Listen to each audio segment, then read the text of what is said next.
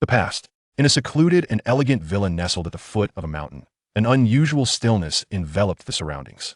Within the pitch-black confines of a hidden passage, a young boy of around 13 or 14 years, clad in a moon-white brocade robe, wore a countenance replete with anxiety and trepidation. Sister-in-law, what on earth are you planning to do? Having been brought here under the pretense of revealing some treasure, he found himself bound hand and foot by her maid, Xu, the moment he stepped through the threshold. Could it be that this unreliable sister-in-law had been bribed by the court to deliver him into their hands? Yet, if that were indeed the case, why such elaborate measures? Though still young, the boy had endured the harsh realities of losing his family and loved ones in a matter of months. Thus he possessed a certain wariness and an ability to discern his situation, even in light of the fact that the woman before him had recently assassinated his aunt, Empress Wu, who had been displayed at the city gate. The young woman, crouching slightly, spoke with a tone meant to provide reassurance. This secret passage was secretly excavated by Xu 2 years ago. It is the most suitable refuge. Even your family, the Wus, are unaware of its existence. You can remain here at ease. Xu and physician Xu will stay with you. And there is enough food and water to last for 2 months. In 2 months, the forces of the Yin Prince would assuredly have breached the walls of Yangzhou. Xu Mingyi rose to his feet. Seeing her intent to depart, the young boy hastily exclaimed, "Sister-in-law, why do you not stay here with me? If I were to remain, it is likely they would find this place sooner or later." The boy's eyes widened in realization. "I see now. You intend to go out and sacrifice yourself to divert those people away from me." No wonder she had him bound. He struggled to break free, yet he could not, tears streaming down his face in desperation. Xu Mingyi looked at him with a hint of disdain, remarking, "That already unremarkable face appears even more woeful in such a disheveled state." However, Wu Ran's cries grew increasingly louder. With no other choice, she said, "You must understand, I have been ill for many years, and my health has deteriorated significantly. I do not have much time left." She wondered if such words would be easier for the child to accept. After all, she was utterly inept at comforting him. At that moment, the somber physician Xiu cast a glance in her direction. Indeed, there was not much time remaining. Barring any calamities or misfortunes, perhaps 4 or 5 decades at most. Wu Ran continued to wail, his voice becoming hoarse. Left with no options, Xu Mingyi struck him, rendering him unconscious. Ah, how peaceful it had become. It seemed she was far more adept at subduing children than soothing them. Xu, who had been waiting at the entrance of the secret passage, knelt before her. "Take good care of Wu Ran, and ensure you deliver him personally into the hands of Prince Yan." The servant obeys. Xu's voice trembled slightly. Xu Mingyi did not look at her, but she could tell that Xu was in tears. Having served by her side since childhood, for nearly 20 years, this was the first time Xu Mingyi had ever heard her cry. As Xu Mingyi lifted her foot to leave, Xu drew closer while still kneeling, then suddenly knocked her head heavily against the blue brick floor, saying, "Madam's commands are not to be disregarded. Once Xu has completed the task entrusted to her, she will come and find you." Very well. Just after noon, the sky turned overcast. A troop of soldiers silently surrounded the courtyard. Seated in the hall, Xu Mingyi set down her teacup, a chilling composure settling in her eyes. They had indeed arrived with haste. Zhang Yinzhu, dispatched by imperial decree to investigate Wu Ran's whereabouts, was known for his relentless pursuit. While the secret passage was undoubtedly concealed, it could scarcely withstand repeated, meticulous searches, as Yangzhou City remained, for the moment, under the court's jurisdiction. Ion, perhaps they might elude his search, but such was a mere possibility. Were she alone, she would endure her lot, however undignified, to live another day. For indeed, life was to be cherished. The Prince of Yan's army had already seized Lingbai and would inevitably reach Yangzhou within 10 days. However, Wu Ran was within the courtyard. She could not risk the sole heir of the Wu family. The Wu family had treated her kindly, having entrusted the person to her as their daughter-in-law. She could not betray that trust. Moreover, this was an opportunity she had long awaited. She had vengeance to exact at a profound, blood-soaked vendetta that a swift and orderly cadence of footsteps drew near, led by a man garbed in an indigo robe. He was young, appearing no older than 23 or 24, with delicate, gentle features. However, Xu Mingyi knew this was but a deceptive facade. Upon entering the hall, he beheld the young woman seated there, her face a mask of icy indifference and her beauty at its peak. His steps faltered and his eyes widened in disbelief. "Zhao Zhao, you're still alive? You are truly still alive." Initially, upon hearing the news, he had dared not fully believe it. Xu Mingyi's eyes blazed with undisguised scorn and hatred. "Zhang Yinzhu, it was you who brought about the annihilation of my entire family." "No, Zhao Zhao, that was not my doing." A hint of a bitter smile graced Zhang Yunzi's lips. "It was my father's actions, and by the time I became aware, it was already too late. Yet he has received his just deserts. He passed away 3 years ago. The capital is but 200 miles from Yangzhou. You must have heard of it." A chill crept into Xu Mingyi's heart.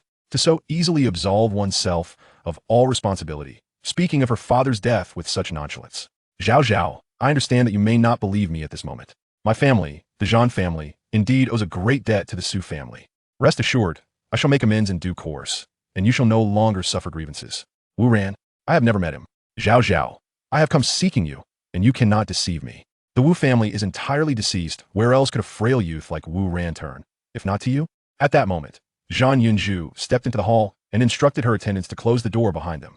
Prior to this, two young women disguised as attendants had already pilfered a dagger concealed within Xu Mingyi's sleeve. Zhan Yunzhu stood before her, merely smiling. So it seems Zhao Zhao truly wished to take my life. Yet her thoughts were pure and uncomplicated, her intentions never concealed deeply enough. Since childhood, he had been able to see through her mind's workings at a glance. He could even surmise that his visit today indicated a certain perceptiveness. Perhaps his subordinates had stirred the guards of Wu Ran during their inquiries last night. Xu Mingyi slightly tightened her lips. If you intend to keep me by your side, I shall inevitably find an opportunity to end your life.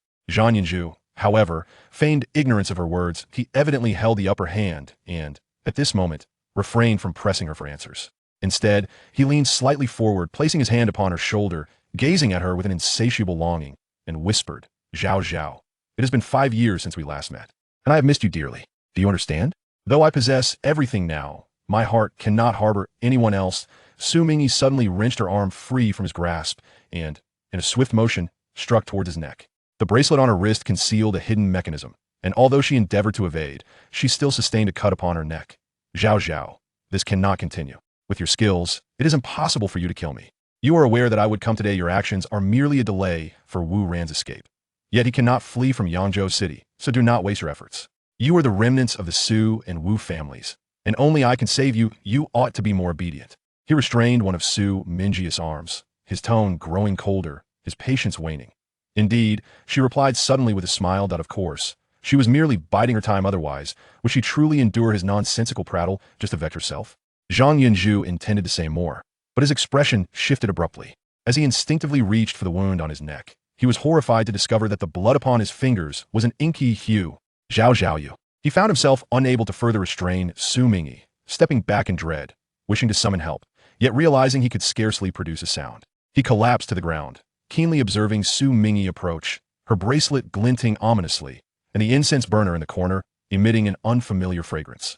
But it was too late. The moment he retrieved the dagger from Xu Mingyi's sleeve, he realized that the woman before him remained as naive as ever, causing him to instinctively lower his guard significantly. You are only aware of my proficiency in martial arts since childhood, which is why you are constantly on your guard. Yet, you are oblivious to the fact that I have acquired other lethal skills over the years, haven't I? Wu Ran mistakenly believed she intended to sacrifice her life to distract Zhang Yunzhu. He was mistaken. Her aim was to kill him. My lord, do you require us to enter? A tentative voice inquired from outside the door. Zhang Yunzhu clawed at her throat, desperately attempting to produce a sound while laboriously moving toward the door.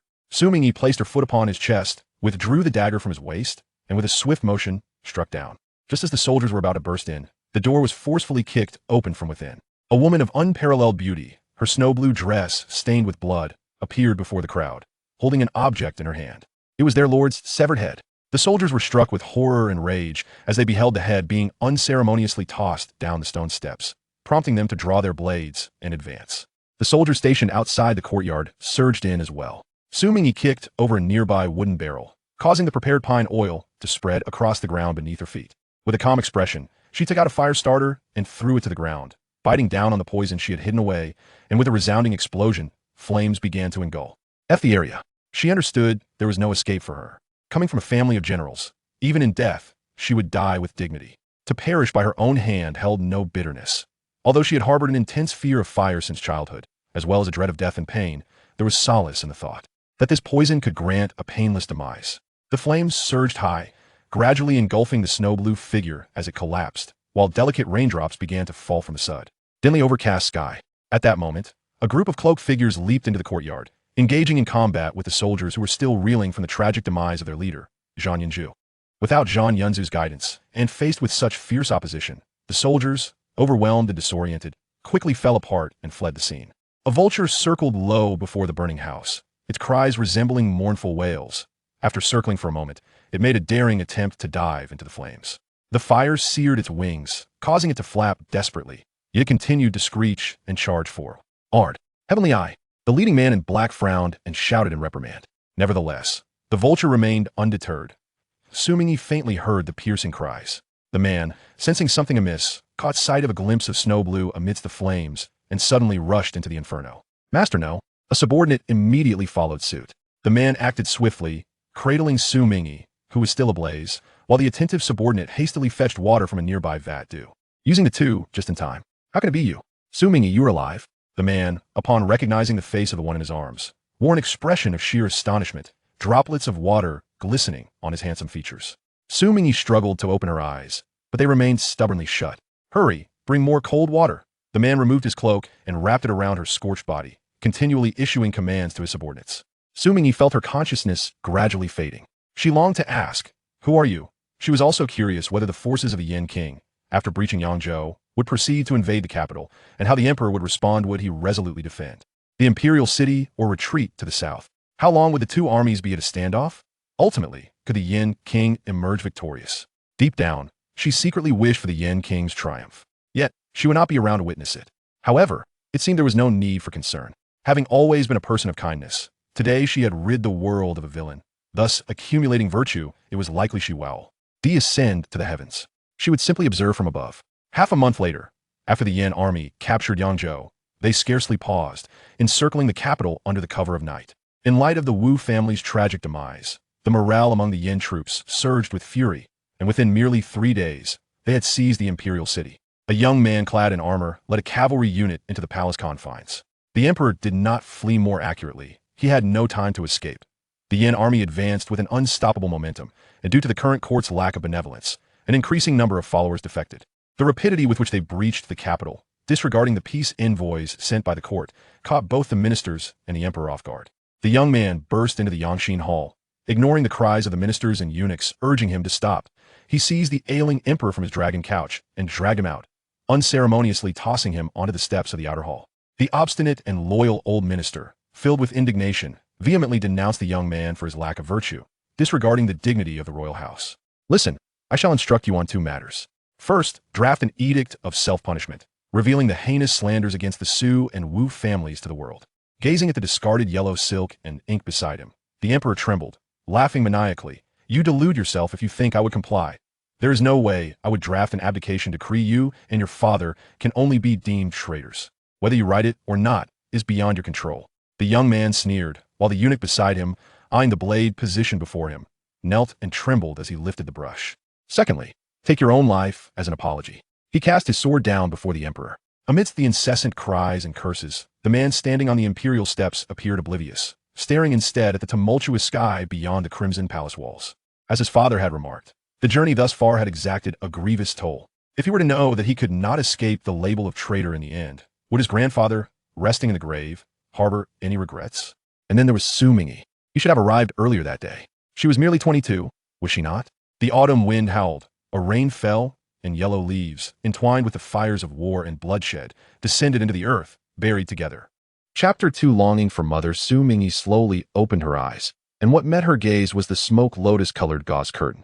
This gauze curtain was surely only used during the hot summer days, and over the past few years, she had not experienced such meticulous care. The Wu family had certainly not treated her poorly, but after the tragedy of losing her family, she had lost all sense of concern. More importantly, she was astonished to find that she was still alive. Yet, the poison was clearly without an antidote. She remained in a daze for a moment, her mind shrouded in confusion. Is the young lady awake? Xu, who was waiting outside the curtain, gently inquired. Having practiced martial arts since childhood and having served Xu Mingyi by her side, she could discern from the varying sounds of breathing whether someone was asleep or awake. Xu?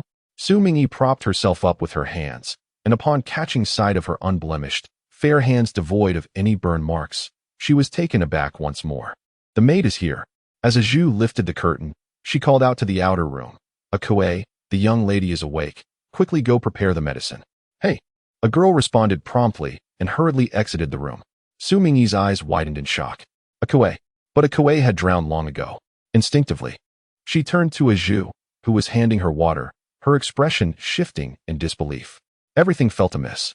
In Yangzhou, when Xu accompanied her to gather herbs, she had accidentally been scratched on the left cheek by a thorny poisonous vine.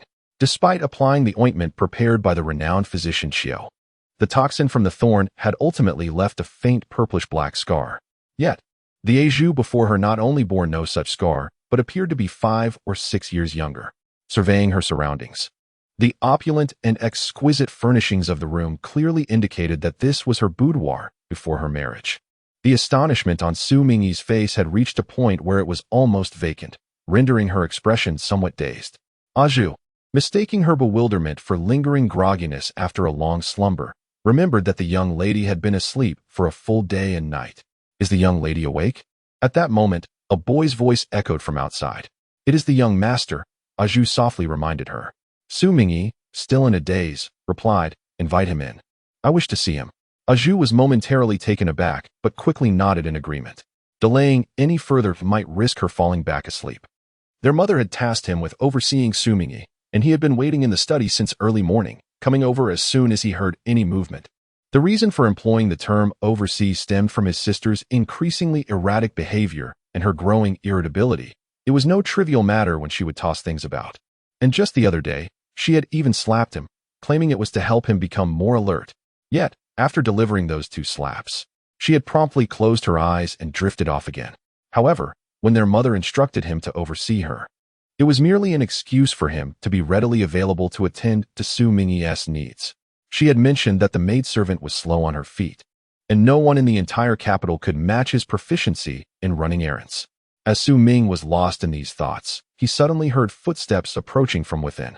It was Xu Mingyi, rushing out with her long black hair cascading around her. She dashed straight into the arms of the boy, who was a head shorter than her and merely a decade old. In her haste, she collided with Xu Ming, causing him to stumble back a step, his eyes widening in surprise. Ming, sister has missed you so dearly. She was uncertain whether she had ascended to the heavens or was merely ensnared in a dream. Regardless of the truth, her sole desire was to voice the reality of the Xu family's unjust demise. For these solitary years, she had yearned daily for the chance to reunite with her family, to embrace them once more. How could one conduct oneself in such an unrestrained manner? Are you out of your mind? Xu Mingyi's eyes were tinged with red, yet she gazed at him with a smile. Xu Mingshi exclaimed, must you continue to look at him with the gaze of a grandmother watching her grandson? Please, divert your attention. It was utterly uncontrollable, truly beyond restraint. Where are my father and mother? And my grandfather? I long to see them. Xu Mingyi was gripped by a sense of urgency, fearing that once she awakened from this dream, everything would vanish. Xu Mingshi stood there, utterly dumbstruck. My dear lady, have you forgotten? The old master has yet to arrive in the capital. In a letter received the other day, it was mentioned that he would require 4 or 5 more days. Xu suppressed her astonishment and spoke. At this hour, the master is certainly at the Ministry of Rites.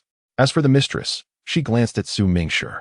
Xu Mingshi took over the conversation, saying, she is engaged in a game of horse-drawn archery. But what does it matter what my mother is doing? Astonishingly, Xu Mingyi called out for her mother. If he were to believe in one of the most unfathomable phenomena in this world, he would rather trust that the sun would rise from the west than accept the reality of what he was currently hearing and seeing. So, who bestowed upon him the audacity to dream such a dream? In the heir's courtyard of the Duke of the State's residence, while engaged in horse-drawn archery, Mrs. Cui received the report from the head maid, Qingying, stating that Xu Mingyi had awakened. She paused her card playing and replied, I understand. See to her needs with utmost care. Yet Qingying continued, but the young lady expresses a desire to see the mistress. She wishes to see me? Cui was unexpectedly taken aback. It was rare for this girl to take the initiative to seek her out. Could it be that she wished to engage in a spirited debate to invigorate herself? As she pondered this, she heard Qingying speak in a complicated tone. She had awakened from a dream and missed her mother. Cui exclaimed, missed her mother? She missed her mother. Cui's mind erupted like fireworks, and the game of Ma Jiao in her hands suddenly lost its allure. My daughter is quite attached. I must apologize to everyone present. Well, let us postpone the game for today. We shall arrange another day, Cui hastily declared. The ladies exchanged glances, puzzled. When did the daughter of the Duke of Jinghua begin to cling to her stepmother? They had yet to finish this round. Whatever happened to being the most addicted player of Ma Jiao in the entire capital? Cui, accompanied by her maid, made her way to Shiwen, but upon reaching the courtyard, she suddenly halted. Had she arrived too soon? Would this give the girl the impression of being too easily accessible? The more she thought about it, The more she felt that the phrase "missed her mother" hardly seemed like something that girl would say, or perhaps it was a veiled jab at her. Though the girl was indeed stubborn and had a fiery temper, she was consistently straightforward. If she disliked someone, she would express it openly, rather than resorting to sarcasm. In any case, for the sake of her dignity, it was wiser to wait before entering.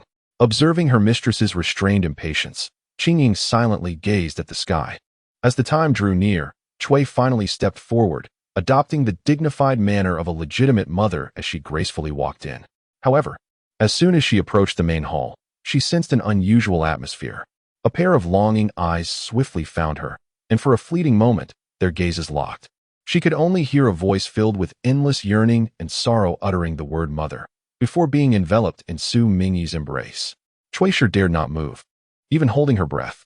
With a slow and stiff motion, she turned her neck to gaze at her son, her eyes seemingly conveying the message, "Son, I am at a loss." Xu Mingyi replied, "Who isn't?" Chapter 3. The strange ailment. What could be the matter? Perhaps she had slept too long and succumbed to a nightmare? Indeed, she had experienced an exceedingly long and harrowing dream. Xu Mingyi choked out in response. The tribulations she faced in life truly resembled a nightmare. Yet, would this dream vanish swiftly? She clung tightly to Cui, unwilling to release her. Sensing her unease, Cui felt a pang of heartache, a sentiment far more profound than losing 1,000 taels of silver. She gently patted the girl's back and softly reassured her. "It's nothing to fret over, it's merely a dream. From this day forth, refrain from reading those eerie tales. It is all my second uncle's fault for suggesting that such things could invigorate one's spirit, which frightened the young girl into nightmares." She continued, "If you are truly frightened, come to sleep at my side for a few nights. A mother is the strongest shield in this world. With her presence, a child can find solace."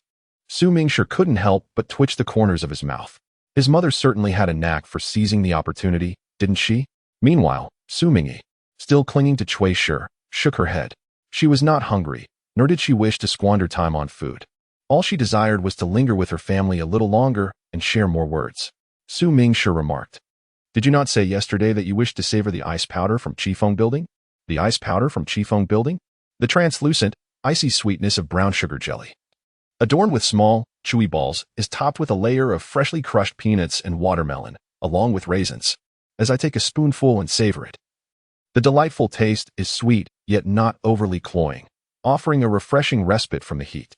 Xu Mingyi peeks out from Cui's embrace, her eyes still glistening with tears, gazing at Xu Ming with a plea. "In addition to the iced jelly and jade shrimp dumplings from Qingfeng Tower, we must also have the buns and date cake from Guas, and the crispy roast duck from H City Street. Remember to slice it thinly and get extra spring pancakes. Can you manage all that? The places are not close by. Is this a deliberate attempt to exhaust him?" Cui's eyes widen. "How can you say you can't eat it all? Hurry, make sure the jelly is kept on ice, and the duck meat must not get cold." Xu Ming displays a hint of impatience, but does not delay as he sets off with the servant. Xu Mingyi indulges herself to her heart's content. Alas, a daughter who is too clingy can be quite a nuisance. Yet, she can tolerate it. Perhaps it would be fine to indulge her even more. After Cui departs, Akue enters with medicine. "What kind of medicine is this?" Xu Mingyi inquires. Akue pauses momentarily. "It is, of course, for treating the young lady's somnolence." Somnolence? Xu Mingyi is taken aback. The dreams have been peculiar, even recalling her past struggles with hypersomnia. Leave it be. She has already endured enough unnecessary medication for this ailment. In her dreams, there is no reason to seek further suffering. With her current appetite, wouldn't he consuming an extra bowl of sweet powder be uncomfortable? Akue assumes her mistress is simply being her usual self. However, pondering something, the typically cautious maid refrains from offering further counsel. At that moment, voices can be heard from outside. Has Zhao Zhao awoken? A serene and melodious feminine voice resonated in the air, causing Xu Mingyi to furrow her brows slightly. Just as a thought began to materialize in her mind, it was abruptly swept away into oblivion. "Miss." Zhu hastily supported Xu Mingyi, who had suddenly dozed off in her chair. Has Zhao Zhao fallen asleep once more? A girl peering from outside inquired softly upon seeing Akue emerge. The young lady, appearing around 16 or 17, possessed a tall and graceful figure. Her features were rather ordinary, yet her fair complexion and seemingly simple, yet thoughtfully chosen attire exuded an air of pristine elegance.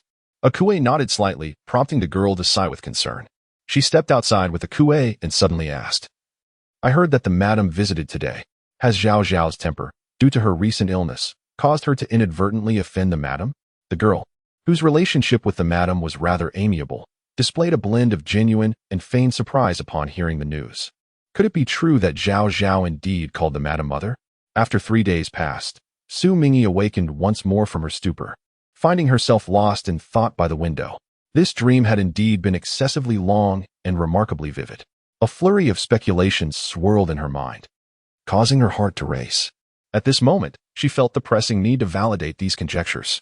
"Miss, it is time for your medicine," a coué announced as she approached with the medicinal concoction.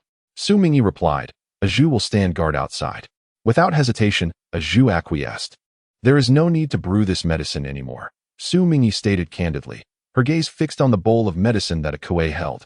A coué looked at her in surprise. The young girl spoke in a calm tone, seemingly detached from any sense of caprice. Yet, if it were not for her unwillingness to take the medicine, what would compel her to utter such words? After all, she had always been one to cherish her life dearly. This time, afflicted by a peculiar illness, her first words upon awakening were often, "A coué, where is my medicine?" Whenever a new physician or healer was summoned, she invariably inquired, "Doctor, could this illness be fatal?" It was due to one physician's ambiguous remark, stating he had never encountered such a strange ailment, that she began to fear that prolonged suffering might jeopardize her very foundation of health. After enduring his presence, she collapsed onto her pillow, weeping quietly while articulating her fears. "I am still young. I do not wish to die. If I were to perish, my grandfather and father would surely be devastated." This meticulous calculation led her to conclude that without her, the Duke's residence would likely crumble. Her sobs intensified at this thought. Amidst these reflections, a coué's gaze was filled with concern, yet also a profound confusion. Why did the young lady refuse to take her medicine? Xu Mingyi countered with a question of her own. "In previous instances when I was reluctant to take medicine, you did not press me excessively. Why is that?" Chapter 4. Confirmation. In recent days, though she appeared lost in thought, her preoccupation with the present allowed her to notice a coué's unusual demeanor. A coué, indeed, was taken aback. Xu Mingyi continued, "It is because you too believe that this medicine cannot cure my illness. Am I correct?" A coué's eyes widened in astonishment. The young lady instinctively wished to comfort Xu Mingyi, but under the intensity of her gaze, she could only nod with a complex expression. Indeed, the servant contemplated that those medicines might be of no use. As she pondered how to elaborate further, she heard the young lady before her speak in a calm and assured tone. "Using a remedy for narcolepsy to counteract poison is, of course, futile, miss." A coué's expression was startled. "From where did you hear such words? When did you become aware of this?" Xu Mingyi inquired. A coué suppressed her bewilderment and replied, "It has only been in recent days. The lady's ailment has manifested peculiarly. It began merely as a common cold, yet now even the imperial physicians are at a loss. I began to wonder if perhaps the lady is not truly ill, but rather, despite my limited medical knowledge, I have heard of many strange poisons in this world, each with its own origins and classifications. If one is unaware of their nature, diagnosing the condition becomes nearly impossible. The court physicians excel in traditional medicine, having studied numerous commonplace medical texts. While they are certainly not ignorant of toxicology, it cannot be assumed that they possess comprehensive knowledge of the myriad of unusual toxins." Noticing that Xu Mingyi's expression remained unchanged, a coué continued in a hushed voice, "In recent days, I have been secretly perusing the incomplete medical texts left by my mother.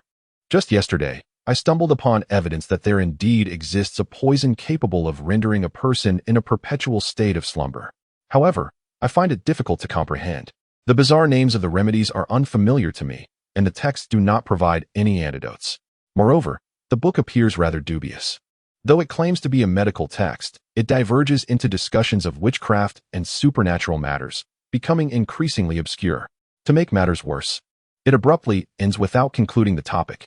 Her sleepless night was consumed by worry for the young lady's ailment, and her mind could not help but wander to the fate of the scholar ensnared by the beguiling fox spirit. If I had not inquired today, what would you have planned? Xu Mingyi regarded her thoughtfully. Both a coué and a Zhu were maidservants bestowed upon her by her late mother. A Zhu's father served as her mother's housekeeper and continues to work at the Duke's residence, where she commands a Zhu's martial prowess, a skill imparted by him. A coué's mother was a healer who departed shortly after her mistress, leaving a Kuei with a rudimentary knowledge of medicine and a meticulous disposition that made her a trustworthy companion. Yet, this young girl tragically drowned the following night. During that time, she remained in a deep slumber, and the household, fearing her distress, delayed informing her of the incident for several days. Thus, she had no chance to discern any irregularities. However, the situation had changed. She was acutely aware that she was not merely unwell, but rather poisoned. If poisoned, there must be someone responsible for administering the toxin. The sudden demise of a Kuei, who had begun to sense the truth, seemed eerily coincidental. The maid had contemplated revealing her suspicions to her master, hoping he might devise a plan and summon a skilled physician adept in antidotes to examine the young lady. Though this was mere conjecture without substantial evidence, it pertained to the young lady's well-being, and she felt compelled to act. As for why she did not disclose this directly to the young lady, she feared that the weight of such news might be too much for her to bear, potentially leading her to faint from the shock. Indeed, she herself was quite frightened. As she pondered the supernatural events of last night, tears lingered in her eyes. For the young lady cherished her life, and she, unable to part from her, feared for her safety. As she gazed upon the girl with reddened eyes, Xu Mingyi felt a conjecture emerging in her heart. Akui had mentioned her intention to disclose this matter to her father. However, if her father were to learn of it, he would undoubtedly take it seriously. Thus, might it be that Akui's suspicions had been detected by someone in advance, leading to her silencing? Akui's knowledge of medicine was no secret, and her constant presence by Xu Mingyi's side could render her a target of suspicion. Any hint of anomaly would likely arouse the other's doubts. Who was responsible for the poisoning remained uncertain. Xu Mingyi became aware of her affliction only after being sent by the Wu family to Yangzhou for recuperation, where physicians Xiu diagnosed and treated her. Shortly thereafter, an incident occurred at the Duke of Dinnan residence. The past concerning the poisoning became impossible to investigate. Yet, in the depths of her heart, there had always been one person she deemed suspicious. Akui looked at the prescription handed to her by her mistress, her face filled with hesitation. Will this truly work? She wondered. Given her mistress's aversion to death, she had exhausted every conceivable remedy for this strange ailment, even recently delving into various medical texts herself. Could it be that this prescription was merely a transcription from some obscure corner of a medical tome? Xu Mingyi offered no further explanation, simply stating, "Let us give it a try." Akui nodded, feeling a pang in her heart. Her mistress was clinging to every flicker of hope in her fight for survival. If this prescription posed no hindrance after being examined by a reputable physician, then it was worth a shot. For now, do not mention the change of prescription to anyone, Xu Mingyi instructed. Additionally, there is another matter that requires your attention. Chapter 5. The grandfather returns to the capital. Akui nodded in agreement. My dear lady, please share your thoughts. The following day marks the 16th birthday of Xu Mingyi. Due to her ill health, she refrained from hosting the grand celebrations for the noble ladies of the capital as she had in past years. Nevertheless, from the break of dawn, an array of birthday congratulatory cards and gifts, either exquisitely crafted or tailored to Xu Mingyi's preferences, continued to arrive at the Duke of Dinan's residence, including some sent from the palace. This phenomenon is not attributable to Xu Mingyi's social acumen. Her temperament is far from gentle, and she possesses little of the finesse often associated with the upper echelons of society. In fact, she bears the reputation of being somewhat spoiled, a reflection of her noble lineage. The reason for her favorable relations is primarily due to the esteemed status of the Duke of Dinan's household. Shortly after the establishment of the Great Qi dynasty, her grandfather, the current Duke Su Qiwei, had just returned victorious from battle, having been a renowned general who fought alongside the late emperor to establish the realm, earning substantial respect in the court and admiration from the populace. As the sole legitimate daughter of the Duke, Xu Mingyi's standing is undoubtedly unparalleled among her peers. On this particular day, Xu Mingyi awoke unusually early. After completing her morning meal, she took a moment to carefully examine the birthday gifts, which piqued the curiosity of her maid, a Kuei. Xu Mingyi set aside the box she had been holding, her eyes shimmering with emotion. Indeed, while she might not recall most of the gifts, there were two that she could not possibly forget.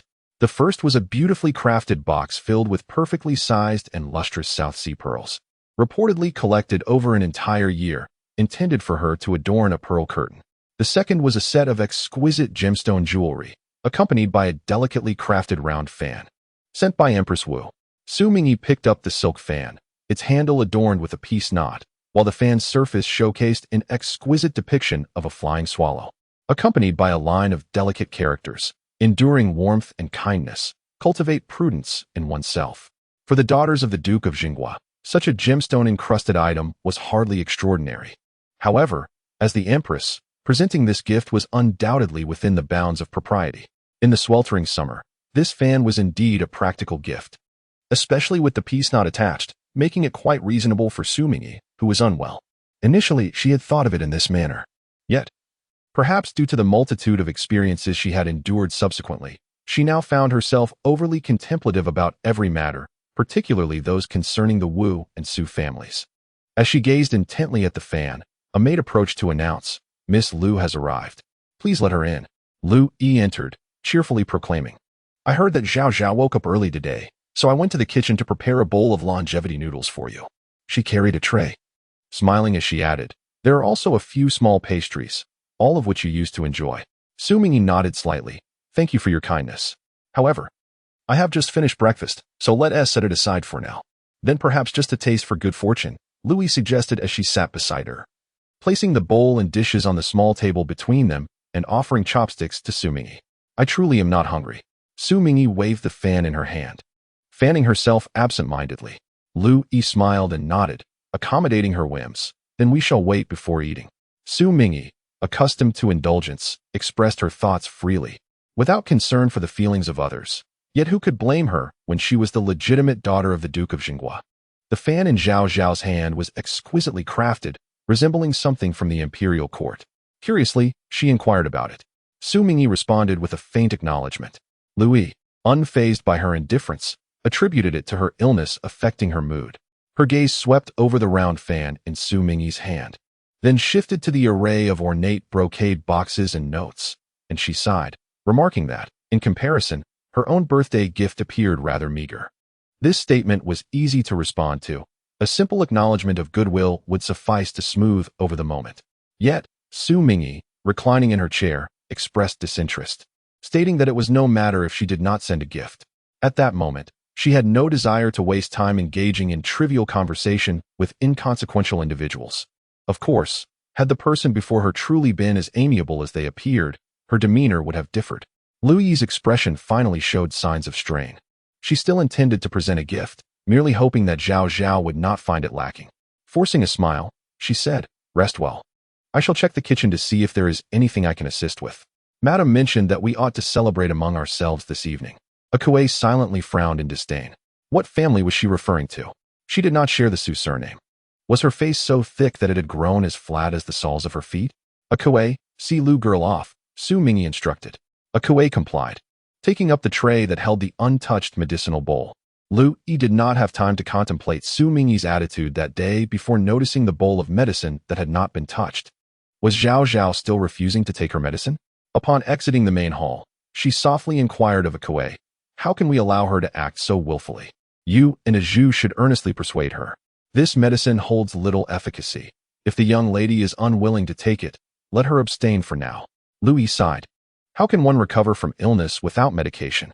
Akue, her gaze fixed ahead, murmured almost to herself, "It may not necessarily be an illness." What? Louis blinked in surprise.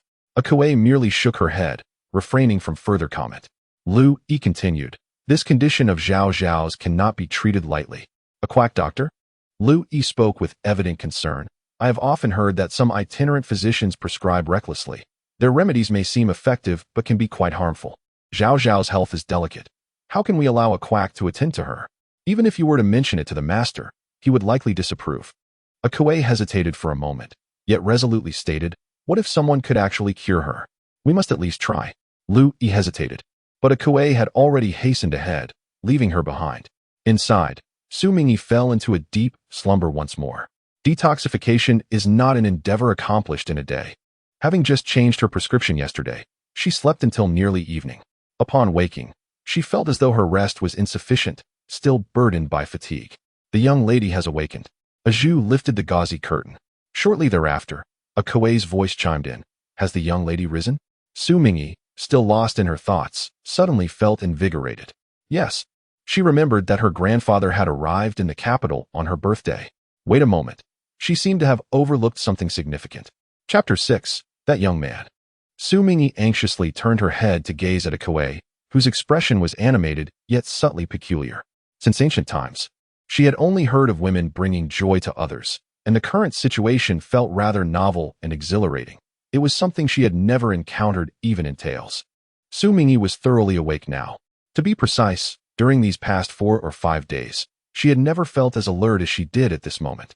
In the guest room of the front courtyard of the Duke of Dingan's residence, a faint commotion could be heard. Lying on the bed was a remarkably handsome young man. His thick eyelashes concealing closed eyes, and his pale lips suggested a certain fragility. His striking appearance was indeed rare. A middle-aged man, clad in a deep indigo robe and sporting a disheveled beard, stood with his hands tucked within his sleeves, scrutinizing the young man for a moment before stepping forward to gently pat the young man's chest and arm, nodding in satisfaction, though he appears slender. It is not the case. Beside them, Xu Ming was wearing a complex expression. His grandfather, Xu Ming, could no longer contain himself and spoke up. While my sister's health is indeed paramount, the matter of marriage is of utmost significance for a woman's lifetime.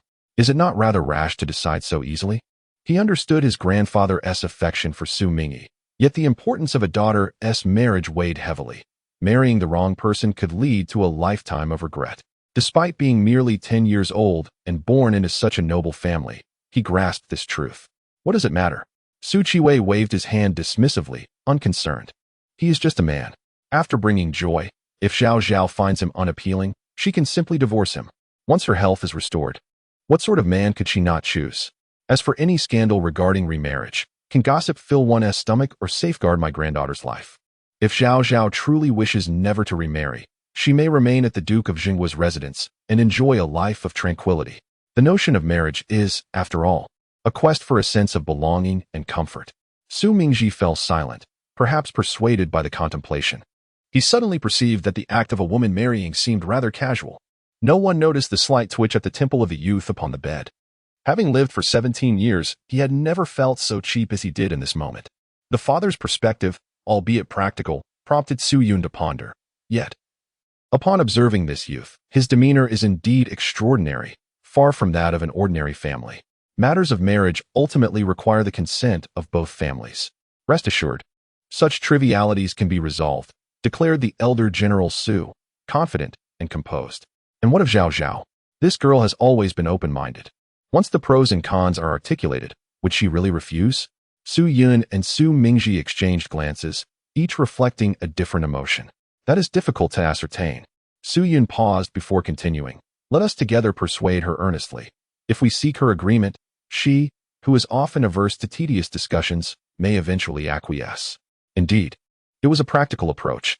Su Yun and Xu Mingyi nodded in agreement. Father. At that moment, footsteps echoed from outside the door. It was the heir of the Duke of Dingan, Su Jingxian, who had just returned from his duties at the Ministry of Rites, still clad in his official robes. Unlike the lean Su Yun, Su Jingxian had become increasingly corpulent over the years. The youthful handsomeness of his earlier days now obscured by the layers of flesh acquired through indulgence. As he entered the room and bowed to his father, his words faltered as his gaze fell upon the figure lying on the bed. Initially, upon hearing the servant's message, he had thought he misheard. Father, this is no jest. Zhao Zhao is still unwell, and I have no time for frivolities. Looking at his eldest son, General Su's anger surged. You cannot even care for a child properly. I have yet to settle this score with you. Su Jin, feeling the imminent threat of his father's wrath, steeled himself and said, Father, please calm your anger. I merely think that if one truly requires a good fortune to be summoned, the son of Minister Zhou would be more suitable. That young man is quite fond of Zhao Zhao and is indeed a fine match for her. The youth on the bed furrowed his brow.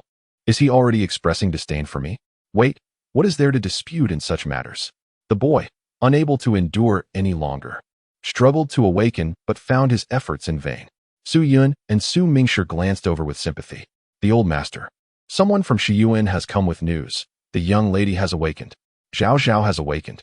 Su Qiwei's face lit up with joy as he strode out. Su Jin and the others hurriedly followed, leaving the room empty in an instant. Meanwhile, the youth on the bed, after several attempts, finally managed to slowly open his eyes. Chapter 7. Fortuitous encounters. Those eyes were strikingly spirited, with dark, lustrous pupils that seemed to conceal stars within. He had encountered mountain bandits on his way to the capital and vaguely recalled being rescued by a passing group of soldiers. After that, he lost consciousness, with no memory of the intervening events, until about an hour ago when he regained a semblance of awareness and could hear the conversations around him. Reflecting on the dialogue he had just overheard, the boy's expression darkened. This family intends to use him to attract good fortune. Amidst the conversation, there was much nitpicking, with utterances suggesting that should dissatisfaction arise in the future, divorce would be a viable option, a rather brazen proclamation indeed. What circumstances did the household possess? The youth yearned to rise from the bed, but found himself momentarily devoid of strength. At that moment, footsteps echoed from outside, as an elderly servant ushered in a physician carrying a medicinal box. Upon noticing the young man's awakening, the old servant displayed a notable, albeit insincere, delight. Suppressing the turmoil within, the youth inquired, "May I ask to which household I am indebted?" "You are in the residence of the Duke of Dinnan. Our esteemed elder is the current duke," replied the servant, pride evident on his face. The youth was taken aback. The Duke of Dinnan? After the physician concluded his examination, he stated that the lingering toxins had nearly dissipated, and with continued medication and a fortnight of rest, the young man would be restored to health. Following the physician's departure, the old servant offered a cup of water, smiling as he reassured the youth, "Young master, focus solely on your recuperation and do not feel alarmed. This opportunity is indeed a blessing for you." The youth pondered the tone and demeanor reminiscent of a brothel matron speaking to a favorite courtesan. He refrained from further inquiries, merely requesting, "Please convey my gratitude to the Duke. I wish to thank him in person. It is an undeniable fact that one must acknowledge the life-saving grace received." The old servant nodded in understanding, though he sensed a misunderstanding regarding the nature of the gratitude intended. The youth fell silent once more. In the Xu courtyard, Xu Mingyi tightly embraced the Duke of Dinnan, who appeared both surprised and flattered, gently patting his granddaughter's back in a comforting manner. Da Qing, the renowned old warrior, a general who instilled terror in the hearts of his enemies on the battlefield, now spoke in a soft and gentle tone, his eyes glistening with unshed tears as he felt an overwhelming sorrow. His heart ached, and he cast a reproachful glance at Su Jin and the others nearby, filled with blame and dissatisfaction. How could they have allowed his granddaughter to feel so wronged? Upon seeing her grandfather, she rushed into his embrace, a gesture she had not offered since she turned 10. It seemed that in Zhao Zhao's heart, her grandfather was the only one in the family upon whom she could truly rely. As he contemplated this, the old man experienced a bittersweet mix of heartache and an inappropriate sense of pride. Su Jin, Su Yun, Su Ming, and the Cui family, all of whom had shared affectionate embraces with the old man, did nothing to shatter the beautiful illusion of his exclusive favor. Xu Mingyi clung to her grandfather. Her heart, which had been suspended in uncertainty for days, gradually found solace, yet it was accompanied by a pang of pain. It had been far too long since she had last seen him. Over the years, she often pondered the circumstances of their last meeting, recalling the words they exchanged. Had her grandfather, who perhaps foresaw the impending calamity that would befall the Xu family, regarded her with a gaze filled with foreboding? Yet, she could not remember any details. At that time, she had just married into the Dingnan Wangfu, still battling her sleep disorder, and had little mental space to pay attention to anything else. More importantly, she had not realized that it would be their final farewell. In life, many final moments occur unnoticed, such as the day when your loved ones cradle your younger self, only to set you down, marking the last time they hold you.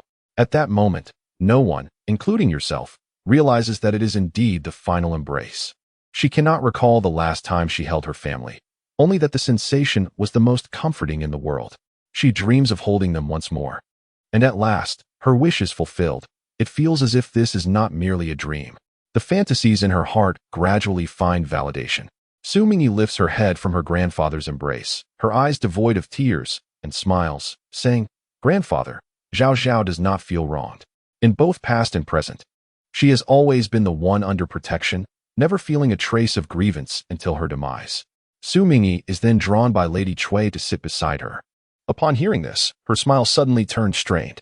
She no longer pretends to be oblivious. "Isn't grandfather referring to that young gentleman in the front courtyard?" Lady Cui responds, but daughter-in-law has heard that the youth has been in a state of deep unconsciousness. She typically refrains from interfering with her father-in-law's decisions. However, matters concerning Zhao Zhao are different. Just a moment ago, She had sent Xu Mingyi to the front courtyard to take a look, and was told he appeared half dead. Who is truly bringing whom back to life? Is it destined to be this reciprocal contrast? What a trivial matter. A physician has already attended to him on the road. It was merely a potent soporific. After some medication and acupuncture, he should awaken soon. Instinctively, sitting a distance away from her grandfather, Sujin inquires, but what if he is already betrothed? As she gazed into her grandfather's loving and expectant eyes, Xu Mingyi experienced a fleeting moment of disorientation. He had posed the same question to her the last time. She did not concern herself with the man's appearance, nor did she entertain many other thoughts. There was only one singular desire: to survive. At that time, she regarded the situation merely as a ritual for warding off misfortune, akin to a prayer for rain. Believing that the worst outcome would be as her grandfather had suggested, should the two truly be incompatible, they could part ways amicably in the future, with the Duke's household providing some form of compensation. She never anticipated that she would indeed survive, yet in doing so, she had inadvertently caused the death of a worthy heir of the Dinnan Wangfu. At that moment, she was genuinely terrified. Chapter 8. Revelation. Though she wished to live, she never imagined it would be at the expense of another's life. Thus, alongside her fear, she was consumed by an overwhelming sense of unease and guilt. She could not help but think that she could no longer remain in the Wu family. Her marriage was arranged solely to bring fortune and joy to them. It had been secured through her grandfather's relentless efforts. The Wu family, a prestigious lineage recognized by the previous emperor as a noble house of a different surname, had reluctantly accepted the union due to the emperor's intervention and the consideration of their historical ties. Originally, it was assumed that once she recovered from her illness, she would honor the agreement and part ways with grace. But who could have foreseen that it would cost the life of their grandson? However, the Wu family, true to their noble heritage, exhibited remarkable composure and understanding. In their sorrow, they still found the capacity to console her, insisting that Wu Yang's demise was an unfortunate accident, unrelated to her, and urged her not to dwell on the rumors circulating outside. While one might perceive this as mere lip service, the subsequent actions of the Wu family consistently reflected a perspective that prioritized her well-being. To suppress the rumors from reaching her ears, a reclusive divine physician was sought for her, and she was secretly sent to Yangzhou for recuperation. At that time, the public assumed she had succumbed to her illness. Initially, she was perplexed as to why the Wu family would take such measures. It was not until later, when the Xu family encountered misfortune, that she began to piece together the clues, suspecting that her relocation to Yangzhou was a decision made by her grandfather in consultation with the Wu family. Despite the Xu family's troubles and the weight of their culpability, as a married woman now belonging to the Dinnan Wangfu, she had little to fear about being implicated.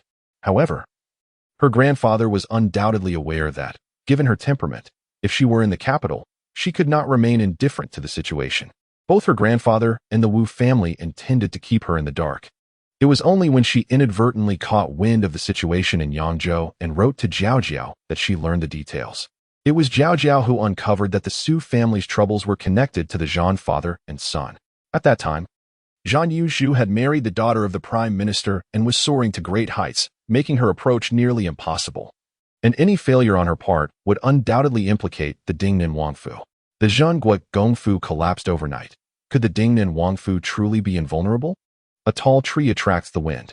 Both families were founding heroes, having fought alongside the late emperor and her grandfather Su Qiwei to establish the Qi kingdom, alongside the current Dinnan Wang, Wu Jun. However, the Dinnan Wangfu had deeper roots in the aristocracy. If someone truly wished to act, they would need to weigh their options carefully. Yet, merely 5 years later, the Dinnan Wangfu was ultimately reduced to ashes. Zhao, grandfather, I believe there is no need for a marriage to bring joy. Moreover, it may no longer be necessary. The old man was momentarily taken aback. Did she just decline so outrightly? And it was not the youth she refused, but rather the notion of a joyous union itself? Could it be that the young lady feels shy, perceiving the act of seeking someone to dispel misfortune as too embarrassing? Just as the elder was about to speak again, he noticed his granddaughter signaling the maid, a Zhu, to dismiss all the servants from the hall. Immediately, she expressed, Mingshi, I crave the sesame pastries from Fuyun Bridge. Xu Mingyi frowned. Was this a mere desire for food? Clearly, it was a ploy to send him away. He felt a surge of dissatisfaction, yet when he met Xu Mingyi's playful gaze, the words of refusal evaporated on his lips. Very well. Perhaps she deemed it too awkward to let her younger brother hear such matters. However, if she wished to send him away. Why must she insist on sending him on an errand? With a heart full of resentment, Xu Mingyi departed from Shi Yuan under the blazing sun. In the hall, Su Jin looked at his daughter in confusion. Zhao Zhao, father. Xu Mingyi then turned her gaze to her family. Grandfather, second uncle, mother. I assert there is no need for a dispelling of misfortune, not out of concern for appearances. It is widely acknowledged that while Xu Mingyi values her reputation, she cherishes her life even more. I am not ill. This peculiar ailment is, in fact, a result of poisoning. She did not intend to conceal this matter from her family, as she needed to ascertain who the perpetrator was and whether there were accomplices. By disclosing the truth, it would allow her family to remain vigilant. Poisoned. The elder Su suddenly rose to his feet. Su Jin and Cui Shi were equally astonished. Observing their expressions, the elder Su's anger intensified. You were all unaware of this matter? Xu Mingyi hurriedly explained. I only recently discovered it, and have yet to inform father and mother. How did you ascertain that you were poisoned? The others inquired urgently. What kind of poison is it that even the royal physician cannot diagnose? Faced with the anxious and restless crowd, Xu Mingyi stated, it was identified by a kuei. Instantly, all eyes turned towards a kuei. She widened her eyes slightly, realizing that her suspicion stemmed merely from reading an obscure book. Under such scrutiny, she could only muster the courage to say, this poison is quite peculiar, and it appears to originate from outside the realm of Qi, which explains why the physicians are unable to diagnose it. Old Master Su's expression darkened with concern. If it is indeed so strange, is there an antidote? Noticing the increasingly urgent gazes upon her, a kuei felt compelled to remain silent about her ignorance. At that moment, her mistress spoke up. A kuei had already prepared a new prescription yesterday, and since the poisoning had not occurred long ago, she believed that recovery would be possible within 20 days at most. A kuei trembled at the thought. My lady, are you truly serious? Just based on that dubious prescription? You did not even mention that I must act this way. Is this for real? Su Jin questioned a kuei intently. With silent tears in her heart, a kuei nodded affirmatively. Then that is good. The tension in the room eased slightly. Chapter 9. Such a swift resolution? Cui Shi furrowed her brow tightly. If Zhao Zhao was indeed poisoned, as the head matriarch, her responsibility would be the greatest. At this moment, she was consumed by guilt and a sense of foreboding, yet predominantly, she felt an overwhelming surge of anger. Rising to her feet, she directed a grave expression towards the Duke of Zhenghua, stating, this matter arises from my negligence as a daughter-in-law, failing to adequately care for Zhao Zhao. Allow me to investigate this incident thoroughly before I seek penance at the ancestral hall. The fault lies with me. As I had previously overlooked any anomalies, what could be expected from my mother? Xu Mingyi reflected. In recent days, her mother had tirelessly attended to her illness, neglecting her own needs for over 10 days. If indeed her suspicions were accurate, her poisoning could only be attributed to her own lack of vigilance. Yet, what extraordinary awareness could one expect from a sheltered young girl, raised in comfort? Xu Mingyi found herself conjuring excuses within her mind. The issue may not solely reside within the household, Su Jin suggested. The Duke of Zhenghua's residence certainly harbored hidden foes. Furthermore, with Zhao Zhao being the sole daughter of the Duke, it may not necessarily indicate a significant conspiracy. Su Yin pondered. If the adversary intends to use Zhao Zhao as a means to retaliate against the Duke of Zhenghua's household, the poison administered would likely be far more insidious than merely inducing slumber. Cui Shi hastily inquired, before the recent bout of illness, did she have contact with anyone? Such a query rendered Zhao Zhao exceedingly vulnerable to danger. Thus, they would need to be tenfold more vigilant in protecting her in the future. Cui Shi thought with a blend of apprehension and seriousness. Observing the family's myriad speculations, Xu Mingyi timely interjected, in truth, I too harbor a suspicion. Perhaps we shall uncover the truth this very night. The last time, a kuei met her demise on this very eve. A short while later, the Duke of the State departed from the Shi Garden. Although his mind was burdened with thoughts, his countenance betrayed none of it. The elderly servant waiting outside approached him. My lord, the young gentleman in the front courtyard wishes to express his gratitude to you in person. Has he awakened? Yes. Dr. Qi has also been to see him. He reports that there is no serious issue, but the young man has only just regained consciousness and is yet unable to rise from his bed. The Duke nodded and proceeded towards the front courtyard. Upon arrival, he beheld the youth standing in the hall, who, upon noticing him, raised his hand in respectful greeting. The Duke squinted his eyes to take in the sight. The young man, around 16 or 17, possessed a tall and slender stature, with his ink-black hair partially gathered at the back of his head. His features were strikingly handsome, and his eyes sparkled with youthful vigor. Even clad in a simple, unadorned gray robe, he exuded an air of noble elegance. "I am deeply grateful to the Duke for saving my life," the youth said, his tone respectful, yet not subservient. "Did you not say you are still unable to rise?" The Duke observed the pallor of his face, and understanding dawned upon him. He seated himself and remarked, "I have never placed much importance on such formalities. There is no need for you to be overly constrained. We can converse while you lie down. How can one attend to the matters of your family's auspicious celebration if one does not restore their health?"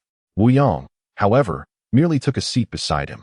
Engaging in conversation whilst lying in bed, particularly with benefactors and elders, was a deeply ingrained habit from his upbringing, and despite his free-spirited nature, he could not bring himself to act otherwise. Although he claimed to have been poisoned, the truth of the matter and whether it could be resolved remained to be verified. He pondered the celebration, believing it prudent to first take responsibility for the situation. Moreover, he had other considerations weighing on his mind. The debt of gratitude for his rescue was one he felt obliged to repay. The youth's countenance remained composed, yet matrimony is no trifling matter.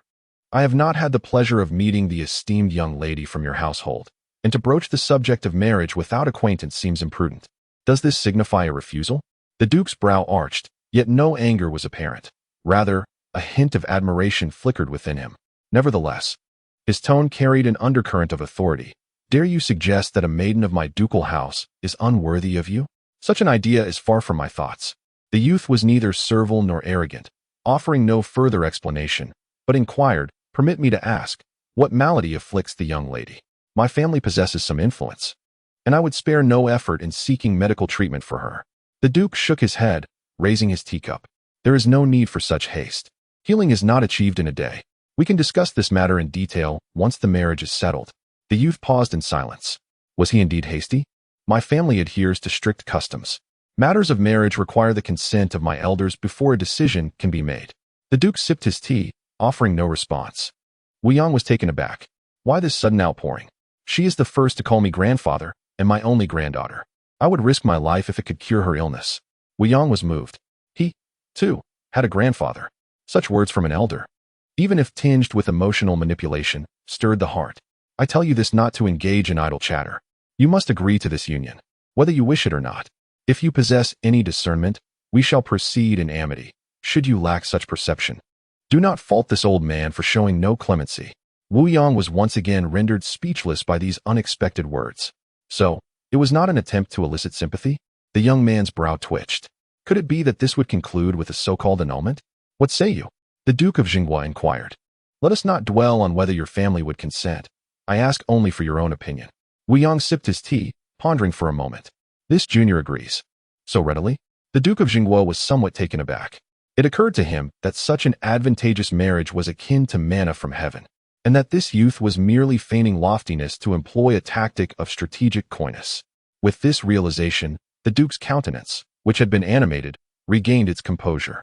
Yet, this junior has one condition. He dares to impose conditions? The Duke of Jinghua asked with strained patience. "Speak, let us hear it." Were he to seek some advantage or benefit from the Duke of Jinghua's estate, it would be understandable, for as human beings, who does not seek self-interest? To seize an opportunity, provided it is not excessive, is nothing to condemn. However, should he utter some imprudent condition that would vex Zhao Zhao, he should not blame the Duke for his change of heart. His family cherished their reputation above all else, and should the other party truly seek a divorce, his grandfather would likely be unable to bear such a blow. The Duke of Jinghua paused, taken aback. Could it be that his previous words had been overheard? Even so, the old man saw nothing amiss, and after careful consideration, he nodded. It was not an excessive condition. The annulment was a safeguard against the other party's persistent clinging. Since this youth was so amenable, there was no reason to insist on discarding him. Thus, he nodded in agreement.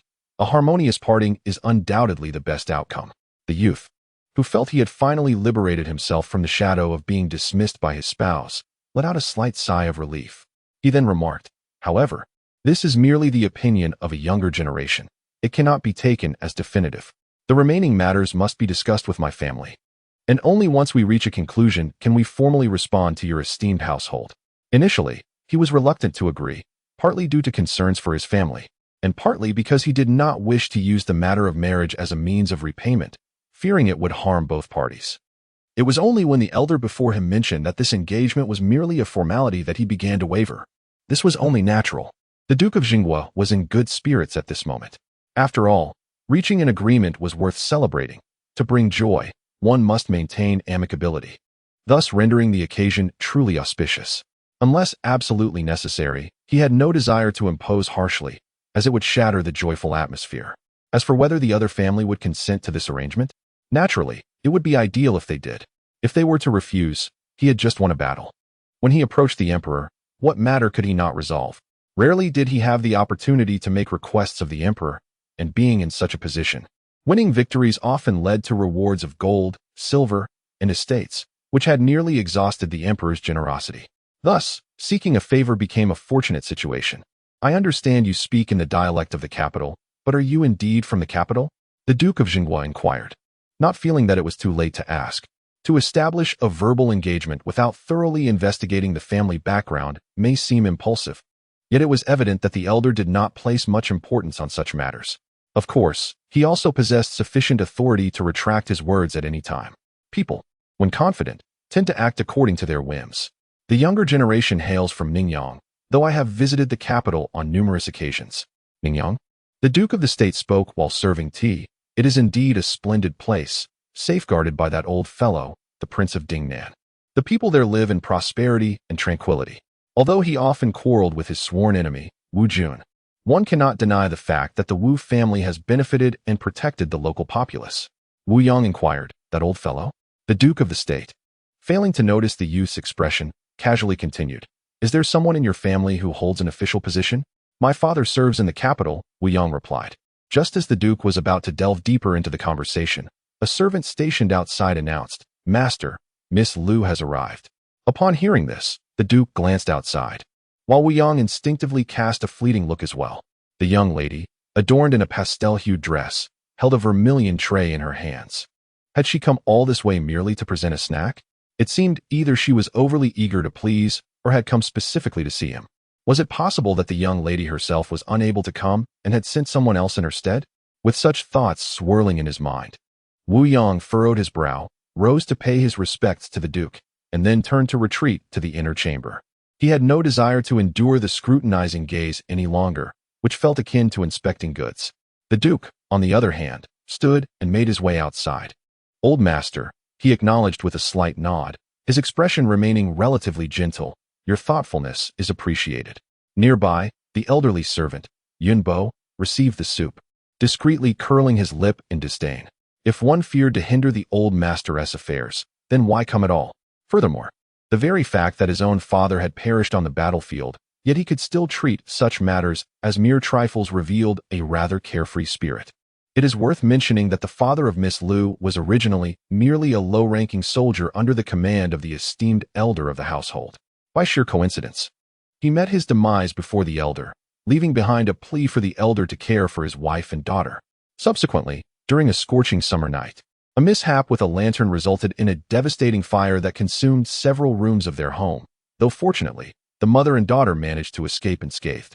The grieving woman sought refuge at the Duke of Jingwa's residence, imploring them to take her in for a few days, citing her husband's valor in battle. The elder, of course, acquiesced to her request. What began as a temporary stay turned into a prolonged arrangement, largely due to the woman's exceptional culinary skills, which garnered much praise from the household. At that time, the young lady was merely 5 or 6 years old, and there were no companions for her in the residence. Miss Lu, being only a year and a half older, possessed a remarkable ability to amuse her. Gradually, she coaxed the young girl, who initially had little interest in reading and writing, into a more compliant demeanor. Thus, the two became inseparable, leading to Miss Lu's permanent residence in the Duke of Jingwa's household. It was not until 3 years ago that the woman remarried and moved out. Interestingly, at first, it appeared that she had a subtle intention to endear herself to the elder, yet she failed to capture his interest and eventually relented. Although the mother chose to remarry, the daughter expressed her unwillingness to leave, stating that she would be content to serve as a maid for life in the Duke's household. However, despite her words, the reality of being a maid was unattainable. At most, she could occasionally prepare snacks or brew soup for the masters, merely as a demonstration of her diligence. From a young age, she had earned a reputation for her perceptiveness and amiability, and due to her close bond with the young lady, over the course of a decade, the household members came to regard her as a half-master in her own right.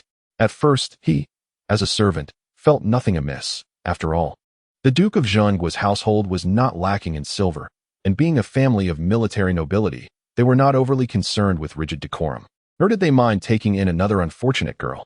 However, perhaps due to his idleness, he began to notice the subtleties more acutely, and a sense of discomfort started to brew within him. He could not articulate what felt off. Expressing it seemed to him like putting the young girl in a difficult position, overly pedantic and trivial. Yet, remaining silent did not alleviate his discontent. Thus, he could only mutter a few words to himself in the privacy of his thoughts. Meanwhile, the Duke of Zhengguo nodded with a smile, prompting Lu Yi to bow and prepare to withdraw. At that moment, under the guidance of a servant, a young man clad in a stone-blue robe approached. Hearing the footsteps, Lu Yi turned to look, her smile growing more genuine. Chapter 11. Adherence to etiquette. The young man, aged between 17 and 18, possessed an aura that bridged the gap between youth and young adulthood, with gentle and clear features. He approached with a smile and bowed to the Duke of Zhengguo. This was the son of the Zhang family, who resided in the same Qingyun Fang as the Duke's household. Zhang Yunzhu had been taken under the wing of Su Yun as a disciple since childhood, thus he had been watched over by the Duke as he grew. Although Su Yun was a complete scatterbrain at home, often incurring the disdain of the elder, his reputation was formidable. He was an extraordinarily talented painter and calligrapher, renowned throughout the land at a young age. Jinping was certainly aware of the Duke's customs. With a smile, Zhang Yunzhu said, "This is a birthday gift from my mother to Miss Su. It was meant to be delivered early, but as it is a handwritten sutra of blessings, I only completed it at noon, which is why it has been delayed." The Duke nodded in understanding, realizing it was indeed a birthday gift for Zhao Zhao. As it is a handwritten scripture, the gesture, though humble, carries genuine intent, and there exists no reason to decline such an offering. I recall Dai Zhao expressing gratitude to your esteemed mother. The servant stepped forward to receive it. After speaking, the Duke of Zhengguo glanced back at the hall behind him.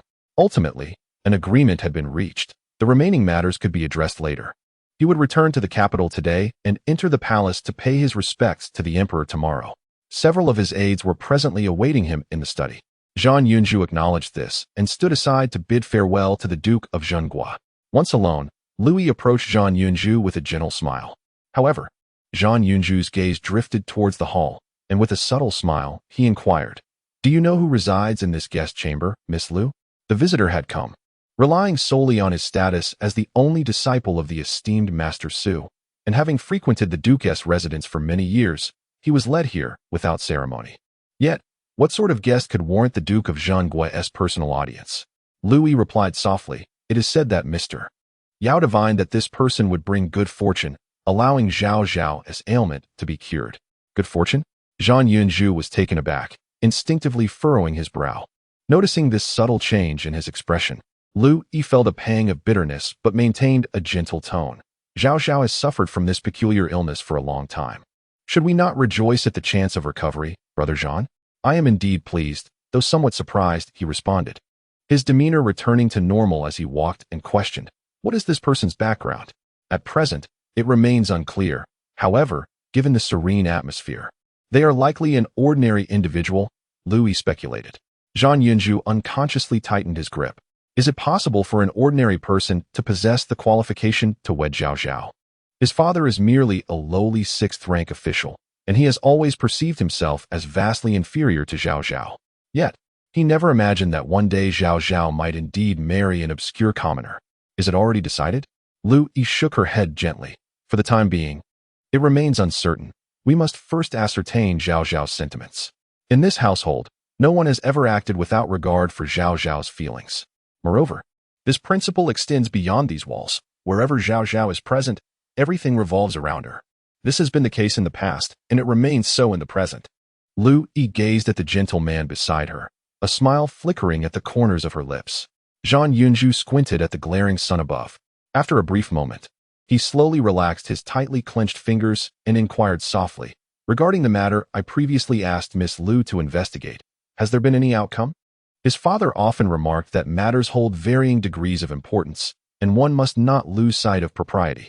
Only when an issue escalates into a significant concern can one pursue their desires without reservation. Zhao Zhao has been irritable lately due to illness, and I have yet to find an opportunity to converse with her meaningfully. If Brother Jean is anxious, I could inquire with others instead. There's no need. I am not in haste, Zhang Yunju replied. If this matter were to spread, it would not bode well for the Duke of Zhengguo's residence. My curiosity is purely personal. Should it bring trouble to your esteemed household, it would certainly not be worth the trouble. Lu Yi nodded in agreement, but slowed her pace. Observing that no one was around, she discreetly retrieved an item from her sleeve and lowered her head to present it. It was a small purse, an azure silk handkerchief, embroidered with a verdant cluster of bamboo. Its material of superior quality and the needlework exquisitely refined had been completed some days prior, yet awaited the opportune moment to be presented to Master Jean. A delicate flush crept upon Lu Yi's cheeks. Zhang Yunju appeared somewhat taken aback, pausing a moment before responding. This, I fear, is not quite appropriate. Lu Yi gazed at him, her expression momentarily blank. She was cognizant of Zhao Zhao's place in his heart, and likewise aware of his ambitions. But must Zhao Zhao be his sole consideration? Could a man such as he truly harbor affection for the capricious and headstrong young lady that Zhao Zhao was? Surely, his regard for her stemmed merely from Zhao Zhao's elevated station. Moreover, in days past, he had smiled upon her, occasionally confiding in her, praising her for her exceptional understanding of his thoughts. His treatment of her had undeniably differed from that of others. Could it be that she had misinterpreted his intentions? Observing her countenance, Zhang Yuzhu sighed softly, a smile gracing his lips as he said, "Were I to accept such a gift rashly, its discovery in the future would reflect poorly upon you. A woman's reputation is invariably more vulnerable than a man's. So, it was out of concern for her reputation. Yet, this unexecuted gesture served as a profound reassurance to Lu Yi, even an encouragement. Her disappointment vanished, replaced by a radiant gaze as their eyes met, her heart pounding like a drum. Master Jean had always been a gentleman of propriety and decorum. It was she who had been impetuous. Zhang Yunju smiled, saying, "Let us go?" Lu Yi nodded in assent. Noticing figures ahead, they tactfully increased the distance between them. Dusk soon descended, and lamps were lit throughout the Shi garden. Zhu entered, announcing, "Miss, the meal is prepared, and Madame has sent word requesting your presence in the front." Xu Mingyi, already attired and ready, nodded in acknowledgement. She rose from the chair by the window and cast a lingering glance at Zhu as she passed by. Zhu understood and nodded slightly. The young lady entrusted her with the task to be accomplished that very night. Chapter 12. An Incident as Night Fell. The atmosphere in the front hall of the Duke of Zhengguo's residence was congenial. Xu Mingyi was in high spirits, for it had been a long time since she had celebrated her birthday. Although this birthday banquet was exceedingly simple, to her it was the most precious. There was no presence of Zhang Yunju at the gathering, despite the Duke of Zhengguo inviting him to dine together. He merely approached Su Yun to offer his greetings before departing. He possessed an innate ability to discern how to speak in a manner that was pleasant and how to act closely without overstepping boundaries. He had always mastered this delicate balance expertly. Therefore, it was inconceivable for him to attend a birthday banquet devoid of outsiders, such as this one. Nevertheless, even so, there remained an outsider in Xu Mingyi's eyes. While she was not particularly gentle or humble, she was not incapable of accommodating others. Perhaps it could be said that she treated trivial people and matters with excessive nonchalance, showing little regard or attention. Otherwise, it would be improbable for anyone to reside comfortably in the Duke of Zhengguo's residence for so many years. At this moment, perhaps due to a burgeoning suspicion, her perspective of the other had shifted, and she scrutinized every detail, discovering flaws everywhere.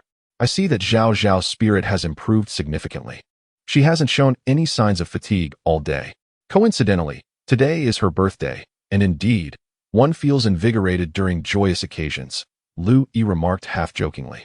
If we could add another piece of good news, this ailment might truly be dispelled. Listening to this subtle probing, yet not devoid of the underlying suggestion that she ought to marry sooner, Xu Mingyi spoke in a calm tone. "Indeed, once the matter is thoroughly investigated and the accounts settled, with the addition of this delightful event that invigorates the spirit, her illness should surely be cured." It was time to disperse the gathering.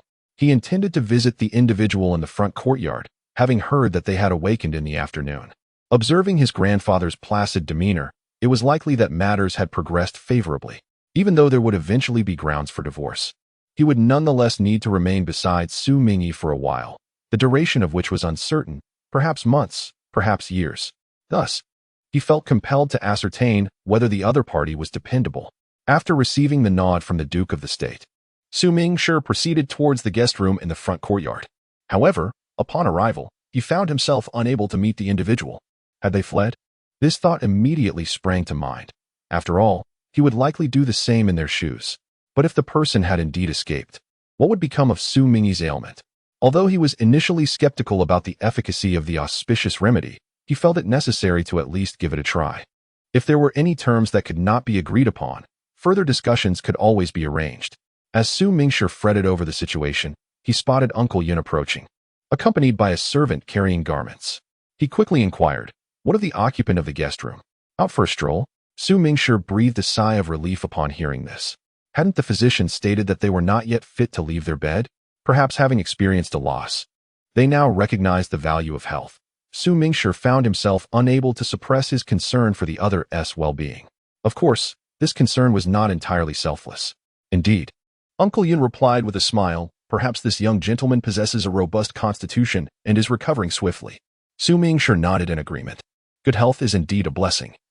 At least it allows one to endure life's tribulations. As he ventured out for a stroll, "Did he have any attendants in tow?"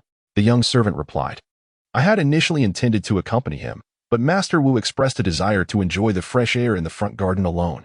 He possesses a remarkable memory, recalling the path with ease, and is not accustomed to being followed. Not accustomed to being followed. It seems his lineage may not be as exalted as one might presume. This is advantageous. If Xu Mingyi were to marry into such a family, none would dare to show her disrespect." Xu Mingyi instinctively weighed the implications in his mind. Suddenly, with heightened vigilance, he inquired, "Uncle Yun, is there a possibility of unforeseen circumstances arising? There might be an opportunity for escape." Although uttering such words, it appeared as though the Duke of Zhengguo's residence had transformed into a den of iniquity. Uncle Yun, understanding the unspoken concern, wore a smile that suggested all was under control. "Rest assured, young master, there shall be no mishaps. The Duke's residence is well guarded, both inside and out. While I cannot guarantee that not even a fly could escape, a living person is certainly manageable." A Kuei emerged from the kitchen, carrying a tray of medicine. Since Xu Mingyi was still conversing with the elders in the front hall, she proceeded directly to the front courtyard. With her hands occupied by the tray, she could not spare a hand to carry a lantern. Thus, she slowed her pace as she passed through the garden. The Duke of Zhengguo's household is known for its lavish expenditures, and the garden is adorned with stone lanterns along the pavilions and main paths, allowing one to traverse it without fear of plunging into darkness. However, a Kuei, perhaps concerned about the medicine cooling too quickly, deliberately chose a shorter route. As the night cicadas fell silent, a gentle breeze swept through, causing the blooming lotus in the pond to sway lightly, releasing a faint, refreshing fragrance into the air. A Kuei walked along the path beside the pond when, suddenly, a figure emerged from behind a rockery and lunged towards her, pushing her with force. Startled, a Kuei cried out, dropping her tray, causing the medicinal soup to spill and the porcelain bowl to shatter. As she swayed unsteadily, struggling to regain her balance, the assailant shoved her again with brutal intensity. With a splash, a Kuei fell heavily into the lotus pond. Chapter 13. The bitter dose in contrast to the martial prowess of a Xu, who had trained in combat since childhood. A Kuei, who had devoted her early years to medicine and letters, was both delicate and timid. She not only lacked martial skills but also could not swim. Witnessing her plunge into the pond, the assailant seized a long pole that had been prepared in advance, using it to force her head beneath the water, preventing her from resurfacing. One end of the pole was wrapped in thick cloth, clearly intended to avoid leaving any visible marks that might raise suspicion later. A Kuei could only struggle to raise her hands in vain. The person by the pond possessed immense strength and held the advantage. It seemed success was imminent. Yet, aware that such actions were perilous, the assailant could not help but glance around nervously. In that moment, a flash of light blue caught her eye. Before she could react, a sharp kick struck her in the chest, causing her to cry out in pain and fall to the ground. A Zhu seized the pole and extended it into the water, allowing a Kuei to grasp it and pull herself up. "Why did it take you so long?" "I nearly drowned." A Kuei, soaked to the skin, half leaned on the edge of the pond, gasping for breath, her eyes stinging, unable to articulate her fear. Little did she know how reckless she had been when she fell into the water, believing Xu would surely be there to catch her.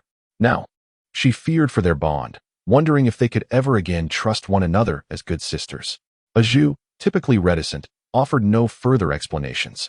After all, one must wait for the old woman to truly make a move before one can claim to have caught her red-handed. As she seized the old woman, who was attempting to rise and flee, Xu delivered a powerful punch to her face. In that very moment, she simultaneously kicked the old woman's knee, leaving her no opportunity to retaliate. The air was filled with the sound of her anguished cries. "Spare me." A quarter of an hour later, the battered old woman lay on the ground, groaning painfully, her face bruised and swollen. The maid remained silent, asking no questions.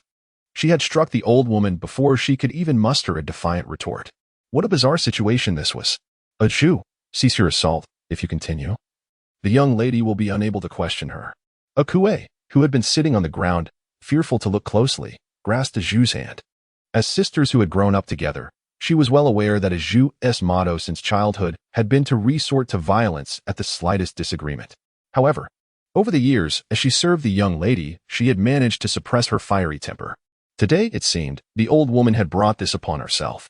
"Do not worry, she won't die," Xu reassured. "Once we subdue her, it will be easier to question her later, just as the young lady instructed." Xu spoke as she lifted the old woman, filled with joy at the young lady's intentions, earnestly hoping that such tasks would become more frequent in the future. Kuei opened her mouth, while the old woman, her eyes swollen nearly shut, was left with tears uncried. Whether she would survive remained uncertain, but she had indeed been subdued. Nearby, a young man leaned against a pavilion column, having witnessed the entire incident. After an initial shock, he fell into deep contemplation. Once subdued, one can inquire with greater ease. In the Duke's residence, it seems there is but one young lady, is there not? The predatory mantis ensnares the cicada, while the yellow bird lurks behind, a notion most intriguing. The ill intentions of the servants are hardly deserving of pity. He lifted his gaze to the tranquil night sky. It appeared that tonight would yield no answers.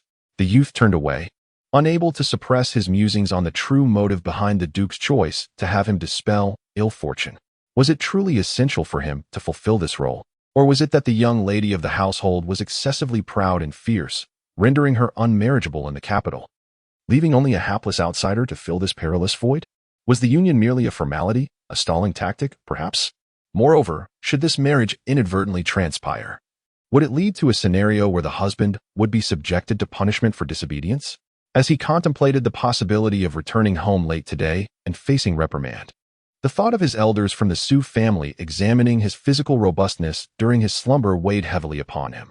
Suddenly, he felt a vague ache coursing through him. Was it his youthful arrogance and naivety that led him to this juncture, given that he had stumbled upon this scene tonight? Perhaps it was a divine reminder that his fate was not yet sealed. Thus, even though he could withstand hardship, he found it imperative to reconsider his circumstances. In the main hall, Xu cast the disfigured matron to the ground. From a short distance away, Lu Yi witnessed the scene, her complexion draining of color. No wonder Xu Mingyi and the others exhibited such peculiarities. After her countenance shifted several times, she abruptly turned and vanished into the night.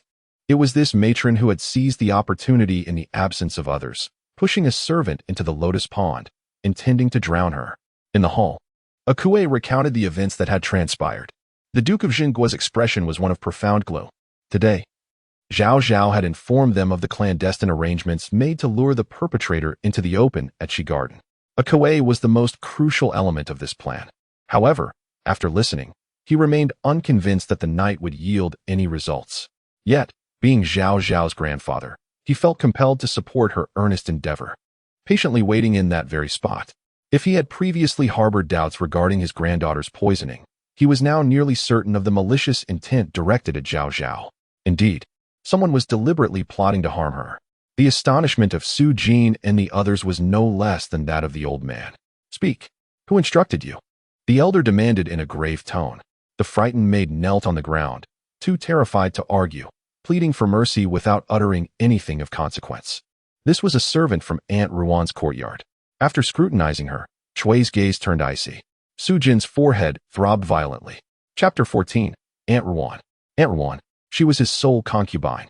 Shocked, Su Jin hesitated to meet the elder's piercing gaze. As a father, his affection for his daughter was unwavering. Yet when compared to the elders, even the most fervent love seemed to pale. The bond of affection across generations often led him to question whether he was truly the biological father. Meanwhile, the maid, upon hearing Aunt Ruan's name, cried out in desperation. Yes, yes, it was indeed the mistress who promised me benefits, compelling me to act in this manner. I was merely a fool in that moment. I implore the old master to spare my insignificant life. Chui inquired sharply, how did the Ruan family poison the young lady? The servant woman, taken aback, displayed an expression of utter astonishment. Trembling under the piercing gaze of Chui, she stammered, I do not know anything about poisoning.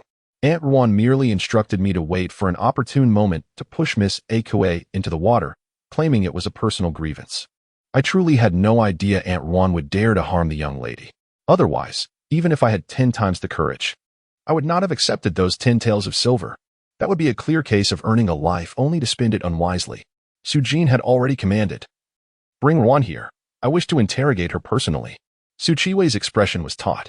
A heavy silence enveloped the hall, with no one daring to speak. The pleading servant woman had been silenced by a Zhu. This oppressive stillness persisted until Ruan's arrival. Xu Mingyi observed the woman who had come to pay her respects. She held little impression of Ruan, only vaguely recalling her decent appearance and her rare presence in public, leading her to subconsciously perceive her as a rather docile character. The woman before her appeared to be in her early 20s, dressed simply yet exquisitely, with a slender figure and striking phoenix eyes, exuding a certain grace. I was summoned by the master and mistress. May I inquire what instructions you have for me? Ruan inquired, a hint of unease evident in her demeanor as she greeted everyone, judging by her inability to conceal her nervousness. She hardly seemed capable of meticulously plotting the demise of the household's legitimate daughter. This is the servant from your courtyard. She has already confessed. Chui's eyes were filled with scrutiny. It appears that over the years, the heir has been overly lenient with me, allowing you to dare entertain malicious thoughts of harming the young lady. Her words were direct, and for a moment, Ruan was taken aback, before hastily kneeling down. Madam, what do you mean by this? Such a grave accusation. I could never bear it. If I recall correctly, you have spent recent years seeking medical help due to your restless nights, changing physicians and prescriptions countless times, yet to no avail, and your condition has only worsened. Chui seemed to shift the topic, continuing, it was only this spring that you suddenly began to improve.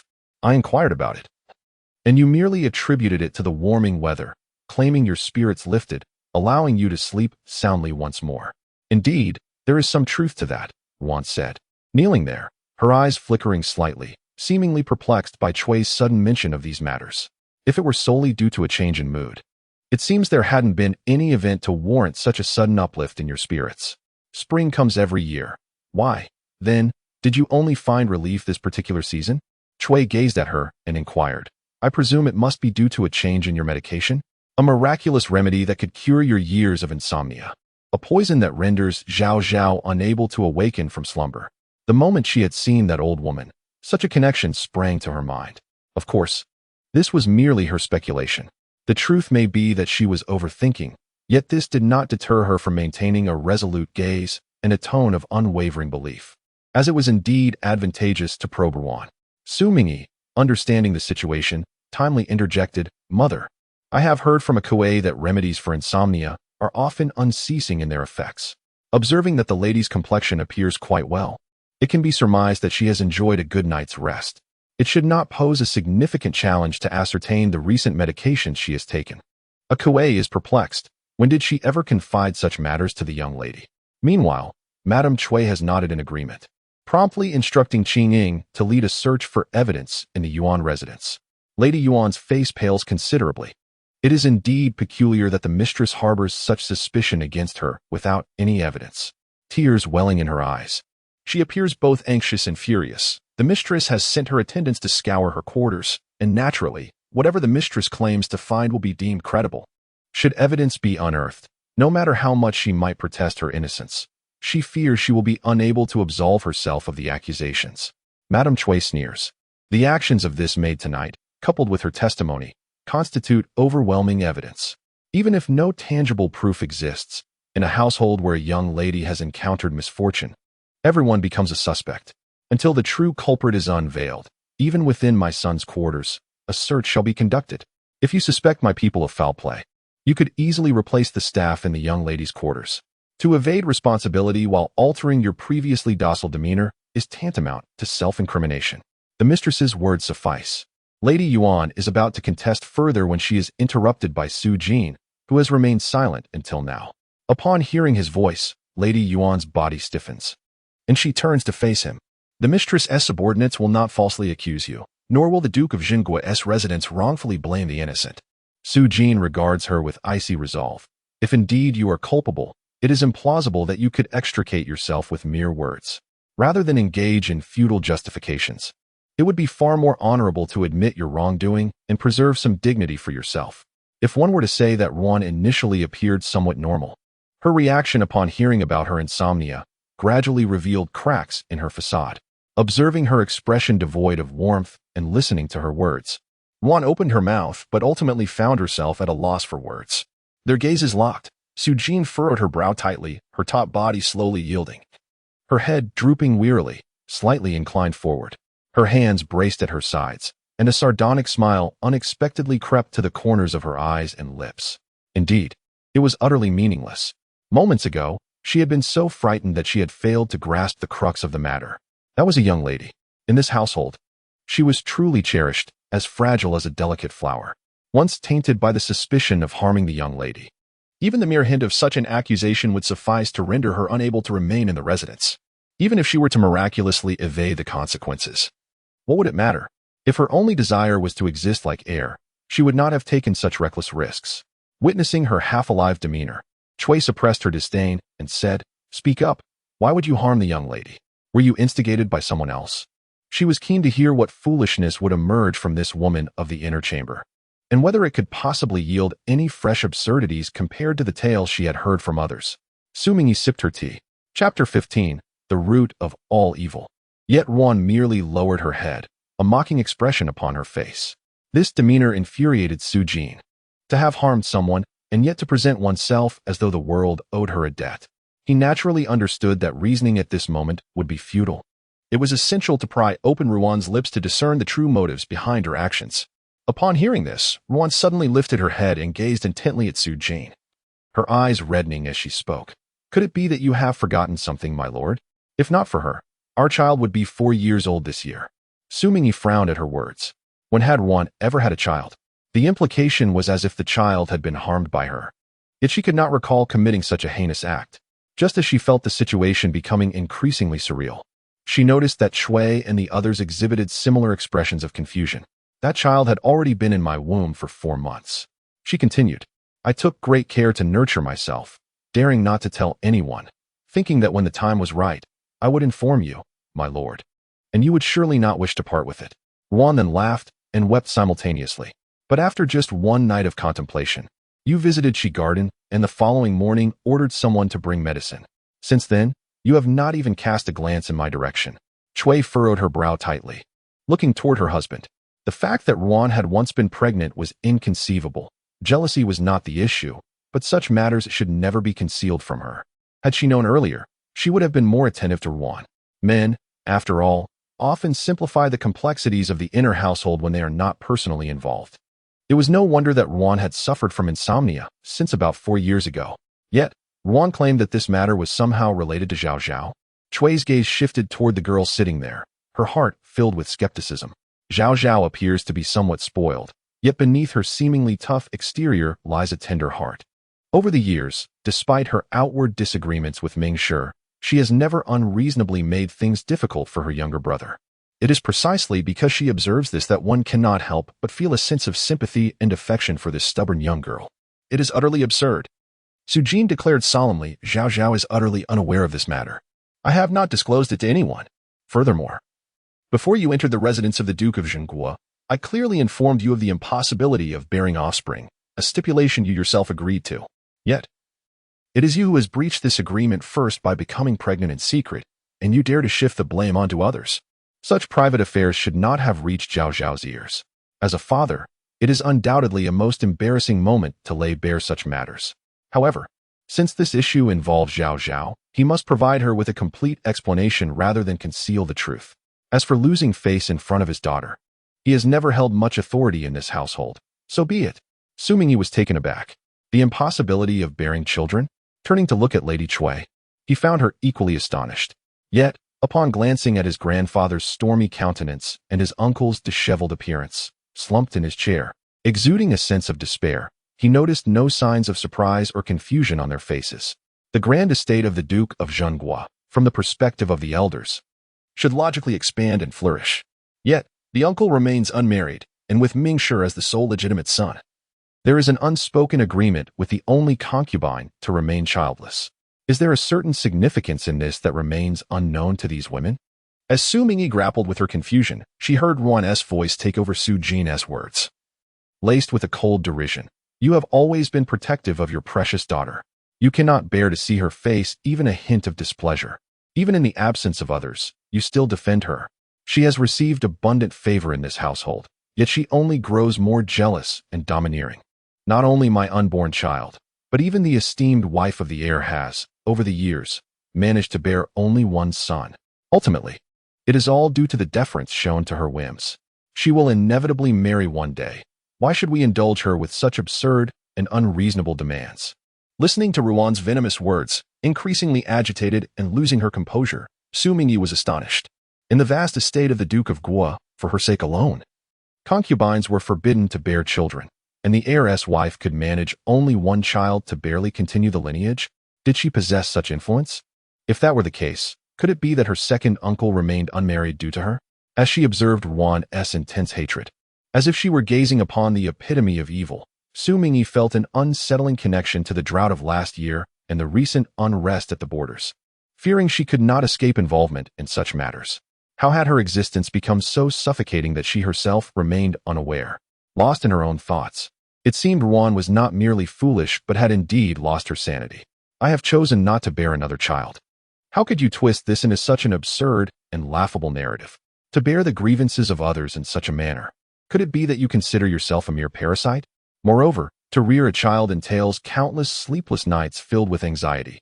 Can this truly be deemed a blessing? Were it not for the burdens of ensuring the continuation of the family lineage upon marrying into the Duke of Dinan's household, she would have scarcely desired to bear even one child. She simply cannot fathom how there exist individuals like the Ruan family, who, hidden away and against all odds, fervently pursue the act of procreation. To live a life of tranquility, adorned in fine garments and indulged in luxury, free from the burdens of domestic responsibilities. To sleep at will and engage in leisurely pursuits whenever desired, under the guidance of a reasonable and lenient matriarch. This is the life she has always yearned for. Chapter 16. Malicious thoughts. Such an illogical mind is hardly surprising to find on a path of no return. A remark from Mrs. Cui caught Xu Mingyi's attention. It turned out that her mother only truly understood the situation at hand. Was it that she simply did not wish to bear more children? Reflecting on it now, during Mingshi's time, her mother was merely in her youth, having just turned 20, and thereafter, there had been no further developments. This must surely be the reason. Su Yun and the elder looked at Mrs. Cui with a complex gaze. The expression on the daughter-in-law's face when she mentioned Mingshi resembled that of one who has just completed a burdensome task, which left the elder, who had been hoping for more grandchildren to enliven the household, with mixed feelings. Thus, this explains the daughter-in-law's initial joy at giving birth to a son, juxtaposed with her subsequent indifferent attitude towards raising the child. A mystery that had lingered in his heart for years was finally resolved today. Yet, there were no words to express. Su Yun then shifted his gaze towards his elder brother. All along, he believed the fault lay with his elder brother. However, it now appears he has misjudged him. Sensing the atmosphere shift unexpectedly, and noticing the unmistakable despair in their mother's eyes, Xu Mingyi seized the moment to shatter the peculiar tension. "Ruan, do you truly believe that your child and your afflictions are the result of my doing?" Upon her utterance, the mocking expression on Ruan's face intensified. "If not for you, my husband would not be so heartless. He has never held any genuine affection for me. I merely sought a child to keep me company. Is this truly such a heinous desire?" Her tone was laden with accusation and resentment. Yet, as she spoke, she observed the girl seated loftily, her demeanor serene, casting a condescending gaze upon the one kneeling before her. This sight pierced her heart with profound anguish. In a state of utter despair, The long-suppressed resentment and dissatisfaction within her surged forth like a caged beast breaking free, obliterating her final vestiges of reason. "It is not my child who is cursed, but you, the one who brings harm," she seethed. "If you were to perish, there would be no obstacle left." Had the poisoning gone unnoticed, it would have been all too simple for someone afflicted with narcolepsy to orchestrate an accident. She could easily find the opportunity to strike. Yet, it had been exposed. Thus, she had nothing left to fear. Juan rose from the ground, her expression contorted in rage as she lunged at Xu Mingyi. From the voluminous sleeves of her garment, she produced a dagger that glimmered ominously. At this hour, having been summoned here so unexpectedly, she had anticipated the possibility of her schemes being unveiled. Even earlier, she had contemplated such an outcome. The dagger was prepared on the very day the decision was made to target Xu Mingyi. "Stop her!" Su Qiwei, with keen perception, sensed the impending danger and furrowed his brow, issuing a sharp command. Xu Mingyi, displaying her impatience, nonchalantly picked up a teacup from the small table beside her and deftly hurled it at the advancing Ruan. Clang! The exquisite white jade teacup struck Ruan's wrist with precision, causing both the dagger and the teacup to clatter to the ground. In the next instant, a Zhu firmly restrained Ruan. "Let go of me," Ruan protested, struggling defiantly. In that moment, a red and yellow object fell from the folds of her garment. A Zhu, freeing one hand to retrieve it, aimed to divert attention, lest she succumb to the impulse of physically assaulting Ruan in public. It was a safety talisman, so she was not entirely oblivious. She was aware of her own guilt and fear. All her claims of being wronged by others were merely excuses for her malevolent thoughts. Su Yun sighed, his tone as casual as ever. "The one who harmed your child was never anyone else but yourself. You must have realized this in the stillness of the night, have you not? Yet, upon this realization, unable to accept the truth, day by day, you succumbed to madness silently. Desperate to find an outlet, you unwittingly became the imagined perpetrator of your own atonement." Ruan glared fiercely at him. "You speak nonsense." Su Yun, narrowing his eyes slightly, shook his head. "You know better than anyone whether I speak nonsense. Regarding this child, had the elder brother not explicitly warned you against bearing offspring? And had he subsequently coerced you to abandon the child, disregarding your status as a concubine, he would indeed be in the wrong both morally and rationally. However, prior to entering the residence of the Duke of Town, you had already established an agreement with him, which you have now chosen to disregard. The child, though innocent, does not absolve you of responsibility when you present yourself as a victim of circumstances. Upon reflection, do you not see the validity of this reasoning? He is not one to indulge in discussions of morality, yet the relentless evasion of reality by the Ruan family is something he cannot tolerate. After all, as the foremost individual leading a life of folly within this household, he simply cannot abide by the notion that anyone might lead a more frivolous existence than his own. Listening to the relentless exhortations urging her to awaken, Ruan's expression shifted repeatedly as she shook her head in denial. Yet, Xu Mingyi instinctively nodded in agreement with her uncle's assertions. Indeed, as she pondered the matter earnestly, she realized that the decision to have children involves significant considerations and principles. First and foremost, it necessitates the mutual consent of both parties, regardless of gender. To conceal the truth or to pressure the other into conception against their will is utterly unreasonable. One cannot justify such a breach of promise simply because Ruan is a woman, and her status as a concubine renders her vulnerable. Even though her father's demands may have been peculiar, they were clearly articulated before Ruan entered the Duke's household. Having agreed to them and received the protection and wealth of the Duke, adhering to her commitments should be regarded as the most fundamental principle. It cannot simply be reduced to the phrase, "I just want a child." Is that such a heinous crime? Such a statement is misleading. Moreover, this matter has caused great sorrow and distress for Ms. Ruan, and her father is not devoid of compassion, particularly given that this incident was entirely avoidable. In this context, it seems unnecessary to further discuss the fairness of the situation concerning Ms. Ruan. To speak of fairness while disregarding the agreed-upon terms is, in itself, an act of injustice. At present, I am quite curious as to why her father has steadfastly opposed Ms. Ruan's desire to bear children from the very beginning. However, this inquiry is not one suited for public discussion. Over the years at the Duke's residence, your living conditions have consistently surpassed those of other concubines. And since your affliction with insomnia, physicians from the capital have been summoned on your behalf. As the matriarch, I can assert that within this household, no one has ever treated you unfairly or with neglect. At this moment, looking at Ms. Ruan, who appears somewhat dazed, Mrs. Chui remarked, in light of this, you still refuse to be content. To put it plainly, you are simply ungrateful. An ungrateful concubine who expresses a desire for a child merely to have companionship. Do you truly believe that? I can confidently declare that even if that child were to be born with a concubine like Ms. Ruan, it would never be a matter of indifference and generosity. The very act of entering this world would be a product of the mother's schemes, not to mention the path that lies ahead. Do not speak to me of companionship alleviating loneliness. When she previously suggested that Ms. Ruan learn to ride, Ms. Ruan was 100 times unwilling. There are countless ways to dispel loneliness in this world, yet she, Ms. Ruan, has chosen the most malicious of all. Indeed, Xu Mingyi nodded in agreement once more. Life is inherently brief, yet Ruan insists on taking shortcuts and encountering such individuals. What recourse remains but to feel exasperated? Is it not preferable to live well and linger a while longer? At this moment, she must pose the question that truly weighs on her mind. You said that it was only after her father visited Shi Yuan that he resolved to send the medicine and that her mother, too, was cautious of me. Xu Mingyi regarded Ruan and inquired, from where did you derive such notions? Observing Ruan's expression as she spoke of these matters, there was no hint of hesitation or retreat, suggesting these conclusions were not mere figments of her imagination. Naturally, it is from my own observations. Ruan's demeanor was now tinged with a hint of madness. Is it truly your own observations? Or have you, after hearing insidious remarks from others, allowed prejudice to distort your perception, rendering all you see as monstrous? At this remark, Ruan's previously dazed gaze flickered momentarily. What collusion? She offered a faint, expressionless laugh and raised her eyes to Xu Mingyi. Do such petty tricks necessitate collusion? I carry a talisman for safety. Without mutual encouragement, one would scarcely dare to take that step.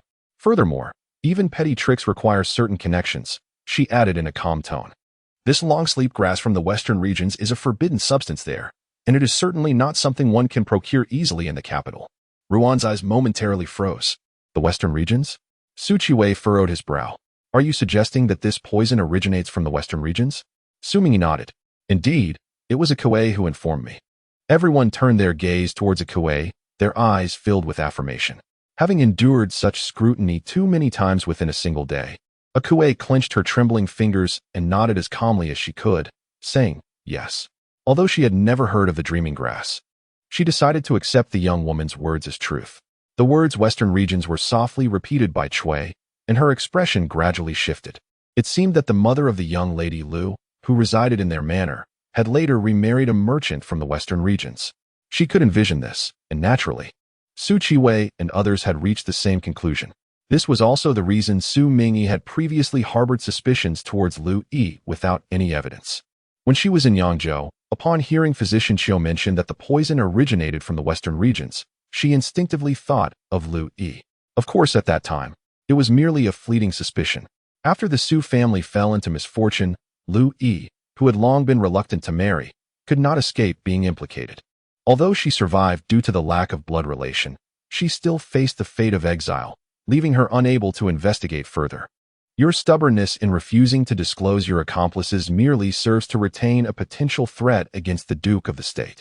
Su Qiwei slammed his hand on the table, his face ablaze with anger. How presumptuous! This is nothing but self-inflicted suffering. He was not one to prioritize decorum as the head of the family. Concerned for his granddaughter's safety, he was determined to uncover the truth today. Chui discerned the old man's intent and immediately summoned two rough maids standing guard outside the hall to enter. However, as soon as the words left her lips, a sharp crack echoed, followed by the anguished scream of Ruan. Eju, with an expressionless demeanor, hastily snapped the arm of her opponent. She had waited far too long and, upon finally receiving the release from her masters, was determined not to squander this fortuitous moment on anyone else. The two matrons exchanged glances, silently positioning themselves behind Eju. Ruan was rendered pale from the pain, beads of sweat cascading down her face. Yet, she steadfastly clenched her teeth, unwilling to utter a single word. In that moment, Eju grasped her other arm, tightening her grip before loosening it slightly, causing a torment that lingered just on the brink of breaking Ruan's resolve. Ultimately, amid this harrowing ordeal, Ruan's spirit fractured like glass. It was Louis. It was she. It was not that she could no longer endure. Rather, the Su family had clearly deduced Lu Yi's involvement. No matter how defiant she remained, it had become utterly futile. As Ruan teetered on the edge of unconsciousness, despair and anguish consumed her heart. At that juncture, a robust middle-aged man appeared at the door, Xu's father, Xu Xiao. The matter the young lady had tasked me with investigating this afternoon has yielded results. The merchant from the western regions, to whom Qin was wed, departed the capital over a month ago with her. The spice shop they operated was rear-ended 10 days prior, now transformed into a lacquerware store. Su Qiwei's expression darkened with fury. It was evident that upon hearing of his esteemed household's daughter's affliction with somnolence, he realized Lu Yi's intentions and, fearing exposure and entanglement, had fled the capital. Bring Lu to me for questioning at once. The night was thick and stifling. In the dimness, Louis clutched a heavy bundle, her body drenched in perspiration from her anxiety. She had intended to depart under the cover of darkness, only to discover that the entire Duke's residence was unusually well guarded. Even the seldom-used small gates had been fitted with new locks. A forceful intrusion was certainly out of the question. Steeling her nerves, she sprinted towards a nearby courtyard that glimmered with light. Chapter 18. The birthday celebration of my younger brother. The door to the study was rapped upon, and the boy inside opened it to find not only his devoted servant, Ajio, but also Lu Yi standing outside. Xu Mingyi furrowed his brow slightly. What could Lu Yi want at such a late hour? I have something of utmost importance to discuss with you in private. Lu Yi managed to suppress her urgency. Yet her tightly clasped hands around the bundle betrayed her extreme tension. Speak plainly, Xu Mingyi said, his tone direct. Lu Yi cast a hesitant glance at Ajio. Ajio, without decorum, shot her an incredulous look, determined not to be dismissed. What if her intentions were nefarious towards his young master? Although Xu Mingyi was merely 10 years old, his noble status had already drawn the attention of several restless young maidservants in the household. Ajio is someone I trust, Xu Mingyi insisted, suppressing his impatience as he regarded the bundle Lu Yi held. Are you planning to travel far? Indeed. I had initially intended to seek out my mother, Lu Yi, but I could not afford to linger any longer. I stood my ground and spoke to him. Young master, you may not yet be aware, but the young lady has been uncharacteristically peculiar these past few days. Perhaps her prolonged illness has rendered her somewhat confused. Xu Mingyi's expression remained largely unchanged. He too sensed that Xu Mingyi had been behaving quite unusually of late. It was unclear which malevolent individual had whispered insidious words into her ear, leading her to suspect that her ailment was somehow my doing. Lu Yi, with a tone of grievance and tears welling in her eyes, exclaimed, how could such a thing be possible? I have grown up alongside her and am well acquainted with her temperament. Now that she harbors suspicions towards me, it is certain that there will be a tumultuous uproar. Xu Mingyi was taken aback. Xu Mingyi suspected that her illness was linked to Lu Yi? If it were merely a quarrel between her and me, I could endure it. However, today coincided with the return of the old master and also marked her birthday. The household has always been unable to withstand her whims. I had just heard some commotion in the front courtyard, and upon inquiring, discovered that even Aunt Wan, who usually kept close company with me, had been ensnared in this turmoil. Lu Yi gazed at the 10-year-old boy before her, observing his shifting expressions, and continued appropriately, young master, you are the esteemed heir of the household. Last year, you were unjustly accused by the young lady of deliberately severing her bowstring, resulting in a severe punishment from the mistress. You, as the noble firstborn son of the household, are subjected to punishment due to the young lady's baseless slander. Let alone me. Especially now, with her illness at stake, I am unlikely to escape unscathed. As she spoke, her voice trembled, nearly breaking into sobs. I am aware that the young master has always possessed a kind heart. This time, he truly found himself at an impasse, which is why he sought refuge here to offer his gratitude. Yet, such gratitude is hardly remarkable. Lu Yi's expression momentarily faltered, but she quickly regained her composure. She understood that Xu Mingyi was more astute than the average child. However, what good is intelligence when Xu Mingyi has offended so many, including his own brother, who constantly troubles him? The antagonism between Xu Mingyi and Xu Mingyi, and the temperament of a child as young as Xu Mingyi, are matters she believes she comprehends better than anyone else. Over the years, it has been her ability to read people's hearts and discern their expressions that has allowed her to thrive within the Duke of Dinnan's household. You say that she now doubts your intentions towards her, and indeed, there is considerable animosity between me and her. Xu Mingyi spoke softly, his eyes reflecting deep contemplation. Lu Yi's eyes brightened at his words, a flicker of hope igniting within her. Just as she was about to express more, She suddenly noticed the hesitation on the boy's face being replaced by resolve, as he murmured to himself, "In that case, it would be best to bring you before her, to provide her with a means to save face." Did she hear incorrectly? Louis barely had time to react before Xu Mingyi turned to the servant and commanded, "Ajio, take them to the front courtyard." He was not a petty individual. On the contrary, he had never truly harbored resentment towards Xu Mingyi. Even when he occasionally felt genuine anger towards her, it would dissipate within a few days, leaving him unable to resist wanting to treat her well. He recognized this as quite unbecoming, yet he found himself unable to control it. Moreover, the incident involving the severed bowstring was indeed his doing, and Xu Mingyi's accusations were not entirely unfounded. In the heat of an argument with Xu Mingyi, he had acted out of frustration by taking her beloved out of his anger. Later, it was heard that she wept bitterly, having learned that the item in question was left to her by her biological mother, filling his heart with profound regret and guilt. In summary, the discord between him and Xu Mingyi could never be attributed to a single individual. It was merely a prolonged contest of wills. As they matured, neither one was willing to yield first. Recently, he had observed the shift in Xu Mingyi's demeanor, faintly sensing that she was merely feigning ignorance to extend an olive branch during her illness. Perhaps it would be wise to treat this Louis as a birthday gift, to gauge her true sentiments. Unexpectedly, Louis found herself taken to the front courtyard, facing the Xu family. She resolutely denied any collusion with the Yuan family, asserting that her intention in delivering the sleep aid to Yuan was purely altruistic, utterly unaware that Yuan would use it to harm Xu Mingyi. Even when Xu Mingyi pointed out the inconsistencies and contradictions in her statements, she remained unyielding.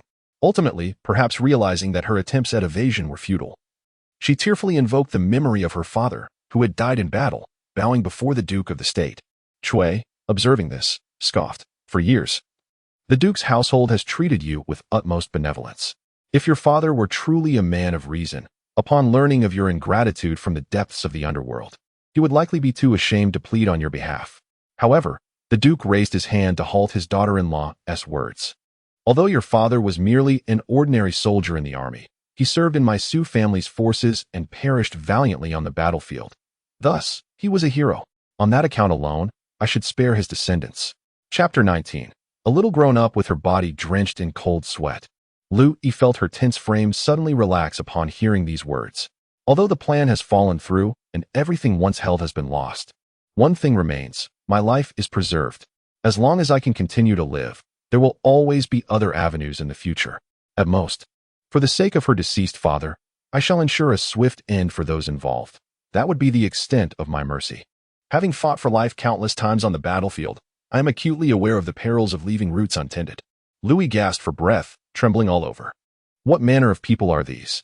Bind her and take her away, the Duke commanded immediately. As for the remaining matters, let my daughter-in-law inquire about them.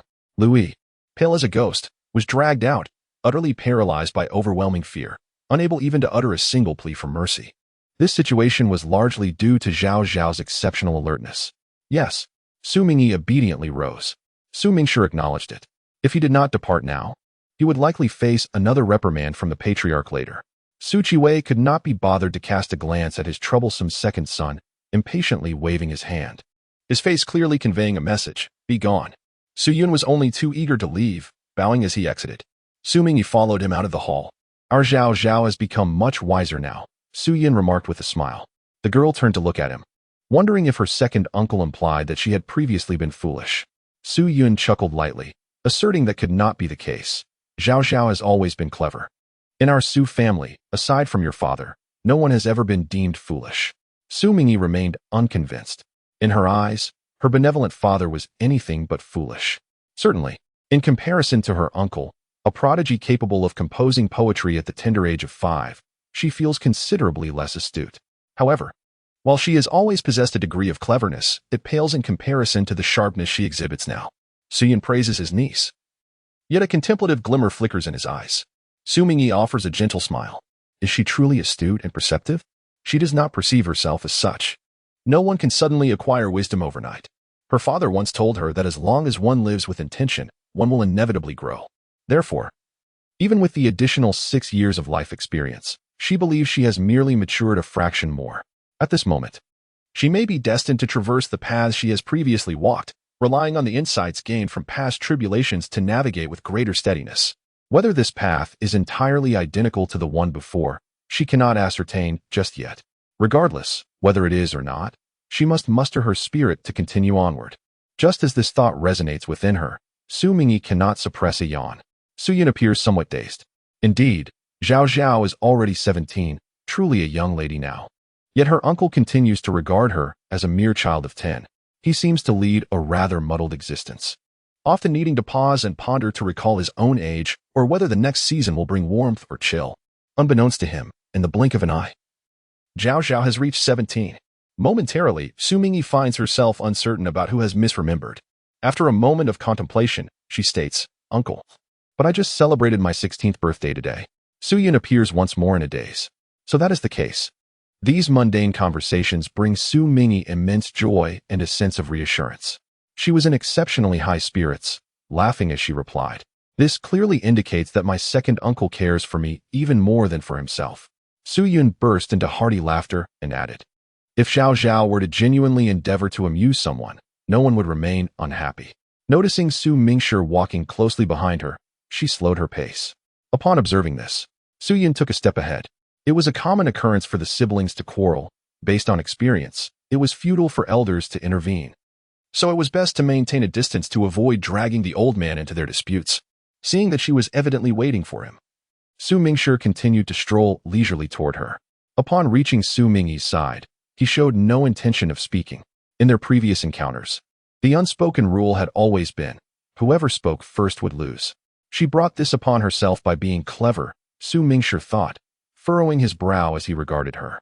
"Have you known all along that you were poisoned? Why did you choose to keep it from me?" Chapter 20, Family Rules. Was it because he deemed it unnecessary to inform him or believed he was too young to be of any assistance? "I only recently found out." Xu Mingyi replied with a smile. "I was afraid you'd worry. I intended to tell you after resolving the matter." In the past, faced with this boy, who was now pouting and questioning her, she would have defiantly retorted that telling him would only complicate things. However, now, she merely wished to communicate sincerely with her younger brother, even if initially, she had subconsciously thought it unnecessary to confide in such a little brat. Ahem, of course. Such a bias was unjust. It was something she needed to amend in the future. Unexpected by Xu Mingshi, her words left him momentarily at a loss. Especially with her beaming smile. "When Lu Yi sought you out, you were likely unaware of the truth, correct? Yet you decisively brought her here." Xu Mingyi commended with a smile. "Well done." As she spoke, she reached out to pat his head in a gesture of praise. Xu Mingshi's eyes widened as if pricked by something, and he hastily brushed her hand away. Realizing his reflexive action might have been excessive, he looked up at Xu Mingyi, only to find her smile had deepened, her bright eyes curving as if she found his reaction amusing rather than unappreciative. "How is it that you seem like a different person altogether?" he muttered under his breath, his brow furrowed. "Weren't you intending to inquire why Louis wanted to harm you? Nothing can be gleaned from her at present. Mother will investigate afterward. Of course, she would inevitably meet with Lu Yi herself." Seeing Xu Mingshi about to continue, Xu Mingyi looked at him quizzically. "How is it that I never noticed you to be so garrulous?" Xu Mingshi's face darkened. Was she already finding him tiresome? But then, he reflected that Xu Mingyi was notoriously averse to nagging. At that moment, she seemed to sense something and asked, "Mingshi, is there something you wish to tell me?" With a taut expression, Xu Mingshi shook his head, his eyes darting away. However, as he saw her turn to leave, the boy clenched his fist and called out to her, "Wait. Last year, severing your bow was indeed my fault. At that time, I was unaware of its profound significance to you." Xu Mingshi's face had turned crimson, yet the sincerity in his gaze remained unwavering. "I acknowledge my wrongdoing in this matter. Punish me as you see fit." This incident had become a knot in his heart. Yet he had long lacked the courage to voice it, hindered by pride and the ever-disapproving countenance of Xu Mingyi. After a moment of bewilderment, Xu Mingyi finally grasped which incident he referred to. After all, even though she cherished that bow, it was merely a memory from 6 or 7 years ago. She contemplated uttering that she had long forgotten, but upon witnessing the boy's earnest demeanor, she instead replied, "What should I impose as a punishment? I must ponder this carefully." Suddenly realizing that she might have been overly emotional, Xu Mingshi held his breath in anticipation. Surely, if she were to propose an outlandish demand, he would have the right to retract, wouldn't he? Xu Mingshi found himself momentarily speechless. Was this truly all? It felt rather uncharacteristic of Xu Mingyi. It is well known that in the Duke of Zhengguo's household, the name Xu Mingyi could serve as an adjective, its specific meaning shifting with context. Following his mother's instructions, he was meant to oversee her, and until her recovery, he was responsible for her nourishment. What was the purchase of a soup dumpling in comparison to a genuine punishment? It hardly reflected his sincerity. Xu Mingyi clicked her tongue. What demands could a punished individual possibly have? Yet, seeing the boy's puffed-up expression, she conceded, "Then, I shall inform you once I have decided." Xu Mingyi managed a reluctant nod. Xu Mingyi responded with an agreeable nod of her own. Jiaoer's expression was one of complex emotions as she pondered. What is the reason behind this persistent worry of yours, young master, that the young lady might not receive an adequate punishment? Meanwhile, she observed Xu Mingyi standing silently on the corridor with two maidservants. The four elder female servants were momentarily taken aback before realizing that their young mistress intended to eavesdrop. Was it truly appropriate for her to be so brazenly visible? Surely, she could have concealed herself more discreetly. One of the elder servants hesitated to voice her concern, but before she could utter a word, she caught the arch of Azu's brow directed at her. A wave of trepidation washed over the elder servant, transforming her unfinished warning into an awkward smile. It appeared that the madam had not expressly forbidden the young lady from listening in. After all, in this household, there had never been a rule prohibiting a young lady from engaging in such activities.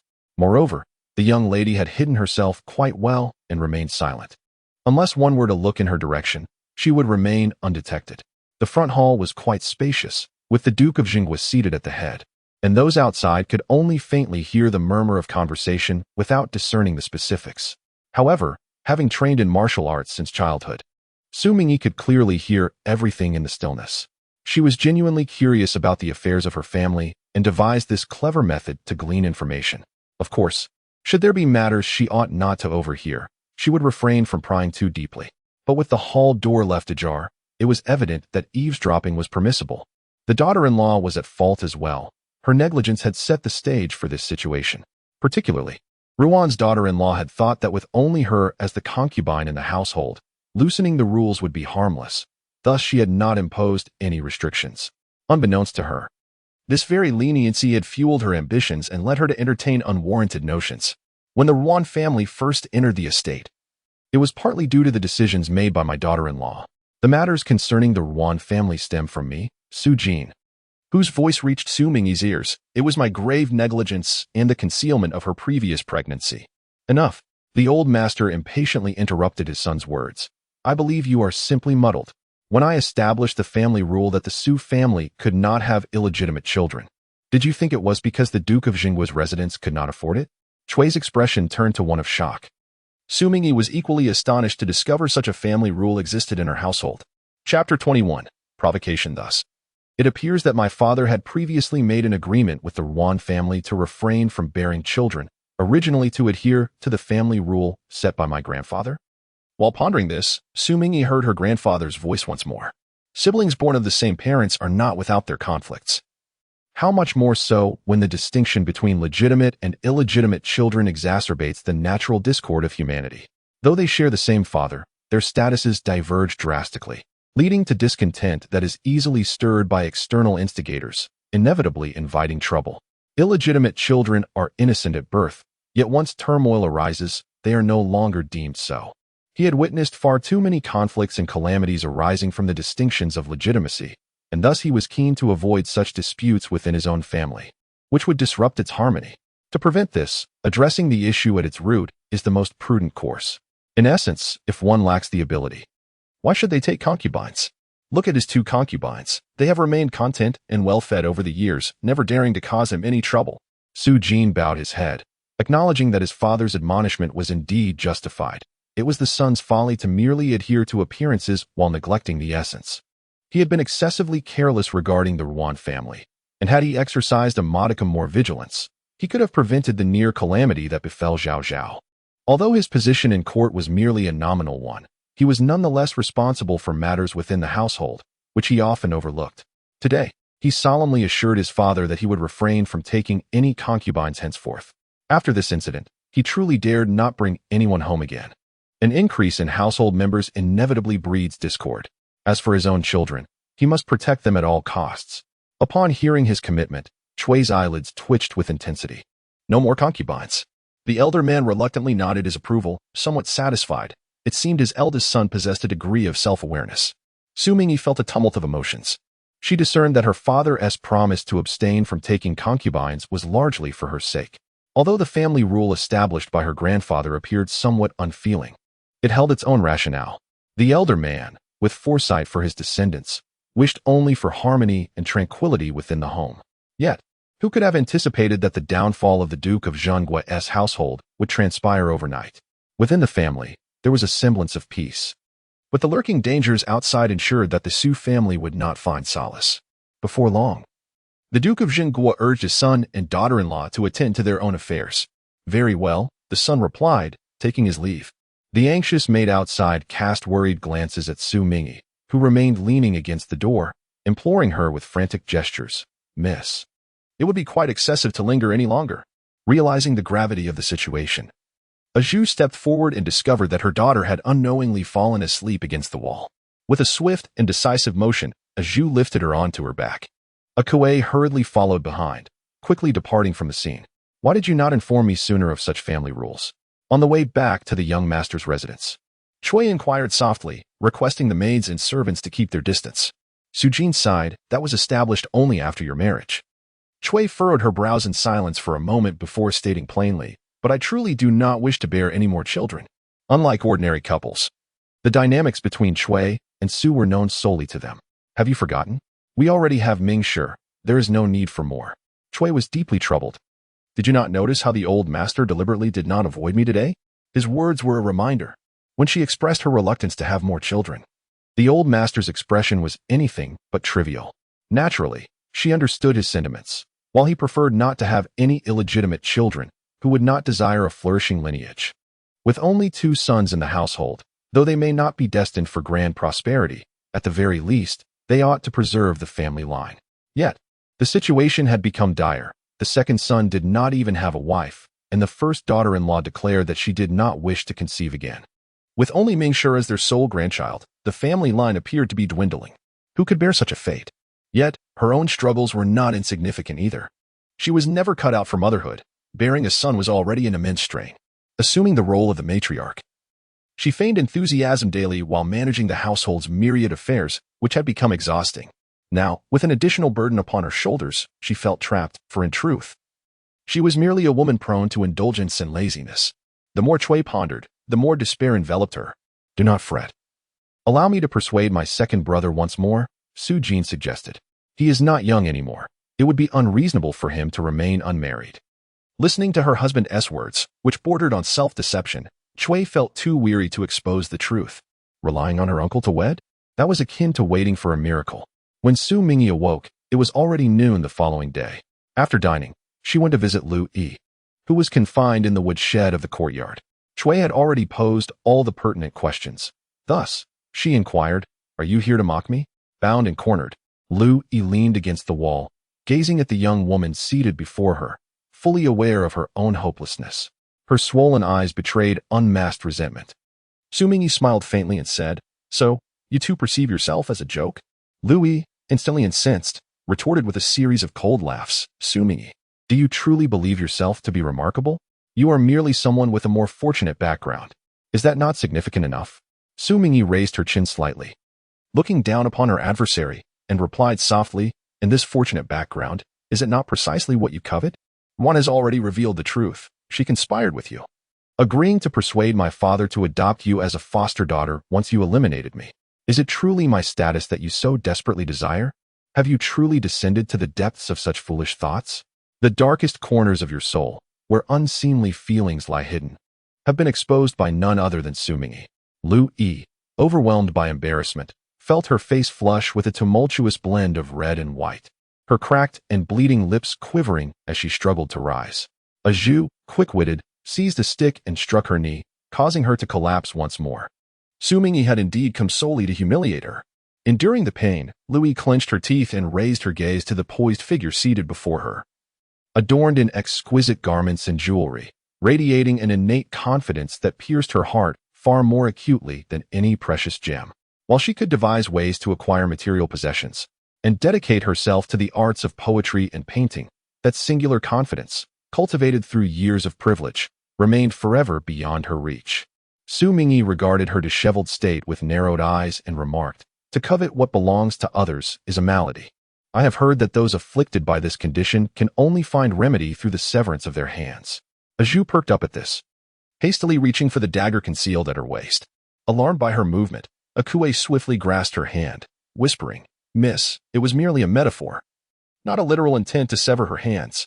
It was simply to suggest that Zhu should read more to broaden her horizons." Chapter 22, Special Theft? Louis, driven to the brink by Xu Mingyi's expression and words, lost her composure entirely. Her countenance twisting into a near snarl as she exclaimed, "Does everything of the utmost value in this world rightfully belong to you alone? Ultimately, you rely solely on the Duke's residence. Have you ever contributed even a fraction? Do you comprehend the arduous struggle required to attain what one desires? Moreover, your haughty disposition, coupled with your lack of appreciation and disregard for others, renders you unworthy of what you possess." Once her objective was achieved, Xu Mingyi reined in her scornful demeanor and returned to a state of tranquility. "What I possess has been painstakingly earned by my family's generations, without deceit or theft, with utmost integrity. If I am unworthy, does that not render you an outsider who repays kindness with enmity, even less deserving? And what of Brother Jean?" Lu Yi's expression was one of resentment and indignation. "Is what the Duke's residence offers insufficient? Do you presume that everything beyond its walls belongs to you? Jean Yuzhu?" Xu Mingyi's gaze subtly shifted. Provoking Lu Yi was a deliberate strategy, intended to test whether she might reveal further concealed matters in a moment of lost composure. Previously, she had faltered due to her indifference towards the affairs surrounding her. Now, she was vigilant, leaving no corner unexplored. She harbored the belief that Lu Yi's animosity towards her, if solely rooted in jealousy of her lineage, was rather flimsy. After all, Lu Yi was relatively composed and must have understood the consequences of such actions should they be uncovered. There would be no escape. Yet, despite this awareness, Lu Yi chose to take this risk, driven not only by vengeance but also by the aspiration to become a foster daughter in the eyes of the Yuan family. In truth, the residents of the Duke's residence were naive and affluent. Lu Yi's South life within the estate had scarcely differed from that of an adopted daughter for many years.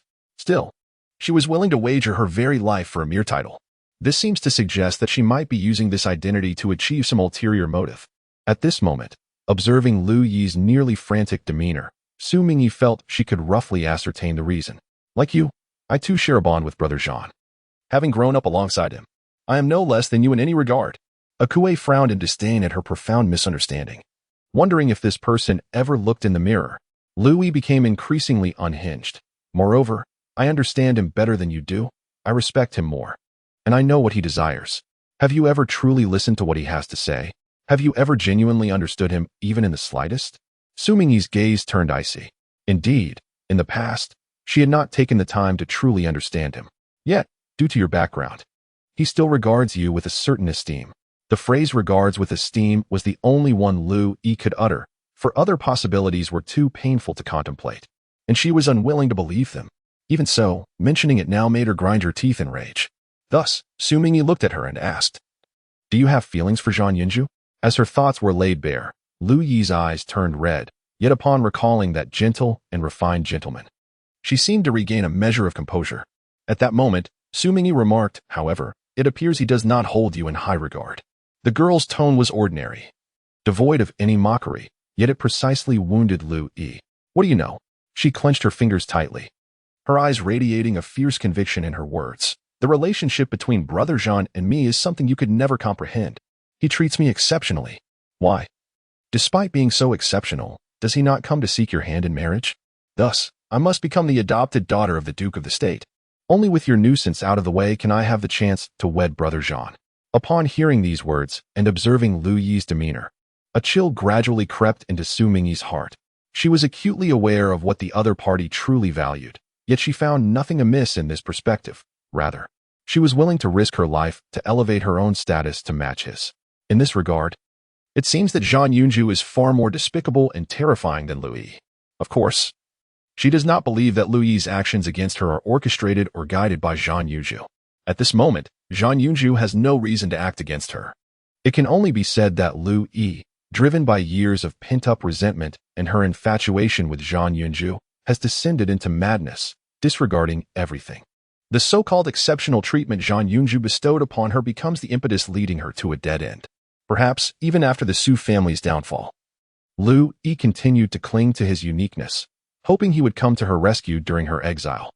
One wonders if, in her final moments, she ever realized that this so-called exceptional notion was merely an illusion that demanded her life in exchange. As for Zhang Yunju's motives, have you ever considered that he is merely using you? Xu Mingyi gazed at Lu Yi, whose eyes betrayed a veiled satisfaction, and wondered if Lu Yi had become so deranged as to measure herself against Zhang Yunju. Many events unfold through mutual influence. Thus, while Zhang Yunju may have Lu Yi under control, he cannot govern the entire course of events. Utilization? Lu Yi let out a cold laugh, her expression tinged with a subtle excitement. Can you truly utter such impractical and absurd words? Xu Mingyi, it appears you are reluctant to acknowledge your inferiority to me. Is it truly unrealistic, or have you devoted your intellect to a path of self-destruction, completely oblivious to the fact that you have been manipulated all along? Xu Mingyi's gaze turned icy. Over the years, you must have recounted every notable action of the Duke of Zhengguo's household in detail to him, haven't you? Setting aside everything else, Lu Yi is indeed meticulous, making her a suitable choice for monitoring the affairs of the Duke of Zhengguo's residence. What nonsense are you spouting? Lu Yi hastily retorted, though her heart raced uncontrollably. She cherished her elder brother and willingly devoted herself to him. Yet this was contingent upon his genuine affection in return, not the exploitation Xu Mingyi suggested. No, it was impossible. The way her brother looked at her could not be a fade. Xu Mingyi, that wretched woman, was not only seeking to take her life but also intentionally tormenting her heart. Akue, send someone to the Zhang family and ask young Master Zhang to come here under the pretense that I have matters to discuss with him, Xu Mingyi commanded. Lu Yi's complexion shifted dramatically. What do you intend to do to my brother?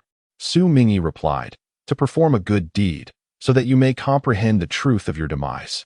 This was, of course, a lie. Her heart was not so benevolent. Lu Yi, though bewildered by the prospect of death, understood that the question she longed to ask could only be addressed once she had thoroughly discerned Zhang Yunju's true nature. A person as deranged as Lu Yi had ceased to fear death. However, those who are not afraid of death are not necessarily impervious to pain. It hinges on the location of the pain and whether it strikes a critical point. Upon receiving the message from his servant, Zhang Yunju promptly arrived at the Duke Xingguo's residence. Chapter 23. Frenzy. He was led to a side hall, and upon entering, he immediately beheld Xu Mingyi, who was seated there, partaking of tea. Azu attended her on the side, and there was no one else present. It was, as he suspected, Zhao Zhao who desired to see him. Xu Mingyi set down her teacup and lifted her gaze to meet his. He was attired in a stone blue gown today. His eyes held a smile, and he exuded an air of gentle scholarly refinement. Xu Mingyi's gaze slowly descended, pausing for a moment at his neck. Azu, being adept in martial arts and possessing a keen sense in certain aspects, inexplicably felt a chill run down her spine. Surely, it must be her imagination? Azu looked again and, indeed, saw that the murderous intent in her young lady's eyes had vanished without a trace. Young Master Zhang seems not at all surprised that it was I who wished to see you. Ming Shi has never been inclined to heed my lectures. So how could she have taken the initiative to seek me out at your residence? A little deduction, and I surmised it was you. Zhang Yunju appeared quite at ease. As he sat down, he inquired with concern of Xu Mingyi, is your illness improving? Behind a screen nearby, Lu Yi, with her hands and feet bound and her mouth gagged, stared intently at the source of the voices through the screen. Yesterday, unaware of the sudden change in events, she had secretly invited Brother Zhang to go to the temple outside the city to offer incense today. Brother Zhang merely said that he had arranged to visit a friend today.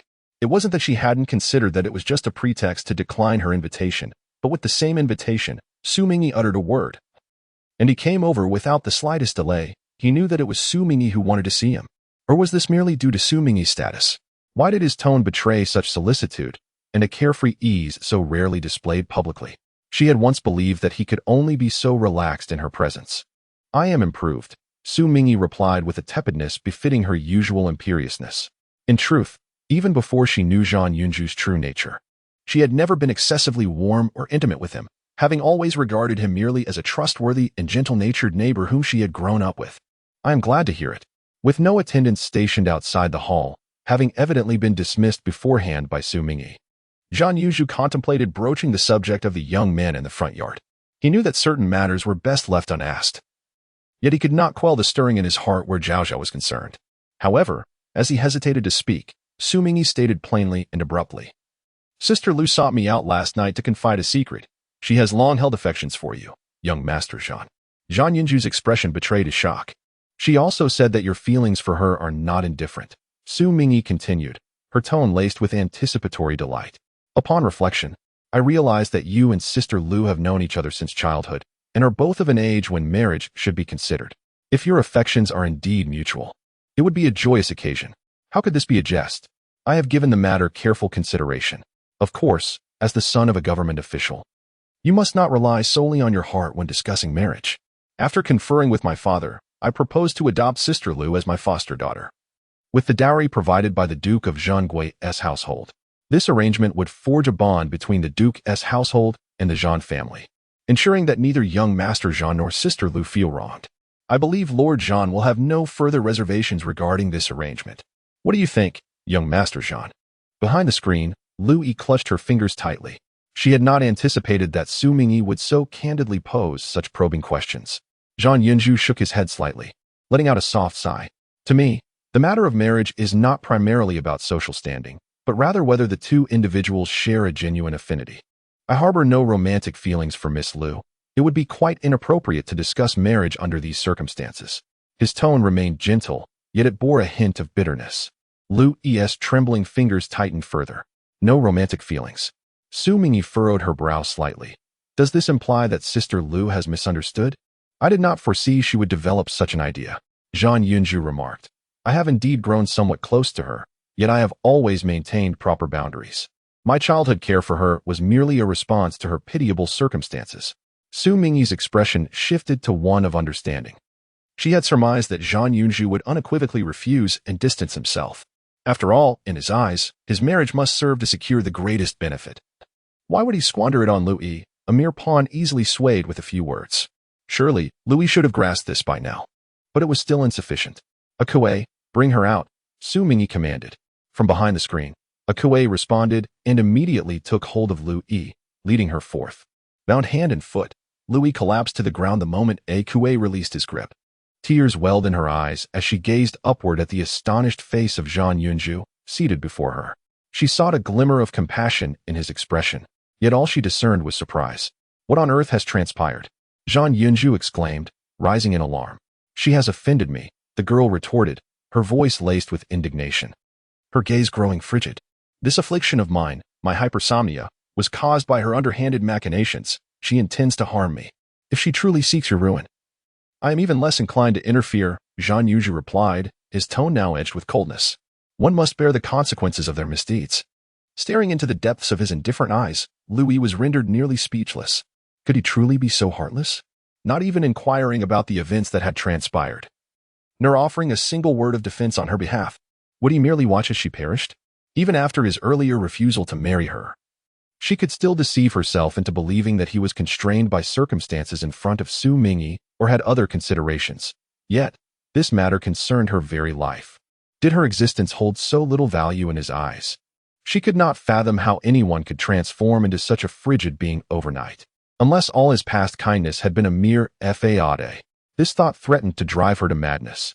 Desperate to voice her anguish, Lu Yi's wide, reddened eyes bore into him as she struggled to utter a sound. Xu Mingyi gestured for Zhu to remove the cloth from her mouth. "Brother Zhan, you are exploiting me. You have been using me all along, haven't you?" Lu Yi gasped, her breath uneven, her voice hoarse, her expression bordering on frenzy. Chapter 24. "I will help you kill him." Zhan Yunju furrowed his brow. "Miss Lu, I urge you to exercise restraint and be cautious with your words." Restraint? Caution? Tears streamed down Lu Yi's face, yet she let out a sarcastic laugh. "Indeed. This is hardly the moment for Brother Zhan to inquire about the affairs of the Duke of Zhangui."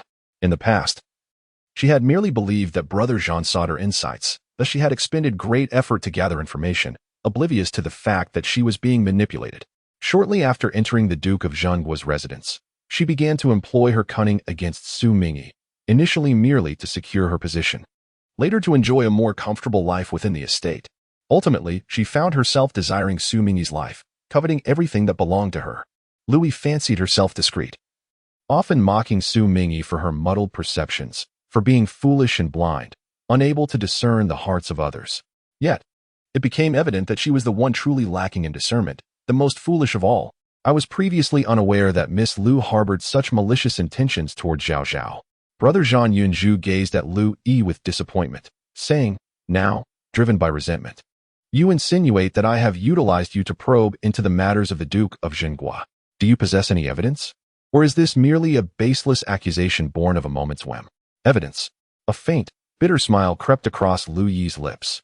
Brother Zhang truly was a master of calculation. No wonder he had maintained such indifference and composure from the beginning. He was assured that she could produce no evidence whatsoever. Moreover, what use would it be for her to gather intelligence on the private matters of the Duke?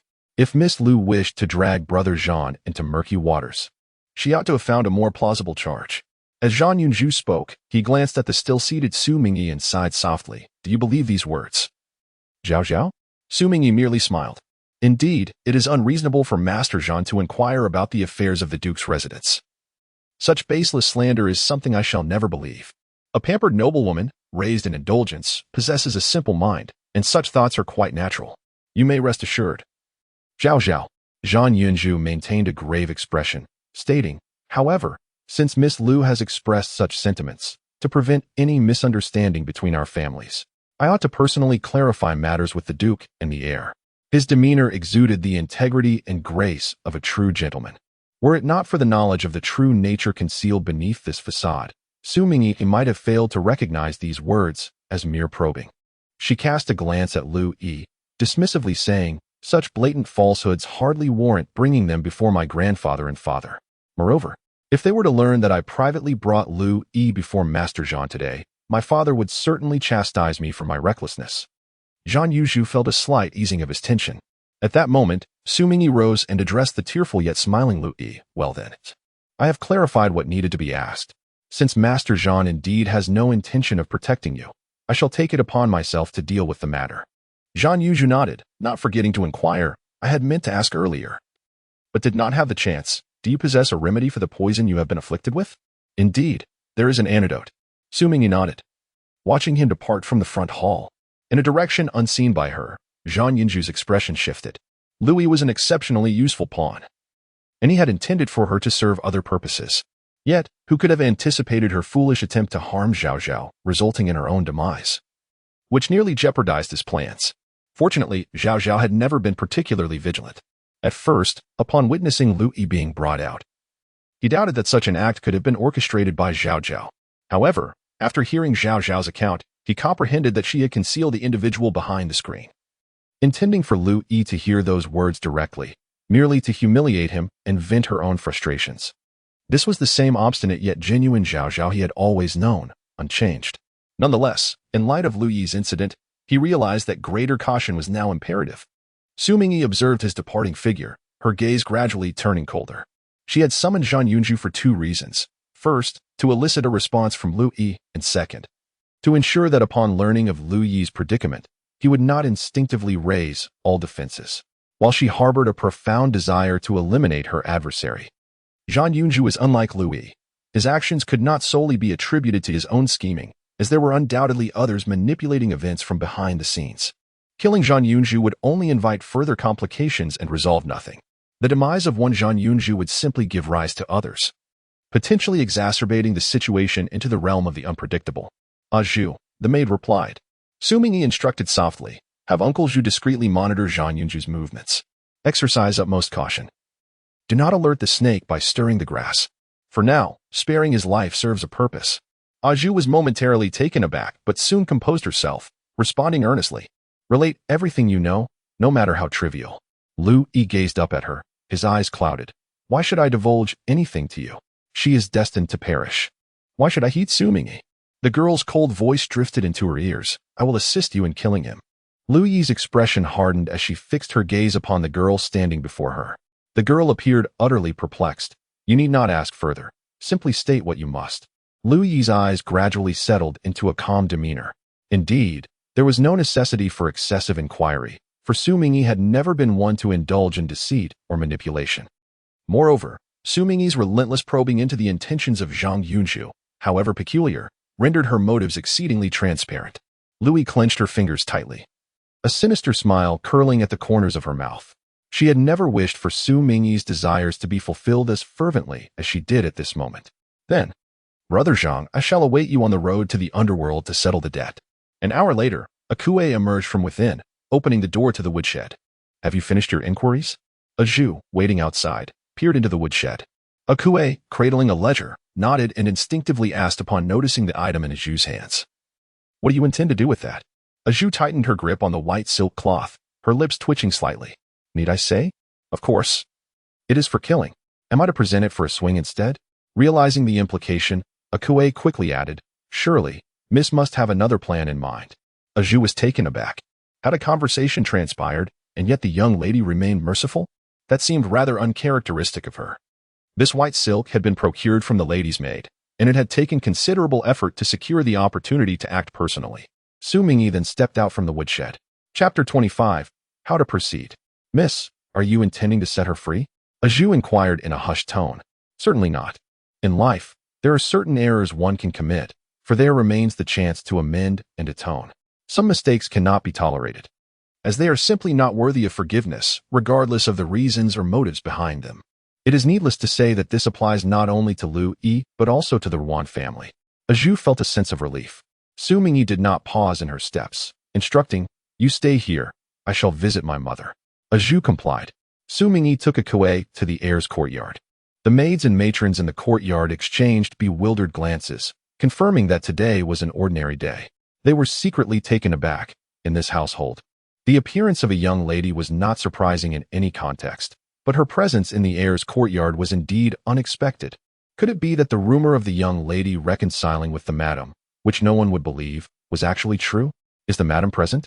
A Kuei inquired. The madam is not in the courtyard, a matron promptly replied. At that moment, the head maid, Hong Rui, arrived, bowed to Xu Mingyi, and smiled. The madam has gone to Shi Yuan to see the young lady. She left only a short while ago. How is it that the young lady did not encounter her on the way? She came from the back courtyard's woodshed. So it is understandable that she did not meet her, Xu Mingyi replied. Hong Rui bid farewell and saw Xu Mingyi off. But did you go to see Lu Yi again? Cui Shi gently asked, setting down her teacup. Indeed, Xu Mingyi said as she sat down. I intend to discuss this matter with my mother. I believe it is more appropriate to turn him over to the authorities for proper handling. Turn him over to the authorities? Cui Shi exclaimed in surprise. Xu Mingyi nodded. Lu Yi is of good family background, merely residing here as a guest. Ultimately, the government holds no authority over life and death. That is true. Cui's voice lowered slightly as she solemnly remarked, It is not entirely unfeasible to expose this matter. However, it has become evident that Lu Yi is not of a compliant disposition. Should we send her to the authorities? There is a possibility that she might later deny her involvement, and that would be the milder outcome. If she were to utter further nonsensical claims, it would severely tarnish your reputation, which would be most unfortunate. This was the conclusion she reached after deliberating with her husband. Moreover, there are sensitive family matters concerning the Ruan family that are best kept from public knowledge. Cui spoke softly to Xu Mingyi, elucidating the intricacies of the situation without the slightest hint of impatience. Certainly, had it been a different time, she might have dismissed such foolishness with a mere retort. Previously, she regarded the Duke of Dinan's household as a formidable entity, yet now she perceived it more as a target for scrutiny. Just as one must exercise greater caution the higher one ascends. Cui was taken aback to hear such thoughts from Xu Mingyi, momentarily stunned. As for the events following Lu Yi's detainment, her mother need not worry. She would not dare to speak recklessly. Cui, perplexed, instinctively inquired, Zhao Zhao, why are you so certain? I have made a bargain with her, Xu Mingyi replied, half in jest. I assured her that I would not pursue charges against her mother and stepfather for the illicit possession and sale of banned medicinal substances from the western regions. Cui understood at once. In the matter concerning Lu Yi's plot against Zhao Zhao, it was clear that the Qin family was unaware, but ignorance does not absolve one of culpability. If her mother still harbored reservations about Lu Yi, she could certainly ask her father to seek out Magistrate Ji, requesting him to lend his attention to the case. It would be prudent to ensure that no detrimental rumors about the Duke of Dinan's household circulate during the proceedings. Lord Ji shares a clandestine rapport with second uncle, and given that our Duke of Town's residence is the aggrieved party in this matter, exercising prudence for the sake of our young lady's reputation is certainly not misplaced. It is likely that Lord Ji would be inclined to assist as well, although it may seem somewhat troublesome. There are instances where seeking immediate convenience could potentially sow the seeds of future calamity. With Lu Yi's sudden disappearance, even if one could attribute it to a sudden illness, there will inevitably be those who take note, especially with the presence of Zhang Yunju, who is privy to the truth. Should the situation be unraveled, the Duke of Town's residence could be accused of Lu Yi plotting against its young ladies, yet who would stand as a witness? As for the Yuan family, Lu Yi would not mention them in the court, and even if she were to retract her statements, she could easily fabricate slander. Xu Mingyi remarked, I heard from a Kuei that the physician has already attended to Yuan this morning. She has overly relied on the long-sleep herb these past 6 months. While she may outwardly appear to be recovering, her health has truly been exhausted, and her days are numbered. The ever-quiet Chui nodded thoughtfully. In this dim light, the integrity of the Duke of Town's residence is preserved, while also averting unknown future dangers. After Chui spoke, she gazed at the girl seated before her, her expression laden with complexity. With Zhao Zhao's meticulous considerations, having a capable mind to assist her in managing household affairs provides a sense of relief and justification moving forward. Logically, she should feel a sense of ease and comfort. However, having achieved their objective, Xu Mingyi felt a release within, smiling as she inquired of Chui, by the way, Mother, did you come to see me for another matter? As she beheld the girl's delightful smile, Chui's mind drifted into a momentary haze. Unreal. She always felt that Zhao Zhao's smile towards her was strikingly unreal. During this visit to Zhao Zhao, she indeed had 2 matters to discuss. Chapter 26. Persistence.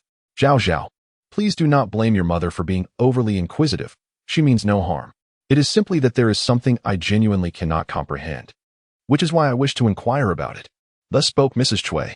Observing her cautious words, fearful of provoking Zhao Zhao's ire, Xu Mingyi sighed inwardly, pondering how her mother could be so easily perturbed. Was she not always so composed? Her mother wished to understand why Zhao Zhao seemed to have suddenly altered her temperament, growing much closer to both her and Mingshi. Upon hearing this mention, Mrs. Chui nodded, albeit with a hint of unease. Ah. The trials of parenthood can sometimes render one so humble.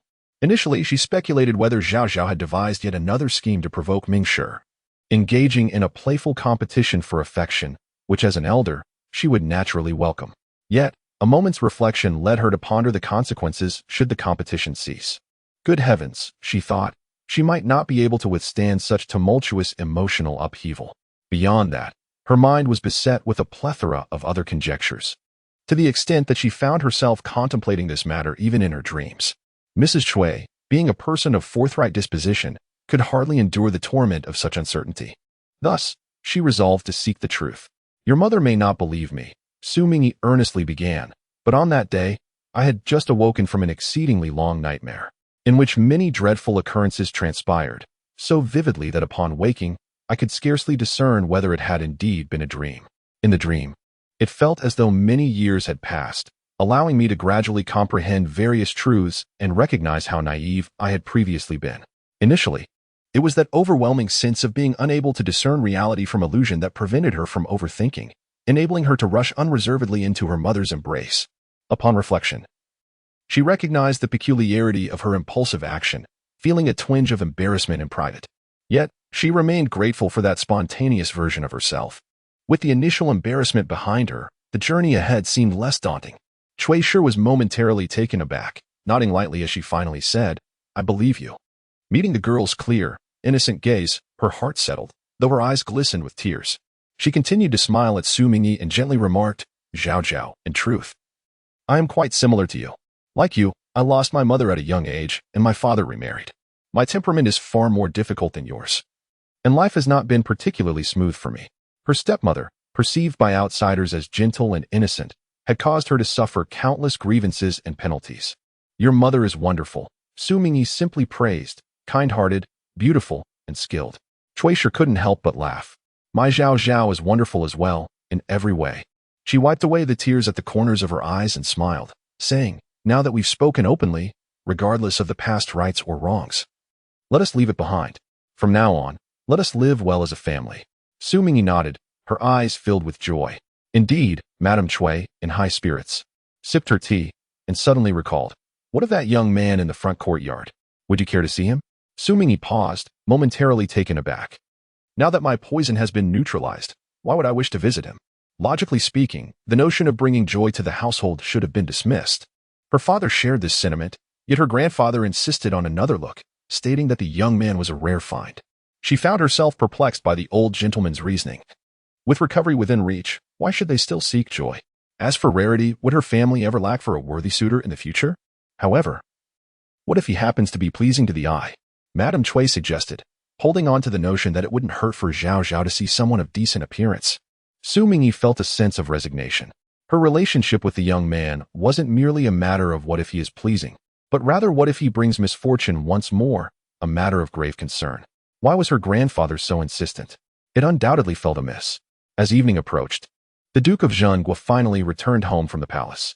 After changing out of his official robes, he first went to the outer study, where he routinely conferred with his aides, Sun and Lu. After a victorious day in court, where he presented his achievements and addressed matters such as the compensation and resettlement of fallen soldiers, he needed to meticulously attend to each detail before submission, a rather tedious task. Yet, he had no need to overly burden himself with these matters. The purpose of having aides was precisely to alleviate such headaches. After listening to the two gentlemen for half an hour, the Duke leaned back in his chair, sipped his tea, and recounted an incident he had heard in the palace that day. Today, I have heard troubling news regarding the grandson of the Duke of Dinnan, who, while journeying to the capital, encountered bandits and remains missing, likely facing dire circumstances. Although he had a strained relationship with the elderly Duke, one must empathize. At his advanced age, losing a beloved grandson must be profoundly distressing. Just yesterday, I dismissed a rumor I had heard, only to learn from a confidant that the grandson's visit was meant to celebrate the Empress's birthday, yet this unfortunate incident has transpired. Given the grandson's esteemed status, one would expect him to be accompanied by numerous retainers for protection. How could he possibly fall prey to a band of mountain bandits? Is it that these brigands outnumbered him, or was there an unspoken implication from the other confidant, whose eyes hinted at numerous speculations? There are indeed many who might harbor motives against the grandson of the Duke of Dinnan. The Duke of Zhengguo remarked noncommittally, stating that the group had been drugged at an inn prior to their departure, rendering them powerless against the bandits in that desolate region notorious for collusion between rogue establishments and thieves. Suddenly, the sound of coins clinking against a teacup broke the tension. The Duke of Zhengguo glanced toward a man seated nearby, clad in a robe with grizzled beard, and inquired casually, "Mr. Yao, are you consulting the oracle?" The Taoist replied. Upon hearing the general's words, I felt compelled to divine for the grandson of the Duke of Dinnan. The omens are rather vague, yet they suggest that he may have escaped peril. Oh? The Duke of Zhengguo expressed surprise, then continued, "This is indeed promising. I have heard that the young man whom the general saved has awakened. I wonder if you have inquired about his origins?" Yesterday, I inquired about a general matter, but had yet to delve deeper when the Duke of Zhengguo's expression gradually shifted as he responded. "What does Mr. Yao mean by this?" Chapter 27. Could it be that one's mind is not quite sound? The monk had previously discerned from his countenance that he was either affluent or noble. Now, upon hearing of the encounter involving the grandson of the Duke of Dinnan, Yao Jing refrained from speaking directly, his expression becoming increasingly intricate as he remarked, "It is indeed not without possibility. Preposterous. How could such a coincidence occur?" The Duke of Zhengguo grasped his teacup tightly. If he were truly the grandson of the Duke of Dinnan, how could the gentleman not have divined it at that time? Yao Jing's brow twitched incessantly. Who was being put to the test here? If he possessed such extraordinary abilities, what purpose would there be for him to linger here? Ah, yes, the person from Ningyan. That lad claimed to be from Ningyan yesterday. With a thud, the Duke of Zhengguo slammed down his teacup and abruptly rose to his feet. I must seek out that lad and clarify this matter. Outside the study, darkness had already enveloped the surroundings. The Duke strode purposefully toward the guest quarters in the front courtyard, with a servant carrying a lantern struggling to keep pace beside him. The cool summer breeze swept through, carrying fragrant bursts of floral scents. Deep within the garden of the Duke's residence, on a vermilion corridor that spanned a winding stream, Xu Mingyi sat on the railing, leaning against a pillar to enjoy the coolness. Facing outward, she gazed at the nocturnal scenery of the garden. After a moment, she suddenly closed her eyes. In an instant, she reopened them, repeating this process several times to confirm that the view before her remained unchanged. Unable to contain her joy, the girl let out a delightful laugh. Everything appeared as it had, as if she had been reborn in a different era. Xu Mingyi closed her eyes with a sense of tranquility, gently swaying the handheld fan in her grasp, her lips perpetually turned upwards in a smile. A soft night breeze caressed the tips of her hair, an utterly commonplace occurrence that nonetheless elicited a joyful laugh from her. Not far away, a young man approached. Pausing at the sound, he raised his gaze towards the source of the laughter, and there, beneath the luminous moonlight, he beheld the girl leaning casually against the railing. Clad in a moon-white garment and a skirt woven with threads of gold, her raven hair was half up, half tossed by the night wind. The fan obscured half her face, yet her clear, melodious laughter rang out. The young man gazed at this scene with an inexplicable expression. From a distance, she bore an ethereal beauty reminiscent of a celestial being in a painting. Yet, was it not a bit foolish to be lost in laughter alone for so long? Just as he intended to turn away, he noticed the girl had turned her head. The corridor's glass lantern illuminated her features distinctly, revealing her fair complexion, delicate nose, and alluring lips, her eyes a harmonious blend of clarity and contradiction. The young man was momentarily taken aback, not in a daze, but keenly aware that he had been noticed. In the next instant, a hairpin shot through the air towards him with undeniable force. The sharp pin swept away a petal from a hibiscus flower, appearing poised to strike him directly in the face. He raised an eyebrow but did not evade. Xu Mingyi leaped down from the railing. She saw her opponent stepping forth from behind the hibiscus tree, clad in a dark long robe, his features striking and refined. In his right hand, he held a cloud-foot pearl hairpin. His gaze, though calm, bore a hint of inscrutable amusement. "Miss Xu, true to your lineage, your perceptiveness is indeed beyond that of ordinary folk." Upon clearly discerning his appearance, Xu Mingyi felt a surge of surprise. It was originally Wu Shisun, and I thought a petty thief had sneaked into the residence. Wu Yang gazed at her and inquired, "How does Miss Xu discern my identity? If young Master Wu can easily guess who I am, then it is no marvel that I can surmise your identity after 2 days of your stay in the manor."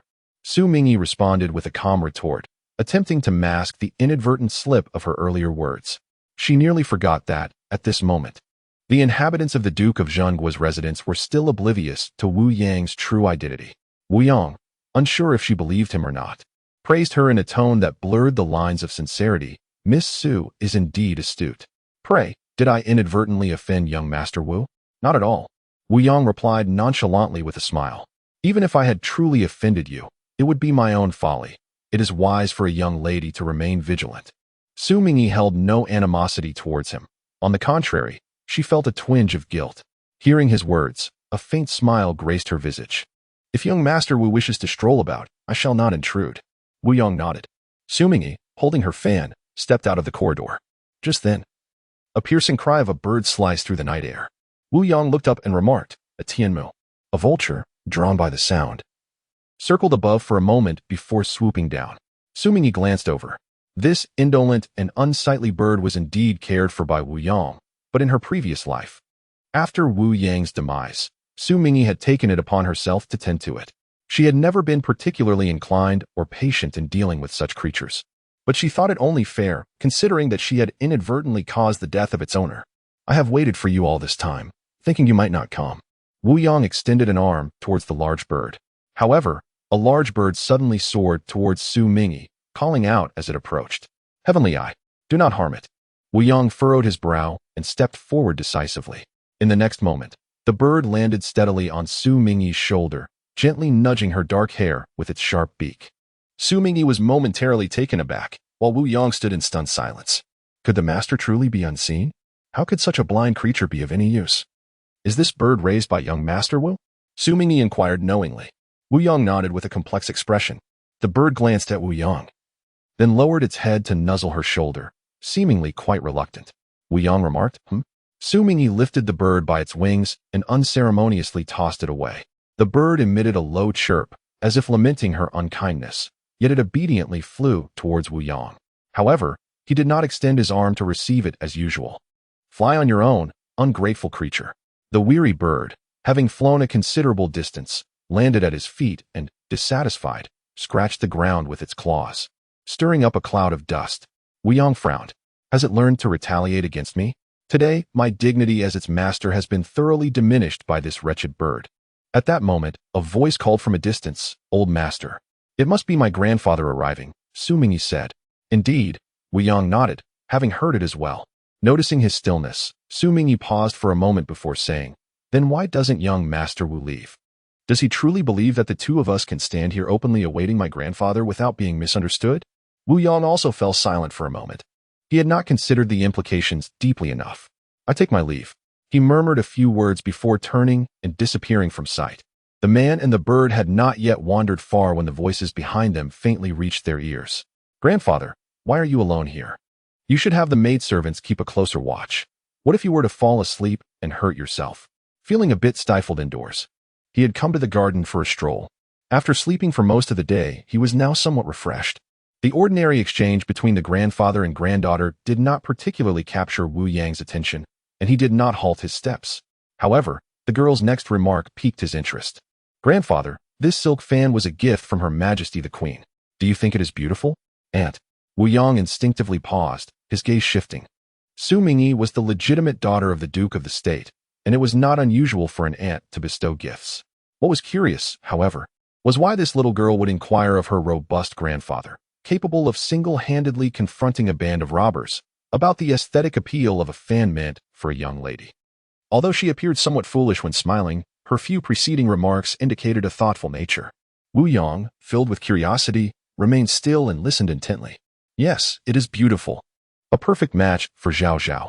In the corridor, the Duke of the State took the fan in hand, examining it earnestly for a moment. Such a finely crafted object would have been easily broken by him in a single motion, 50 ribs at a time. In his youth, he could have done even more. Grandfather, look here, it has a line of small characters embroidered on it, gentle and kind. Conduct yourself with propriety. The character propriety seems to be sewn with a slightly thicker thread than the others. Observing his granddaughter as she pointed out the details, the Duke, lacking expertise in such matters, could only nod earnestly in agreement. Grandfather, could it be that Her Majesty the Empress is using this fan to convey a subtle message to our Duke's manner? This abrupt change in subject caused the Duke's countenance to shift. Zhao Zhao, such pronouncements are not to be made lightly. I merely suggest it as a possibility. Xu Mingyi lowered her voice slightly. The fan arrived precisely on the day of your return to the capital. Perhaps the Empress, in her position within the palace, has perceived something and seeks to offer a veiled warning. The Duke's gaze flickered momentarily. Zhao Zhao, your thoughts wander too far. That is the Empress we speak of. Indeed. The Empress, Xu Mingyi affirmed, but Her Majesty bears the surname Wu. The Duke regarded his granddaughter with a hint of surprise. The Wu and Xu families both served as instrumental pillars of the nation's founding. Though the Xu family resides in the capital, while the Wu family is situated in Ningyan, their circumstances share a certain parallel. Should misfortune befall the Xu family, the resulting imbalance could threaten even the deeply rooted Wu family. Xu Mingyi's voice, though soft, carried a distinct clarity. The summoning of the Prince of Southern Pacification's heir to the capital, coupled with his encounter with bandits en route, both merit careful consideration. Zhao Zhao, who has divulged such matters to you? A hint of inquiry flickered in the Duke's eyes. These are merely the product of your granddaughter's idle musings. Shared with no one else, Xu Mingyi replied. If grandfather deems them worthy of consideration, then give them your ear. In the knight's embrace, Wu Yang's expression subtly shifted. It was indeed a deliberate disclosure, a reminder to the Wu family to remain vigilant, and to him, to exercise caution in the capital. Yet, why would she extend such a gesture of goodwill towards him? In this world, kindness never arises without reason, especially considering the long-standing discord between the Xu and Wu families.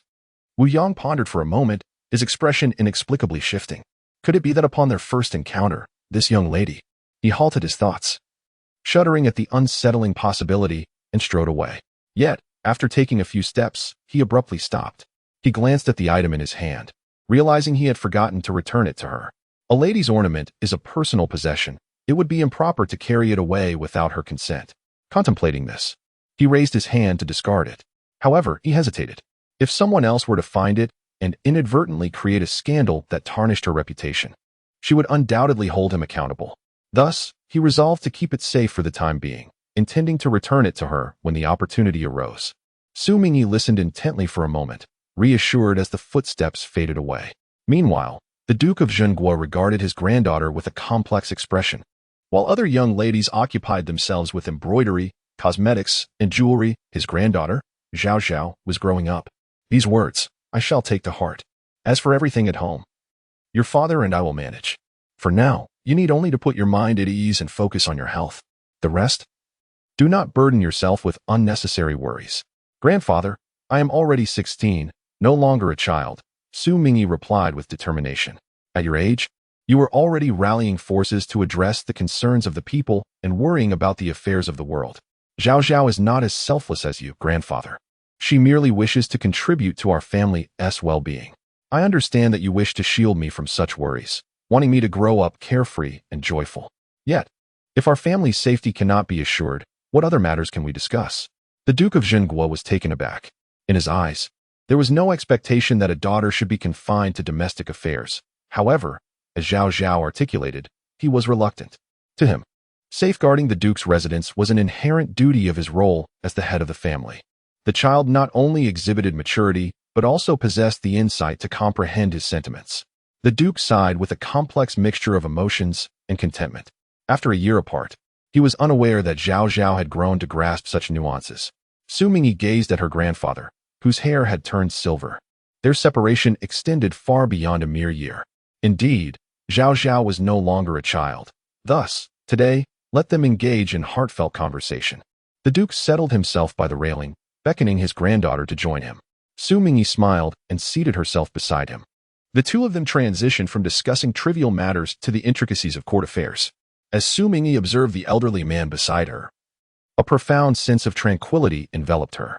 She was blessed with the finest grandfather in the world, who not only adored and indulged her, but also possessed the ability to listen intently. Whenever she articulated something sensible, he would earnestly consider her words and reassess his perception of her, no longer viewing her as an ignorant child. By the way, wasn't he grandfather in the study discussing matters with several gentlemen? What brought him here? Upon hearing his granddaughter's inquiry, the Duke suddenly recollected his purpose for visiting the garden. Indeed, I came to find that young man from the front courtyard. Have you seen him? He had gone to the front courtyard to inquire about someone, and, upon learning that the individual was leisurely wandering in the garden, he had followed suit. Xu Mingyi did not respond, but instead countered with a question. What business does grandfather have with him? These past few days had been hectic, and before he could ascertain the truth about the young man's background, he felt it prudent not to share his speculative thoughts with his granddaughter. However, a calm voice from a girl beside him interjected. He is indeed the grandson of the Duke of Dinnan. Chapter 29, The Heist. The Duke's countenance changed dramatically. Wait, where did you hear that? The granddaughter had learned that the grandson of the Duke of Dinnan had encountered mountain bandits on his way to the capital and has been missing ever since. She speculated whether he might be the very one her grandfather fortuitously saved, so she sent a Kuei to inquire about that young gentleman, who has since confirmed it himself. Xu Mingyi casually fabricated an excuse, as she needed to resolve the matter concerning the joyous occasion swiftly. The Duke, taken aback by this revelation, fell into a contemplative silence. A mere child was more astute and quicker in action than he. Moreover, he intended to take the other as his granddaughter's suitor. Could there be anything more vexing? Just yesterday, when I inquired about his origins, that impudent lad merely claimed to hail from Ningyang. He also mentioned that his father held an official position in the capital. Yes, while those statements were not lies, every crucial detail was deliberately omitted. Do not tell me that he asked, and the other answered is a behavior typical of a rational person? This young man is remarkably cunning. Infuriated by the realization that he had been played, the Duke slammed his palm against the corridor column. Xu Mingyi instinctively tightened her grip on the railing, fearing that the corridor might collapse at any moment. At that moment, she heard her grandfather let out a stiff chuckle twice. The Duke of Zhenguo suppressed the anger within him, altering his expression as he stroked his beard and remarked, "Thus, it is evident that this child is one who shuns ostentation, possesses composure, and holds firm convictions." Xu Mingyi gazed with a complex expression at her grandfather, whose ability to shift his demeanor was indeed a rarity in this world. Yet, it was clear that his intention to have the other party provide her with a remedy for her misfortune remained unchanged. This was within her expectations, as her grandfather had acted similarly in her previous life. "Grandfather, my illness has been thoroughly diagnosed. With proper medication and care, I shall recover within a month, rendering further remedies unnecessary. Moreover, the other party is the grandson of the Prince of Dinnan, and the union of the Wu and Su families entails considerable complications, attracting undue attention and ultimately yielding more harm than benefit. After the Su family's misfortunes, I even suspected that the union might have inadvertently touched upon the current emperor's taboos, leading to a calamity. Yet, it was the emperor himself who had issued the marriage decree. The intricacies and underlying motives of this matter remain unclear to me. but perhaps I can glean some insight into my grandfather's true intentions. Zhao Zhao indeed exercised meticulous consideration. The Duke of Zhengguo's gaze held a hint of contemplation. However, Mr. Yao's divination suggests that this individual could indeed save your life and assist you in averting calamity. Initially, I harbored doubts. Yet it was only after he arrived at our residence that circumstances began to shift. Some matters, though seemingly unrelated, are better believed to possess significance. Moreover, the name Wu Yang, which translates to safe and sound, clearly indicates a promising candidate for remedying misfortune. Xu Mingyi instinctively wished to refute this notion. Upon reflection, it dawned on her that perhaps it was the arrival of Wu Yang that led to her engagement being arranged, and with her imminent departure from her family. The Yuan and Lu families refrained from pursuing further plans. It was only after marrying into the Wu family that she received the miraculous treatment from the divine physician. Yet, the matter of the poisoning had already been resolved. Her grandfather persisted in urging the marriage, leaving her to ponder whether there were other motives at play. The Duke of Zhengguo hesitated for a moment, and upon seeing his granddaughter's steadfast gaze, he sighed and spoke. When I learned of your illness, I was consumed with worry. Thus, I asked Master Yao to divine your fate. The result was an ominous sign, indicating that even if you narrowly escaped this calamity, another deadly trial awaited you a year hence.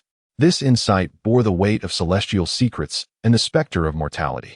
Master Yao, after a struggle, managed to divine this, yet fell gravely ill for 3 months thereafter. To avert these two dire tribulations, it is imperative to find someone capable of guiding you through them. The Duke's expression was complex as he continued. Neither Master Yao nor I anticipated that this individual would be none other than the grandson of the King of Dinnan. This revelation sparked a cascade of thoughts within him. Perhaps there existed a preordained plan guiding their fates. The notion of a deadly trial loomed before Xu Mingyi, her gaze fluctuating with uncertainty. A year hence, the Duke's estate would be destroyed, its family faced with annihilation. Could it be that Master Yao had divined the fate of the Xu family through her own life as thread? Xu Mingyi felt a tumult of emotions within her.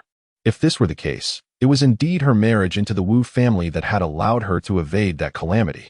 As for a young woman's reputation, could it truly hold more significance than her very life? The affairs of other families were of no concern to him. The daughters of the Duke of Zhengguo would never live for the sake of mere reputation. Xu Mingyi felt a surge of emotion, her eyes brimming with unshed tears. She stifled her tears and said, "But that is the residence of the Duke of Dinnan. The Wu family may not consent to this marriage, and I fear the emperor would also be displeased." In her previous life, during this time, she was engulfed in a haze. Only vaguely aware of the situation, the Wu family opposed this marriage, considering it frivolous and absurd. The conflict between the Wu and Xu families escalated into a public spectacle. The emperor granted the marriage, leaving the Wu family with no choice but to comply. These matters I shall find a way to address. The Duke of the State, with a gentle tone, comforted his granddaughter, his right fist resting on his knee as if deep in thought. Initially, he contemplated that even if the other party disagreed, he could petition the emperor for the marriage. However, now that the other party was the Duke of Dinnan, it was unlikely the emperor would grant such a request. Moreover, he could not solely prioritize his granddaughter without regard for the Wu family. As Zhao Zhao had pointed out, the union of the two families would draw too much attention. And being a principled man, he could not allow the Wu family to become the subject of the emperor's suspicions. As the Duke pondered, his gaze gradually grew resolute. Yet, it was not entirely devoid of possible solutions. Xu Mingyi, noticing his demeanor, inquired, "What will you do if both the Wu family and the emperor disagree?" Naturally, she wished to halt this marriage. However, she aimed to uncover the truth behind the emperor's granting of the marriage in her previous life. Perhaps due to his contemplation of solutions, the Duke's expression slowly relaxed, and he smiled at his granddaughter, asking, "Would Zhao Zhao like to know?" Xu Mingyi nodded eagerly. She certainly wished to know. In her previous life, she had been far too uninformed. Chapter 30. It turned out that dispelling the emperor's suspicions was, in fact, quite simple. From Zhao Zhao's perspective, what was the emperor most fearful of regarding the union of the Xu and Wu families? The Duke of Zhengguo seemed inclined to impart more knowledge to her, guiding the conversation with a question. Xu Mingyi lowered her voice slightly. Naturally, if the military forces of the Xu and Wu families were to unite, it could indeed alter the fate of Deqing. While she was acutely aware of the unwavering loyalty of the Duke's household, would the emperor share the same conviction? If I were to willingly relinquish military authority, Would the emperor still harbor reservations? The duke stroked his beard, his expression unchanging as if discussing a matter of little consequence. Yet, those words detonated like thunder in Xu Mingyi's heart. Relinquishing military power. Are you suggesting that military authority be offered as a bargaining chip to secure an imperial marriage for me? Xu Mingyi gazed incredulously at the elderly man beside her. The duke shook his head disapprovingly, his eyes filled with affection. It cannot be described as an exchange. I have contemplated this matter for quite some time. Our duke's household cannot rival the Wu family's centuries-old foundation. Holding on to military power for too long may not bode well. This notion had never been mentioned even to his sons, yet tonight he chose to share it with his granddaughter. You are doing this for me. Xu Mingyi's voice was choked, tears welling up in her eyes almost instantaneously. If it were not for her marriage prospects, her grandfather would not have chosen this moment to discuss the relinquishment of military authority.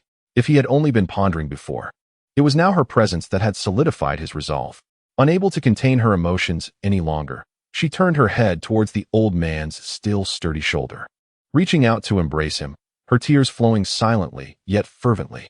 At this moment, she finally understood why the emperor had agreed to arrange a marriage for her in her previous life. It was only now that she realized. My dear child, why do you weep? The Duke of Zhengguo, somewhat flustered, patted her trembling back in a haphazard manner. What harm could there be in this? Grandfather, having reached an advanced age, was naturally approaching the time to retire. In life, one must inevitably make decisions, and by doing so, our duke's household might find true stability. Xu Mingyi's tears flowed even more fervently. It became clear that her grandfather had always harbored trepidations, and when the moment for decision arrived, he acted with remarkable decisiveness. Yet, this resolution failed to preserve the integrity of the duke's estate as he had envisioned. In the journey of life, when one encounters choices, one can only contemplate diligently. Yet the outcomes of those choices remain unpredictable. Furthermore, what is deemed wise often depends on the circumstances and the individuals involved. A misjudgment can lead to irrevocable consequences. Grandfather, the military power cannot be relinquished. She understood that such words were profoundly rebellious, sufficient to warrant the annihilation of her entire clan. However, she had witnessed the tragic fate of a tiger that, in a show of loyalty, had voluntarily relinquished its claws, only to be imprisoned and executed. For some, the severing of a tiger's claws did not symbolize loyalty, but rather a lack of fear in confronting it. Thus, when her grandfather surrendered military authority, it took barely a year for the Xu family to face extermination. The Duke of Zhengguo's expression shifted dramatically. Zhao Zhao, some truths ought not to be spoken recklessly. The notion that military power belongs to the Xu family and not the court is a thought best kept to oneself. Voicing it could be fatal. Moreover, in this vast realm, is there truly anything that can be claimed as eternally one's own, even if something is rightfully yours? Do you possess the ability to hold on to it forever? It is too burdensome. Inevitably, one day, it will slip from your grasp. The Duke of the State sighed heavily within his heart. Grandfather, I understand you have your concerns. Xu Mingyi endeavored to maintain a tone of calm rationality. But have you considered leaving yourself an avenue of retreat? As for the Wu family, there shall be no marriage for their granddaughter. Such an action would only draw further attention to both families. Moreover, past experiences have taught me that, in the eyes of certain individuals, it is not my grandfather's actions that are deemed wrong. Rather, his very existence, alongside that of the Duke's household and the Xu military, is inherently incorrect. Since the outcome remains unchanged regardless, it would be wiser to prepare for the worst, preserving the strength to fight back. However, Mr. Yao's divination, grandfather, I confess I fear death. Xu Mingyi gazed at him with reddened eyes, but what terrifies me is the thought of dying alone. The Duke looked at his granddaughter in astonishment. What do you mean? After speaking, Xu Mingyi felt her words carried a certain ambiguity, as if her demise would inevitably drag others down with her. I implore you not to take offense. I believe that in the current situation, Mr. Yao's predictions may not pertain solely to me. If I were to marry and evade this calamity, what then if something were to befall the Duke's household? She recognized the necessity of expressing her thoughts more bluntly and gravely to incite her grandfather's caution and potentially alter his decision. At the very least, she hoped to provoke deeper contemplation. The Duke's expression shifted several times, moving from amusement at his granddaughter's seemingly unguarded remarks to a gradually more serious demeanor. Moreover, the matter of seeking fortune through marriage was already proving futile. Lu Yi has been taken away by the officials, and by tomorrow at the latest, The news of her poisoning me will spread throughout the capital. How could one report this to the authorities? The Duke of Dinnan was taken aback.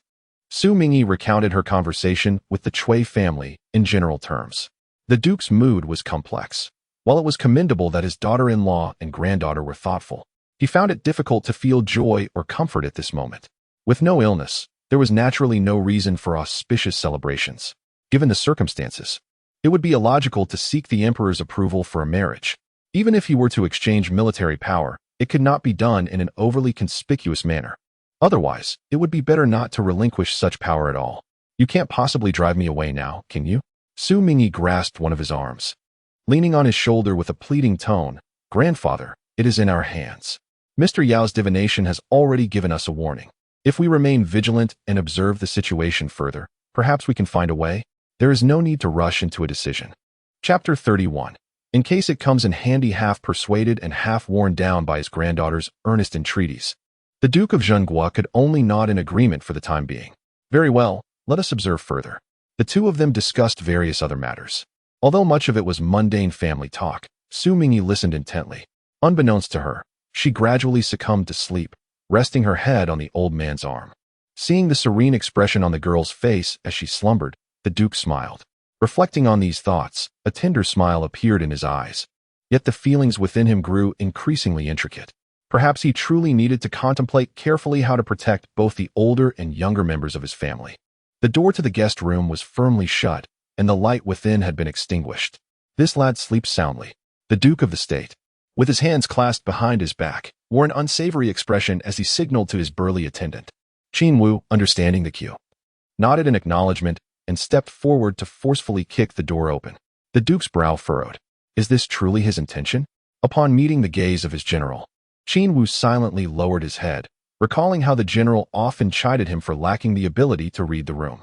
The Duke strode into the chamber, and the sudden influx of light revealed a youth clad in a white robe, standing by the table as he set down the fire stick used to light the lamp, calmly raising a hand in greeting to the Duke. With a huff, the Duke seated himself and remarked, "What lights have been extinguished if you are not asleep?" Wu Yang regarded the irritable elder who had barged in with a mix of emotions. He was not typically a man of mild temperament. Yet in the presence of a life-saving elder, he found himself inexplicably devoid of anger. He had indeed been asleep. As he spoke, Wu Yang took a seat. His ears, however, were quite acute. His movements were not sluggish at all. Yet, how was it that when it came to conversation, he took an eternity to arrive at the crux of the matter? It appeared that the old man was rather slow-witted, having failed to recognize that this young man was none other than the grandson of the King of the South. Given that he could no longer pursue this familial alliance, he had even less reason to suppress his displeasure. To speak plainly, he had come to seek flaws in this youth. For as long as the young man proved to be irksome enough, he would not feel remorseful for abandoning this betrothal. The matter had initially been concealed by the younger generation. The youth's response, however, was unexpected. "I apologize for my rudeness. I hope the Duke can be magnanimous." The Duke, caught off guard by the well-prepared words, found himself at a loss. Not only did he not retort, but he also readily acknowledged the fault. Yesterday, upon awakening, the younger generation found himself somewhat bewildered by his surroundings.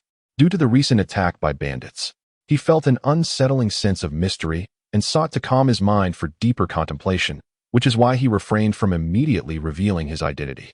Upon hearing the other party's explanation, the Duke of Dingan's fury diminished significantly.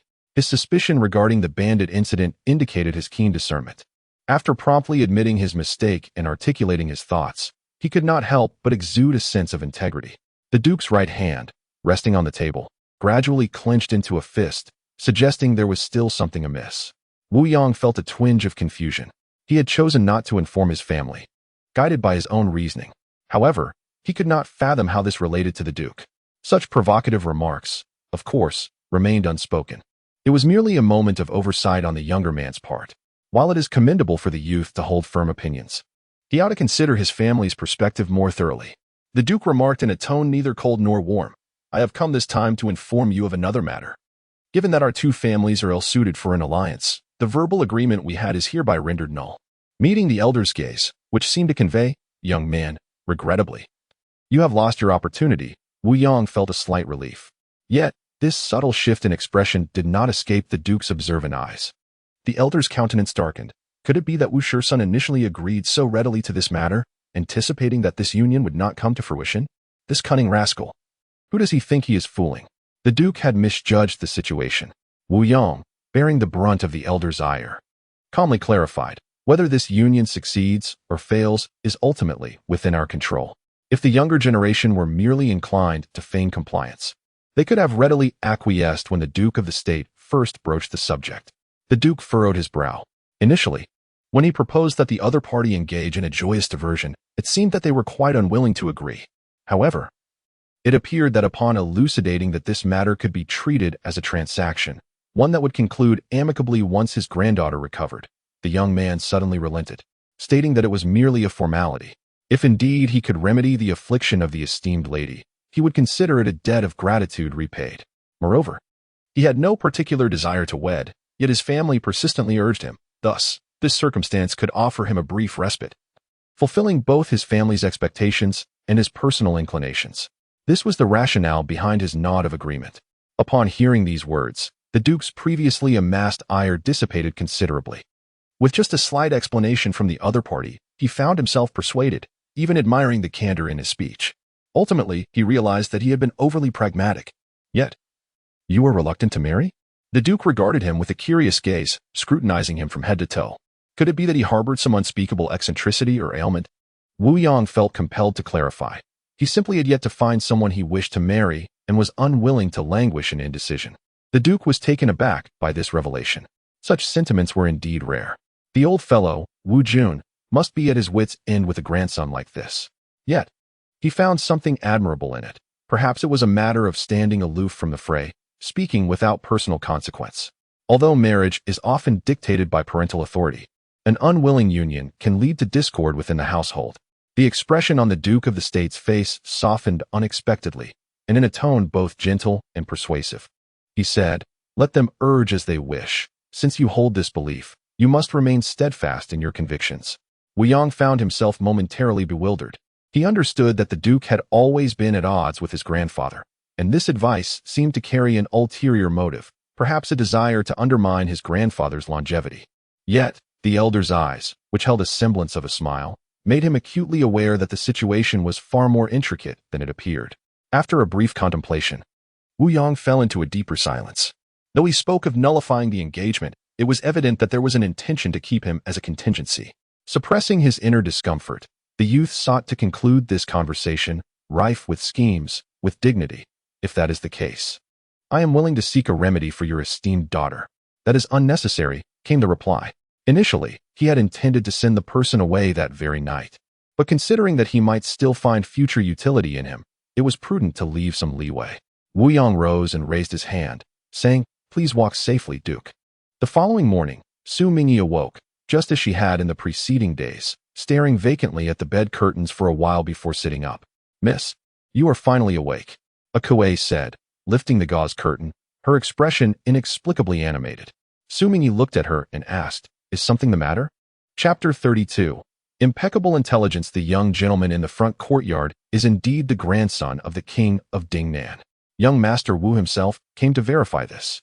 A Kuei exclaimed. He is currently in the front hall expressing his gratitude to the elder. Last night, the young lady abruptly informed her that the charming young man was none other than the grandson of the Duke of Dinnan.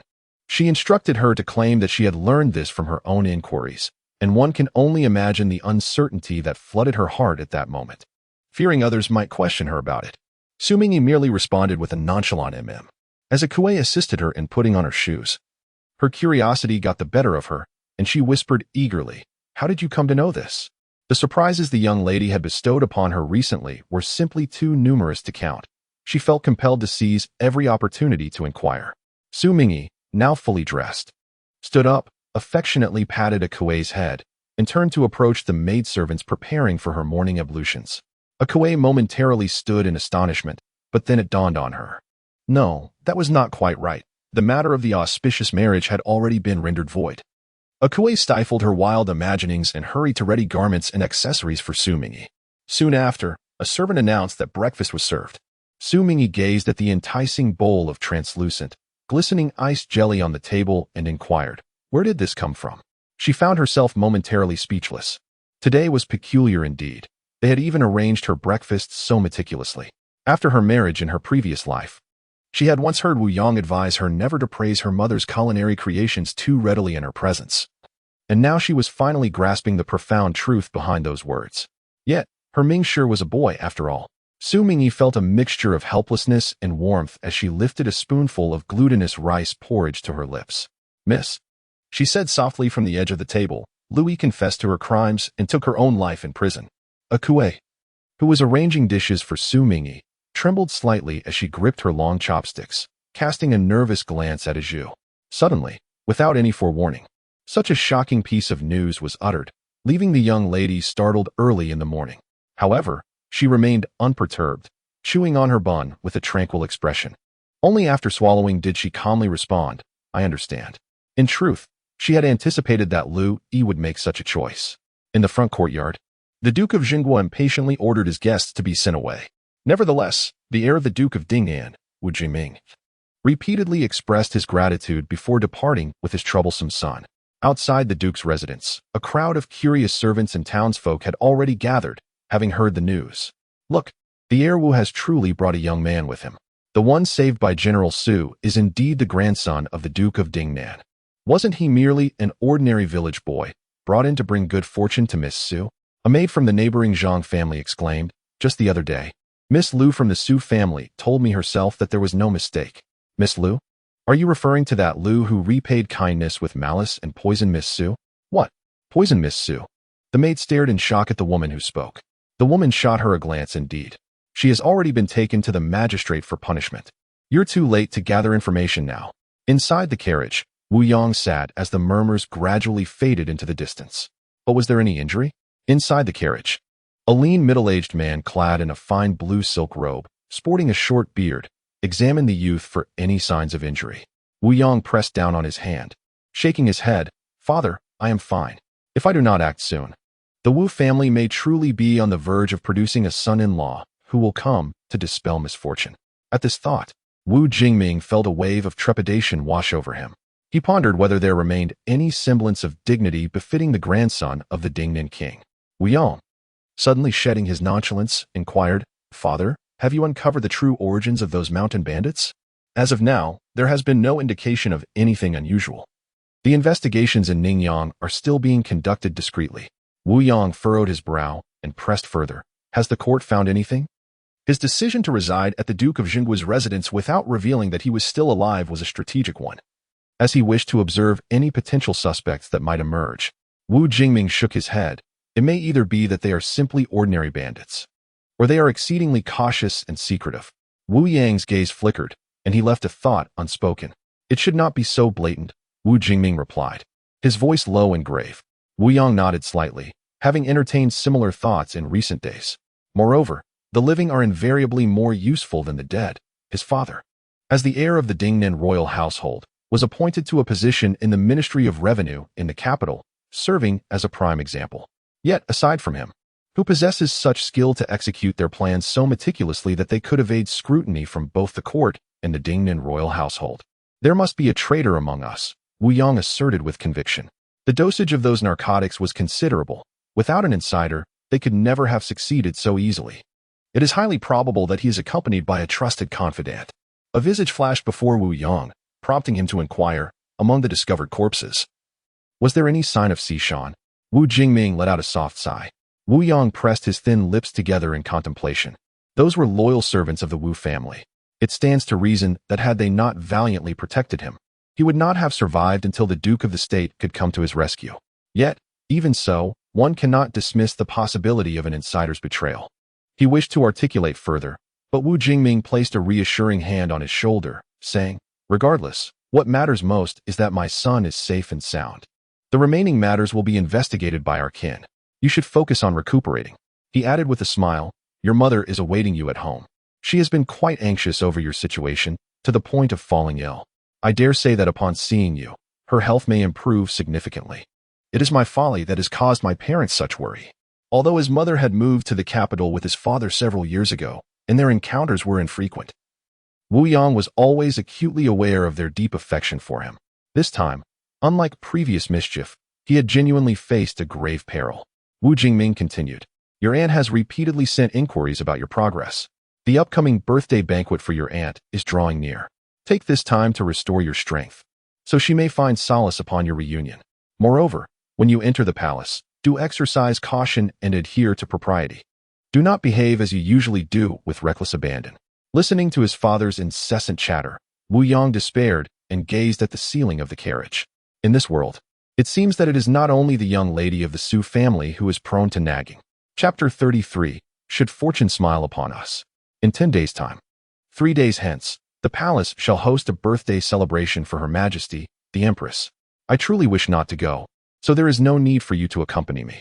After all, your health has not yet fully recovered, and I believe the palace would not hold it against you. In the Cizi courtyard, Cui Shi, who had just finished organizing the accounts, spoke to Xu Mingyi, who was enjoying some pastries beside her. The delicacies were brought by Xu Mingyi and were all of Xu Mingyi's favorites.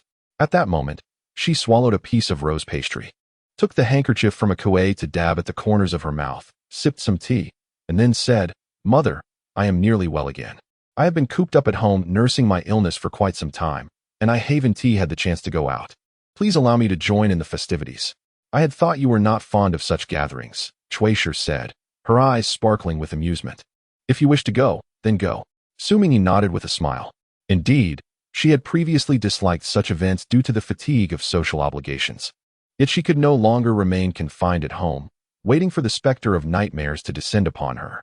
There were many things she needed to accomplish, the foremost being to listen, observe, and contemplate more, so as to fill her not-so-brilliant mind with useful knowledge. "Madam." Just then, Qingying entered from outside. Bowing respectfully as she announced, "The wife of Lord Xiangning and her entourage have arrived." "Already?"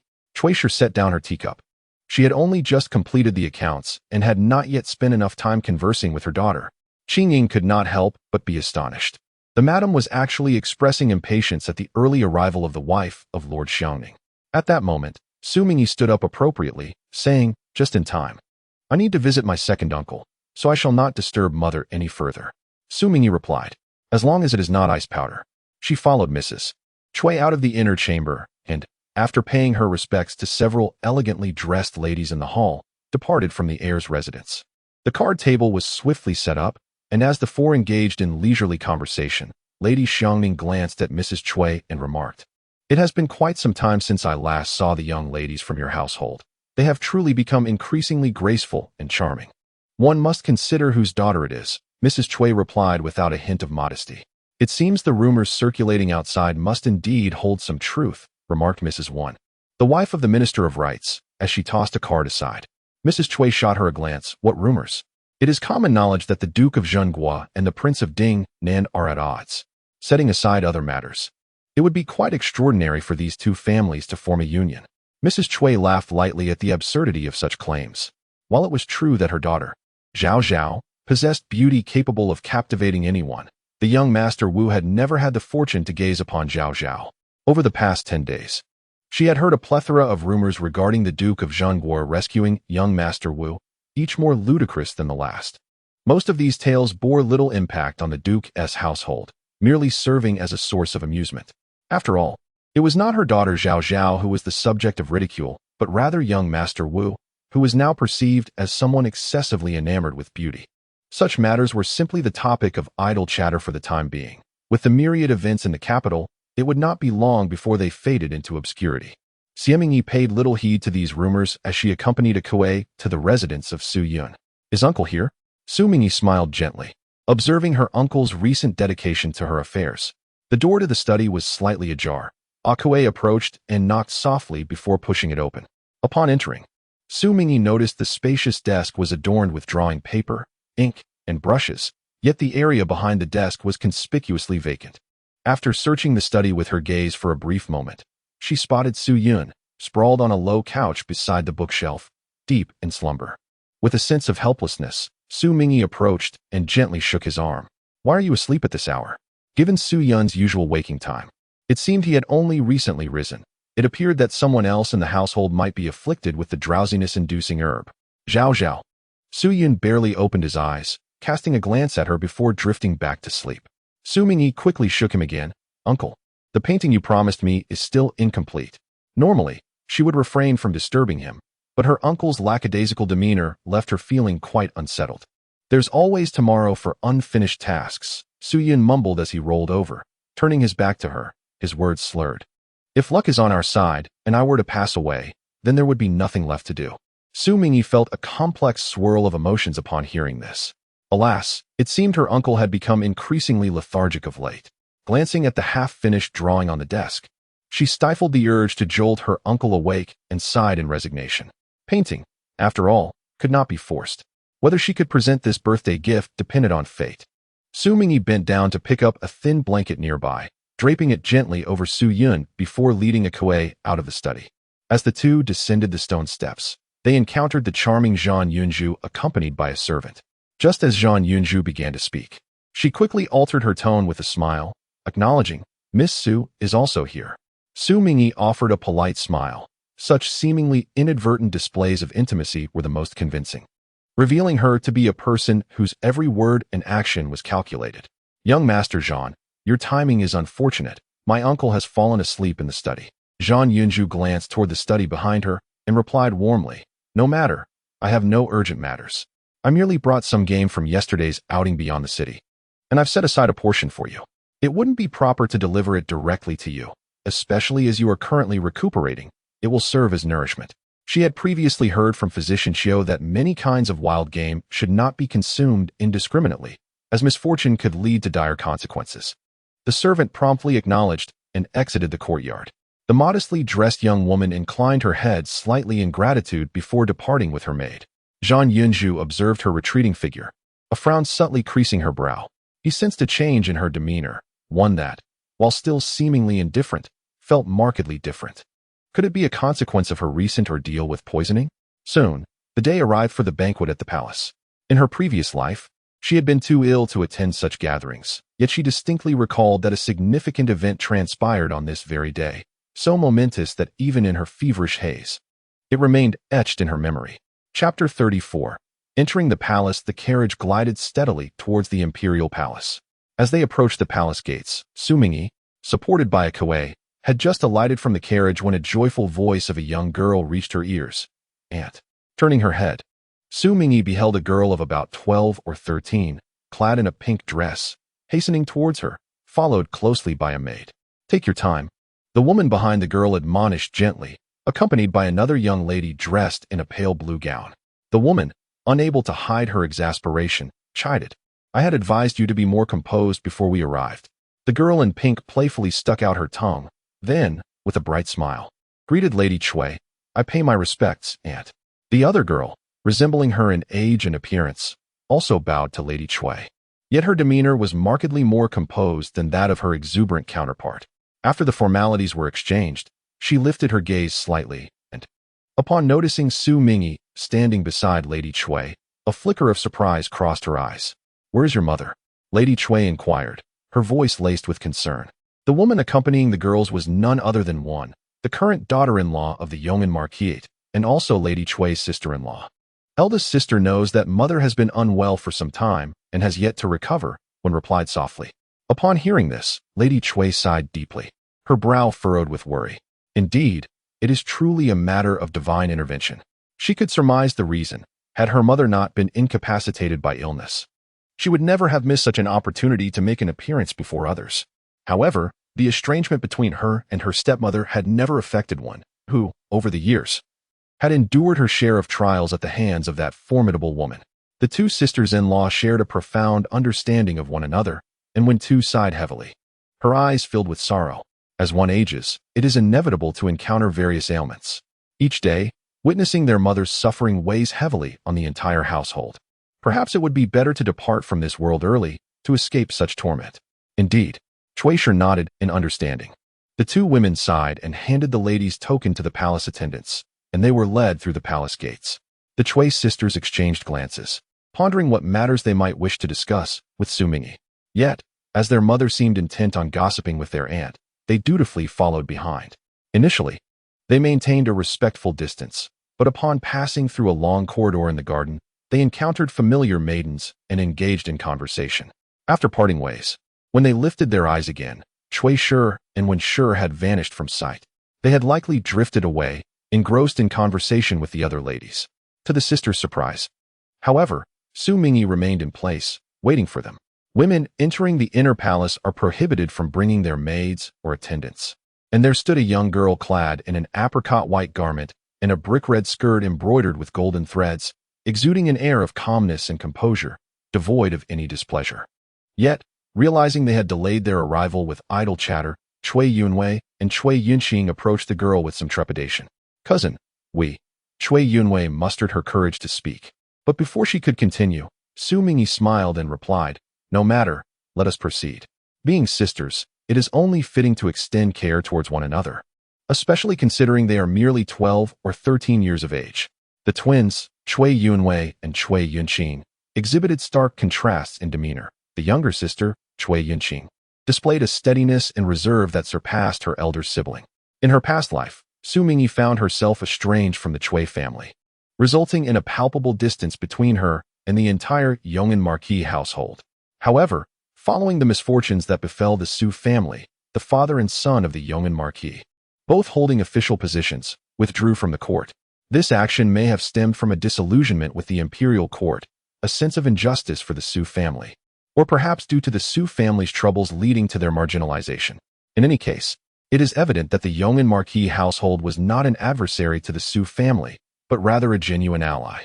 Cousins should not be this unfamiliar with one another, and fostering goodwill is always preferable to cultivating enmity. For young ladies, bridging the gap of estrangement is often a simple endeavor. Sometimes, it merely requires a few kind words. Today, both cousins adorned themselves in exquisite attire and jewelry. Xu Mingyi noted as she walked, "Cousin Wei, the hairpin you wear is indeed charming and unique. I wonder if you chose it from Baohua Tower?" The Cui sisters were momentarily taken aback, but once they regained their composure, Cui Yunqing smiled, her cheeks flushed, and softly replied, "Cousin, you flatter me. In terms of fairness of complexion, I cannot possibly compare to you." Cui Yunqing quickly added, "There is no need for that. How could I accept something from you, cousin? Who would not know that the items used by Xu Mingyi are rare treasures? Should she accept them, how could she reciprocate?" Xu Mingyi smiled and nodded, resolute that if she were to give, she would offer in abundance. The atmosphere among the three young ladies lightened, filled with laughter and conversation, until they came to a fork in the road where they paused. The ladies entering the palace differ from the officials. They traverse through the side entrance. This garden is vast, with numerous paths, and under the thick cover of lush foliage, one can easily lose sight of others if they miss a turn. "Where has the young eunuch, who guided us earlier, gone?" Cui Yunwei surveyed her surroundings. "Perhaps he has gone to lead another lady." Xu Mingyi suggested, "It matters not. Let us refrain from wandering aimlessly and wait here. Surely, others will come by." Yet, as dusk approached, most guests bound for the banquet had likely already departed ahead of them. "It is regrettable that we were so engrossed in conversation with the young lady from the Feng family." Cui Yunqing expressed her unease. "What if we are delayed because of this? The time is still early. It should not pose a problem," Xu Mingyi reassured her. Just as she spoke, the sound of footsteps echoed from behind. A boy, adorned with a golden crown and accompanied by two eunuchs, approached. Xu Mingyi and the Cui sisters stepped aside and bowed respectfully. "Your Highness, we pay our respects," they uttered. The Cui sisters tensed at the mention of the prince, lowering their heads further. The boy, with a soft voice, inquired, "Are you ladies headed to the Jiaotai Hall?" He had faintly overheard their conversation. Xu Mingyi nodded affirmatively. Glancing at the frail boy, no older than 10, who wore a cloak over his brocade robe even in the mildly cool summer evening. "Might your highness kindly inform us of the way to Jiaotai Hall?" The young boy busily instructed one of the eunuchs beside him, "Xiao Xiangzi, please guide the young ladies." The young eunuch complied without hesitation. Xu Mingyi did not decline. She graciously expressed her gratitude and patiently awaited the prince's departure before turning around. Chapter 35. After a long absence, could this young lady be Xu from the Duke of Jinggua's residence? Though he was typically a man of few words, he stammered slightly as he inquired, yet his eyes sparkled with anticipation. Xu Mingyi, somewhat taken aback, nodded. "Indeed, I am Xu Mingyi, the daughter of the Duke of Jinggua." She had previously entered the palace and had seemingly crossed paths with His Royal Highness, but she had not expected him to remember her. However, recalling her own countenance, Xu Mingyi quickly realized that perhaps it was not so unexpected after all. As the prince gazed at her, his eyes gleamed with admiration. General Xu has recently achieved a significant victory over the Xiongnu. I have always held great respect for General Xu. If only I could also practice martial arts. An eunuch beside him gently interrupted the young boy, reminding him softly, Your Highness, due to your frail health since childhood, you have seldom mingled with others, and you tend to be overly reserved. When you become excited, it is easy for you to speak out of turn.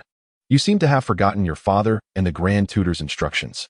Xu Mingyi observed him and smiled, saying, Then I shall convey my gratitude to His Royal Highness on behalf of my grandfather for the kind words.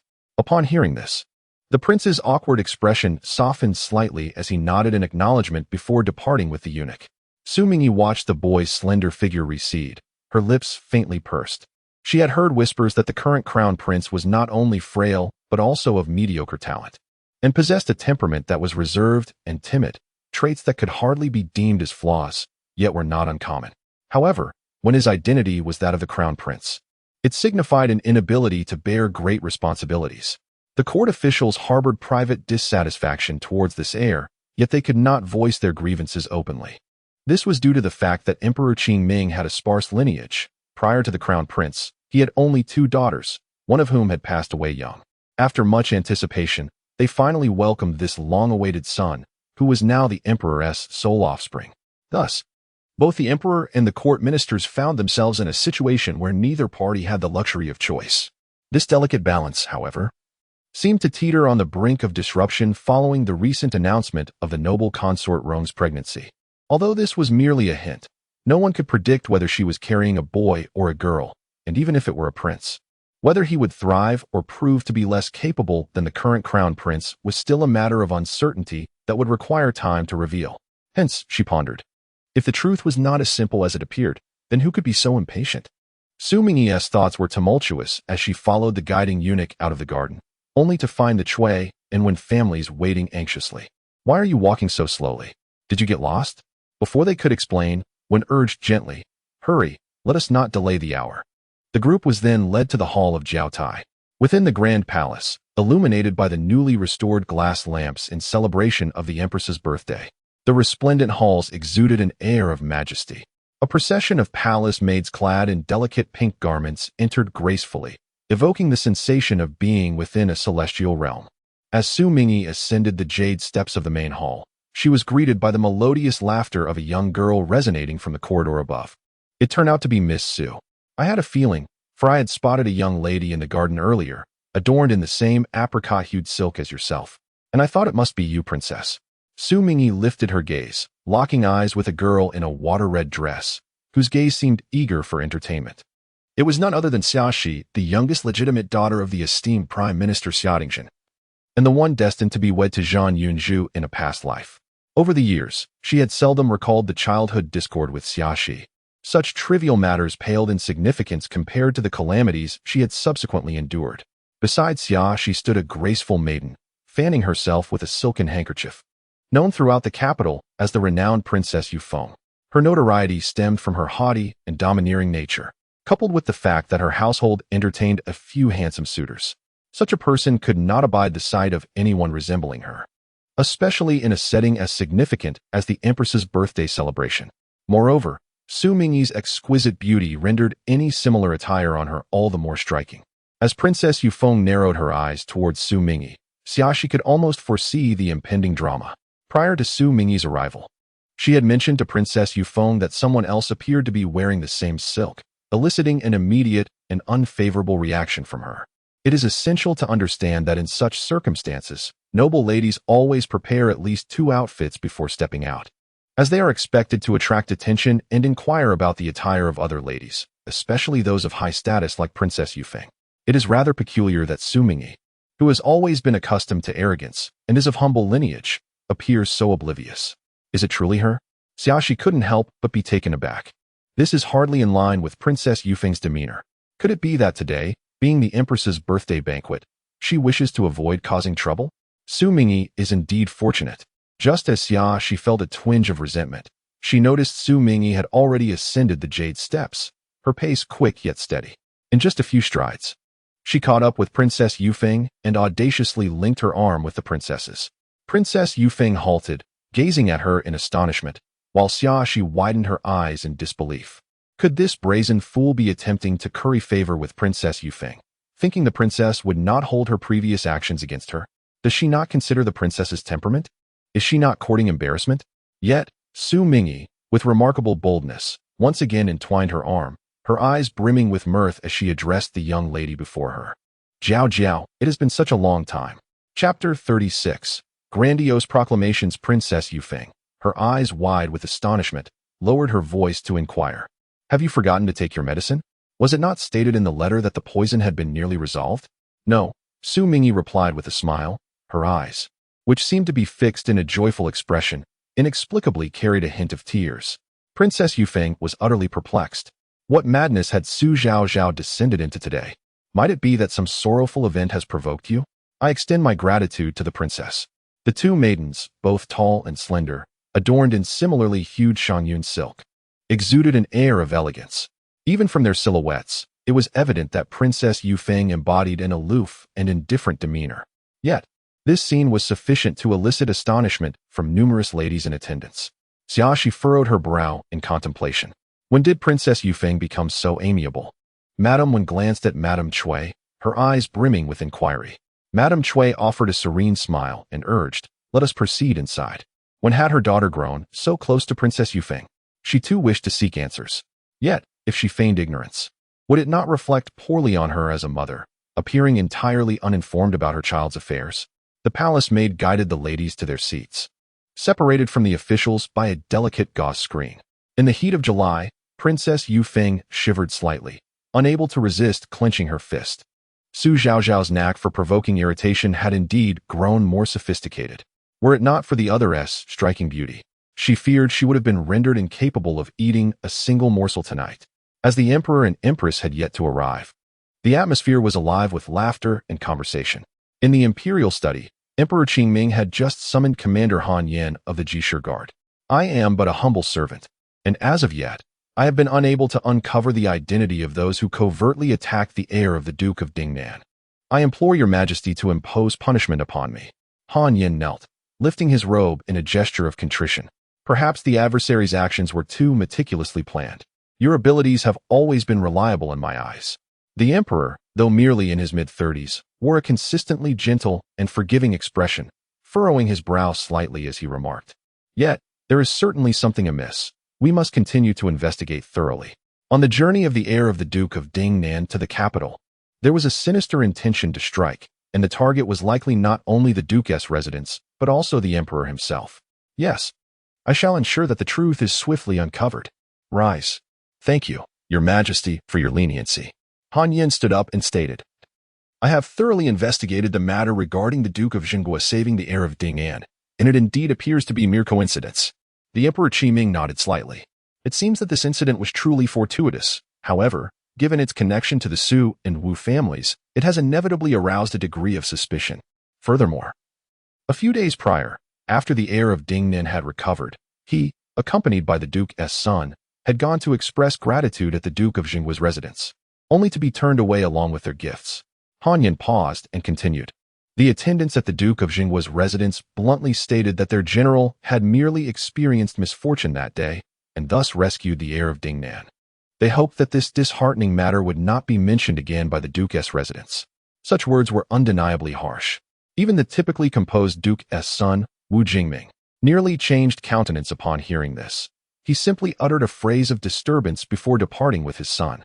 The Emperor Qingming shook his head in resignation. In recent days, he had not been oblivious to the so-called grandiloquent declarations emanating from General Su. While others extend kindness by saving lives, General Su seems to sow enmity in his acts of rescue. His earlier concerns now appear to have underestimated General Su considerably. Should anything befall the heir of Dinnan, the one who would likely be viewed with the greatest suspicion within the Duke's residence would be none other than this emperor. Some lives are deemed valuable only in death, while others must persist. At the very least, they must survive when it is not their time to perish. Just as Han Yan was about to report other matters, he heard footsteps approaching the imperial study. The empress bowed to the esteemed queen, and upon hearing her voice, Emperor Qingming's eyes reflected a glimmer of amusement as he addressed Han Yan. Today marks the queen's birthday banquet. Let us defer other matters for later. You should also partake in a cup of wine at the Jiaotai Hall before you depart. Han Yen obliged, well aware of the emperor's profound affection for the queen. Despite the instability of the realm this year, the emperor had personally issued decrees to ensure a splendid celebration for her birthday. As Han Yen exited, he offered a respectful gesture towards the queen, who was adorned in her golden phoenix robes, exuding grace. The queen, with a gentle smile, nodded slightly as she entered the study.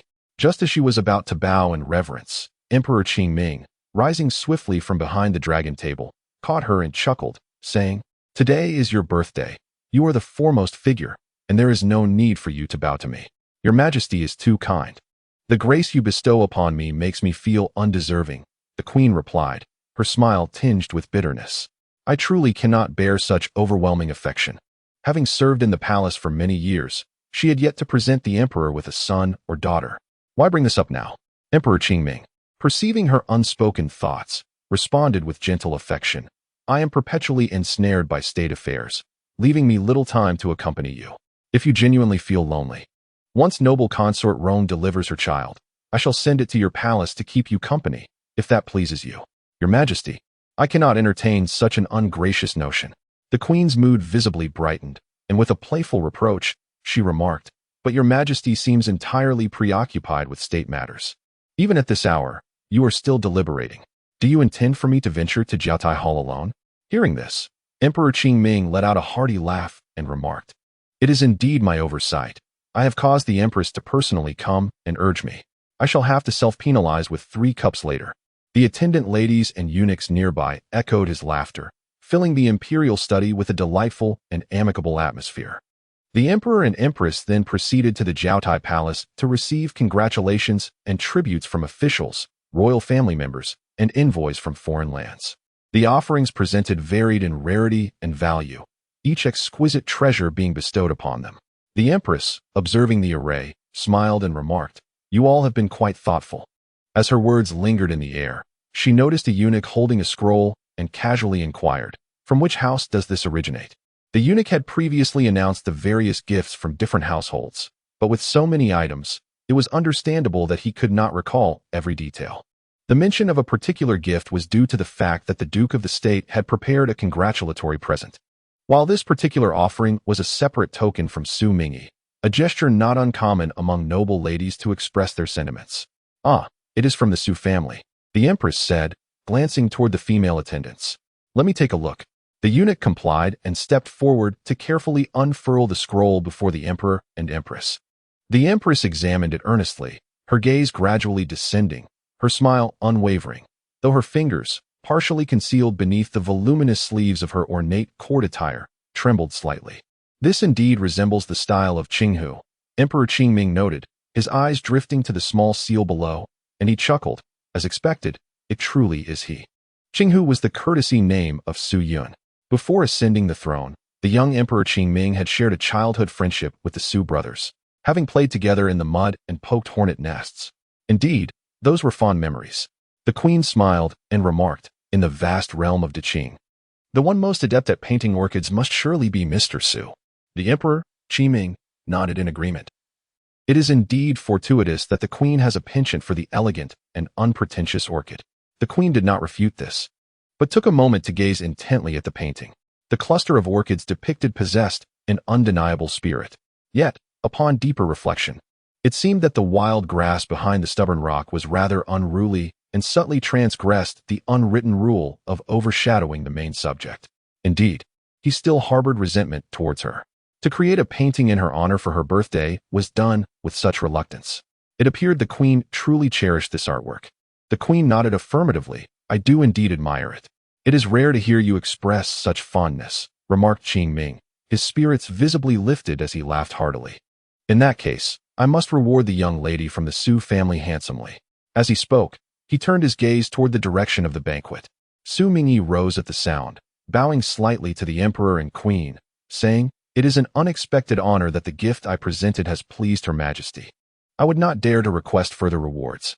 The surroundings fell silent, her voice clear and melodious, imbued with just the right degree of reverence. Moreover, rather than being a birthday gift for Her Majesty, it is more of a token of gratitude. "A token of gratitude?" Qingming glanced at the queen, seeing her equally puzzled, and chuckled as he inquired, What do you mean by this expression of thanks? Not long ago, on the occasion of my own birthday, Her Majesty graciously bestowed upon me a silk fan. I have heard that the piece not adorning it was tied by Your Majesty's own hands. At that time, I was ill and had suffered at the hands of others. It was only after receiving the peace fan that I was able to uncover the truth and free myself from the poison I had endured. The young girl spoke earnestly, her eyes sparkling with gratitude. It must surely be the benevolence of Her Majesty the Queen that has bestowed upon us this fortunate turn of events. I have long harbored this sentiment in my heart. On the occasion of Her Majesty's enduring joy, I wish to express my heartfelt appreciation. The Emperor, taken aback by this revelation, gazed at the Queen with unabashed admiration. The Queen's kindness is indeed a blessing for the grand celebration. As these words were uttered, a chorus of agreement resonated throughout the gathering. Many of the ladies present turned their attention to the recently reseated Xu Mingyi. She felt a surge of frustration. Though she had also prepared a gift, and hers was undoubtedly the most precious, how could Xu Mingyi steal the limelight in such a manner?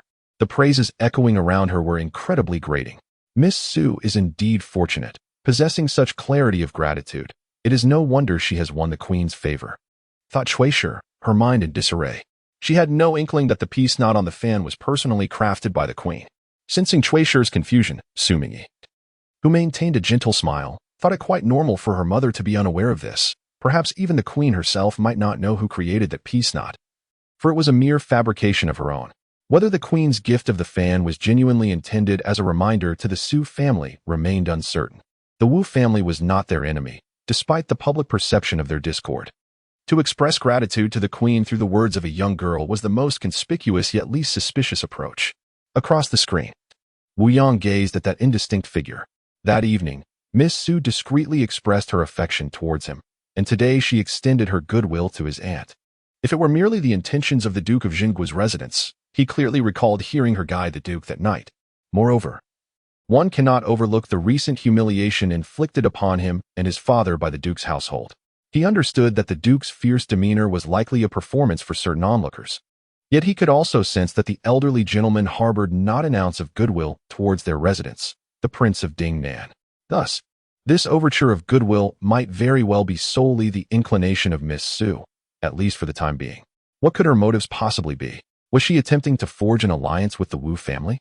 However, for a young lady, even one who is somewhat more astute than the average person, such sudden thoughts and actions seem rather peculiar. In contrast, the dreadful suspicion he had previously cast aside now resurfaced in the young man's mind. It was not that he was overthinking. It was simply that during his time in Ningyang, he had encountered countless women who admired him, and he had experienced the phenomenon of instant infatuation far too often. Perhaps he was merely being overly cautious. The young man took a sip of wine to calm his nerves. Amidst the enchanting strains of music, a graceful dancer twirled within the hall.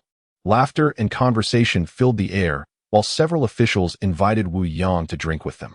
The injuries of the younger generation are not yet healed, so it is inappropriate for me to indulge in excessive drinking. I hope the esteemed gentleman will not take offense, the young man casually remarked. The officials seemed to understand and nodded, yet inwardly they cursed, questioning why they could drink freely while he refrained from indulging. Surely, they were familiar with the saying about substituting tea for wine. Though the youth was undeniably handsome, he appeared to be rather dismissive of others. Upon reflection, one must consider the enduring nature of noble families. Has it not always been their custom to maintain an air of superiority? Even the Duke of Jingguo and the King of Dinnan, despite having fought side by side through thick and thin, still find themselves at odds. Is it not simply because the King of Dinnan views the Duke as a mere brute, wielding a sword without finesse, while the Duke cannot abide the King's aristocratic demeanor? The elegantly poised youth seated there exudes an air of casual arrogance that elicits a sigh from the Empress. The Emperor, however, appears notably accommodating, chuckling as he remarks, "What of it? He is still quite young. A touch of youthful pride is hardly a flaw. As long as he remains aware of his station, the Wu family ought to exhibit a certain aloofness.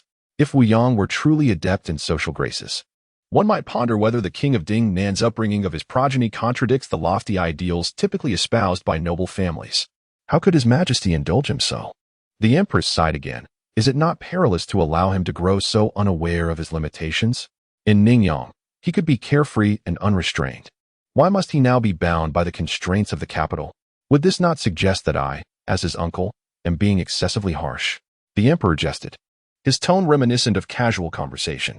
The empress laughed, choosing not to pursue the topic further. The emperor then glanced toward the direction of the courtyard, murmuring, "By the way, where's the crown prince? Perhaps he has been delayed by some matter," the empress replied. "Shall I send someone to inquire?" Emperor Qingming nodded, his brow slightly furrowed as he remarked, "This child remains oblivious to the distinctions of gravity and levity. His innate talents and disposition may indeed be a matter of destiny. As for this sole offspring, I have devoted my utmost efforts to nurture and guide him. Yet, having commenced his education at the tender age of 3, he is now a decade old. Setting aside matters of governance and insight, even yesterday, when I tested him with a rather simple poem, he struggled to respond coherently. However, of greater concern than his intellect is his frail physique. Perhaps I have indeed failed him." The empress, seemingly reluctant for him to dwell on such worries, lifted a cup of wine and smiled, saying, "I toast to your majesty." The emperor's gaze softened somewhat as he accepted the cup. However, scarcely had he set the half-empty cup down when a palace attendant rushed into the hall in a state of alarm. The attendant fell to his knees with a pallid complexion, trembling as he stammered, "Your Majesty, what causes such panic?" Emperor Qingming's expression turned cold. The officials seated beside him also reined in their smiles, casting glances at the kneeling eunuch. This was the empress's birthday banquet, attended by foreign envoys. Such a display of disarray was unbecoming and could tarnish the dignity of the Qing. Yet, the reason for this disturbance remained unclear. Under the scrutiny of many eyes, the eunuch, instead of regaining composure, was drenched in cold sweat, his voice quavering as he hesitantly began, "To report to your majesty, it is about the crown prince." Emperor Qingming's gaze shifted imperceptibly, his voice imbued with authority. "Speak plainly. What has befallen the crown prince?" The attendant dared not hesitate further. Banging his head heavily against the golden bricks, "The crown prince has fallen into the Fuyun pool and has drowned, unconscious." "What?" The expression on Emperor Qingming's face changed dramatically as he abruptly rose to his feet. The empress also trembled slightly. In a fleeting moment, the atmosphere within the hall transformed drastically. Musicians and dancers held their breath and knelt to one side, while the officials appeared shaken, and among the ladies, some exchanged glances of confusion, silently questioning those beside them. Emperor Qingming strode down the jade steps, with the empress following closely behind, her demeanor gravely serious. As soon as the imperial couple departed, the hall erupted into chaos. What has transpired? How could the crown prince have drowned? Such a significant incident occurring during the empress's birthday banquet.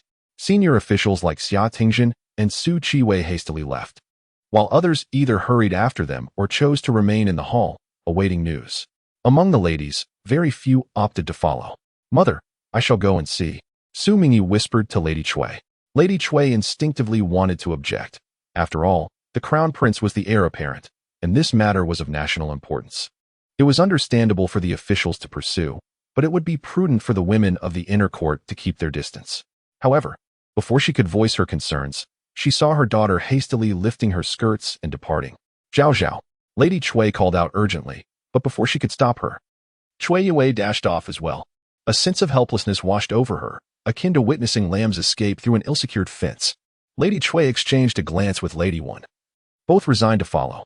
The other ladies, after a moment of surprise at the scene, quickly joined in. Who would not be curious to witness such an event? Even the wife of the Duke of the State had gone, so it was only natural for them to accompany her. The Fuyun pool was located in the garden behind the Jiaotai Hall, and the group hurried along, soon arriving at their destination. Several imperial physicians have rushed over, now encircling the rescued prince, striving to administer aid. The accumulation of water within his abdomen is considerable. Quickly fetch a long bench, along with soft bedding and pillows from the palace. Hurry, begin with acupuncture, since we are near the Jiaotai Hall. The required items were swiftly brought by the guards and eunuchs. Xu Mingyi, amidst the crowd, observed the child, now laid upon a long bench cushioned with soft bedding. As water drained from him, and unconsciously tightened his fingers within his sleeve. In his previous life, the prince had perished by drowning on this very day. This was no mere accident. It was a premeditated act of harm. The perpetrator was the heir of the Duke Jing, who had come to the capital to celebrate the queen's birthday. Consequently, the Duke Jing was sentenced to death, but the reigning emperor, still mindful of familial bonds, merely demoted him to commoner status. Stripped of his son and title, the Duke Jing succumbed to madness. It is said that one day, Disheveled, he ran into the streets, publicly declaring that the death of the prince a year prior was incited by the Duke of State's encouragement. Yet, how could the ravings of a madman, especially from a distant land like Hanzhou, be deemed credible or serve as evidence? Allegedly, the current emperor was unwilling to entertain such claims. However, with numerous petitions demanding a thorough investigation into the Duke of State, the emperor had no choice but to comply, both to placate his ministers and the populace, and to vindicate the Duke of State's household. Ultimately, this investigation unearthed evidence of collusion between the Duke of State and the Duke Jing. Furthermore, it revealed egregious crimes of excessive communication with enemy nations and the leaking of the Great Qing's secrets. With irrefutable evidence mounting against them, the Duke of State's household faced total annihilation. In those years in Yangzhou, she often contemplated whether there was any inevitable connection between the troubles at the Duke of Jinghua's residence and the conspiracy of the Prince of Jing and his son against the Crown Prince. Until recently, she had found no answer to this question. However, upon learning of her grandfather's intentions to relinquish military power, she had come to a rough conclusion that there must be no connection. Even without the tragic incident involving the Crown Prince's drowning, the Duke of Jinghua's residence, having surrendered its military authority, would remain but a lamb awaiting slaughter, not complicit in the plot against the Crown Prince, yet still burdened with the crime of colluding with the enemy. Thus, in her recent deliberations on whether to intervene in this matter, she leaned more towards the latter. Her visit to the palace today was solely to gain a closer understanding of the truth behind this affair. As for preventing harm to the Crown Prince, she had indeed considered it. However, even if she succeeded in sparing him from death this time, she could not guarantee the events that would unfold after tonight. For regardless of who the mastermind might be, once the intent to kill the Crown Prince had been established, if this plan were merely disrupted without exposing the scheme, it was certain that further actions would ensue. In the palace, her position as the daughter of an outsider rendered her movements exceedingly inconvenient. With every action scrutinized by watchful eyes, she could not ascertain whether the one who sought to harm the Crown Prince was indeed the heir of the Prince of Jing. If she were to rashly intervene, it was uncertain whether she could protect the Crown Prince, and it might very well invite unquantifiable troubles upon herself. Reason dictated that she should not take such risks for a matter that, at present, bore no direct relation to her with the Duke of Jinghua's residence. Ultimately, she chose to heed her reason. For her, there was little difficulty in making this decision. At this moment, she beheld the child, lying there in an oblivion of life and death. A child of similar age to Ming, merely a quarter of an hour ago, had looked at her with eyes full of admiration for General Xu. This child is the current Crown Prince. In her past life, during the tragic incident at the Duke of the State's residence, she could not ascertain the role played by the current emperor, whether he was a complete decision-maker, or if he had been deceived by those with ulterior motives, or perhaps merely turned a blind eye, allowing events to unfold. Yet at this moment, she felt that the plight of this child bore a striking resemblance to that of the Duke's residence in her previous life. Both had their right to live snatched away by others, innocent lives extinguished. This realization weighed heavily on her heart, causing it to plummet uncontrollably. The court physicians were still striving to save him, but their faces grew increasingly anxious. It is the servant who should perish. The Crown Prince's personal eunuch was brought forth, kneeling on the ground, his ornate box having fallen to the side. The eunuch had bruised his forehead, trembling and weeping in fear. "It was my negligence. I deserve to die 1,000 deaths." Upon hearing this, Xu Mingyi immediately sensed numerous gazes directed at her. Recognizing the eunuch's attempt to evade responsibility, her expression turned slightly frosty. How fortuitous indeed. Should anyone wish to exploit this incident to implicate the Duke of the State's residence, they need not involve the esteemed Wang. They could easily assert that her experience tonight was a deliberate ploy in collusion with others to misdirect the eunuch attending the Crown Prince. Meeting the Empress's gaze, the girl spoke with composure. "Your Majesty, this matter is indeed true." Upon hearing this, the Queen merely nodded, refraining from further inquiries. Nearby, several physicians, drenched in perspiration, laid the prince flat upon the ground and knelt towards Emperor Qiming. "What did you say?" The emperor's expression darkened ominously. A trembling physician replied, "Your Majesty, the prince has no breath, no pulse." To speak bluntly, even a severe chill could have claimed the princess' life, let alone drowning. The color drained from the emperor's face, his imposing figure swayed slightly. "Your Majesty," the queen promptly supported him. "We implore you to take care of your health." Officials, led by Xiaodingzhen, hastily knelt down. The nearby ladies-in-waiting also knelt towards the boy lying on the ground, many unable to restrain their tears. The sound of weeping echoed in the hall, and the prince's personal attendant wailed as he rushed over, repeatedly bowing his head in despair. "I am a sinner deserving of death." Cui Yunwei, kneeling in the throng, discreetly tugged at Xu Mingyi's skirt. Her cousin was always so flamboyant, a trait she had long envied. Yet now, amidst such calamity, where everyone else knelt, her cousin remained standing, an act that seemed excessively brazen and nerve-wracking. However, in the next moment, the young girl appeared to have resolved upon a certain determination, swiftly stepping out from the crowd. She bowed to the emperor and empress, her voice steady as she proclaimed, "Your Majesty, Your Highness, in my youth, I had the opportunity to study some medical principles with the family physician. Though my skills are rudimentary, I happen to know a method that may save a drowning person. I beseech you to allow me to try my utmost." Though she lacked the power to prevent the crown prince from being schemed against, now that he was drowning, perhaps she could attempt to do something. The empress gazed at her in astonishment. Does Miss Su understand the methods of rescue? The crowd, too, turned their surprised eyes towards the young girl who had stepped forward. Could a sheltered daughter truly possess greater knowledge of saving lives than a physician?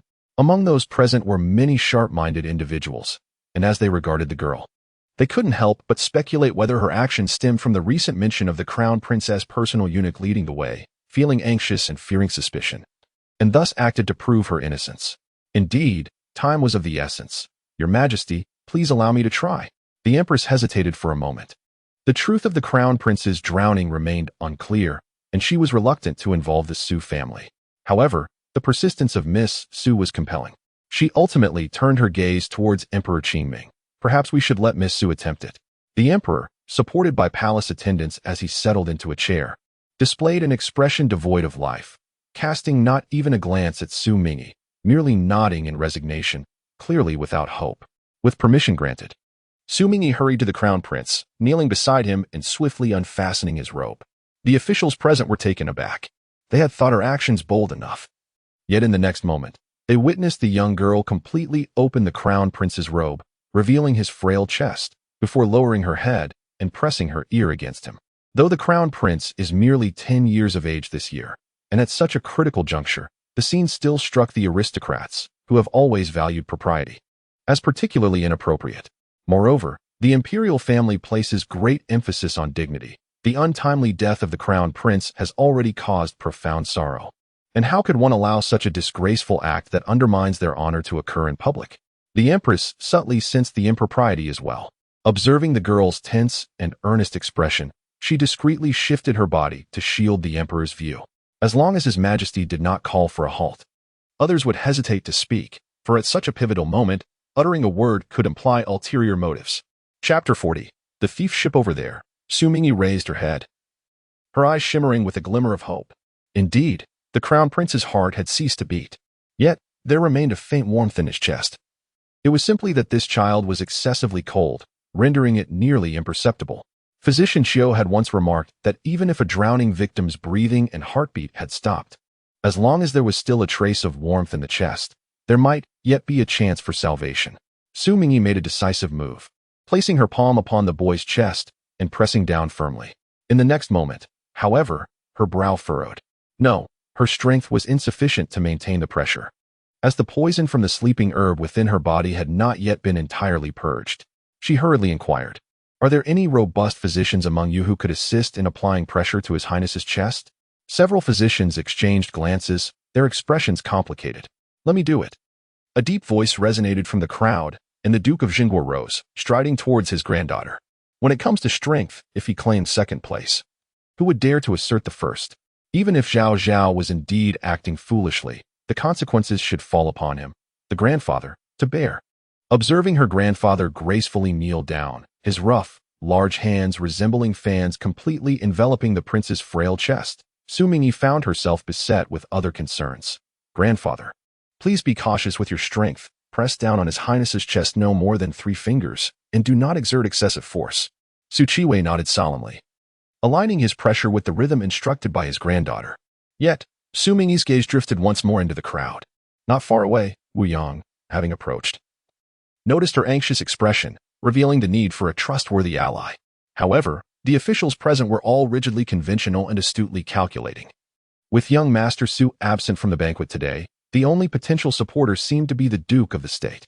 As for the palace maids and eunuchs, they were not only untrustworthy but also lacked the courage to assist her.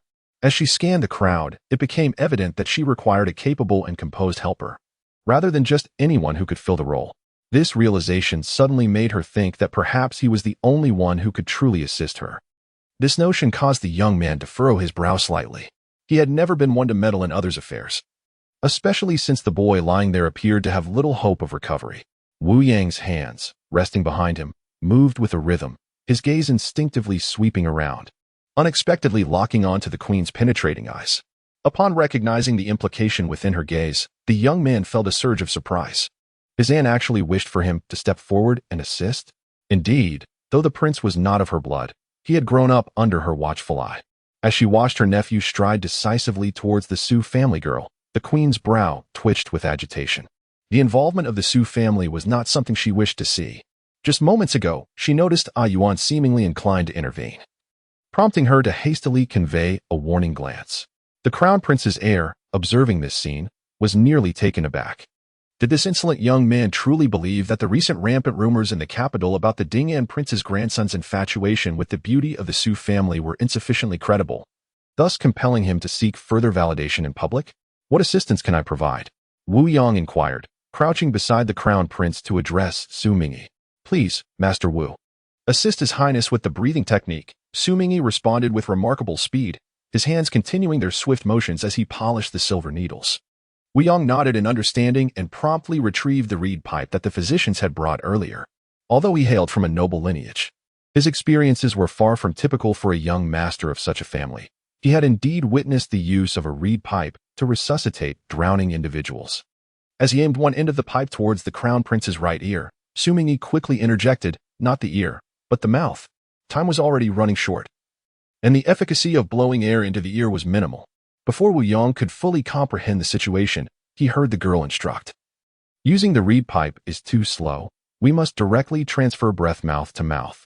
The youth stared at her in astonishment. Mouth to mouth. He was still an innocent boy. He vaguely understood that performing chest compressions was an action that could not be interrupted recklessly.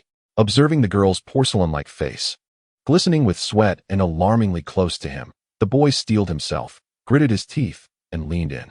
Xu Mingyi displayed an urgent desire to save, apprehensive that if he did not act swiftly, she might resort to taking matters into her own hands in desperation. Although the customs of Daqing had evolved, the notion of a man and woman engaging in such intimate exchanges was still deemed highly inappropriate in the eyes of society. It was indeed a delicate situation, for the reputation of a young lady was equally significant, despite the noble intent of her actions. Alas, he found himself ensnared in this predicament. Wu Yang, on the other hand, took it upon herself to alleviate the prince's distress. Initially, she was acutely aware of the unusual glances directed her way. Yet she soon found herself too engrossed in the task at hand to pay them any mind. Once she committed to the act, her sole focus became that of saving a life. As Xu Mingyi inserted silver needles into the prince's body, he hesitated momentarily before grasping the final needle. However, the earlier efforts of the court physicians were not entirely in vain, as they had successfully drained a significant portion of the excess fluid. As she plunged the last needle into the prince, several physicians exchanged looks of astonishment. Poor prince, even in death, he must endure such torment. Yet, who could blame her? The legitimate daughter of the Duke of Jinghua? Rather than intervene, the aged duke was energetically complicit in this act of cruelty. Meanwhile, the infatuated Wu Shizun, in a bid to win the favor of the lady he admired, cast aside the esteemed principles of his lineage. While the physicians lamented their powerlessness, the indifferent Emperor Qingming, having closed his eyes momentarily, reopened them to gaze upon the weeping eunuch kneeling beside the prince. The head eunuch, Li Ji, discerning the gravity of the situation, spoke sternly. Relate the events of your separation from the prince today with utmost honesty. No detail must be concealed. In light of such a significant incident, an inquiry was imperative. You have served by His Highness's side for many years, fully aware of His Highness's frail health, necessitating utmost caution at all times. How could you dare to leave His Highness unattended? It was in a moment of desperation that I, in my confusion, let the inner servant press his bruised forehead against the ground again. Li Gonggong, he lies. Suddenly, a trembling voice interjected. It was a palace maid kneeling on the ground. Is this true? Li Ji coldly cast a glance at the inner servant. The fact that he returned halfway yet remained silent was undeniably suspicious. Li Ji furrowed his brows and reprimanded, "Speak clearly at once." However, I saw the esteemed Prince of Jing conversing with His Highness the Crown Prince, and they seemed to be engaged in lively discussion. I thought it prudent not to interrupt, considering His Highness seldom has anyone with whom he can converse. The Prince of Jing is the biological brother of the current emperor, making his son a legitimate cousin to the Crown Prince. Yet even so, the inner servant's words suddenly thickened the air with tension. This implied that the Crown Prince had met with the Prince of Jing's son alone before the incident occurred. "Your Majesty," Li Ji's expression shifted slightly as he quietly inquired of Emperor Qingming, "Should we summon the Prince of Jing's son for questioning? Even if he bears no suspicion, he is likely the last person the Crown Prince encountered before the incident. Thus it is both reasonable and just to inquire about the circumstances at that time." However, before Emperor Qingming could nod in agreement, a voice filled with astonishment arose from the crowd. "This is impossible." A youth in splendid attire, reeking of alcohol, stood there, bewildered and shocked, exclaiming, "Your Majesty, I have not seen His Highness the Crown Prince tonight. How dare you slander me?" exclaimed the young man, barely 16 or 17, in a fit of rage directed at the eunuch. The Emperor Qingming turned his gaze upon the eunuch, his expression stern. "Did you truly recognize the individual at that moment?" "It was indeed the Crown Prince Jing. I would not err in my observation." The speaker, a man of approximately 50 years, donned the robes of a first-rank official, his slightly sunken cheeks framing a pair of keen, discerning eyes. This was none other than the Prime Minister Xiaodingzhen. Under the scrutiny of those sharp eyes, the Crown Prince Jing momentarily averted his gaze, stammering, "I was seized by a sudden abdominal pain and thus departed abruptly." "Is there a palace attendant who can attest to this?" Xiaodingzhen inquired. "I traversed a secluded path and encountered no attendants," he replied. Xu Mingyi furrowed her brow in contemplation. Could it be that she had misjudged, and the true culprit was indeed the Crown Prince Jing? After all, his demeanor bore an unmistakable hint of guilt. At that moment, she noticed a nearly imperceptible movement of the boy's fingers. Xu Mingyi's own fingers trembled slightly, as if a heavy stone had suddenly lifted from her chest, and she breathed a sigh of relief, a smile blooming in her eyes. Simultaneously, Wu Yong, sensing something amiss, raised his head, brushing his lips with the back of his hand, only to unexpectedly meet the girl's gaze, which sparkled with uncontainable joy and excitement. Despite her otherwise composed demeanor, Miss Su, as Prince Wu Yong began to speak, he noticed that the gleam of mirth in the eyes before him vanished in an instant. Simultaneously, a cool hand gently rested upon his fingers.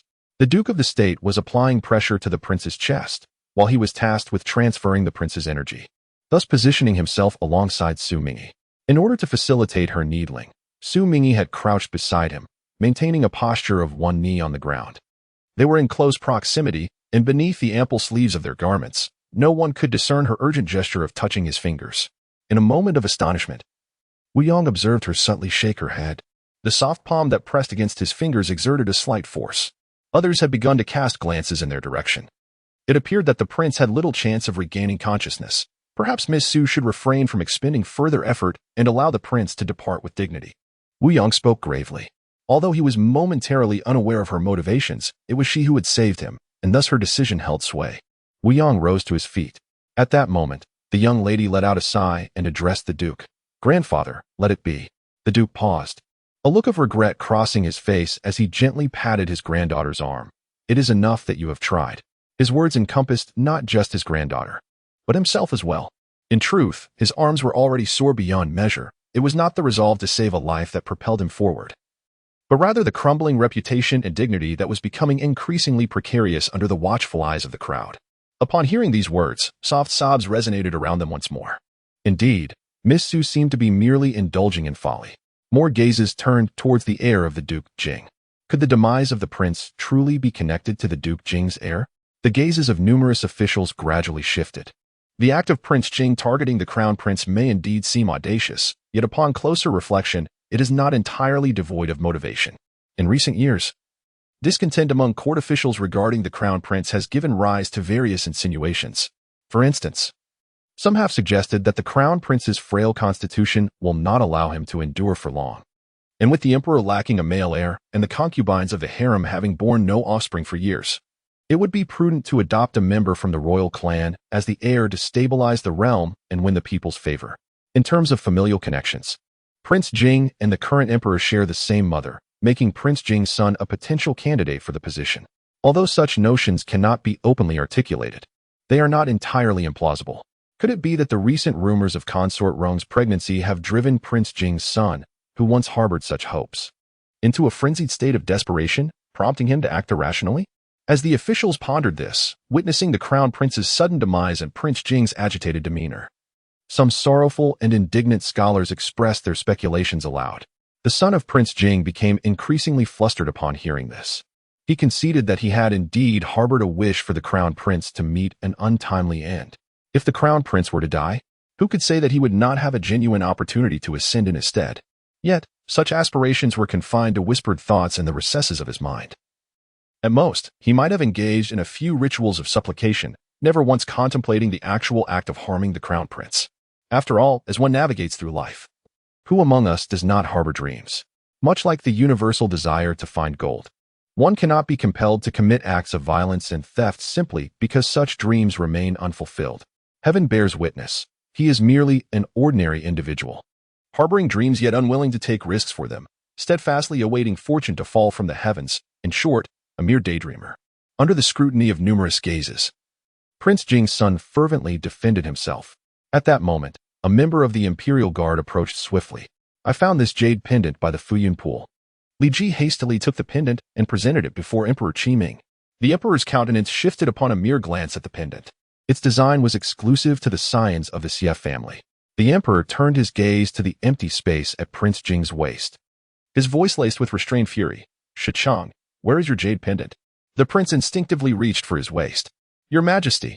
The color drained from his face, and he fell to his knees with a thud, panic-stricken as he implored, Your Majesty, someone must be attempting to frame and slander my nephew.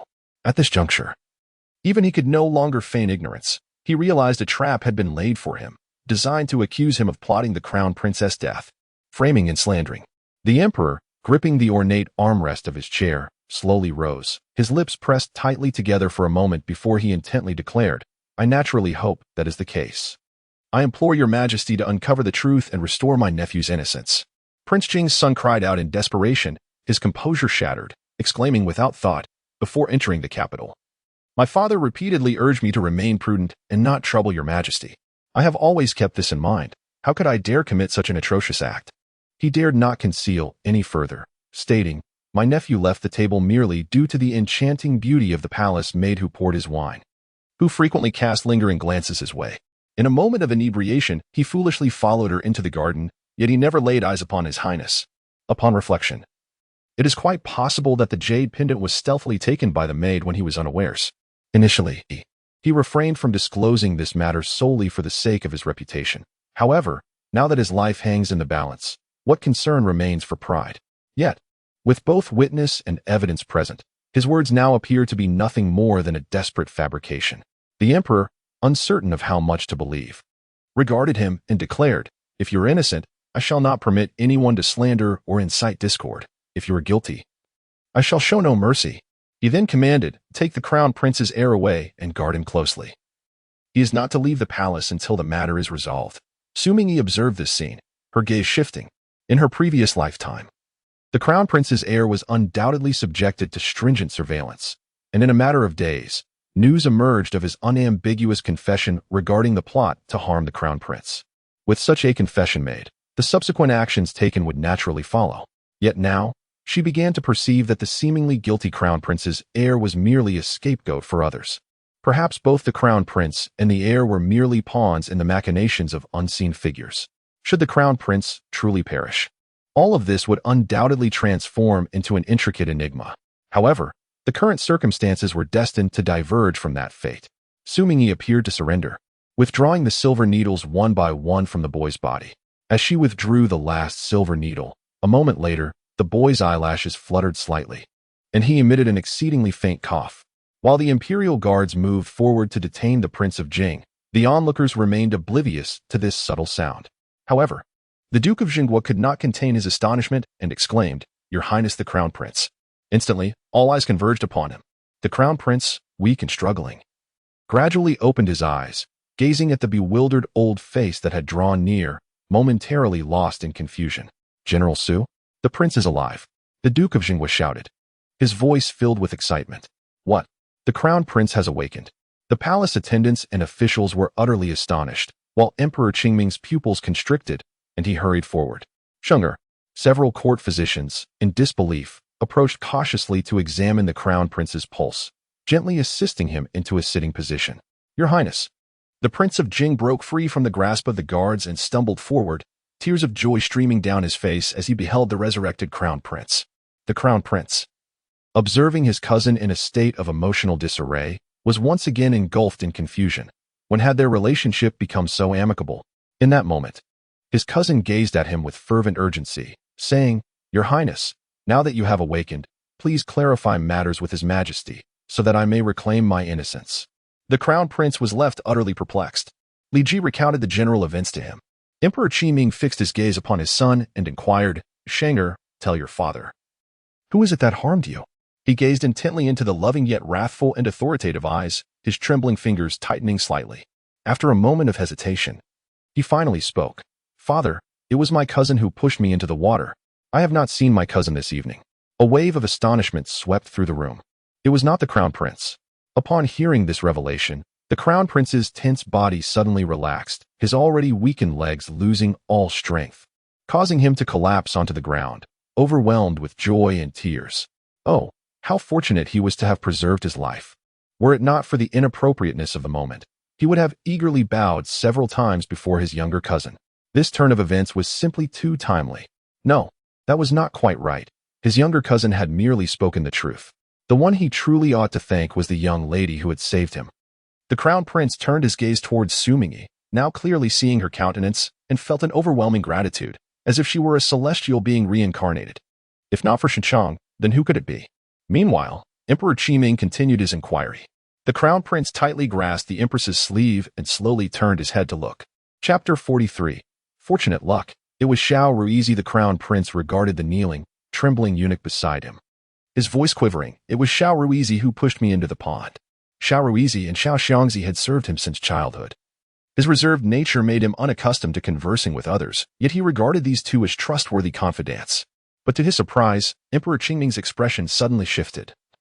Directing his gaze towards the cold-sweating eunuch, who dared not lift his head, the crown prince rebuked, so it was you treacherous wretch, who attempted to frame the crown prince and sought to shift the blame onto me. Are you attempting to harm the crown prince? The coldness in Emperor Qingming's gaze was palpable. I am wronged. The inner eunuch cried out. His Highness has personally identified you. Do you still dare to claim innocence? Li Ji questioned sharply, Speak, who has instigated you? Yet, the inner eunuch could only weep and insist on his innocence. Seeing no immediate answers forthcoming, Emperor Qiming, with a countenance as dark as water, commanded, Take him away and conduct a rigorous interrogation. The inner eunuch was swiftly led away. Today, we nearly misjudged Xinchang. Emperor Qingming turned to the heir of the Duke Jing, stating, I shall ensure that the truth of this matter is uncovered post-haste. Wu Yang slightly furrowed his brow. It appeared that this heir of Duke Jing was rather unyielding. Indeed, I ought to bestow significant rewards upon Miss Su. Casting his gaze upon the young lady standing beside the Duke of the State, a hint of amusement surfaced in Emperor Qingming's eyes. The crown prince, as the rightful heir of Deqing, naturally warrants my utmost effort to rescue. It is my duty, and I would not dare to claim any reward. The young lady spoke these formalities, yet a flicker of pride, born from having saved the crown prince, could not be concealed in her eyes. Her face, glistening with perspiration and her hair tousled, appeared vibrant and exuberant, resembling a simple girl who relished in the spotlight and basked in praise. You have indeed rendered a great service. Your reward cannot be declined. The empress smiled, yet, I was unaware that Miss Su possessed such remarkable medical skills. Xu Mingyi discerned the underlying intent. The empress was providing her with an opportunity to clarify herself publicly. After all, it was rather unusual for a noble lady to excel in medicine. Failing to explain adequately could lead to suspicions and potential troubles. To speak candidly, Your Majesty, I must confess that I am not well versed in the art of medicine. However, there is a maidservant by my side who has been studying medicine since childhood and has a penchant for delving into medical texts. It was by mere chance that I learned the method of resuscitation for drowning from her. The technique I applied to His Royal Highness was a desperate attempt in a critical moment, and I had little confidence in its efficacy. I must admit, though, that her expertise proved to be remarkably effective. The Empress nodded in understanding. I see. So it was merely a fortunate coincidence. At that moment, Xiaxi scoffed. Did you really think she possessed extraordinary skills? Xu Mingyi cast a glance in her direction, retorting without hesitation. A lucky coincidence is still preferable to you standing here. Hurling scornful remarks. She could have easily ignored Xiaxi's taunts, yet she had just achieved a significant accomplishment, and it was only natural for her pride to swell. Xia Dingjin, the foremost civil official, and Su Qiwei, the premier military general, were well aware of the rivalry between the youngest daughter of the Xia family and Xu Mingyi. A rivalry known throughout the capital. The fact that Xu Mingyi saved his royal highness was indisputable. How dare you speak so recklessly? Anger flickered in Xia Dingjin's eyes. Xiaxi recoiled slightly, feeling utterly embarrassed, and lowered her head, silently marking a note against Xu Mingyi in her mind. The Empress and Minister Xia were correct. Xu Mingyi certainly deserved a reward. Emperor Qiming turned his gaze to the young man clad in a dark blue robe nearby, his tone warm and familiar, and Yuan. You too should be rewarded. Wu Yang raised his hand decisively, not declining the offer. Thank you, Your Majesty. Today unfolded in such a manner. And it is indeed a pity for the Empress, as a birthday banquet turned into such a spectacle, the Emperor Qiming whispered to her. The Empress smiled gently, responding. Your Majesty, what words are these? Birthdays are celebrated every year, and moreover, with Shunga able to escape peril, what else could I desire? Without allowing the Emperor to elaborate further, she softly urged, Your Majesty, please attend to your important matters. I shall take care of the arrangements at the Jiaotai Hall. The Emperor nodded with a warm gaze. Very well. He then turned his eyes towards the officials, summoning Duke Zhenghua, Xia Tingjin, Han Yan, and others to the imperial study for urgent discussions. The Crown Prince Jing, involved in the matter, was also required to attend, yet before departing, he did not forget to express his gratitude to Xu Mingyi with a respectful bow. Thank you, Miss Xu, for your timely rescue this evening. You flatter me. The Crown Prince replied. He intended to say more, but noticed that Xu Mingyi had already turned to leave. Upon reaching the vicinity of the Cui family, Cui Yue gasped in amazement, her eyes sparkling. Xu Mingyi smiled, replying, It was merely good fortune. Good fortune requires skill to seize it. Otherwise, one cannot grasp the opportunities that come their way. Cui Yunwei remarked. Indeed, your words hold truth. Cui's family member concurred without modesty. The astonished and envious gazes of the women just moments ago seemed to engulf her. After all, her daughter Zhao Zhao possessed beauty, a kind disposition, and such talent. It seems the advantages of raising a daughter are indeed plentiful. Xu Mingyi glanced ahead and said, I shall visit the Jiaotai Hall to seek you shortly. What could that be for? Cui instinctively followed her gaze and beheld a pavilion not far ahead, where a young maiden clad in a dress of apricot hue sat, flanked by two attentive maids. Chapter 44. The allure of beauty regardless of their status as noble women or members of the royal household. It was generally prohibited for outsiders to bring attendants into the inner palace. Yet, the Princess Yufeng was an exception. Her unconventional ways, coupled with her irritable temperament and discerning nature, made it challenging for the palace staff to please her. The current empress, possessing a generous spirit, indulged the princess partly out of affection and partly to shield other court ladies from her potential wrath, thus granting her this privilege. As Xu Mingyi rushed towards her, lifting her skirt, the previously seated Princess Yufeng inexplicably felt a surge of anxiety and rose to her feet. The peculiar behavior of her friend did not disappoint. Upon entering the pavilion, Xu Mingyi enveloped her in a warm embrace. Satisfied, Xu Mingyi relished the moment, finally managing to embrace the cherished companion she had longed to hold. Princess Yufeng furrowed her brow, concern etched on her face as she whispered, I have heard that you have been rather close to your stepmother and brother, Su Zhaozhao. What exactly is amiss in your mind? Have you been afflicted by some malevolent influence? I am quite well, Xu Mingyi replied, taking her hand and inviting her to sit. I have merely come to some realizations. With a hint of skepticism, Princess Yufeng settled beside her. The two maids discreetly positioned themselves behind Xu Mingyi, deliberately ensuring that none from outside the pavilion could glimpse them. Xu Mingyi noticed their familiar maneuvering and couldn't help but chuckle softly. In the past, whenever she met with Jiao Jiao, they always avoided the presence of others, exchanging gifts without signatures, which led to the fact that, despite being the closest of friends, their bond remained unknown to outsiders. Just now, you saved the crown prince, Yufeng, the princess inquired, how come I never knew you possessed such skills? I have merely been idle at home lately and followed a Kuei to peruse some medical texts, Xu Mingyi casually explained. Yufeng regarded her with a glance, refraining from probing further, for her primary concern was not this. Now that you are so open with me, do you not care for your reputation any longer? She looked earnestly at Xu Mingyi, her tone reminiscent of an elder admonishing a younger one. Indeed, she was indulging in a secretive relationship, unconcerned with the opinions and judgments of outsiders. However, she could not disregard the reputation of her dear friend. After all, she could not impose her own beliefs and lifestyle upon others. This was the very reason they had feigned unfamiliarity in public all these years. She wished to shield Xu Mingyi from the scornful whispers of foolish busybodies who might criticize their friendship. What of reputation? Xu Mingyi queried. Are those young ladies who seek to befriend you truly resolved to disregard their own renown? They may say so, yet is there not a saying that birds of a feather flock together? If they truly wish to gossip, let them do so. Xu Mingyi smiled. In any case, I have never cared much for such matters. After a brief pause, Yufeng asked, are you not concerned about how this might affect your marriage prospects? From the very day she resolved to take a lover, she and Su Zhaozhao sat down to deliberate earnestly. Su Zhaozhao, indifferent to the opinions of others, admired her companion's open-mindedness and courage. However, the girl suddenly became anxious, exclaiming, oh no, I nearly forgot. I am to be married in the future. At that time, Su Zhaozhao was merely 11 or 12 years old, yet she exhibited remarkable foresight and a practical approach to life. After reassuring her that even after marriage and motherhood, their bond would remain intact, she urged her not to suppress her own desires out of concern for their friendship. Xu Mingyi, reflecting seriously, responded slowly, in the past. I believe that as the only daughter of the Duke of the State, I ought to follow the prescribed path, thereby granting my family peace of mind.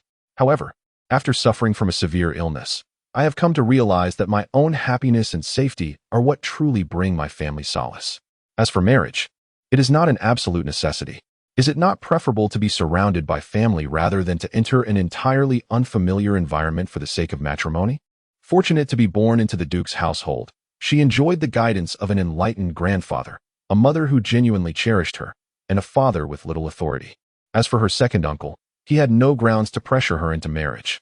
Princess Yufeng listened to these words, taken aback for a moment, and exclaimed, Su Zhaozhao, you have finally come to understand. Does this mean that we can now walk together openly? Xu Mingyi nodded, yet inexplicably felt that such words carried a peculiar undertone, reminiscent of a clandestine rendezvous between a young lady and her suitor. Finally resolved to declare their relationship to the world, Princess Yufeng appeared both excited and delighted. While she would not compel her friend to tread the same path as her own, the sudden enlightenment of her companion, willing to embrace a carefree existence alongside her, was indeed a most welcome development. The young woman promptly stood up, reaching for Xu Mingyi's hand, exclaiming, come, I shall take you to the brothel. Today, you saved the crown prince, so consider it a reward for yourself. This unexpected invitation left Xu Mingyi utterly astonished, and she hurriedly replied, there is truly no need for that. She merely implied that marriage was not a necessity, not that they had to visit a brothel. What is the matter? Princess Yufeng arched an eyebrow at her. Are you lacking in courage? Xu Mingyi cleared her throat lightly. No, it's simply that I lack the fortune.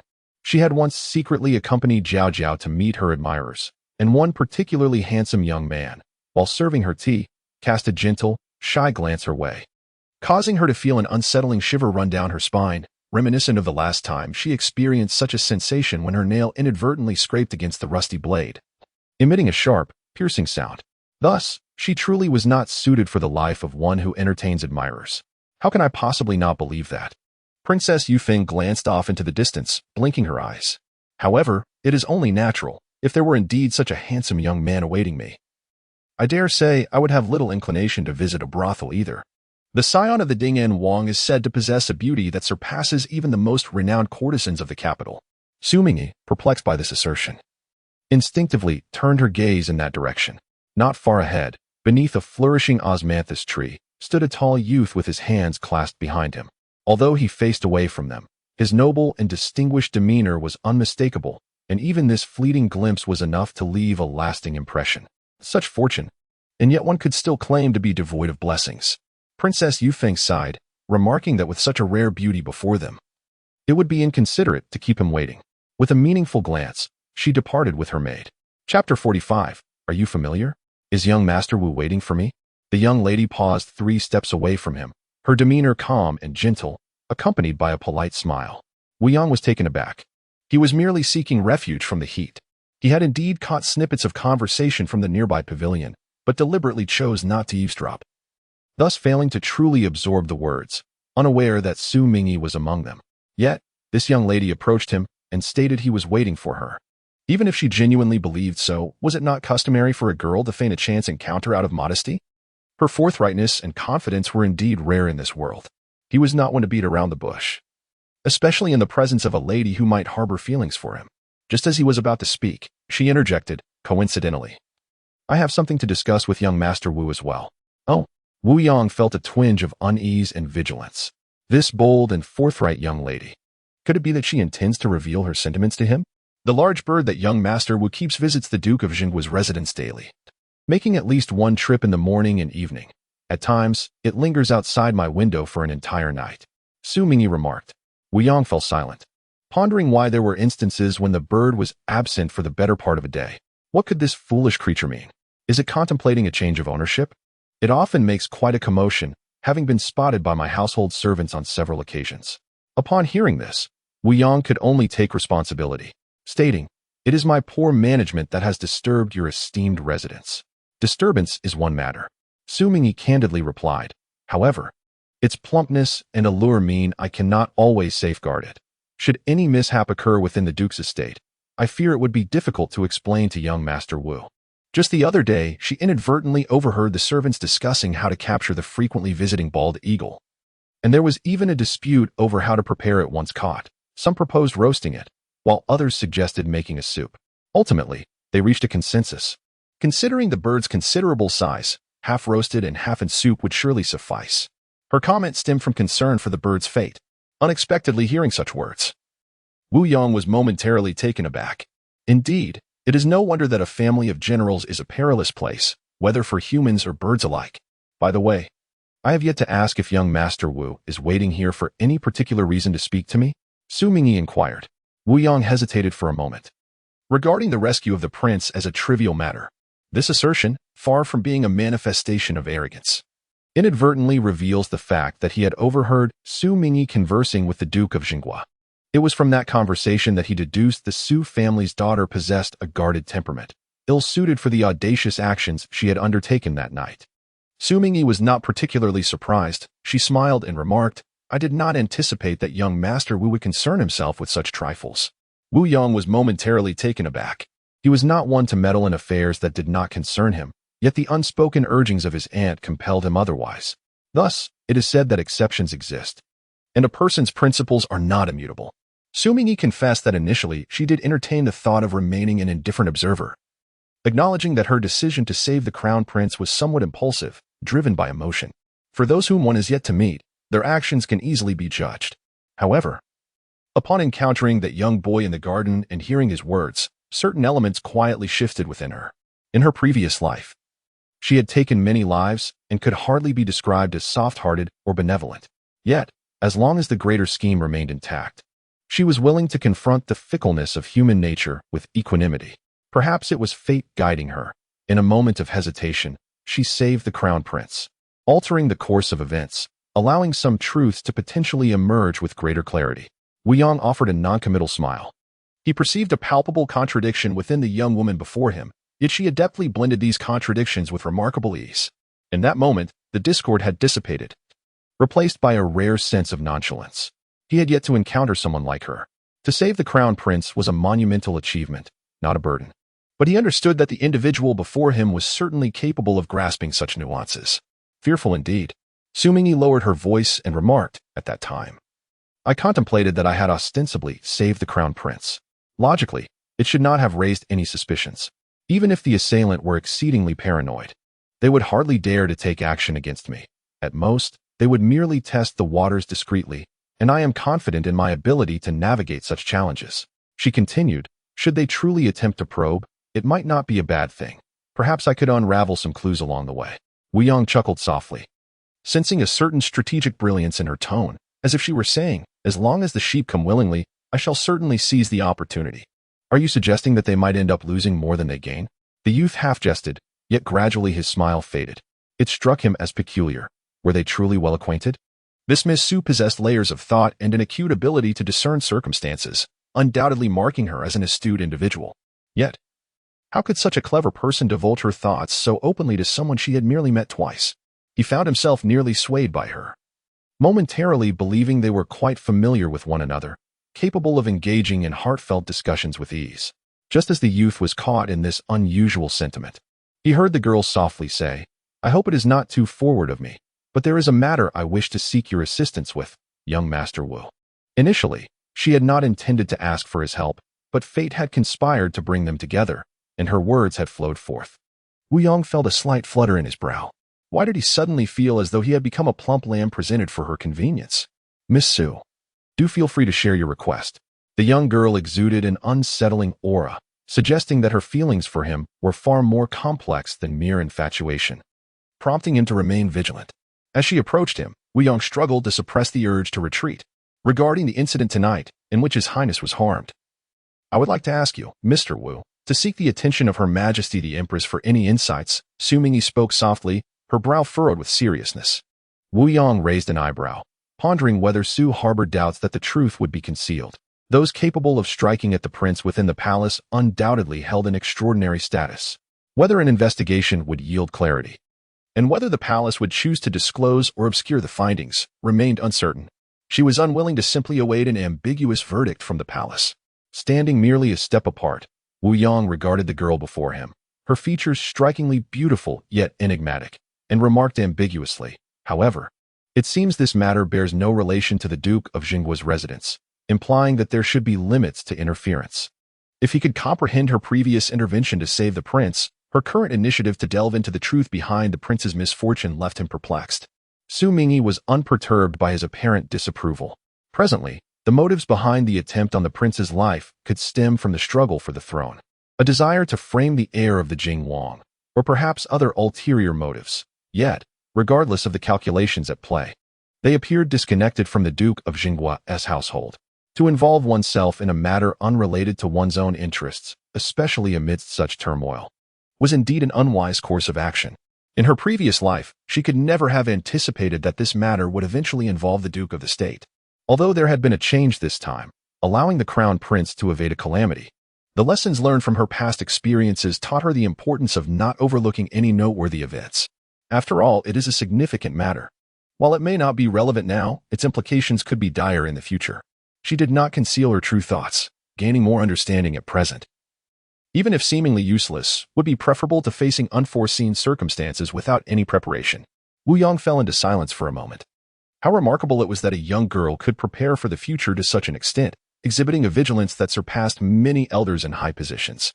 Of course, the empress, residing within the inner palace, though the sovereign of the harem, must also exercise caution in all matters. Her original intention was simply to ask the empress to pay a little attention, rather than to investigate anything in particular, even if nothing were to be discovered. It would not be a matter of concern. Xu Mingyi regarded him, her tone lightening somewhat, her gaze honest. Should any clues be uncovered, Master Wu may choose to inform me or not. She acknowledged her boldness in seeking his assistance, understanding that she had no right to compel him to comply. Moreover, she recognized that this seemingly nonchalant individual was, in fact, inherently cautious and not someone easily swayed. Wu Yong was left in bewilderment. To say that he could convey any findings or choose to remain silent, what was the purpose behind her extensive discourse? Did Miss Su truly seek his aid? Or was she merely attempting to remind him subtly? The young lady, with her earnest demeanor, naturally captured his attention, prompting him to reflect more deeply not only on this matter, but also on future occurrences. Having met merely twice, she had already alluded to him on 2 occasions. Upon further contemplation, her previous words seemed to carry an implicit caution for his aunt to act prudently within the palace. What intentions does this Miss Su harbor? He cast her a peculiar glance, to which Xu Mingyi responded with a smile, saying, "Since Master Wu has articulated it so, let us proceed accordingly. Should Master Wu be inclined to share any insights with me, I would be most grateful. If he prefers to remain reticent, at least the Wu family will be informed. And the Su and Wu families need not be entirely in the dark. Anything is better than the truth being thoroughly concealed." However, while her eloquence was commendable, if she truly wished to glean information from the Wu family in the future, it would undoubtedly be simpler than conducting her own inquiries. This arrangement seemed to yield no detriment. Wu Yang, perceptive by nature, noted that she had not concealed her true intentions. Such subtle machinations could not escape his notice. Miss Xu had not even attempted to gauge the essence of my character before laying her cards on the table. Was this not rather impulsive? Her performance in the Hall of Mutual Harmony and her recent act of saving the Crown Prince before the assembly clearly demonstrated her theatrical prowess. Yet, now, before him, she displayed a remarkable candor. Her well-meaning counsel subtly hinted at an inseparability between the Xu and Wu families. The young lady boldly declared, "There is no need for probing. I trust Master Wu." Wu Yang suppressed the astonishment stirring within him. "We have only met twice, so why does Mississippi Xu place such unwavering trust in me? What reason could compel a clever and talented young lady to cast aside her facade and naively place her trust in him? Is it not a testament to her affection for him?" The girl, who had been anxious, contemplated for a moment before replying. "Perhaps it is because I perceive Master Wu as amiable and inherently good." This was the truth. In her eyes, Wu Yang was indeed a good person. Though his words could be harsh, his heart was undeniably kind. Consequently, regarding the matter of the unfortunate demise of the other party, regardless of whether it was her responsibility, she felt an overwhelming sense of guilt. Wu Yang was uncertain of the complex expression that now adorned his face. He had often heard compliments about his handsomeness, but this was the first time someone had noted his amiability. It seemed that Miss Xu had unintentionally confessed her feelings. This was acceptable. It allowed them both a degree of dignity and space. However, he was not the type to prolong the illusion once he was aware of her sentiments. Moreover, to speak candidly, he held a deep admiration for Miss Xu's intelligence. Yet, therein lay the problem. Miss Xu appeared excessively infatuated with matters of the heart. Once she found herself enamored, she cast aside all necessary caution. This was not a prudent course of action. It was time for her to witness the harsh realities of human nature. The human heart is unpredictable. To judge a person's character based solely on their outward kindness is, indeed, rather reckless and leaves one vulnerable to deception. The young man, with his hands clasped behind his back and a cool demeanor, stated, "Miss Xu, I am willing to assist you with your request, but I have a condition." "Please." "Master Wu, do tell," Miss Xu replied, pleased that he had conditions to propose, as this would allow her to accept his assistance with a clear conscience. The young man, taking advantage of his height, looked down at her with a slight furrowing of his striking brows, his tone imbued with indifference. "Recently, the rumors circulating outside regarding Wu's infatuation with Miss Xu's beauty are entirely baseless. I urge Miss Xu not to take them to heart. My feelings towards you, Miss Xu, have never harbored any such intentions, nor will they in the future." He understood that his words were blunt, perhaps even capable of causing her discomfort. Yet he believed that only such candor could sever any lingering hopes she might entertain, a lesson he had learned through experience. Xu Mingyi found herself momentarily stunned. Was this his condition? Wait, what did he mean? Could it be that he was questioning her feelings for him? No, the declaration he made seemed to transcend mere suspicion, suggesting an unwavering conviction that she harbored ulterior motives earlier than in her previous life. In her exasperation, an old memory suddenly surfaced. Chapter 47. Fearing a life of solitude in her past life, after marrying Wu Yang, they had maintained a relationship akin to two streams flowing parallel, devoid of genuine marital intimacy. The essence of it was that he feared being entangled with her. Upon hearing this, she had felt an immense sense of relief. He was the object of affection for countless young ladies in Ningyan, yet her own beauty, which ranked second and was renowned in the capital, was not without its burdens. As for who held the title of the most beautiful, she was rather unclear. Her self-identification as second was merely an act of modesty, allowing for the possibility of preserving some dignity should a beauty surpass her emerge in the future. In conclusion, he feared entanglement, and she was equally unsettled within. On that day, the two engaged in a candid conversation, providing each other with a sense of reassurance. Perhaps due to the easing of their mutual defenses, they drew closer afterward, occasionally sharing heartfelt discussions like true friends. However, their exchanges were short-lived, as misfortune soon befell Wu Yang. Wu Yang pressed his elegantly thin lips together. So be it. Miss Xu proved to be more resilient than any of the young women he had previously rejected, managing to disguise her emotions with such authenticity that not a trace of embarrassment or disappointment was visible. Such a woman, if she could promptly rid herself of her obsession with love, though she may be a lady, would undoubtedly be capable of great accomplishments. I shall inform Miss Xu of any news in due course. I bid you farewell for now. Xu Mingyi nodded. Young Master Wu, please take care. Wu Yang ultimately refrained from saying anything further and turned to leave once more.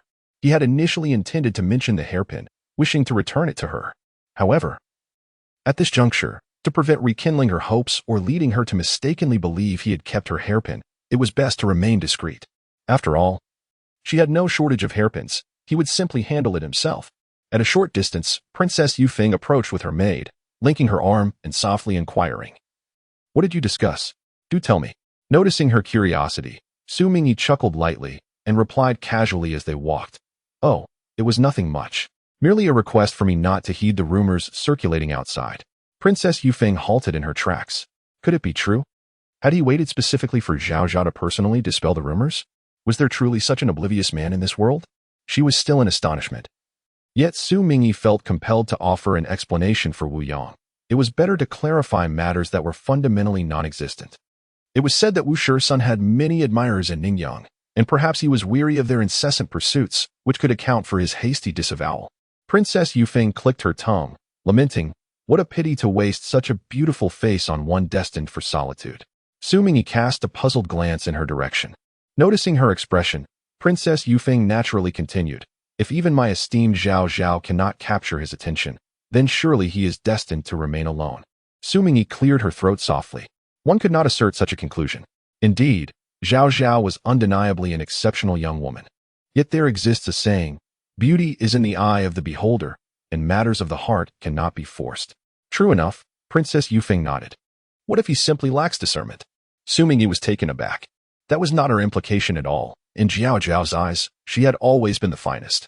Goodness was inherently good, and even the not-so-good could be seen as good. This did not necessitate justification or tangible evidence. A smile graced Xu Mingyi's face as she tightened her grip on her friend's hand. Xu Mingyi nodded in agreement. The two of them need no longer feign unfamiliarity in public. As doubts continued to mount in Chui's mind, once they exited the palace and settled into the carriage, she could not suppress her curiosity and inquired about Princess Yufeng. Xu Mingyi had no intention of keeping the truth from her and thus recounted the details candidly. Chui was astonished by the revelation. But why has he suddenly changed his mind? She asked. A possibility occurred to her, and with a hint of trepidation, Chui inquired cautiously. She had no intention of unduly interfering in her child's private affairs. After all, forming a friendship with Princess Yufeng was not an act that should be condemned. What was truly unsettling was the hidden implications that might lurk beneath the sudden alteration in their interaction. Meeting her mother's anxious gaze, Xu Mingyi assured her forthrightly, "Rest assured, I shall not take a lover." Instantly, Chui's heart felt a wave of relief, almost prompting her to exclaim a prayer of gratitude. Heaven knew how many thoughts had raced through her mind in that fleeting moment. She was even apprehensive that her lack of principles might lead her to acquiesce to her child's misguided choices. With a sigh of relief, Chui was about to utter more words when she noticed the young lady's face, now marked by weariness. The lingering effects of the poison had yet to be entirely purged, and her recent exertions in the palace, coupled with her efforts to save others, had undoubtedly exhausted her. Chui rose and seated herself beside the girl, allowing the drowsy young lady to rest her head on her shoulder. In her half-conscious state, Xu Mingyi faintly heard Chui's gentle words, "Sleep peacefully. My dear, mother is here." With that, she surrendered to a deep and tranquil slumber. When she next opened her eyes, it was the early hours of the following day. Refreshed, Xu Mingyi rose, attended to her morning rituals, and practiced archery in the courtyard before partaking in her breakfast. Just as she set down her chopsticks, the sound of hurried footsteps echoed from the courtyard. Chapter 48. The Bestowal Miss. A Zhu entered swiftly, her demeanor composed as she saluted before stating, "A messenger from the palace has arrived, bearing a decree and a card of rewards." Although the news of her young lady's heroic act in saving His Royal Highness the Crown Prince had yet to spread throughout the city, it was already well known within their household. So swiftly did Akui fall short of the calm demeanor exhibited by Azu, who promptly declared, "My lady, I shall prepare your garments and adornments at once." Xu Mingyi nodded, rising to her feet. After changing her attire and arranging her hair, she proceeded to the front hall to receive the imperial decree.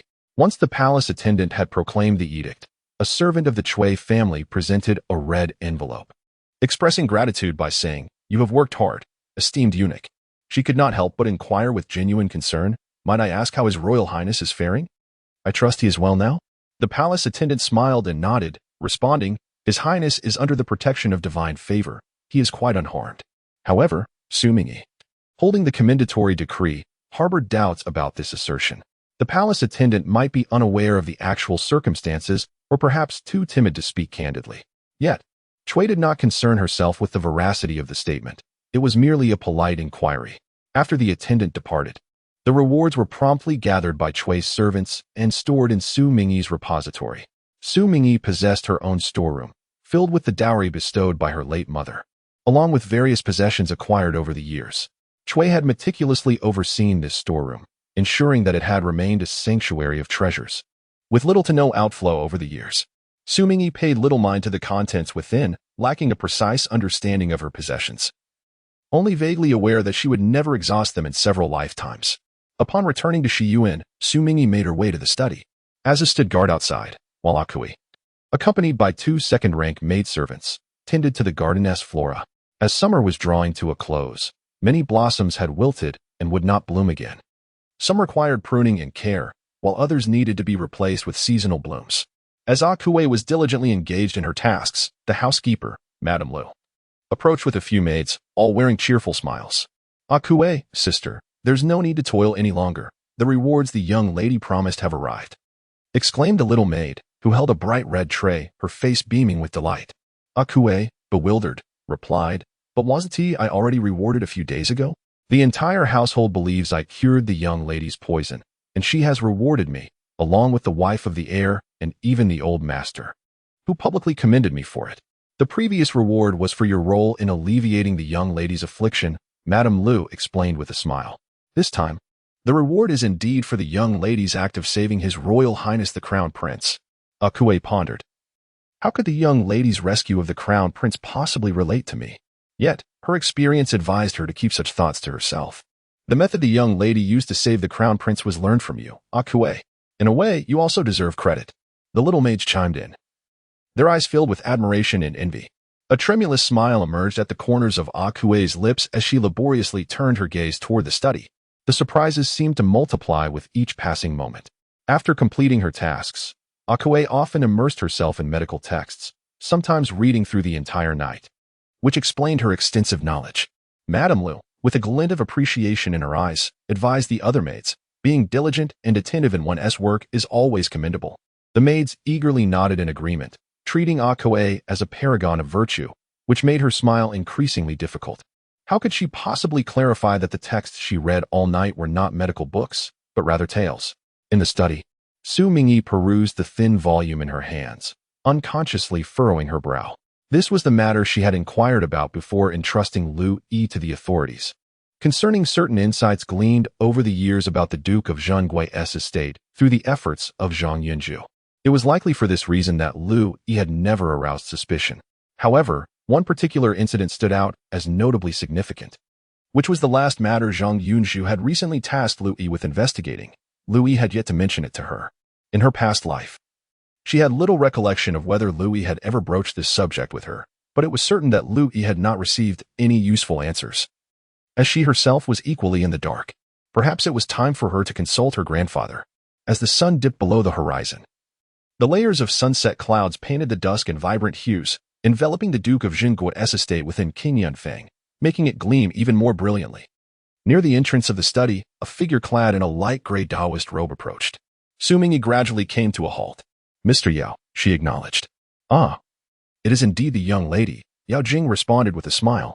"It has been over 2 years since I last saw you. I nearly failed to recognize you." Although he had been in the Duke's service, he did not reside there permanently, and given Xu Mingyi's status as a female relative, their encounters had been scarce. Yet, the transformation in the young lady before him seemed to extend beyond mere height and maturity. His earlier remark about nearly not recognizing her was far from an exaggeration. A hint of curiosity stirred within Yao Jing. At that moment, Xu Mingyi performed a slight bow, her tone imbued with gratitude as she said, "Mr. Yao, I have not had the opportunity to thank you in person for your daring act of divination to help me avert catastrophe." In her previous life, it was indeed Mr. Yao's divination that enabled her to evade a calamity. Although she harbored no fear of perishing alongside her family, at the very least, she managed to slay an adversary and alleviate her resentment before her demise, which could be considered a small victory. She expressed her heartfelt gratitude. Yet Yao Jing appeared somewhat uneasy, clearing his throat and saying, "It seems that my divination may have contained some inaccuracies." There is no need for you to dwell on it, my lady. He had initially predicted that only a joyful occasion could spare her from those two tribulations. But now that the joyful event had fallen through, she had nonetheless escaped peril. He remained at a loss as to where the miscalculation had occurred. Chapter 49. The family heirloom. Xu Mingyi understood that this error undoubtedly stemmed from her own actions. Regardless, she appreciated Mr. Yao's efforts. In her previous life, it was Mr. Yao's divination that allowed her to evade disaster. In this life, she must rely on herself to safeguard the entire residence of the Duke of Dinnan from misfortune. The young lady performed another bow before making her way to the study. Yao Jing watched her slender yet resilient figure retreat, his expression clouded with increasing perplexity. Zhu approached and knocked on the study door. "Come in," came the voice of the Duke of Dinnan from within. Zhu opened the door, and Xu Mingyi stepped inside. "Grandfather." "It is Zhao Zhao." The Duke of Dinnan smiled, gesturing for his granddaughter to come and sit so they could converse. At that moment, he was alone in the study, not attending to pressing military matters, but rather diligently polishing two new large round walnuts with a pig bristle brush. When the late emperor first entered the capital, he expressed his concerns about his own impetuous temperament, suggesting that he ought to cultivate some refined hobbies for self-restraint. Otherwise, it would not bode well for him to be perpetually embroiled in conflicts. After much contemplation, he finally settled on the pastime of walnut shelling. It was indeed a modestly refined pursuit, yet it was the best he could manage. In the initial years of attempting to temper his nature, he found himself consuming quite a number of walnuts. Zhu, having brought over a chair, watched as Xu Mingyi took a seat before inquiring. The Duke of Dinnan nodded, gently clasping the impeccably polished walnut in his hand, and remarked with a soothing tone, "Most of the pressing matters have been attended to," allowing for a period of leisure at home.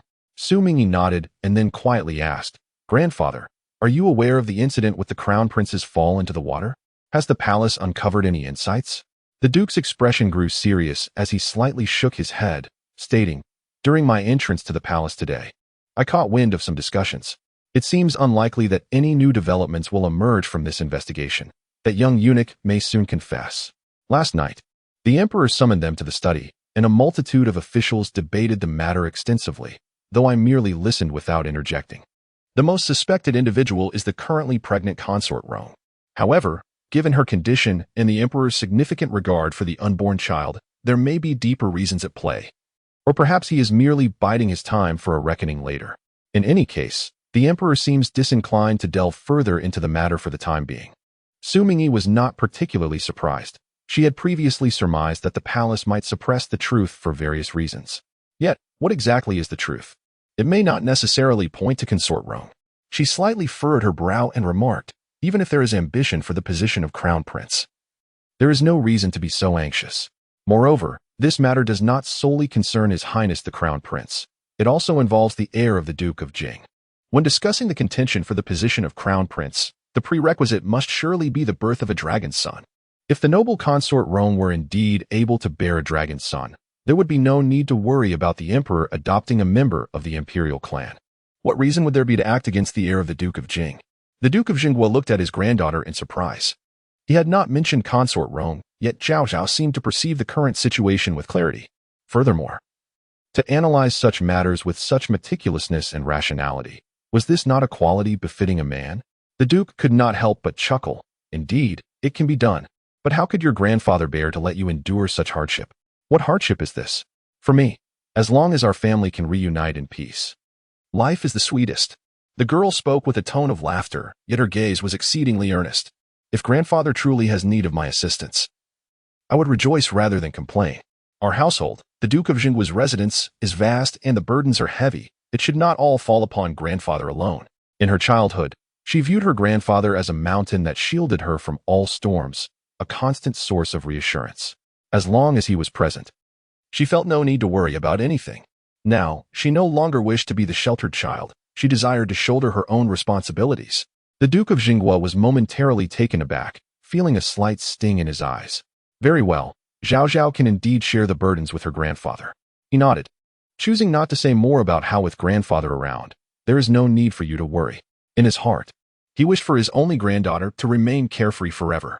However, his thoughts are his own. How a child lives must ultimately be her own choice. If Zhao Zhao wishes to spend her life in a sheltered haven free from storms, he shall safeguard that sanctuary for her.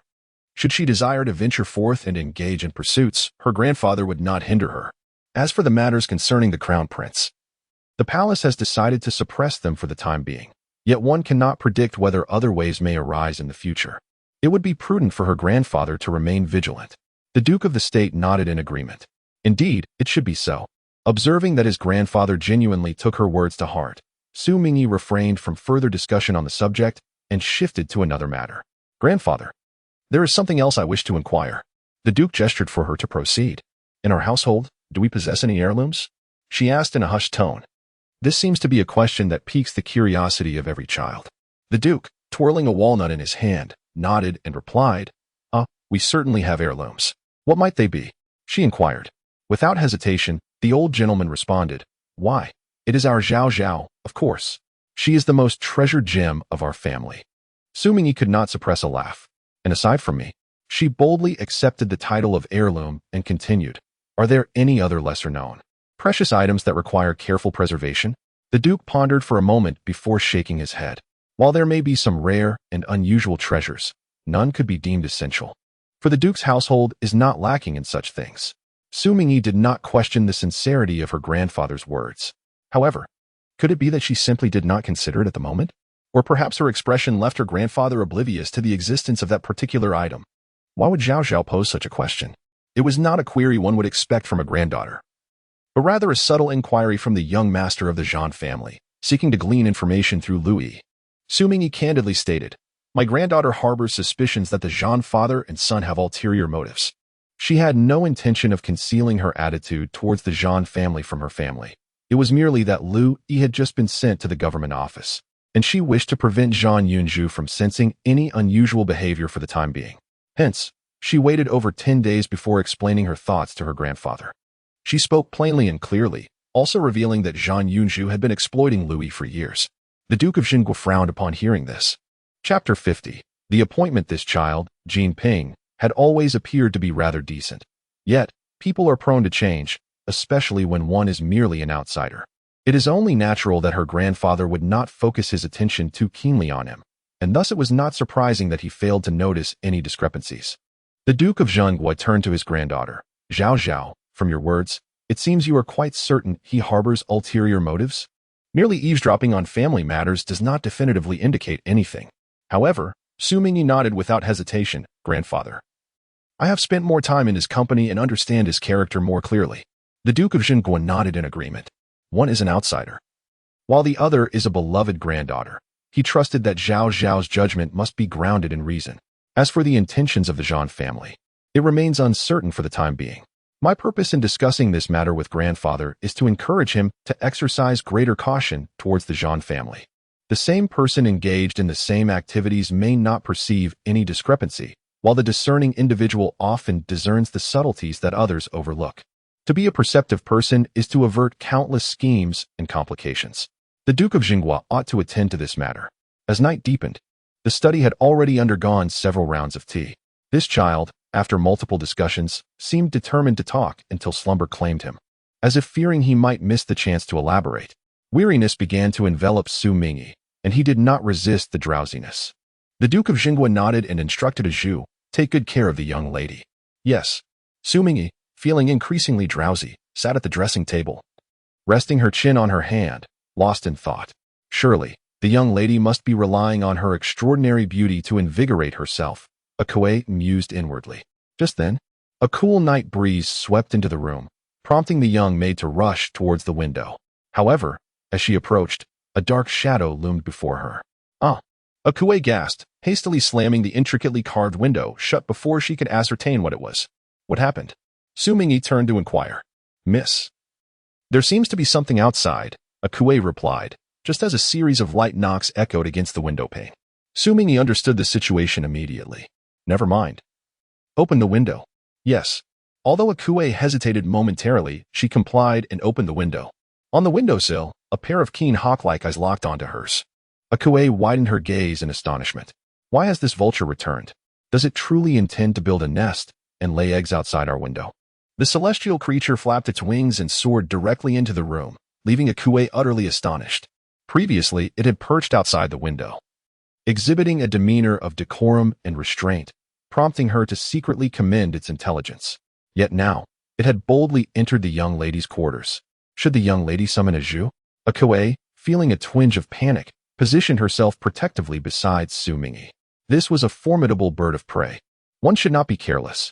However, she soon observed that the raptor did not flit about in chaos nor exhibited any intent to harm. Instead, it confidently strutted towards them, heading directly for the young lady. Fear not. Its presence here must surely be for a reason, Xu Mingyi reassured a Kuei as she rose to her feet. Xu Mingyi bent down to retrieve the bamboo tube, casting a glance at the proud bird, with a purpose in its visit. The creature appeared utterly unperturbed by any potential dismissal. Xu Mingyi extracted the note from within the tube and unfolded it, revealing a clean and precise script. Tomorrow at the hour of Chun, at the Snow Sound Tea House. Burn this. Xu Mingyi casually handed the note to a Kuei, who accepted it with wide-eyed astonishment, casting one last incredulous glance at the magnificent bird before stepping outside. What peculiar individual would train such a creature as a messenger pigeon? Xu Mingyi then fetched a piece of dried beef from a nearby ceramic jar and offered it to the bird. The raptor, delighted by the treat, twirled joyfully in the air. Yet, it remained rooted in place, unperturbed. Xu Mingyi subtly twitched her lips. It seemed this creature remained blissfully indifferent to its owner's sentiments. She turned back to retrieve 2 more pieces of dried beef. After consuming them in swift succession, the bird wasted no time and soared back out through the window, promising to return on the morrow. As she watched the departing bird, Xu Mingyi brushed off the crumbs of jerky from her hands. The young lady, who had cunningly lured the bird away, felt no pangs of conscience. After a refreshing bath, she collapsed onto her bed, succumbing to a deep slumber that lasted until dawn. The following day, Xu Mingyi rose early, and after partaking in her morning meal, she prepared to venture outside. As she passed through the front courtyard, she encountered her brother, Xu Mingyi, accompanied by a young servant. The servant, a Jew, clutched several scrolls and a writing box, clearly intending to accompany Xu Mingyi to the academy. The Xu family maintained their own school, employing a highly esteemed teacher to impart knowledge, and other children from respectable families, mostly those allied with the Duke of Dinnan, also studied there, many of whom were of similar age to Xu Mingyi. What brings you out so early this fine morning? Xu Mingyi inquired with a serious tone. It had been quite some time since he had seen Xu Mingyi rise at such an hour, suggesting her spirits had indeed improved. He slightly curled his lip in skepticism. Have you gone out to purchase rouge? Who would believe that? Perhaps he received a commendation from the palace yesterday and now wished to flaunt it about? Yet, this behavior was quintessentially Xu Mingyi, nothing particularly astonishing about it. Very well, Xu Mingyi responded, urging him on, hurry along, or else be wary of receiving a reprimand from the teacher. Understood, Xu Mingyi replied, feeling a prickling at the nape of his neck from her reminder. As he and a Jew hurried away, watching her brother hastily retreat, Xu Mingyi's spirits lifted, a smile gracing her lips. The weather was pleasantly cool, perfect for a barbecue in the garden. As the carriage exited the Duke of Gua's residence and slowly made its way out of King Yunfang, the driver announced, Miss, we have arrived. The carriage came to a halt before a tea house. Xu Mingyi alighted with Zhu, lifting her gaze towards the establishment while surveying her surroundings. It turns out this is the place. Chapter 51. Too difficult. Although it is referred to as a tea house, it is, in fact, the private property of the Wu family. Many exchanges of information between various forces and hidden operatives in the capital take place here. Naturally, this matter is shrouded in secrecy, and on the surface, it merely appears to be a tea house located in a remote area with little business. In her previous life, she only learned of this tea house in the southern alley of the capital after marrying into the Wu family, though at that time, she did not know its name. Today, the other party has invited her to meet here, presumably to evade prying eyes, making conversation more convenient and avoiding any potential gossip. Xu Mingyi entered the tea house with Zhu. The same young gentleman had arranged to meet here. The girl calmly and openly informed the attendant who approached her. Yes, that young gentleman arrived earlier. Please allow me to escort you upstairs. The attendant promptly led them to the second floor. At a tea table near the window on the second floor, a young man clad in a dark blue robe sat casually, holding a delicate tea bowl in one hand. His ink-black hair was partially tied back, and his sharply defined profile was bathed in the morning light, his eyes slightly squinted, exuding a warm and leisurely demeanor. Upon hearing footsteps, the young man turned to look, and when Xu Mingyi approached him, he gestured for her to sit. I apologize for keeping you waiting, young Master Wu. Xu Mingyi said politely. However, Wu Yang did not dare to treat the girl before him with indifference, his tone carrying a hint of aloofness. I have just arrived.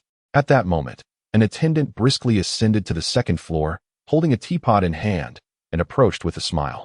Young master, the tea has cooled. Allow me to bring you a fresh pot. Wu Yang felt a slight twitch at his temples. Why engage in superfluous chatter over changing tea? Must one make it known that he had lingered here for such a long time that even the tea had turned cold? He had departed early due to a pressing matter to discuss with an informant within the tea house.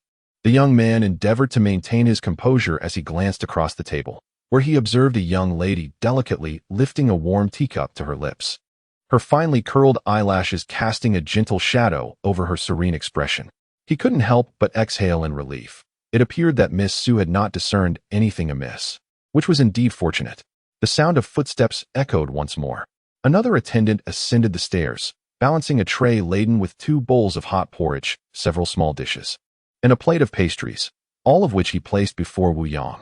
The young man regarded the attendant with incredulity. Had he requested any of this? The attendant, with a simple and honest smile, explained that the proprietor had noted that the young master had arrived quite early and likely had not yet partaken of breakfast, thus arranging for the kitchen to prepare something special. It was merely the considerate nature of their master, and there was no need for the young master to feel astonished. Please enjoy, the attendant said before descending the stairs with a clatter. Wu Yang clutched the teacup tightly. Everything around him rendered his previous statements rather conspicuous. Yet, at this juncture, he could only maintain his composure. He had left early, first attending to matters elsewhere, and thus had yet to eat. He appeared to casually offer an explanation, then seemingly composed, reached for the chopsticks to select a dish. However, just as the chopsticks were about to touch the plate of pastries, a hand swiftly moved it out of reach. Xu Mingyi transferred the delicacy to her side of the table. Wu Shisuan's racing thoughts were consumed by unbidden musings. Entirely oblivious to the fact that the dish was filled with peanut and sesame pastries, something he could not consume due to his allergy. Upon his arrival in the capital, the patrons of the Snow Sound Tea House proved to be no more discerning than the servants. Seemingly unaware that the young master of the Wu family would suffer from rashes and respiratory distress upon consuming peanuts. Observing the plate of delicacies, Wu Yang tightened his grip on the chopsticks. Xu Mingyi silently gazed skyward, pondering whether she had been too meticulous in uncovering his likes and dislikes. It was truly a difficult situation for her. Did the young master of the Wu family also have a fondness for this? It appeared to be an unnecessary alarm. No, the aroma of peanuts was too enticing. I have never been particularly fond of them. The youth, with an impassive expression, picked up a piece of lightly stir-fried vegetables and placed it into his mouth. Was there truly a fault in food being excessively fragrant? This excuse indeed sounded rather peculiar. Not feeling particularly hungry, Xu Mingyi forced down 2 pieces of pastry and sipped half a cup of tea, only to witness Wu Yang set down his chopsticks. After rinsing his mouth, he took a clean damp cloth from the side to wipe his lips. He was not one to eat at a leisurely pace, especially with someone awaiting serious discourse. Once Wu Yang had dried his hands and laid the cloth aside, he spoke candidly. Initially, the palace did conduct a thorough investigation into this matter, yet rumors began to swirl, with many speculating that the person who harmed the crown prince was Consort Rong. This reached her ears, causing her to experience a fright during her pregnancy, and she has since been confined to bed rest. Xu Mingyi slightly furrowed her brows. It would have been better if she had remained undisturbed. Such agitation seemed to indicate a guilty conscience. Wu Yang cast a noncommittal glance her way. Precisely because of her distress, the palace refrained from further investigation, attributing the blame solely to that inner court attendant. As for the inner eunuchs conspiring against the Prince of Jing, it can be merely explained as an old grudge held by a eunuch against the crown prince, who, in a fit of impulsiveness, pushed him into the water. Coincidentally, the Prince of Jing was seen in a clandestine meeting with a palace maid in the garden, and it just so happened that the eunuch stumbled upon the prince's jade pendant. In a state of panic, to secure his own escape, he carelessly discarded the pendant by the pond, thus providing a conclusion to the matter. Regardless of how grave an incident may be, if no one wishes to pursue the truth, a multitude of excuses for concealment will readily arise. Xu Mingyi pressed her lips together, remaining silent. Was it truly due to Consort Rong's miscarriage that both the palace and court officials refrained from further investigation, considering the unborn heir? Or did the incident serve as a convenient pretext for some individuals to obscure the truth? She could not shake the feeling that Consort Rong was not behind this. Yet, The unfortunate circumstance of her miscarriage frightened many, leading to a hasty resolution of the matter. Such a sequence of events, even if not perceived by others, would likely seem suspect to a discerning eye. The investigation was conducted by the Internal Punishment Department, overseen by Chief Unwittingly G, leaving even her aunt unable to intervene, thus preventing her from obtaining any useful information. Wu Yang added, "Should any new developments arise in the future, I will inform you, regardless of other matters." As this was her mention, it should be followed through to completion. "Then I thank you, young Master Wu," Xu Mingyi replied gratefully, then inquired softly, "Do you know how His Highness the Crown Prince is faring?" Wu Yang shook his head, not wishing to conceal the truth from her. "The situation is dire. It is said he has been suffering from a high fever since yesterday, and the imperial physicians are at their wits' end." Xu Mingyi felt a tightening in her heart. Such a frail body. If the fever persists without retreat, compounded by the prior near drowning, even if fortunate enough to survive, would likely suffer a detrimental impact on one's faculties. Chapter 52. Tempting fate. Wu Yang observed the girl whose complexion had subtly altered, initially expecting her to utter something, yet she merely took another sip of tea. After a brief silence, Xu Mingyi inquired, "Might I ask when young Master Wu intends to depart from the capital?"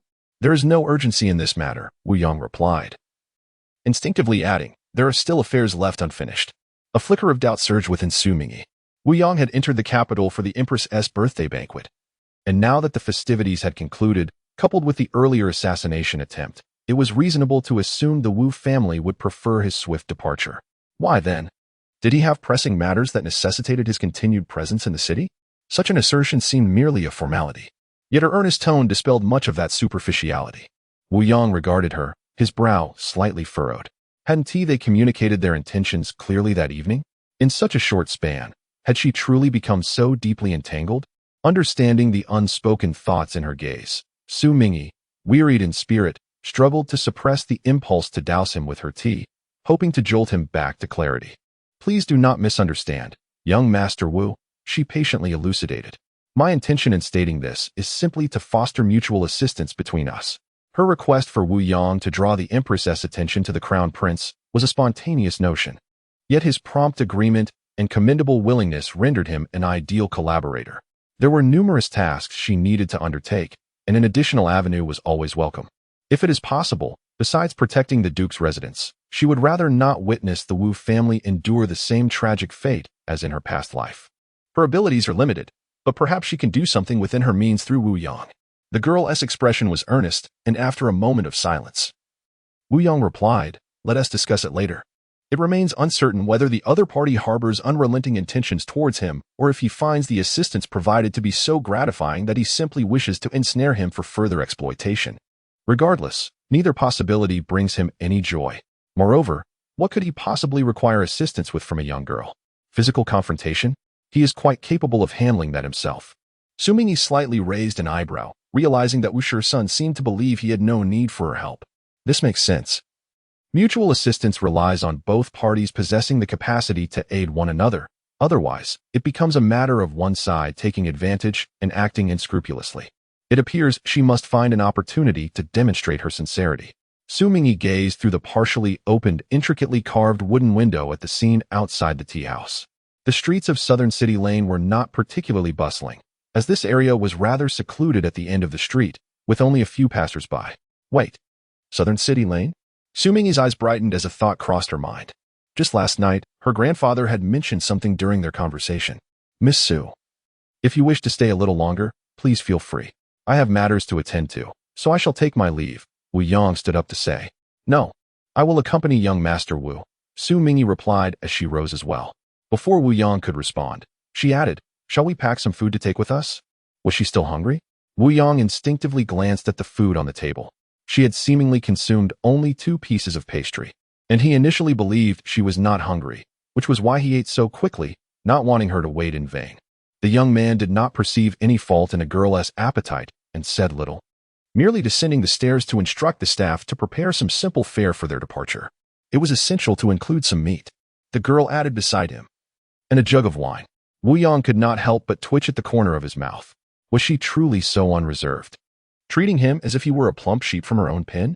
After the staff had packaged the food and drink, Zhu stepped forward to take the items in hand. Wu Yang paid the silver and exited the tea house with Xu Mingyi. Outside the tea house, the young man paused. He had already assisted her, treated her to a meal. Surely, he could now extricate himself? Just as a farewell was about to slip from his lips. He heard the girl ahead of him chuckling as she spoke. Let me take young master to try her luck. Try their luck? Wu Yong furrowed his brow in confusion. Xu Mingyi pointed down a nearby alley, not far, just beyond this small alley.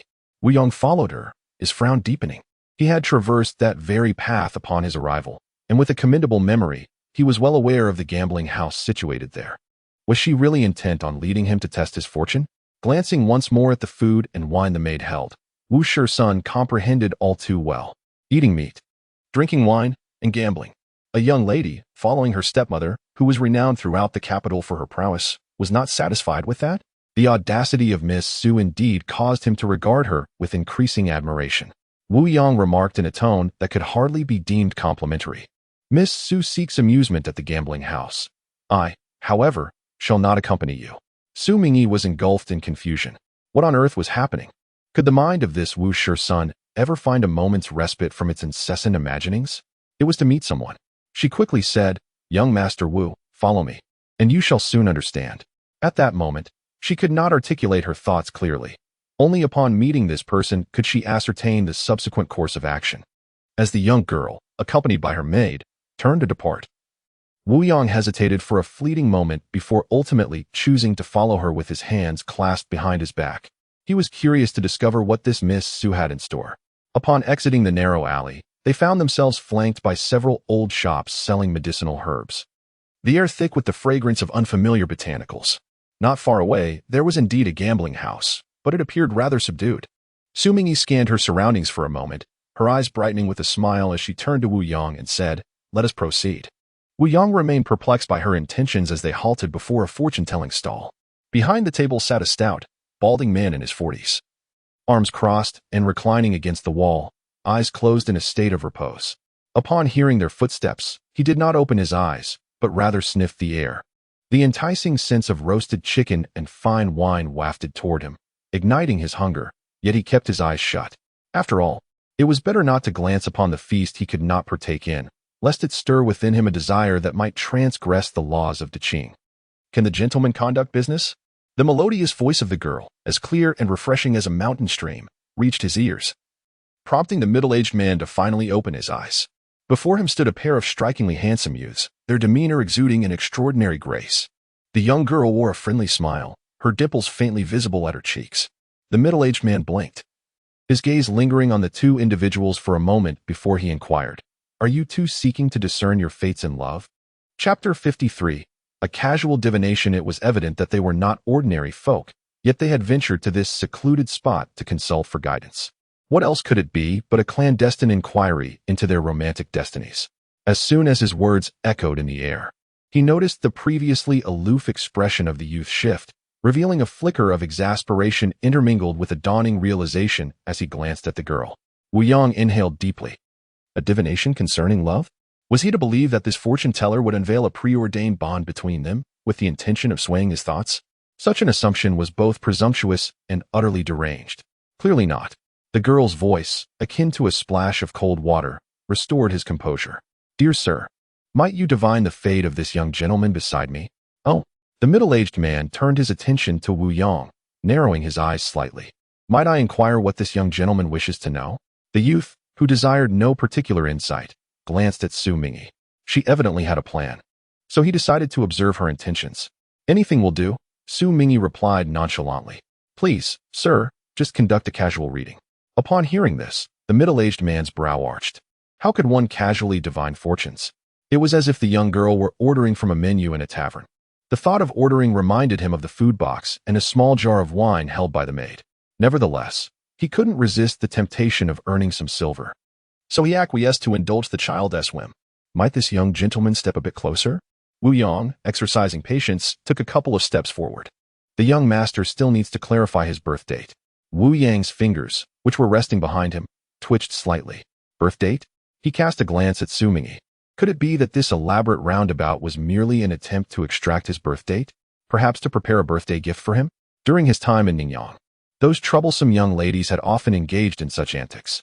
Xu Mingyi couldn't help but feel perplexed. What could he possibly be thinking? Could he draw such connections from others' inquiries to her? If revealing his exact birth date was inconvenient, he could merely disclose the year of his birth. The fortune teller settled for this alternative. Wu Yong shifted his gaze away from Xu Mingyi, born in the first year of Qingming. The middle-aged man, upon hearing this, calculated with his fingers and scrutinized the young man from head to toe. Speaking as he did so, this young master possesses an extraordinary appearance. Surrounded by an air of nobility, it stands to reason that he must come from a family of affluence or distinction. Wu Yong frowned. This was a fact that anyone with eyes could discern. Did it truly require his calculations? Just as he was growing impatient with Xu Mingyi's frivolities, he heard the middle-aged man softly continue. This young master left his home this morning at the beginning of the 4th watch, and he did so alone, without any attendants. After departing, he encountered a beggar and, being a kind-hearted individual, surely bestowed some silver upon him. At this point, the middle-aged man couldn't help but feel a twinge of envy. He was a practical man, and thus did not envy the young master's lineage. Rather, he envied the fortunate beggar. The hardships of life had long since eroded his dignity. A look of surprise flickered in Wu Yang's eyes. However, he was not easily swayed, and thus he instinctively began to ponder. Rational as he was, he would never entertain the absurd notion that Xu Mingyi had dispatched someone to surveil him.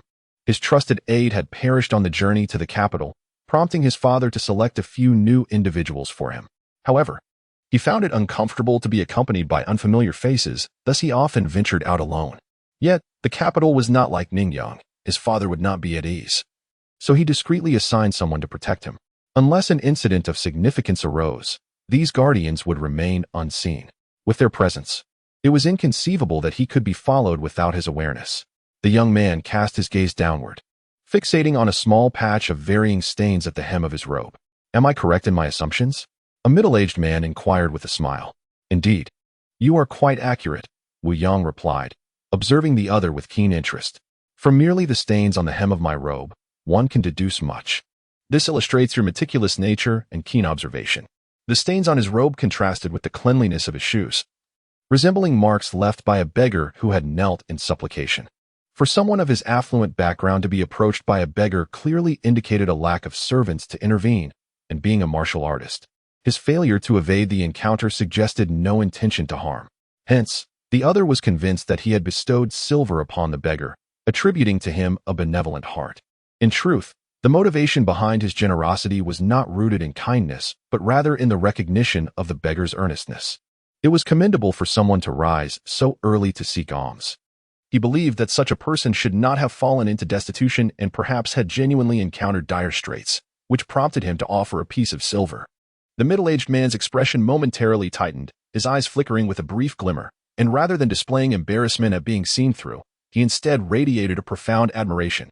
He raised his hand in a gesture of respect, acknowledging the young gentleman's perceptiveness. Xu Mingyi, standing nearby, nodded in agreement. In terms of keen intellect, Wu Shi's son indeed stood out among his peers, excelling in every aspect. Yet, there was one matter that puzzled me. Wu Yang inquired of the middle-aged man, Sir, how did you accurately deduce that I emerged at the hour of the rabbit? Merely a trivial skill acquired from my teachings, the middle-aged man replied. Wu Yang's eyes flickered with intrigue. Do you possess such abilities? Might you predict where I am headed and what I intend to do later? As the young man spoke, he extracted a silver note from his sleeve and placed it on the table with a single hand. The middle-aged man's eyelids twitched at the sight of the substantial note. It was enough to sustain him with fine food and drink for an entire year. However, to be fair, what captivated him more at that moment was the striking young man before him. Having felt admiration previously, the middle-aged man now began to contemplate other considerations, examining the youth with renewed seriousness. He then glanced at the silver note and smiled. There is no need for divination. I surmise that you intend to visit a temple to offer prayers and donate for incense. It is unlikely that you are embarking on a long journey while carrying a considerable sum of silver. If you were to purchase something, you would undoubtedly require a servant to accompany you, if indeed you are going to the temple to pray and donate for incense. It stands to reason that such matters would typically be handled by the women of a prominent household. Given the necessity for prayers, it is plausible that the matron of the house is unwell. To compel this young master to make this journey, it is evident that the ailing matriarch must be a figure of considerable significance to him. Although this youth speaks with the dialect of the capital, his articulation lacks a certain smoothness, bearing more angularity, and is tinged with a hint of northern accent. a nobleman hailing from the north, with an elder in his family suffering from illness. The fortune teller, after a moment of contemplation, rose and, with an earnest demeanor, proclaimed, "Ah, it appears to be the grandson of the Duke of Dinnan. I have been remiss in my observations." Chapter 54. Who is concerned for whom Wu Yang remarked, "If you perceive yourself as lacking discernment, then there would be no wise individuals in this world." In his view, he only esteemed two types of people, those who diligently apply themselves to their tasks, and the truly clever. However, just as he intended to offer a modest retort regarding the cleverness of others, a sudden rumble emanated from his stomach. The middle-aged man coughed lightly. After all, even the astute can feel the pangs of hunger. Xu Mingyi instructed, "Zhu, please present the wine and dishes we brought for our esteemed guest." The middle-aged man chuckled, rubbing his hands together. Though he initially hesitated to accept the offerings, the enticing aroma of the dishes wafting towards him caused him to reconsider. His intended words morphed into, "Then I must express my gratitude for your generous hospitality. There is no need for formalities. Please enjoy." "I shall accompany young Master Wu to the nearby herbal shop," replied Xu Mingyi. The middle-aged man nodded with a smile. Observing Xu Mingyi indeed turning towards the herbal shop, Wu Yang offered a respectful gesture to the man before following suit. The middle-aged man glanced at their retreating figures, then at the array of food before him. His expression shifted subtly, yet he ultimately settled down and picked up his chopsticks. "What are your thoughts on this individual?"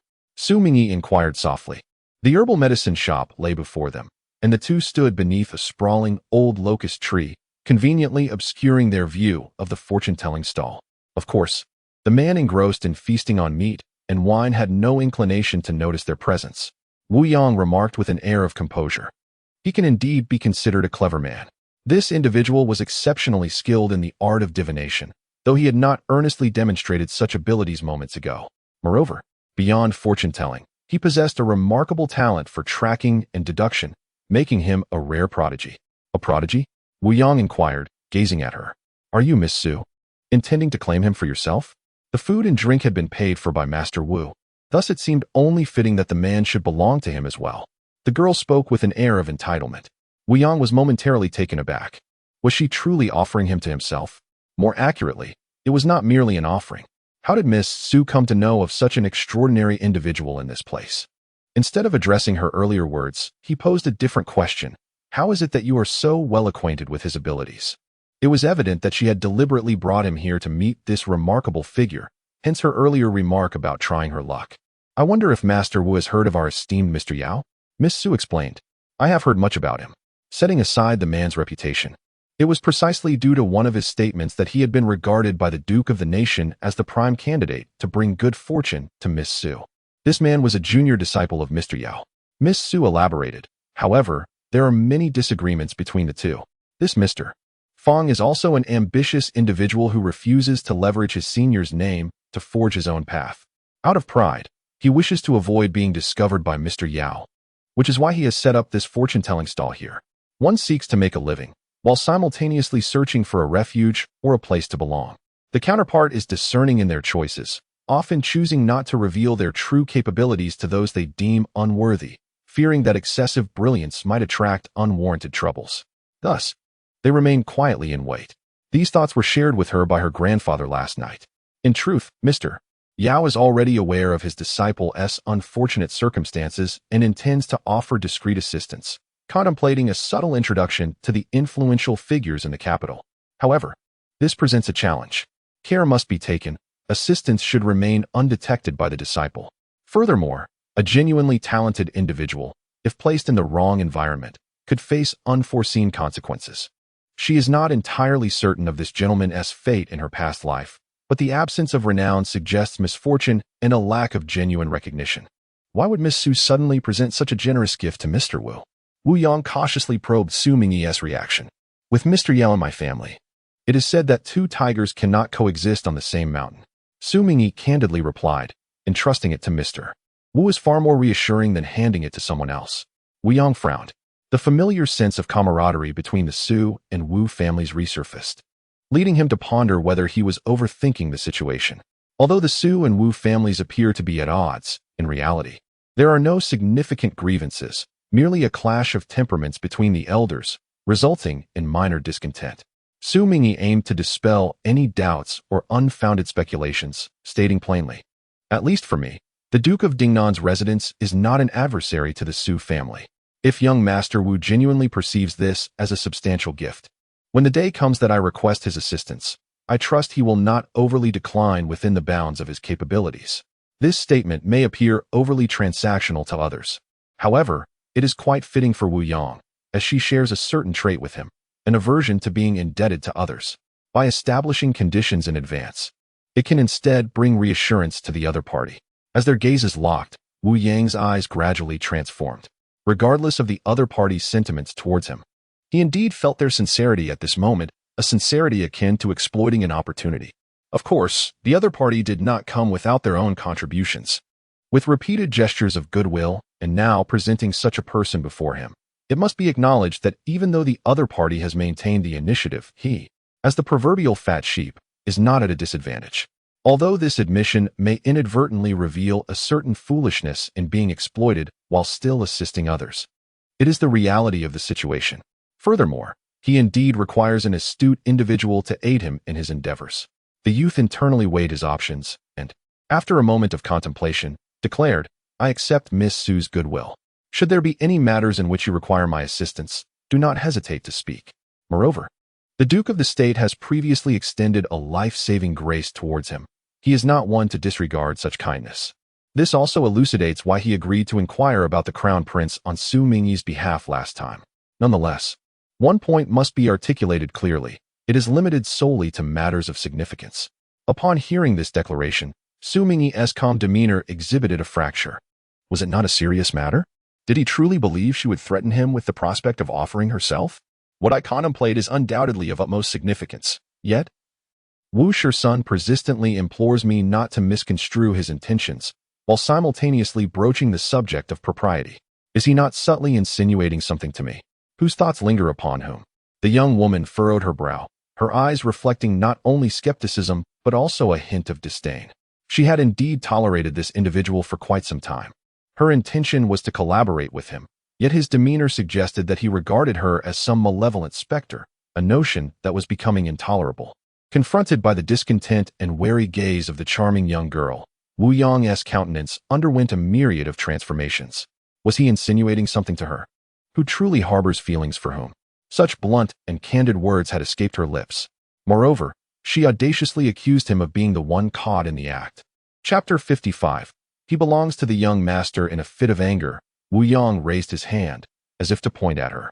The young girl, emboldened, met his gaze with unwavering defiance. The corners of her exquisite eyes slightly arched, as if harboring a trace of elusive mirth, reminiscent of a fleeting spring breeze, which, though ephemeral, carried the fragrant vitality of tender buds breaking through the earth.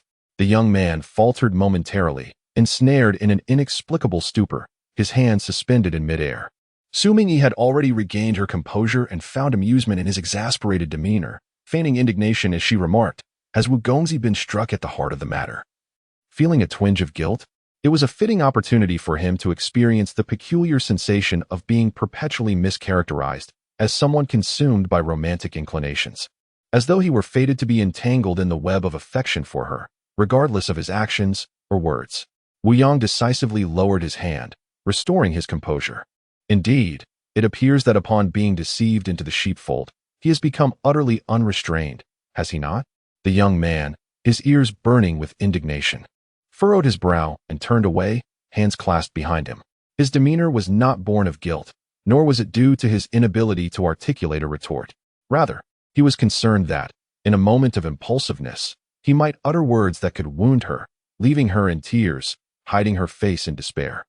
Is it truly the case that young Master Wu has become irate?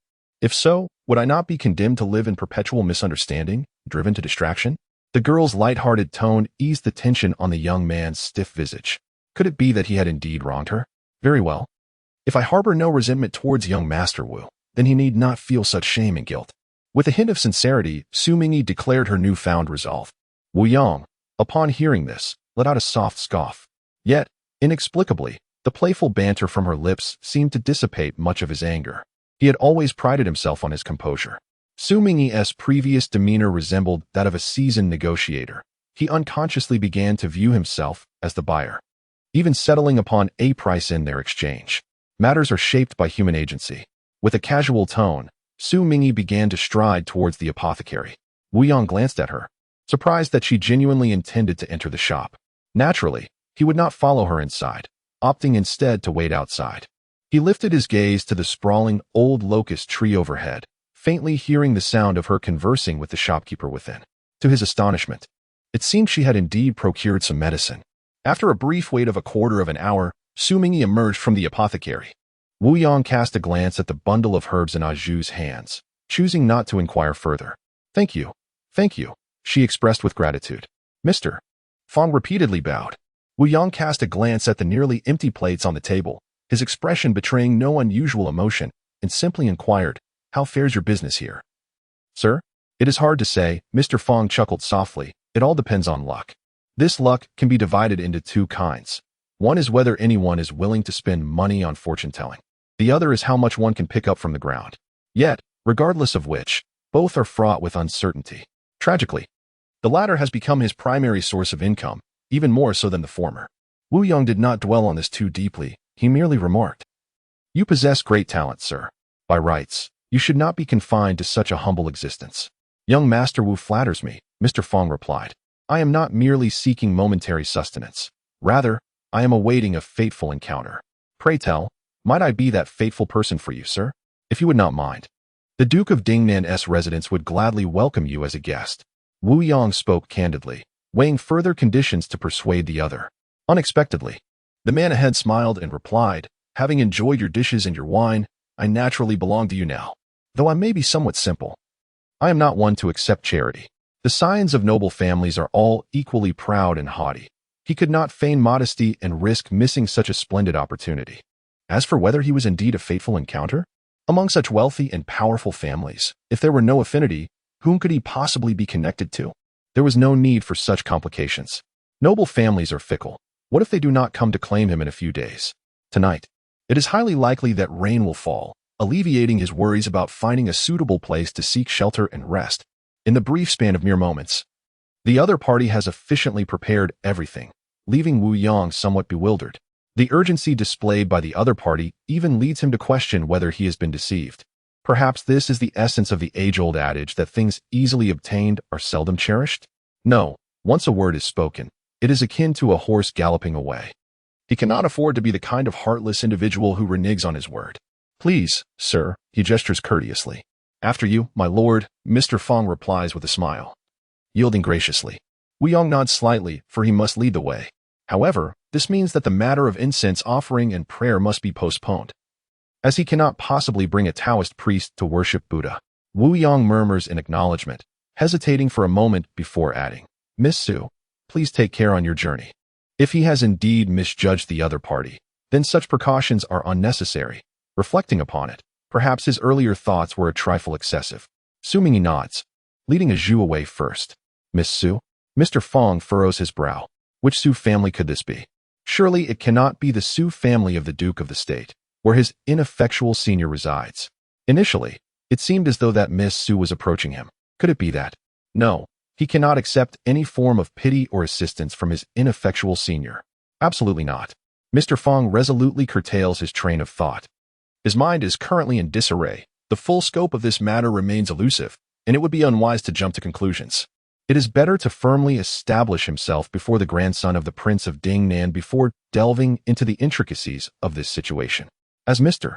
Fong approached the study outside the front courtyard, he was taken aback by the sight of a large bird huddled beneath the old jujube tree, its wings drawn tightly against its body.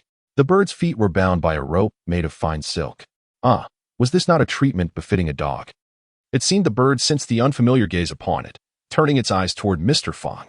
Upon this glance, its sharp eyes widened in surprise, tilting its head inquisitively. Chapter 56. Entering the palace, one is well aware of the birds one raises. Wu Yang cast a cursory glance at the bird's rotund form, then at Mr. Fong's similarly ample physique. He noted the bird's bald head, and then looked at Mr. Fong's receding hairline, and it struck him that Mr. Fong's robe of the day bore a striking resemblance to the bird's plumage. Faced with this peculiar coincidence, Wu Yang fell silent for a moment, ultimately choosing not to elaborate further. merely gesturing for Mr. Fong to accompany him into the study. "Why is this vulture tethered?" Mr. Fong inquired curiously as they walked. "If it is to be fed, it ought to be fed. Such a fierce bird has a temper, and it may wither if not properly cared for. It is domesticated," Wu Yang explained. "However, this bird's heart has become wild. It seems to have forgotten where its true home lies. It is resistant to guidance, and thus, it cannot be left unchecked. Out of respect for the bond between master and servant, it is only tied and not confined within a cage. This is my utmost mercy." Mr. Fong, upon understanding this, felt a twinge of regret. A domesticated bird cannot thrive. It lacks exercise. Its flesh is too fatty, lacking in flavor. As the door to the study swung shut, the large bird flapped its wings and began to screech. Its cries were jarring and shrill, causing the servant to hesitate momentarily before stepping forward to untie the unwilling bird and lead it away from that place. The proud bird, unwilling to be led like a dog, chose in its fury to soar in circles. Yet, in doing so, it resembled a vividly animated kite. Feeling humiliated, the bird's cries grew louder. That night, a heavy rain fell, bringing a touch of coolness to the capital. The next day, within the Longkoan Palace, the queen gazed at the young girl before her, who bowed respectfully to pay her respects. The maiden's gentle and graceful countenance was adorned with an approachable smile. Miss Su had not yet fully recovered and need not have rushed to the palace to express her gratitude. "Thank you, Your Majesty, for your concern.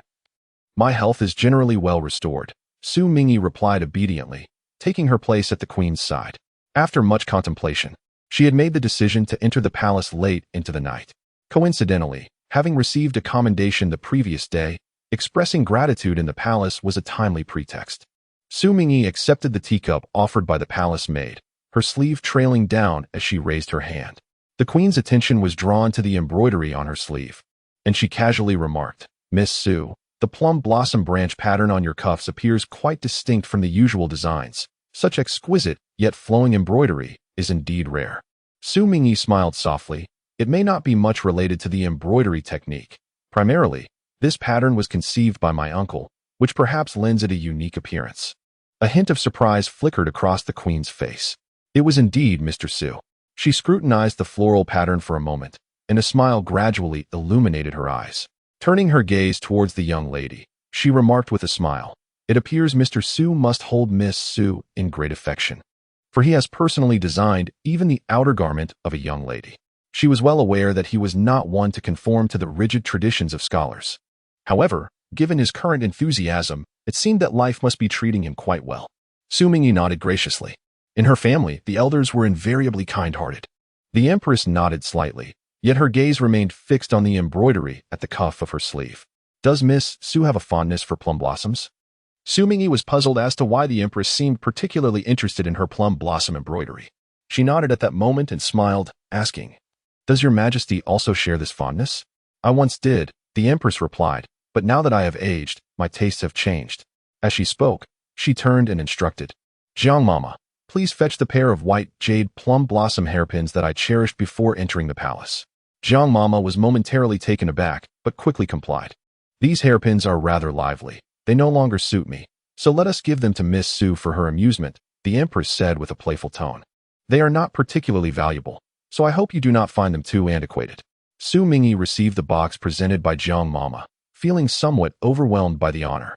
"How could I not cherish a gift from Your Majesty?" she replied, although described as items from before her time in the palace. The fact that they were still kept close and remembered fondly indicated that they held significant meaning for the giver. Such a gift bestowed upon her, its weight and sentiment are incomparable even to those truly precious and rare offerings. The nature of the empress remains largely unknown to her from her previous life. However, the arrow at the gate of Yangzhou instilled in her a sentiment distinct from that of others when confronting this noble daughter of the Wu family. At that time, the residence of the Duke of Ningyan was engulfed in flames, and the lineage of a century-old noble family perished that night. The enraged Yin Wang advanced southward with an unstoppable force. Amid the rising panic within the court, the Chancellor Xia Tingjin and others proposed to take the daughter of the traitor, the Wu family, to Yangzhou, using her life to coerce the Yin Wang into retreat. The late Yin Wangfei was the eldest daughter of the Duke of Ningyan and the biological sister of Empress Wu. Both the Yin Wang and the current emperor had taken wives from the Wu family. While the world may be unaware, The Emperor Qingming and Xia Tingjin knew well that the Yin Wang placed great importance on loyalty and affection. With the entire Wu lineage lost to the inferno, the Yin Wang must have felt not only fury but also guilt and regret. Now, with only Empress Wu remaining, he would undoubtedly preserve her life. Bringing her to Yangzhou as leverage in negotiations with the Yin Wang would carry significant weight. At the very least, it could delay matters for a time. Yet, Empress Wu was unwilling to be treated as a hostage.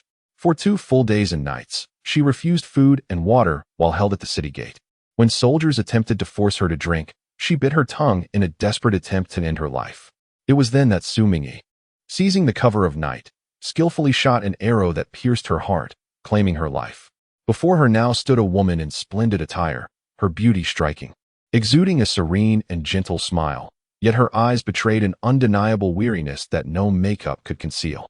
Xu Mingyi suppressed her past emotions and gently inquired, "Your Majesty, it appears that your complexion is not particularly well. Would you like me to check your pulse? Miss Xu is also skilled in pulse diagnosis. I possess a modicum of knowledge. Then I shall trouble you, Miss Xu, to examine me." The Empress smiled as she extended her arm. She was well aware of her own condition, and with the imperial physician present, she had no need for Xu Mingyi's assistance. However, it was precisely because she held a genuine fondness for the young lady before her that she exhibited such patience and keen interest. Xu Mingyi attentively checked her pulse. Yet a growing sense of doubt began to arise within her. The Empress's physique was indeed somewhat frail, but the nature of this frailty seemed peculiar. It was not merely a consequence of labor and worry. Xu Mingyi continued her examination with great care. What do you discern? Chapter 57. Fragments of Nightmares Yet. The exact cause eluded her understanding at this moment, and out of caution, she refrained from hastily voicing any conjectures. Should the Empress be able to respond positively to her prescribed remedy, there would be opportunities to monitor the situation further, and with the combination of medicinal effects, she would eventually ascertain the underlying reason. This weakness had not accumulated in a short span of time, nor would it genuinely endanger her life in the immediate future. Thus, while the anomaly was concerning, there was no need for undue alarm. The Empress nodded in acknowledgement. Very well, you have my gratitude. Let us proceed as you suggest. Her physical frailty had long been a chronic issue, and she had been attempting to remedy it without significant improvement. If it were possible, she naturally wished to enhance her health, for there were still vital matters that required her attention. Upon hearing her consent, Xu Mingyi felt a sense of relief within her heart, and thus continued. As for the matter of recuperation, beyond medication, it is equally vital to maintain a tranquil mind. Your Highness, have you been troubled lately by concerns regarding His Royal Highness the Crown Prince? The Empress sighed ambiguously. Sheng'er has grown up under my watchful eye. He is a fine child. The flattery from outside, claiming the Empress is benevolent, treating the Crown Prince as her own, is undoubtedly exaggerated. Yet how could one not develop feelings for a child raised from infancy? Although the incident of the Crown Prince's fall into the water appears to have been resolved, the true circumstances remain shrouded in uncertainty. Regardless of the schemes at play, Sheng'er is the most innocent among them. Xu Mingyi seemed to hesitate for a moment, contemplating her next words. Then, she turned to the Empress and softly inquired, "Might I be permitted to visit His Royal Highness the Crown Prince?" A hint of caution glimmered in her eyes. The Empress felt her heart soften. Though she would not label herself as a soft-hearted person, the identity of this young girl instinctively compelled her to show tenderness. This girl likely had no inkling that when she was merely a few months old, the Empress had once cradled her in her arms. Indeed, many were unaware of this. That year, Su Yun had just welcomed this little niece, the first grandchild of the Duke of Jinghua, and he cherished her immensely, secretly bringing her to the back door of the Duke's residence to boast, saying that the child was as beautiful and delicate as her second uncle. She anticipated that the other party was merely seeking to showcase something, which is why she brought along her young nephew, the barely 2-year-old Yuan. However, the little girl also captivated her attention, provoking a sense of envy as her own family lacked a daughter.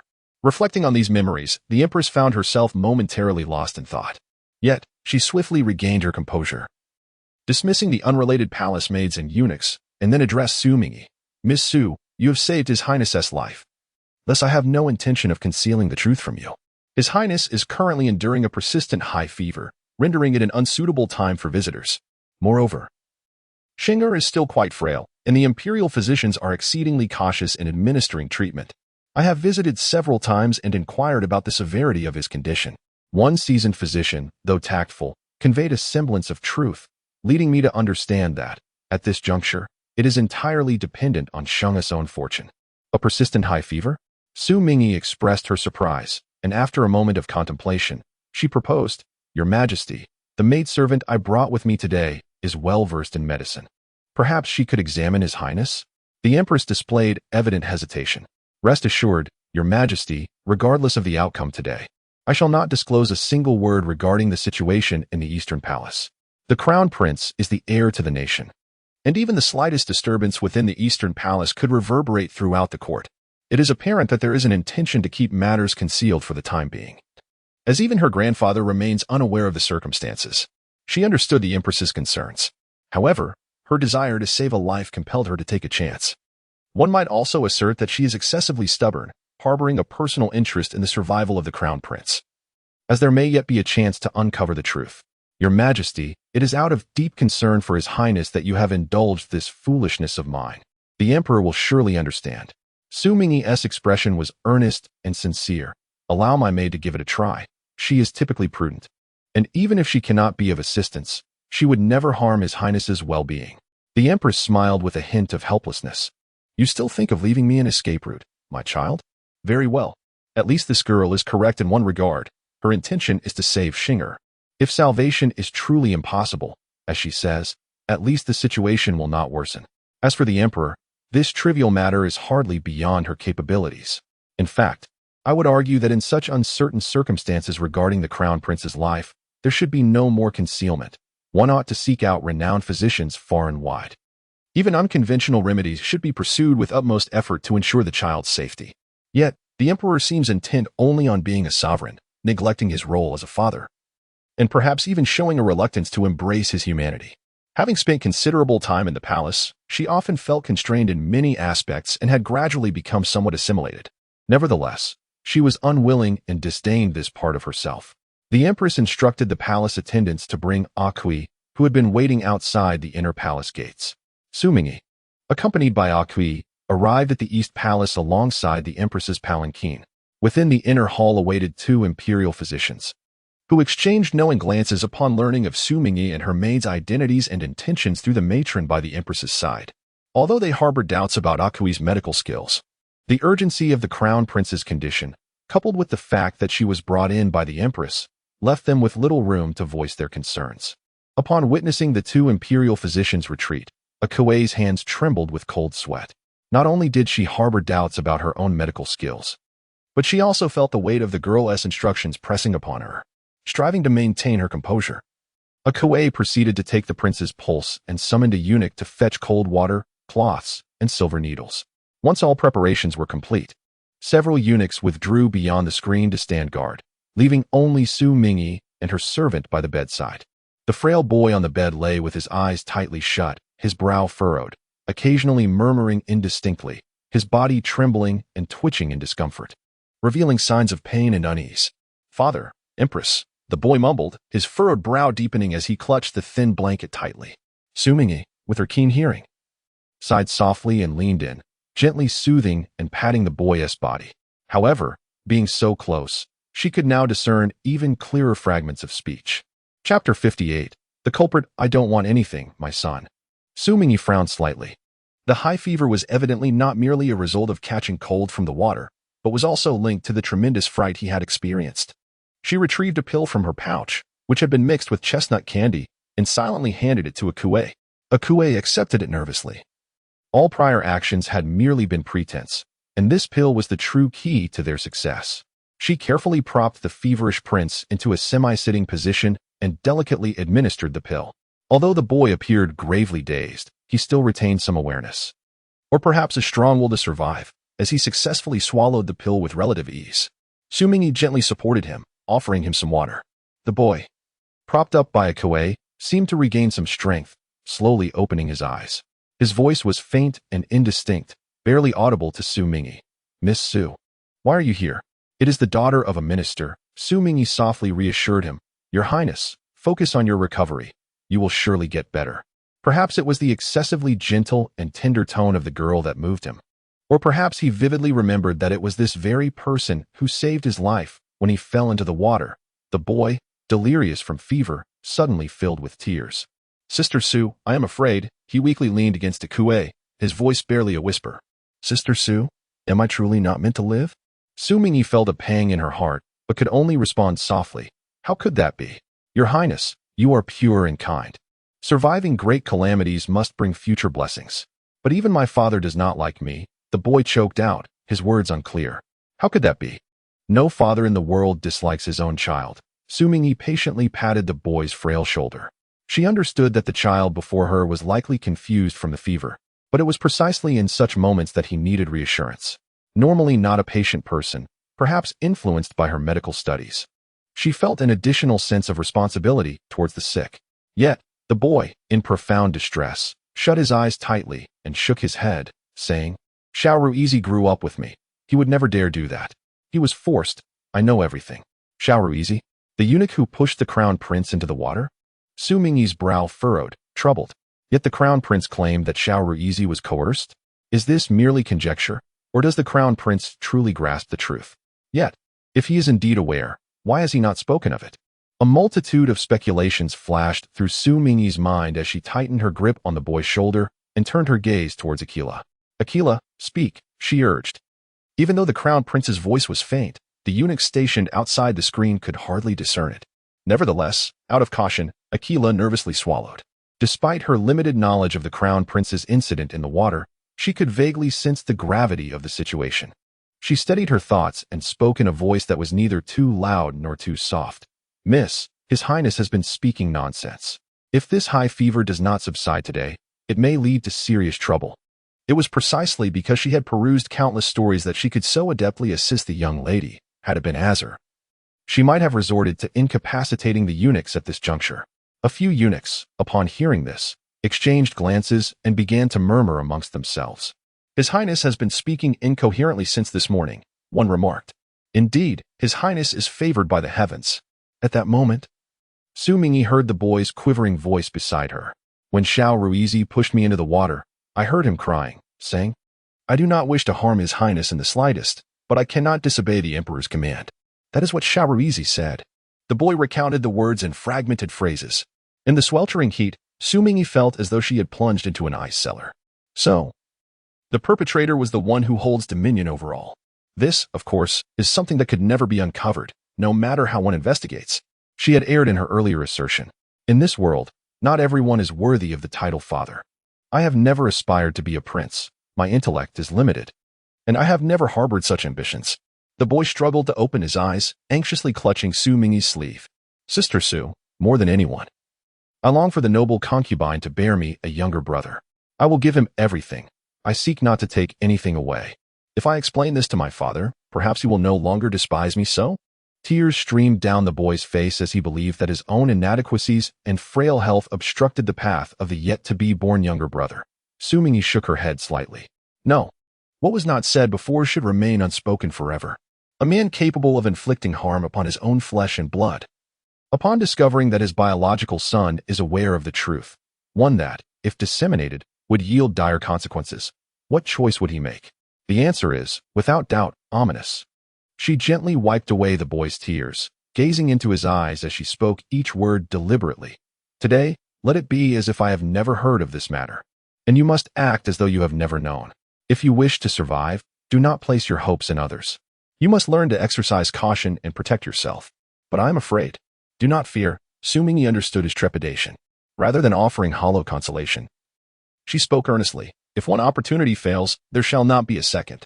Moreover, the noble concubine will bear a prince. That prince will be the future heir. In this lifetime, even though the current crown prince remains, a child deemed excessively frail and unworthy of trust by the ministers cannot obstruct anyone's path. By strategically withdrawing, one may still secure a chance at survival. At the very least, for several years, stability can be assured. The future remains uncertain. Yet the immediate safety is of utmost importance. I shall remember this. Thus, I will indulge in a restful slumber." Xu Mingyi deftly inserted a silver needle into the prince's acupuncture point.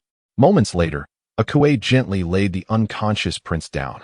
Despite the high fever afflicting His Highness, he could not find solace to recuperate. However, with this needle, at the very least, he would be able to enjoy a moment of restful sleep. Whether the fever would subside, however, depended on the efficacy of the medicinal pills. Upon seeing Xu Mingyi and her servant emerge, the empress eagerly inquired, "How is he?" Kuei hesitated, waiting for her mistress to speak. Raising her gaze slightly, she noticed the empress intently observing her. "Ah, indeed. She is the divine physician. There exists no miraculous elixir capable of instantly alleviating a fever." The empress nodded lightly. As noon approached, she had intended to keep them for a meal. Xu Mingyi acquiesced. It was only at this moment, upon noticing a eunuch hastily entering the hall with his head bowed, that her attention was momentarily diverted. Yet, had news arrived from the Eastern Palace? Chapter 59. A visit of gratitude. Xu Mingyi's emotions were somewhat tumultuous at this moment. Today, she had gleaned a perilous truth from the prince, one that could invite fatal consequences should he inadvertently divulge it. Nevertheless, her predominant desire remained for the princess' survival. For the true culpability did not lie with the child. Furthermore, even in the absence of this matter, as a member of the Xu family, she had never been as carefree as she appeared on the surface. "Your Majesty, a messenger has arrived from the Eastern Palace, stating that His Highness's fever has subsided," reported the eunuch with a tone of relief. The queen let out a sigh of relief and instinctively turned to glance at Xu Mingyi, only to find a glimmer of mirth in the girl's eyes. It was a relief that the fever had subsided. The queen smiled and remarked, "This time, we owe much to Miss Xu, and you are called a Kuei. Am I correct?" "Yes, I am called a Kuei," the maid replied. She had been adept at peeling melon seeds for the young lady since childhood, which was why the young lady had personally bestowed her with that name. The queen praised her, saying, "Your medical skills are remarkable. You have saved His Highness twice." A Kuei hurriedly shook her head. "No, I dare not accept such praise. My medical knowledge is quite rudimentary." The queen merely chuckled. If this young maid considered her skills to be modest, then surely the practitioners at the Imperial Medical Institute would be compelled to feel ashamed. "I have merely chanced upon a few remedies," a Kuei added, feeling her previous denial was overly excessive. In her embarrassment, she quickly supplemented, "Regardless of whether they are remedies, the ability to save a life is what constitutes good medical skill." The queen spoke gently. "However, His Highness has merely begun to recover from the fever. You may need to visit the palace several more times." A Kuei bowed her head and replied, "Yes, I shall do my utmost." Once she had exited the palace alongside her lady and settled into the carriage, a Kuei's expression finally faltered. "My lady, I am terrified. At first, I was merely telling a little fib, pretending, but now it has escalated to the palace." "Do not be afraid," Xu Mingyi reassured her, gently patting her shoulder, her gaze radiating warmth. "Such occurrences may become more frequent in the future, and gradually, you will learn to adapt." A Kuei felt even more inclined to weep. "You have worked so hard," Xu Mingyi sincerely expressed. A Kuei quickly shook her head. The maidservant, though not burdened, could alleviate the young lady's worries. She was eager to appear joyful, yet her expression only revealed her toil. Xu Mingyi had just dismounted from the carriage with a Kuei when a voice, tinged with surprise and delight, reached her ears. "Miss Xu?" Raising her gaze, she saw a young man clad in a deep blue brocade robe, ushered out by Ming Shi. The man quickened his pace towards her. "Prince Jing's heir," Xu Mingyi acknowledged with a bow. "Miss Xu is my benefactor. There is no need for such formality." The heir replied with a smile. As he drew nearer, she caught the scent of alcohol wafting from him, and upon glancing back, she noticed Ming Shi's expression of helplessness. Was the heir dining at the Duke of State's residence? "That day in the palace, Miss Xu saved my life. I have come specifically to express my gratitude," he declared earnestly. Xu Mingyi paused momentarily, entangled in the conspiracy against the crown prince, while fortunate to have escaped. The audacity of such an open gesture of thanks was remarkable. It must be said, this Prince Jing's heir was indeed a straightforward individual. He had originally intended to thank her in person, but it seemed Miss Xu was not at home today. Ming Shi discreetly rolled her eyes behind him. Even if Xu Mingyi were present, it was not as if this outsider could gain an audience at will. The heir appeared somewhat lacking in discernment. "You are too gracious." "My lord," Xu Mingyi said with a slight bow. "Please take care as you depart." Yet, he had no intention of leaving just yet. However, the girl in sight had already taken a step forward. "Miss Xu, wait." The Crown Prince of Jing called out hastily, saying, "In 2 days, I shall be leaving the capital." Xu Mingyi nodded in acknowledgement. "That is quite good. The gratitude I hold for Miss Xu will forever remain in my heart. I fear there may not be another opportunity to repay this kindness. Therefore, I shall leave this jade pendant as a token of my gratitude. Should Miss Xu ever find herself in need of my assistance, She may send someone to the Jing Wangfu in Yunzhou with this token. The Crown Prince of Jing removed the jade pendant from his waist and presented it to her. Xu Mingyi gazed at him in astonishment while he grinned widely. Xu Mingyi furrowed his brow deeply. What was the meaning of publicly gifting a jade pendant to a young lady? Was he not merely a toad dreaming of eating swan meat? No wonder he had frequently mentioned Xu Mingyi during the banquet. His intentions were clearly ulterior. Xu Mingyi cast an unhappy glance at his unreliable sister, his eyes conveying a warning. If she dared to accept the gift, he would not hesitate to snatch it away and dispose of it. Just as Xu Mingyi was about to decline, a shadow suddenly darted past her periphery. Before she could utter the word no, a shrill cry accompanied the swoop of the shadow. Xu Mingyi calmly stepped back 2 paces. What could it be? As the shadow lunged towards her, the Crown Prince of Jing was startled and retreated repeatedly. It turned out to be a vulture. But wait, clutched in its talons was the very jade pendant he had just offered. Yet, how could the servants possibly chase after a vulture? Fortunately, the bird showed no inclination to fly far, instead landing steadily atop the high wall of the Duke of Zhengguo's residence. The Crown Prince of Jing, eyes wide with trepidation at the sight of his pendant being ensnared by the vulture, frantically urged his servants. Why are you just standing there? Hurry up and climb up. The servants exchanged bewildered glances. It seems as though that bird would patiently await their ascent. Yet, the master's orders must be obeyed. At that moment, the sound of hooves approached from a distance. A figure on horseback swiftly entered the line of sight of the gathered crowd. The young man clad in dark robes tightened the reins and halted, observing the scene before the gate of the Duke of the State, his noble brow slightly furrowed. Wu Son. The Crown Prince of the Jing Wang turned to look and quickly called out. Crown Prince. Wu Yang's tone revealed no fluctuations as he inquired. Might you all have seen the vulture I have been tending to? That creature has not eaten or drunk since yesterday afternoon, huddled with its wings and head drawn in, utterly devoid of spirit, and it appears it may not survive. Reflecting upon the avian instinct to resist confinement, his heart softened, and he untied the rope. However, the moment he released it, something miraculous transpired. The bird, which had seemed on the brink of death, suddenly flapped its powerful wings and soared away before his very eyes. Relying on instinct, he chased it here. Chapter 60. Threat. A vulture? Has it also snatched someone else's jade pendant? Wu Yang's brow twitched violently. Had he known, he would have refrained from speaking so hastily. The large bird obediently descended. With a clatter, the jade pendant slipped from its talons, crashing to the ground and shattering. All fell silent for a moment as they beheld the broken pieces of the pendant scattered on the ground. Xu Ming looked at the large bird that had landed steadily at the foot of the wall and thought it rather unsightly, yet somehow not unpleasant to behold. Tianmu. Wu Yang endeavored to suppress the anger in his voice. Do not assume that he is oblivious. This fellow is entirely deliberate in his actions. What does this signify? Is it a calculated act of provocation and vengeance against him? The large bird, feeling aggrieved, shrank its neck and cautiously approached Xu Mingyi from behind. Wu Yang tightened his jaw. Has the cruel biological father instilled such fear in the child that he seeks refuge among the benevolent once more?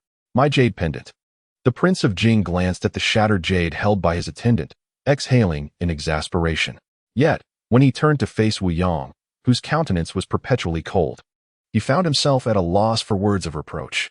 Although both are princes, and he is indeed a legitimate scion of the Xie family, who would be foolish enough to confront the illustrious and militarily powerful Dingnan Wangfu? A century ago, while the ancestors of the Xie family were struggling for survival in some obscure corner, the Wu family was already a renowned and prestigious lineage. To speak plainly, Wu Jun's acceptance of the throne was merely to honor the late emperor, allowing him to sit securely upon the dragon chair. Furthermore, he could hardly display such a lack of grace in front of Miss Su by squabbling over trivial matters with a bird. The Prince of Jing hastily waved his hand.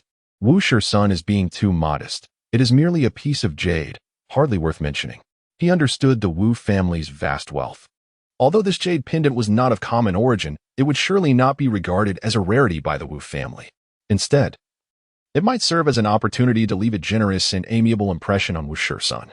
Wu Yang remained silent, determined to return the item, as he had never favored being indebted to anyone.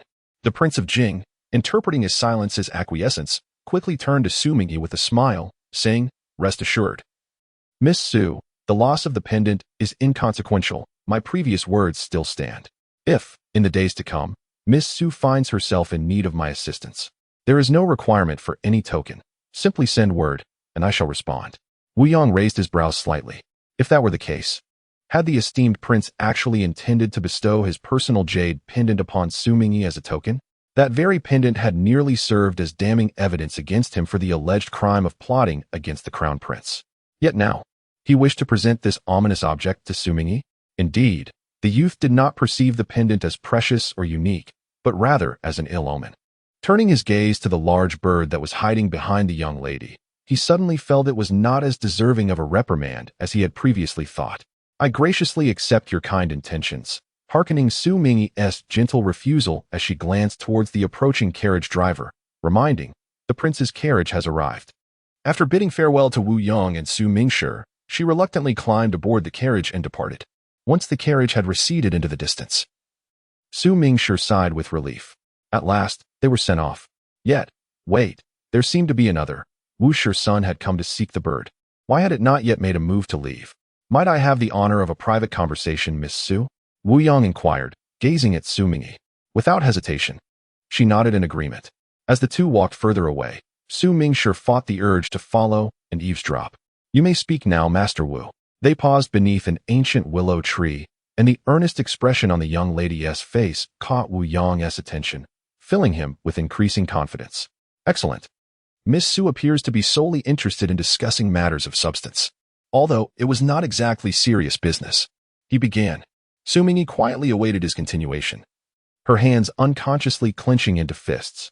If she were to utter those vexing words again, she could not guarantee her ability to restrain her impulsive fists. Wu Yong inexplicably felt a chill creeping down his spine. Reflecting on the earlier events, he wondered if he had misjudged Miss Xu. If his words or actions had been offensive, he hoped she could find it in her heart to forgive him. Last night, he pondered deeply. Perhaps Miss Xu's goodwill was merely a means to collaborate with him, and he had been overly sensitive. The girls who admired him were distinct from her. He should not compare Miss Xu to them. Xu Mingyi was taken aback by his words. Removing that conditional perhaps would certainly render it more agreeable. It matters not. I have not taken it to heart, the young lady replied graciously. Wu Yong keenly observed her hand, partially concealed within her sleeve, gradually unclenching. This hardly suggested that she had truly dismissed it. The youth silently acknowledged the narrow escape. The words he had overheard in the Eastern Palace lingered, and he had yet to decide whether to share them with Wu Yong. Very well, Miss Xu, take care, he said, his tone softened, revealing less of the aloofness he often displayed. The large bird followed her step by step up the stone stairs. Wu Yong could no longer contain his irritation and shut his eyes. How much longer would this bird continue to embarrass him? Approaching to catch it would likely end in failure, only serving to further diminish his dignity. The bird paused momentarily, then flapped its wings and flew toward him. Wu Yong's expression softened slightly. It still possessed a semblance of conscience. Yet, something felt amiss. The direction was wrong. In his line of sight, the bird soared over the walls of the Duke's estate, quickly transforming into a shadow, disappearing without a trace beyond the high barriers of the residence. It seemed as though the words spoken by the young man were not perceived as a threat, but rather as a fulfillment. The atmosphere became momentarily stagnant and awkward. Xu Mingyi, feeling a twinge of reluctance to gaze upon Wu Yang's expression, could only say, if that is the case, I shall look after Wu Shi's son for a few days. Thank you. Wu Yong did not elaborate further, wishing to linger no longer, and turned to mount his horse and depart. Why does that plump vulture seem so intimately inclined towards you? Xu Mingyi inquired tentatively as they walked along the path in the front courtyard. He was entirely unaware of when Xu Mingyi had become acquainted with Wu Shi's son, yet they appeared quite familiar with one another. I do not know. Perhaps it is simply because of my good looks, Xu Mingyi replied. Oh, Xu Mingyi responded. At that moment, faint footsteps resonated behind them. Chapter 61. Dissecting the Young Lady. Xu Xiu approached the siblings, slightly bowing in greeting, young master. Xu Mingyi nodded and asked, Is Xu uncle seeking me for something? Xu Xiu nodded slightly, but remained silent. Xu Xiu was a trusted confidant left by Xu Mingyi's birth mother. And although he cared for Xu Mingyi as a brother, he understood the importance of not meddling in every affair. In recent days, the subordinate had been discreetly observing the actions of the Zhang family's young master, as per the young lady's instructions. Beside the stone wall in the front courtyard, where no one else was present, the tall and sturdy Xu Xiu lowered his voice. The Zhang family's young master has been mostly engrossed in his studies at home, rising before dawn and only retiring to bed around midnight. He seldom ventures outdoors during the day, appearing to exhibit no unusual behavior. Xu Mingyi pondered for a moment. Zhan Yuzhu has already attained the scholarly title of Xiuzai, and this year she is preparing for the autumn examination. Her determination is palpable, and it is only natural for her to be so earnest in her endeavors. She is acutely aware that the surveillance she has requested can only be conducted by Uncle Xu, who, despite his capabilities, cannot ensure absolute vigilance without a single slip. While the young master of the Zhan family remains untroubled by any nefarious intrigues, it is Jean Darren's affairs that merit scrutiny, though it remains uncertain whether this information will prove beneficial to the young lady. He is puzzled by her motives for wanting him to monitor the young master. Yet he is prudent and astute, unlike Qin Wu, who blindly toils away at his master's orders without any adaptability. While ensuring that Zhan Yunzhu remains indoors, he has allocated some of his attention to Zhan Qian, her father. "Please enlighten me, Uncle Xu," he said. "It has come to my knowledge that Zhan Qian, under the cover of night, has summoned his confidant to deliver letters to the Xia residence on no fewer than 3 occasions within a fortnight.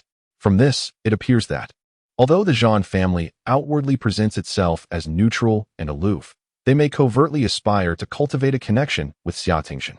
As for why this is deemed an aspiration rather than mere service, it is evident that a humble official like Zhan Qian would hardly attract the attention of the esteemed Chief Minister Xia Tingzhen." Xu Mingyi discerned the implications of his words, but did not concur. Indeed, many seek to attach themselves to Xia Tingzhen, believing that even the slightest association would be a great honor. However, Xia Tingzhen dismisses such individuals for a singular reason: they present no substantial utility. Yet, Zhan Qian is different. The Zhan family has maintained a close relationship with the Duke of Jinghua's residence, and their son, Zhan Yunzhu, has been a childhood companion, having been taken in as a disciple by her second uncle from a young age. An unassuming pawn, when placed in the right position, can prove to be of great utility. She had previously contemplated that, without a hidden benefactor, the Zhan family alone would be insufficient to bring about the downfall of the Duke of Jinghua's household. In her past life, when the Duke's residence collapsed, Zhan Yunzhu ascended rapidly and married the youngest daughter of Xia Tingzhen, Xia Shi, achieving remarkable success. Now, considering the earlier words of Uncle Xu, it becomes evident that the relationship between the Xia and Zhan families is not a matter of mere happenstance. For several years, Zhan Yunzhu has been discreetly gathering intelligence on the affairs of the Duke's residence through Lu Yi. At this juncture, she is nearly certain that Xia Tingzhen is implicated in the conspiracy that led to the Duke's household being framed in her previous life. As for Xia Tingzhen's motives, whether they stem from a desire to eliminate rivals or if he is acting under someone else's guidance or tacit approval, remains unverified. However, based on what she has overheard in the Eastern Palace today, it is not difficult to speculate. A person capable of harming their own kin could certainly be presumed to harbor the darkest of intentions. After relaying some messages to Xu Xiu, Xu Mingyi proceeded straight to the Duke's residence. The truth behind the prince's assassination is something she ought to feign ignorance about, but that is merely a faade. She can conceal this matter from anyone, yet she must not deceive her grandfather. She needs to ensure that her grandfather remains ever vigilant. At that moment, the Duke of Jinghua was planning to take a midday nap, but upon hearing of his granddaughter's arrival, he hurried to the outer hall. The visiting son of the Duke of Jing had been excessively verbose, and in an effort to curtail his ramblings, the Duke found himself frequently urging the man to drink, resulting in him consuming a fair amount as well. "Has the Empress summoned you for dinner today?" inquired the Duke of the State as he settled into his chair, casting a smile at the young girl who bowed before him. Xu Mingyi nodded and replied, "Grandfather, there is something of utmost importance I wish to discuss with you." The Duke's expression shifted to one of heightened awareness as he raised his hand to dismiss the attendants in the chamber. He then instructed Qin Wu to stand guard outside. Today, his granddaughter had accompanied the Empress to the Eastern Palace to visit His Highness, the Crown Prince. After taking her seat, Xu Mingyi succinctly conveyed the matter at hand. Upon hearing her words, the Duke's countenance slightly altered, and he asked in a hushed yet serious tone, "Did the Crown Prince truly express such sentiments?" His granddaughter would never misinterpret his words. Moreover, the Crown Prince's startled demeanor was unmistakable and lacked any motive for deceit. The Duke furrowed his brow and fell silent for a moment before stating, "I had not been entirely devoid of suspicion previously, though I had dismissed it due to various considerations. The Emperor, while appearing benevolent and gentle in his dealings, has not exhibited the true qualities of a benevolent ruler through his actions since ascending the throne. Therefore, I have never regarded him entirely as a virtuous sovereign. The notion spoken by the crown prince suggests that the emperor perceives him as an obstacle due to the pregnancy of noble consort Gui, regarding him as a potential hindrance to the unborn royal heir. Xu Mingyi interjected, however, this is merely a child's interpretation of some unfounded rumors, which cannot withstand rigorous scrutiny. The duke nodded in agreement. Indeed, it was implausible for the emperor to act with malice towards the crown prince merely because of an unborn child, whose gender remained unknown. To frame such actions as preemptive measures would be utterly ludicrous. If it were indeed the emperor orchestrating these events, his intentions could only be directed towards the heir apparent of the Jingwang. The Duke of Jingguo's gaze grew somewhat somber, to be precise. It pertains to Prince Jing. Xu Mingyi nodded in acknowledgement. She had witnessed the tragedy of the Jing Wangfu in her previous life. Yet, she found herself perplexed as to why the emperor had chosen to target Prince Jing specifically. She inquired. The late emperor had 4 sons, and the current emperor is the eldest. Among the 3 princes beneath him, only Prince Jing is a full-blooded brother. She did not perceive this as mere coincidence.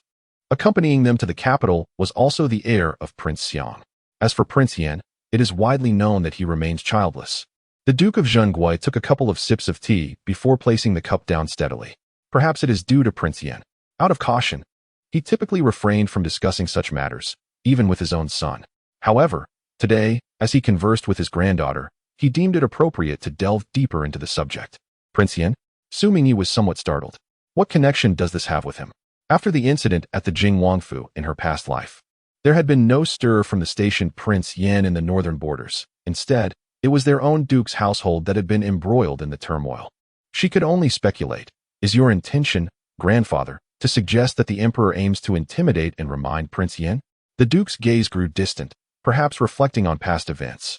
Chapter 62, Prince Yan. Although Prince Jing and the emperor shared the same mother, in their youth, Prince Jing had found a greater affinity with Prince Yan, and they had always been closer. The Empress Dowager, born of humble origins, passed away shortly after giving birth to the Duke of Jing, who was primarily raised by the Dowager Empress, the mother of the current emperor. In his tender years, the Duke, lacking understanding, regarded the Dowager as his own mother. Furthermore, with the attentive care of his elder brother, the Prince of Yan, a natural bond formed between them. However, there may have been subtle exchanges between the Duke of Jing and the Prince of Yan that caught the emperor's attention, inciting his suspicions. The Duke of Jing, while not wielding significant military power, held a crucial position in Liangzhou, and the emperor likely feared the potential alliance between the duke and the prince could leave him vulnerable on all fronts. After a moment of contemplation, Xu Mingyi inquired, "Grandfather, what manner of man is the Prince of Yan?" In the capital, few ever spoke of this prince.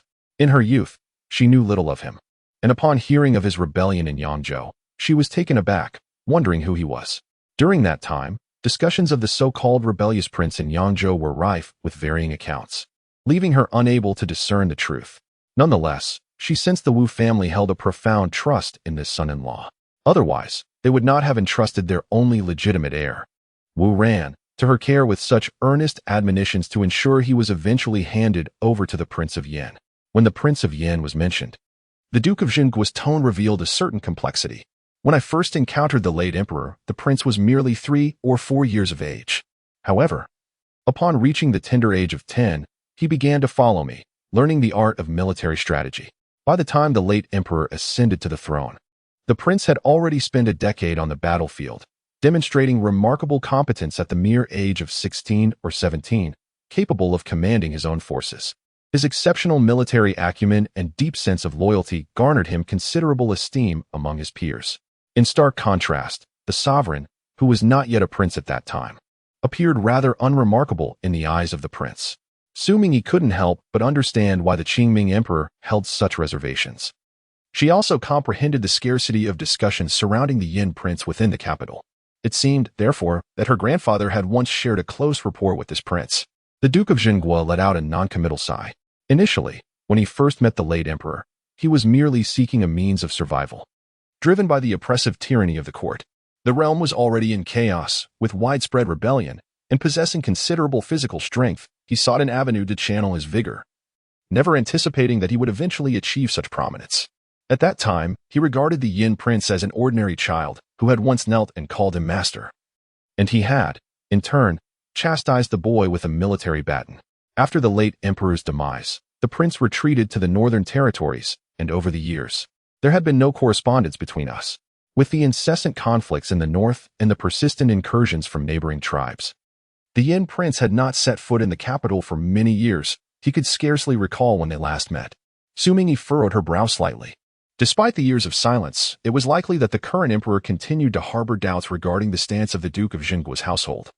Perhaps the reason for my grandfather's acquaintance with the Prince of Yin lies in the calamity that befell the Duke of Jingguo in a past life.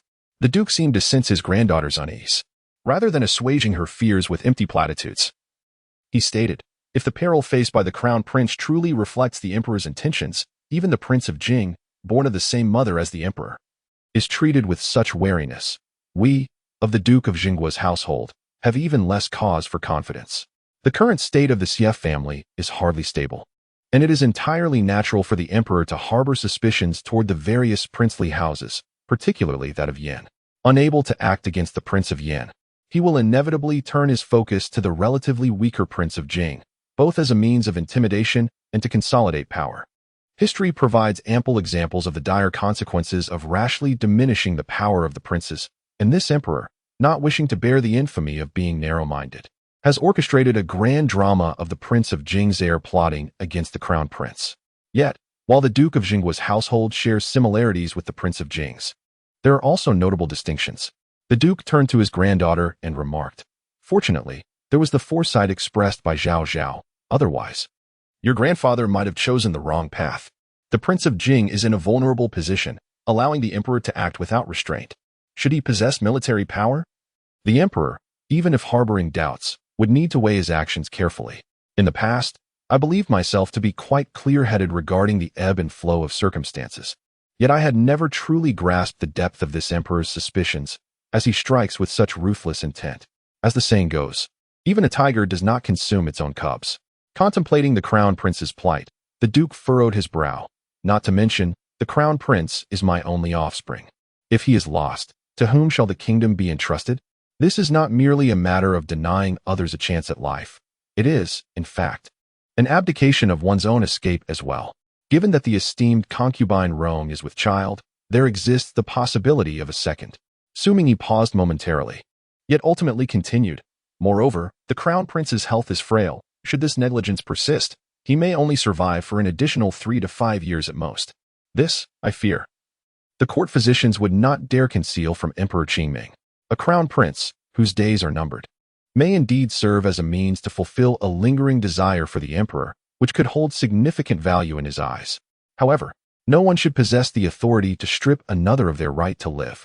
Furthermore, the will to survive in that child is remarkably strong. Duke Jingguo was taken aback by this revelation. 3 to 5 years. The elder could not help but inquire of his granddaughter, how did you come by such knowledge? It was Kuei's assessment of the crown prince's condition that led to this conclusion. Duke Jingguo was momentarily stunned. By this account, that girl Kuei proves to be far more insightful than Mr. Yao, does she not? If that is the case, might I request that Kuei examine me as well? Observing her grandfather's earnest demeanor, Xu Mingyi sighed in exasperation. Where do you think this is leading? It is merely due to the crown prince's excessive weakness, his persistent ailments that have undermined his health, which allows for such deductions. As she spoke, her nose tinged with a hint of sorrow, yet her eyes sparkled with mirth. With your robust constitution, you are destined to live well beyond 100 years. The Duke chuckled in agreement. Indeed, he was determined to reach a century of life, for he could not entrust his precious granddaughter to the care of his unreliable sons. He must live long enough to safeguard the well-being of the children in his family. In the current tumultuous state of affairs, without a legitimate pretext, he would not possess the audacity to forcibly seize the military authority from my grasp. While caution is certainly prudent, there is no need for excessive worry. The Duke of the State, with a benevolent and earnest demeanor, reassured, whatever the matter, simply confide in your grandfather. Although I may be advanced in age and my faculties may not be as sharp as those of you younger individuals, I am, nonetheless, somewhat stubborn. However, I shall still heed your words, Zhao Zhao. Chapter 63. The fortunate star. Xu Mingyi nodded gravely. The prospect of altering her grandfather's mindset meant that military power remained firmly in their hands. Yet, the road ahead is long and they must not grow complacent. What we most urgently require now is to bolster our defenses and prevent any opportunistic individuals from exploiting vulnerabilities. The Duke spoke with gravity. It is unwise to reveal too much on the surface, lest we inadvertently complicate matters. Upon hearing this, Xu Mingyi proceeded to explain the correspondence between the Zhan family and the Xia family. The Duke, having listened thoughtfully, decisively responded, "Zhao Zhao has acted commendably. From this night forth, I shall assign someone to closely monitor the movements of the Zhan family, regardless of whether Xia Tingjin intends to target our Duke's residence. He is the Emperor's most trusted minister, and any connections must be treated with utmost caution henceforth." Xu Mingyi nodded and added, "If the individuals you send notice anything amiss, I hope you will promptly inform your granddaughter. The observations of Uncle Xu are inevitably limited. Since grandfather has resolved to take the initiative, it is indeed the best course of action. Why complicate matters further? If anything significant is uncovered, I shall instruct them to report directly to you. Should you have any directives for them, please feel free to issue them directly." The Duke of Zhenghua spoke directly and plainly, leaving Xu Mingyi somewhat taken aback. Despite her clear understanding of her grandfather's affection towards her, she could not help but feel a moment of astonishment. Entrusting a loyal confidant to her care, a matter that concerned the safety of the Duke's household, transcended mere affection. Did grandfather truly place such trust in me? The elder, as if amused by a particularly humorous remark, retorted, "If I cannot trust my own granddaughter, whom else could I believe?" He chuckled, stroking his beard, and added, "Moreover, Zhao Zhao is our household's lucky star. This child has brought immeasurable fortune since her birth. Even in this significant matter, we are fortunate to have Zhao Zhao's insight." At these words, Xu Mingyi could not help but smile. Thus, she resolved to fulfill the responsibilities befitting a lucky star. The following day, Xu Mingyi accompanied Princess Yufeng to the Shangyu Pavilion. This establishment was the largest jewelry store in the capital, frequented predominantly by the aristocracy. 2 months prior, Princess Yufeng had commissioned a set of jewelry here and had returned today to inspect the finished products for any necessary improvements. Why not have it delivered directly to the residence of the Grand Princess? Xu Mingyi mused as she settled into the elegant room, casually remarking on the special trip. Zhao Zhao was of a rather languid disposition and did not typically relish visiting such bustling places. "This is a birthday gift for my mother, and it must remain a surprise, otherwise it would lose its charm," she explained. Princess Yufeng replied, "Earlier, when I had someone fetch that box of rubies from the storeroom, somehow it reached my mother's ears. When she inquired, I told her it was for you, which spared us from her suspicions. She found no gems that caught her eye here, and, recalling that she had some at home, decided to take them for use. You certainly have a knack for using me as a shield." Xu Mingyi sipped her tea, her spirits lifted as she surveyed the elegant room around her. It is worth mentioning that her initial acquaintance with Jiajiao occurred in this very shop. Thus, when Jiajiao grew up, she earnestly remarked that it was fortune that brought them together. Before long, the shop's female proprietor entered, accompanied by 2 neatly dressed maidservants. "Greetings, Princess Yufeng, Miss Xu," she said. The proprietress, appearing to be around 35 years of age and adorned in a verdant embroidered robe, bore a pair of astute eyes that shimmered with a blend of respect and amiability. Xu Mingyi nodded slightly in acknowledgement, her gaze lingering momentarily on the proprietor's clasped hands before her. This well-known matron of the Yu family in the capital, accustomed to the ladies of various noble households, seemed to exhibit a peculiar nervousness despite Jiajiao's esteemed status as a princess. The 2 maidservants presented 2 trays before Princess Yufeng, and the proprietress unveiled them by removing the red cloth draped over them. "Please have a look," she invited. Princess Yufeng leaned in to examine the offerings. The trays were lined with jade-colored silk, showcasing nearly 20 exquisite pieces of jewelry, ranging from hairpins to earrings, each item a testament to fine craftsmanship and dazzling beauty. However, Xu Mingyi soon discerned an unsettling discrepancy. Princess Yufeng furrowed her brow as well. Why is it that only one of the Feifeng Zhuiyue hairpins is adorned with gemstones? She had explicitly instructed that the 2 largest rubies be set into the respective hairpins, yet one of them now lay bare. The expression on Princess Yufeng's face darkened. "Are you suggesting that they have been lost?" As the oppressive atmosphere descended, the female shopkeeper lifted her skirt and knelt down. Her face was etched with distress as she lamented, "The common woman has already reported this matter to the authorities, yet as of now, there has been no trace of suing found." "When did this occur?" Lady Yufeng inquired coldly, her anger palpable. After such a long time, you choose to inform me today? Do you dare claim there has been no concealment? You have delayed my affairs. Can you bear the consequences? She could hardly fathom how a mere ornament could lead to such a troubling predicament. Yes, it is indeed my fault. I beseech the lady to impose punishment. The shopkeeper bowed her head in submission. She had reported this incident to her employer, who suggested simultaneously notifying the authorities while seeking a replacement gem of at least 80% similarity from elsewhere. However, both endeavors had proven to be fraught with difficulties. Today marked the 2-month deadline, and it had become impossible to conceal the truth any longer. The employer, who had initially made the reckless decision, would never step forward to take responsibility. Thus, the burden fell upon her. As she sensed her friend's impending ire, Xu Mingyi gently pressed her hand down upon the table. The immediate priority was to hasten the completion of the jewelry set without further delay. I have some rubies at home. I shall send for them, and we should be able to select a suitable piece, she proposed. But with merely half a month until my mother's birthday, will that suffice? The process of transforming a raw gem into a finished piece was laborious and time-consuming. Lady Yufeng's expression softened slightly, recognizing that the situation still held potential for resolution. Fortunately, there was Zhao Zhao, and fortunately, the Su family girl was present. At that very moment, the shopkeeper silently expressed her gratitude. The shopkeeper just mentioned that it was Su Ying from your establishment who pilfered the ruby, inquired Xu Mingyi. Chapter 64, Dispute. The female shopkeeper, feeling immensely grateful towards this wealthy and principled young woman, responded with an increasingly courteous tone. She has been a jade carver in the shop for nearly 9 years, and initially, I could hardly believe that she would commit such an act. Xu Mingyi envisioned the vague visage of a young woman, approximately 23 or 24 years of age. Having frequented the Shangyu Pavilion in her previous life, she had a faint recollection of this jade carver. It is rare to find a woman in this profession, and this one, being both youthful and exceptionally skilled, had garnered quite a reputation in the capital, with many ladies specifically requesting her to craft their jewelry. Moreover, as she remains unmarried, she often becomes a topic of conversation among acquaintances. A person of such caliber, who has encountered countless exquisite items, how could she possibly entertain the thought of stealing a single ruby?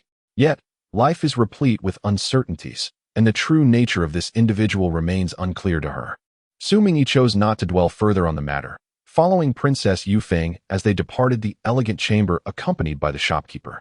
However, just as they descended the staircase and rounded the corner, she faintly caught the sound of familiar young voices. This bracelet was clearly chosen by us first. Surely, Miss Xia cannot be so unreasonable. Chosen by you? Have you paid for it? Call the shopkeeper over. I wish to ascertain to whom this bracelet is to be sold. Xu Mingyi instinctively halted, peering through the gap between 2 folding screens, where she observed Cui Yunqing gently shaking her head and saying, "Elder sister, do not speak further." Fuming with indignation, Cui Yunwei clenched her teeth and murmured, "That is something we have set our sights on for quite some time. How can she simply seize it?" However, the sisters retained this sentiment in their hearts. At that moment, they had yet to gather sufficient silver. Only this month had they managed to accumulate their wages, prompting their hurried arrival. Yet, who could have anticipated that Xiaxi would intrude? Within the hall, the attendant wore a troubled expression, compelled to summon the shopkeeper. He was acutely aware that the bracelet had already caught the attention of the 2 young ladies from the Yong'an Duke's residence. Yet Miss Xia was the daughter of the esteemed Xia Gu, a status they could not afford to offend. Throughout the capital, in recent years, only Miss Su from the Jingguo Duke's household had dared to provoke Miss Xia. Should the young ladies from the Yong'an Duke's residence have been replaced by Miss Su today, they would undoubtedly face the wrath that could overturn their establishment. As the attendant contemplated this, he soon spotted Xu Mingyi at the corner of the staircase, standing beside the shopkeeper. "I have met the princess and Miss Su." The attendant stammered before finally stating, "Shopkeeper, Miss Xia wishes to see you." The female shopkeeper, having partially overheard and guessed the situation, now regarded Xu Mingyi with measured consideration. "There is no need for you to feel burdened. Simply proceed as you see fit." Xu Mingyi spoke with calm assurance. The attendant exhaled in relief. Sensing that Miss Su was not inclined to advocate on behalf of the 2 young ladies from the Yong'an Duke's residence, a fortunate turn of events indeed, the female shopkeeper approached to mediate the situation. Cui Yunqing, with a serene smile, remarked, "It matters not. It is merely a bracelet. Since Miss Xia is so fond of it, we shall yield." As she spoke, she reached to pull Cui Yunwei away. Xiaxi paused for a moment, her expression turning stern as she blocked the way. What does it mean to yield? Does she require their concession? This little wretch appeared to be retreating. Yet every word dripped with scorn aimed at her. Does Miss Xia have any matters to attend to? Cui Yunqing's demeanor was neither subservient nor arrogant. Although her family did not possess the status of Xia Shi's, she would not stoop to the level of her elder sister, engaging in disputes. However, that did not imply she was to be bullied. Xia Shi opened her mouth to retort, only to find herself unable to pinpoint any fault in her opponent's words. If she were to delve deeper into the implications behind those words, it would only reveal her own insecurity and narrow-mindedness. Being of a fiery temperament, she felt her mood darken further upon noticing Cui Yunqing's icy demeanor, which bore a resemblance to Xu Mingyi, whom she had encountered in the palace that day. Should you wish to leave, you must first offer me an apology, Xia Shi stated, directing her gaze toward Cui Yunwei. You dare to play the victim? Cui Yunwei seethed with indignation. They had continually yielded, yet their opponent remained aggressive, clearly targeting them not for the bracelet, but for a more personal vendetta. Xiaer, do not be rude. At that moment, a man's admonishing voice resonated through the air. The crowd turned toward the sound to see a man clad in a stone-blue long robe, appearing to be in his mid-20s, entering alongside a young woman. The man possessed an elegant and handsome countenance, and the woman, also strikingly beautiful, was visibly pregnant, supported gently by his arm, with maidservants trailing behind them. Xiaxi was taken aback, feeling a twinge of guilt as she looked at the man. Second brother, second sister-in-law, what brings you here? This was her biological brother, Xia Han, who was favored even more than their elder brother, the firstborn, and had achieved the rank of a top scholar 2 years prior, gaining entry into the Hanlin Academy. However, this second brother, despite his many commendable qualities, particularly delights in imposing restrictions upon her, often indulging in lengthy lectures. In the household, apart from their father, she harbors the greatest apprehension towards him.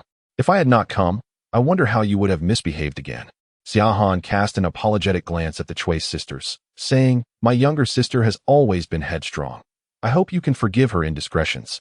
Suddenly confronted with such a moralistic tone, the Cui sisters momentarily found themselves at a loss for words. Ultimately, it was Cui Yunqing who replied, Young Master Xia, you are being too harsh. If there are no further matters, we shall take our leave. Xia Han nodded slightly. Is there still a need to inquire? Xia Han furrowed her brow. She knew that when he frowned, it indicated his displeasure, causing Xia Shi to avert her gaze and lower her head, pouting. Only then did Xia Shi's expression begin to ease. Meanwhile, Xu Mingyi emerged from behind the screen alongside Princess Yufeng. Her earlier absence was not due to a desire to witness her two cousins being put in a difficult position, but rather because any hasty intervention on her part would have escalated what was originally a minor issue. She bore no fear of Xia Shi's tantrums, nor did she concern herself with potential grudges. However, such actions would inevitably lead Xia Shi to direct her ire towards the Cui sisters. While she was present today, she could not guarantee her presence in future encounters. Of course, should Xia Shi persist in her grievances, she would not simply stand by idly. Fortunately, there was still one level-headed member of the Xia family, Xia Han. Just as she and Princess Yufeng stepped forward, Xia Shi took note of them. Xia Shi frowned in silence. Xu Mingyi is also here. Did she not witness the earlier difficulties faced by the Cui sisters, or did she simply choose to ignore them? No wonder the outside world claims that Xu Mingyi looks down upon her stepmother, thus maintaining a distant and indifferent demeanor towards the Yong'an Marquis residents. The last time she saw Xu Mingyi in the palace, she appeared quite close to the Cui sisters, leading one to believe they were on very amicable terms. Xia Shi let out a soft scoff, her gaze turning frosty. However, that seemingly reserved individual had just spoken with a rather cutting tone. After the Cui sisters exited the Shanyu pavilion and entered their carriage, Cui Yunwei remarked, Second sister, do you think that Xia Xi is unwell? Such a bracelet is clearly beyond the taste of a girl her age. It was obviously intended to embarrass us. Perhaps it is because we were seen in close company with our cousin Zhao Zhao the last time we were in the palace. Cui Yunqing sighed in response. Is that truly the reason? Cui Yunwei blinked, turning to her younger sister. Does that mean we must distance ourselves from our cousin in the future? She is beautiful, has an amiable character, and enjoys gifting us things, which we truly appreciate. That seems rather excessive, Cui Yunwei agreed, nodding. I suppose I was a bit impulsive earlier and couldn't resist retorting at her. Cui Yunqing felt a twinge of guilt. Her words had been somewhat veiled. Yet Xia Shi seemed poised to retaliate, directing her ire towards the eldest sister. The two sisters conversed quietly within the carriage. which gradually moved a short distance before coming to a halt once more. Though discontent lingered, the bracelet still needed to be purchased. Xiaoxi likely did not genuinely desire that particular bracelet. They would simply wait and see. The sisters busied themselves with sunflower seeds as they waited. 2 days later, Akue returned to the palace to attend to the crown prince's medical needs. Days passed, and after a fortnight, the crown prince finally managed to rise from his bed. Yet, he was left with a lingering aftereffect. To many, she was perceived as a miraculous healer, but to her, the true healer was a young lady. Xu Mingyi shook her head, acknowledging that the ailment was beyond remedy. Following his recovery, the crown prince discovered that his left hand had become stiff and nearly unusable, a consequence of the near drowning that had led to a cessation of his heartbeat and breath. To put it plainly, the fact that he had returned to a state where he could move, walk, and maintain clarity of mind was already a fortunate outcome. Upon learning that his left hand could not be healed, the young man did not succumb to anger or tears. Instead, he quietly nodded after a moment of contemplation, expressing his gratitude to both her and Akue. He was a frail child, yet possessed a courageous heart. Xu Mingyi entered her study and pinned a prescription for his recovery. She had always admired those with bravery, and when she had the means, she was inclined to assist such individuals. Just as Akue received the prescription, Zhu entered the study to report, "Miss, the large bird has gone missing." Akue's eyes widened in shock. The bird was lost. That was the one entrusted to her care by the grandson of the Duke of Dinnan, who had previously sent 1,000 taels of silver as a token of gratitude for its upkeep. What should they do now that it was lost? And losing it was the least of their worries. If it had been eaten by someone, how could they explain that? In a fleeting moment, Akue's mind raced with possibilities, yet she saw her mistress's calm demeanor as she reassured, "It is of no consequence. There is no need for concern." In recent days, she has instructed others to feed the bird with measured portions, ensuring that it is only filled to about 60 or 70% of its capacity. Given the bird's insatiable nature, the fact that it has endured this state for so long is indeed remarkable. It must have been driven away by hunger. The motives behind her actions are twofold. First, the bird is stubborn and typically responds well to being deprived of food for a few meals. If that fails, then perhaps for several meals.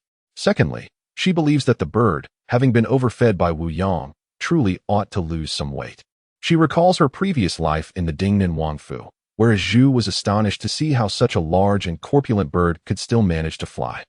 Noticing that the young lady was indifferent to the bird's condition, Zhu felt reassured.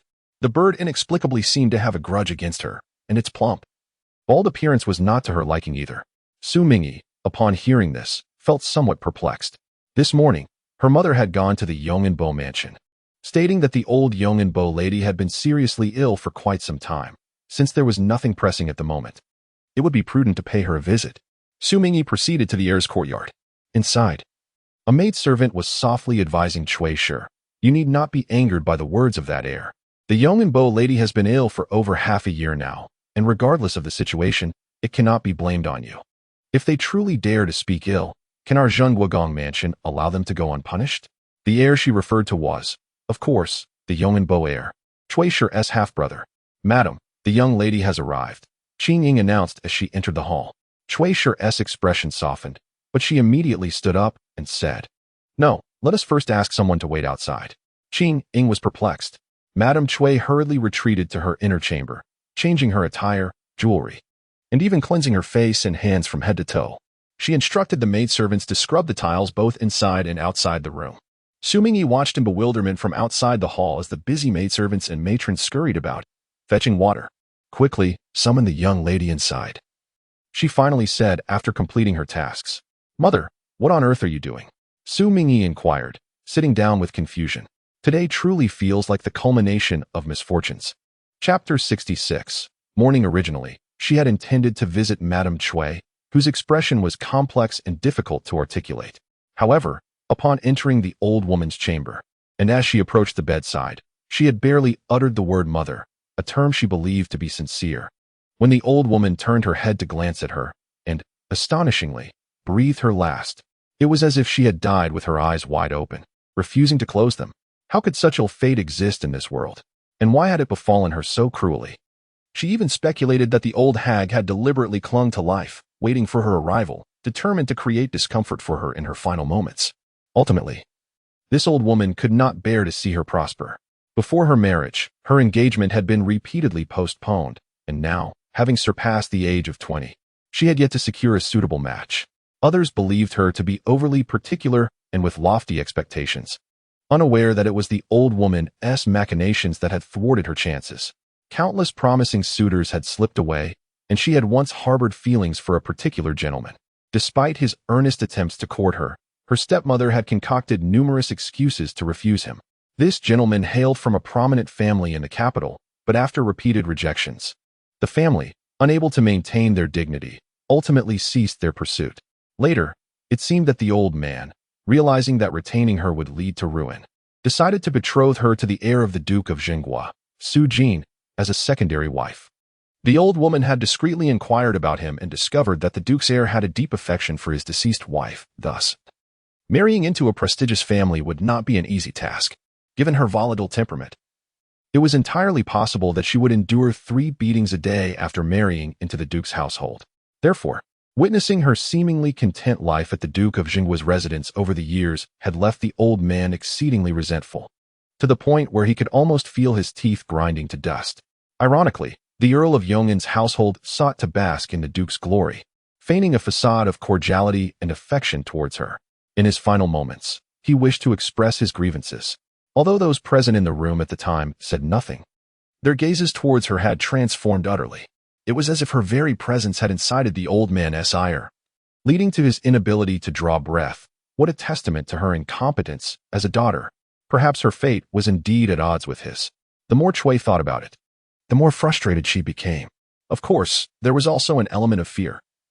The old man had been gravely ill for too long and had wasted away to a mere shadow of himself, his hollow eyes fixated on her, brimming with unending resentment. Xu Mingyi, upon hearing this, vaguely recalled some events from her previous life. She remembered that after the passing of the Countess of Dinnan, her mother had taken Mingshi to the Earl's residence to mourn, where it seemed a conflict had erupted between them and the heir of Dinnan, resulting in Mingshi sustaining an unexpected burn on her face. Mingshi had always cherished literature, and if her appearance could not be restored, it would signify an insurmountable barrier to her aspirations in the civil examinations.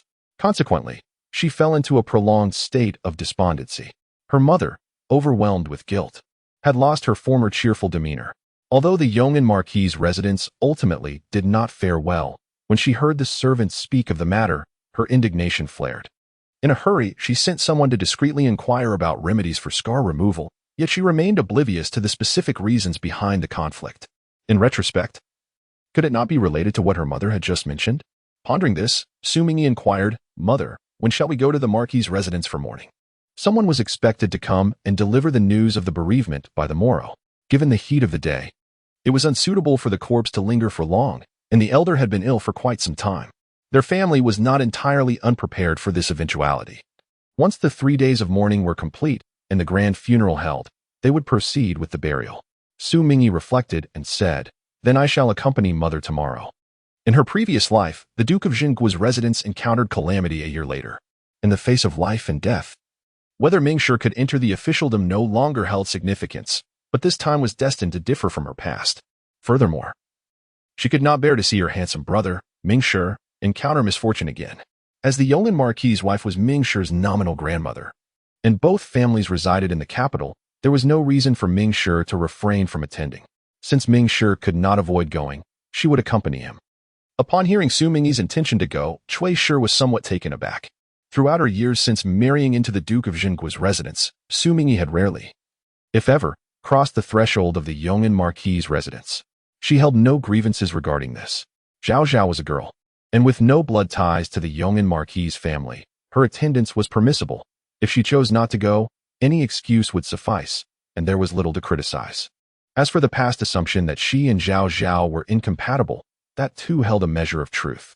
Today, Zhao Zhao unexpectedly expressed her desire to accompany her, which brought both surprise and joy to Cui. "It's fine. I wish to stay with my mother to alleviate her fears." The girl's insistence soothed Cui's heart. Though she almost voiced that isn't Mingshi also here, she ultimately refrained. Mingshi, with his taciturn nature that could easily exasperate, paled in comparison to the reassuring presence of Zhao Zhao. "You shall have to endure a couple of days in the Duke's manor with me," Cui gently remarked. "If you find the accommodations uncomfortable, do not hesitate to inform your mother." Xu Mingyi nodded in agreement. The following day, indeed, a servant from the Duke of Yong'an's estate arrived with news of the bereavement. Cui had long been prepared, despite any past discord with the deceased. The solemnity of the funeral rites demanded no delay, and she promptly set off with her children. The carriage came to a gentle halt, and Xu Mingyi descended alongside Cui. Before the Duke's manor, mourning silks hung, and numerous carriages were parked on either side, bearing those who had come to pay their respects. From another carriage, Su Jin emerged, escorting Xu Mingyi. The family, accompanied by their servants, was guided to the mourning hall. After offering his condolences, Su Jin comforted the elderly Duke of Yong'an and the young heir before taking his leave. According to the customs of Deqing, a son-in-law, as an outsider, is not obliged to remain for the vigil. As dusk descended, Cui, accompanied by Lady One and other female relatives, knelt in the mourning hall, weeping alongside the Duke's descendants. Xu Mingyi knelt with a group of cousins, occasionally glancing at Xu Mingyi, who remained steadfast in her position. Despite the rushes spread upon the ground, it was likely that she could no longer endure the prolonged kneeling, yet her posture remained poised and dignified, seemingly mindful of her image. The air was stifling and hot. With white candles and braziers burning in the room, it was hardly a place suitable for her to linger. Cui was also troubled by this, and thus turned to softly say, "Zhao Zhao, you need not remain here vigilantly. The guest room has been prepared. Go and eat something to rest. All that needed to be done has been accomplished, and the one lying in this coffin certainly does not merit such devoted watchfulness from you. I shall stay with my mother a while longer."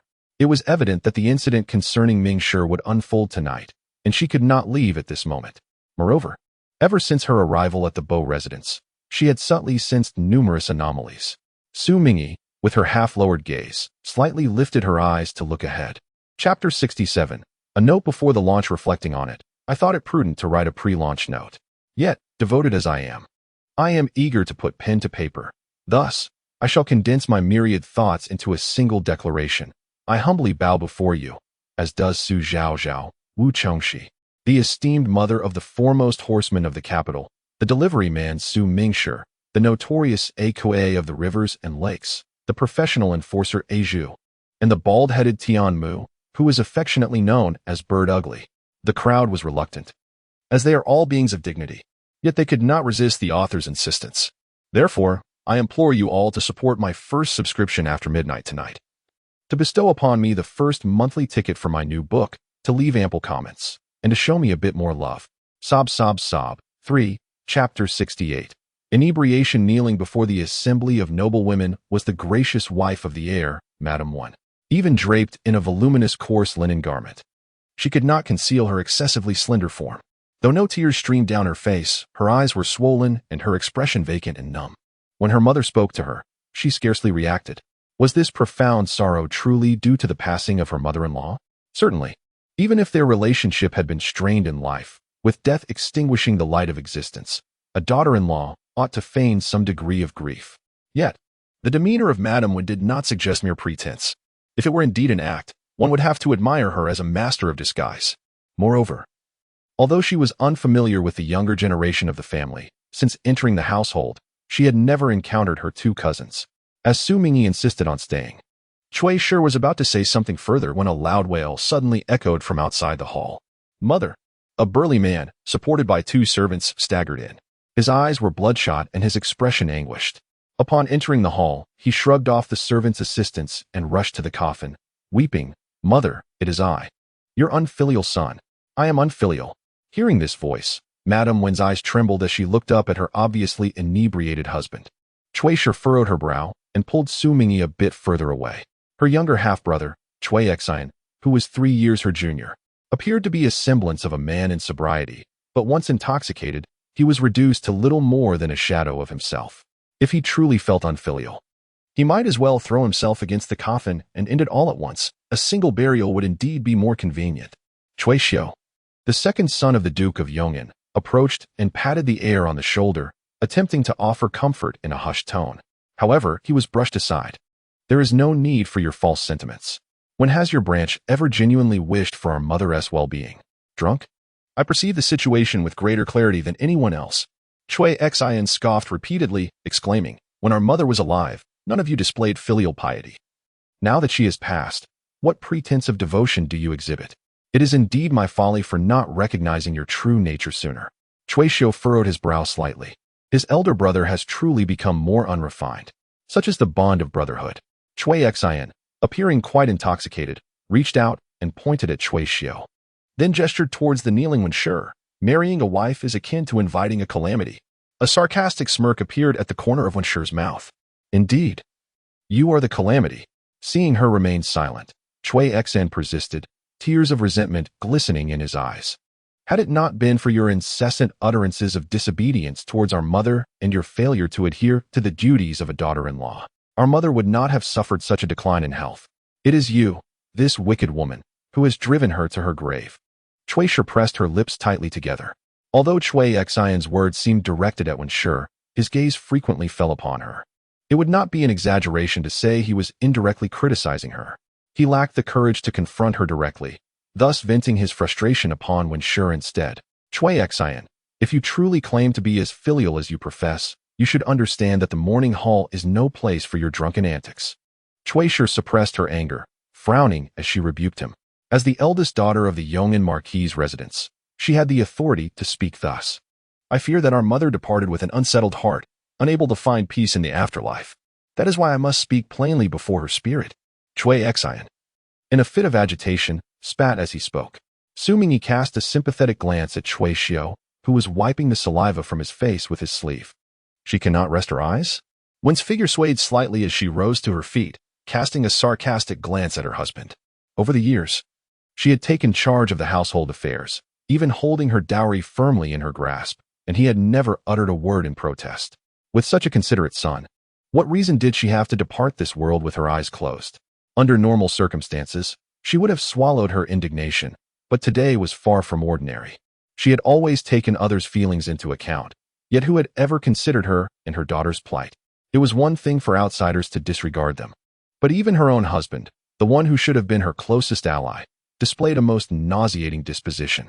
He appeared to be a towering figure, yet in reality, he resembled an infant still clinging to his mother's breast, needing her approval for every trivial matter, to an utterly incomprehensible extent. The following day, she dispatched a maidservant from her dowry to inquire after him, only to discover that he had spent the previous night at Lady Beau's residence. Was he truly seeking to discuss the intimacies of their marriage with his mother? From that moment on, instances of this nature became countless. On occasions when she could no longer endure it and dared to express her discontent, her mother-in-law would react as if she had committed the gravest of sins. Weeping and lamenting, "Why must you torment my son?" She felt it was a remarkable feat that she had not yet been driven mad by this mother-son duo. When she publicly mentioned her dowry, Cui Xian's expression turned to fury. You unfilial wretch, how dare you utter such narrow-minded words in front of your mother-in-law's spirit? Is this how the Wen family raises their daughters? Do you believe I won't divorce you right now? Should you truly dare to divorce me, I would kneel before you and offer my heartfelt gratitude. But please, do not merely speak without action, lest you become a source of ridicule. Upon hearing her speak of the matter, the expressions of those around shifted noticeably. Cui Xian's face darkened to an extreme. Do you still have the audacity to mention this? Wen's gaze was resolute and unwavering. I am fully aware of who my own daughter is. How dare you speak? Angered, Cui Xian forcefully pushed aside Cui Xiu, raising his fist to strike at one. Cui's family members rushed to intervene. Xu Mingyi had already positioned himself beside Cui Xiu, fearing for his mother's safety, and also lunged forward to pull her back. Get away. Half drunk and consumed by rage, Cui Xian did not even glance to see who had grasped his arm, mistaking it for some insolent servant, and he swung his leg to kick.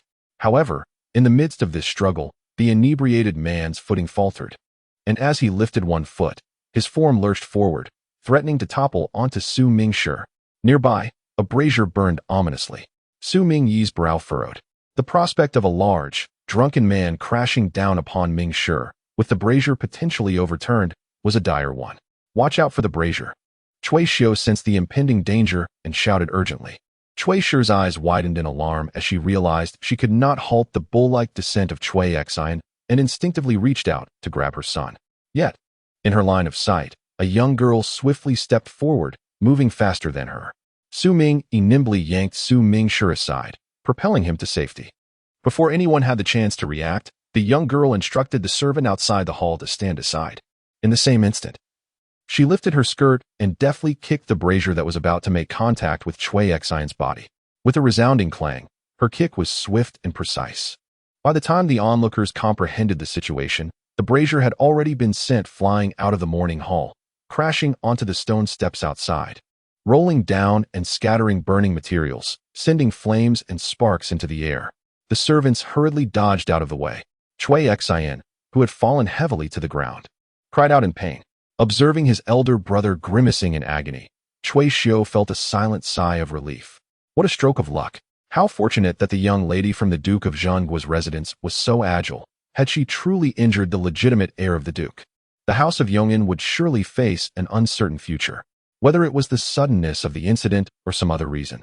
The servants stationed outside the morning hall were preoccupied with extinguishing the brazier, and those within the hall did not immediately rush to assist Chui Xian.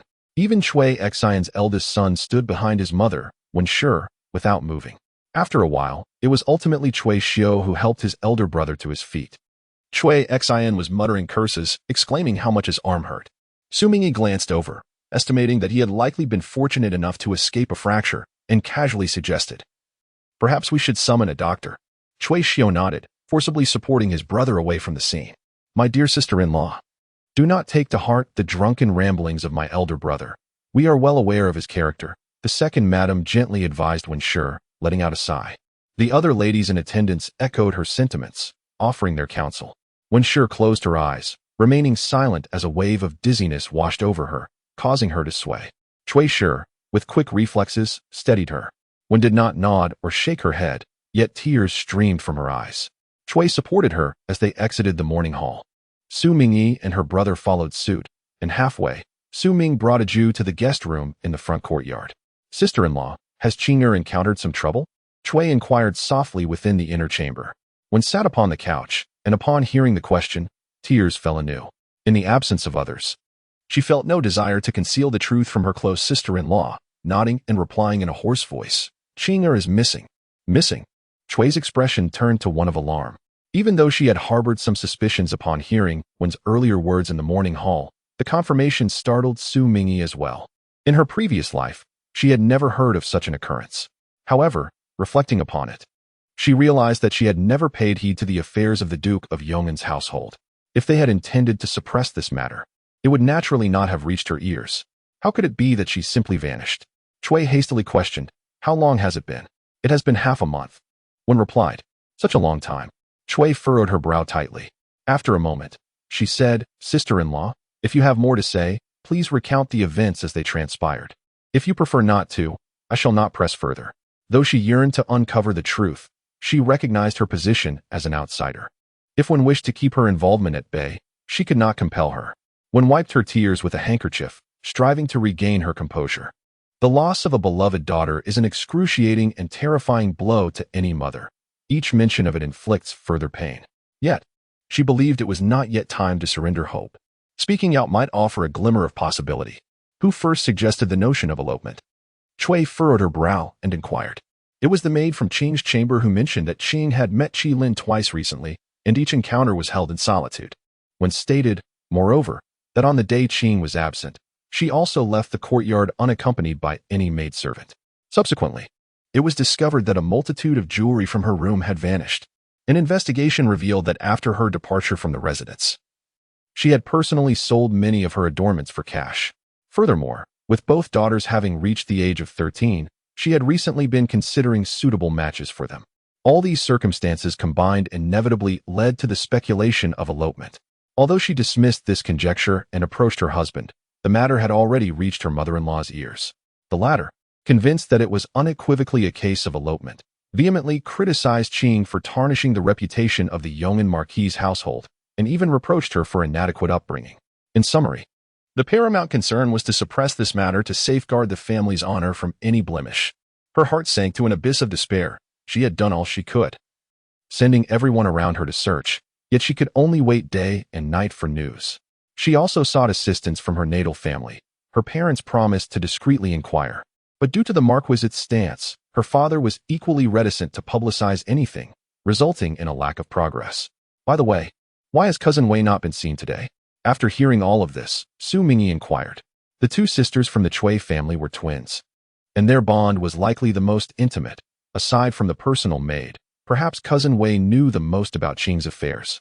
Chapter 70. Illusion. After the incident involving Qinger, she caused quite an uproar, prompting the heir to confine her to her quarters, forbidding her from appearing in public. Lady Wen, not lacking in wit, understood the underlying intent behind Xu Mingyi's inquiry and promptly instructed the accompanying maid to bring Cui Yunwei forth. Although she had posed all the necessary questions, both she and Wei had been overwhelmed with anxiety and concern during these days. Perhaps the elder sister and the young lady of the Xu family could unearth other crucial insights. Mother, do we have any news about my second sister?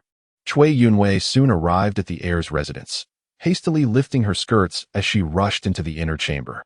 Observing her daughter, whose brow was glistening with sweat and whose expression was a mix of hope and unease, Lady Wen felt a pang of anguish in her heart. She gently shook her head and said, "Your aunt and cousin wish to inquire about your second sister." Suppressing her disappointment, Cui Yunwei managed to greet the Cui matriarch.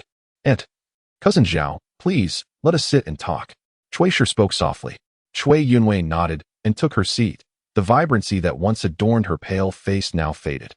"From your perspective, did Qinger exhibit any peculiar behavior before the incident?" Xu Mingyi asked. "Or perhaps, did she encounter anyone of significance? Given that she had ventured out alone and even sold her jewelry, even if not for the sake of elopement, there must be some underlying circumstance."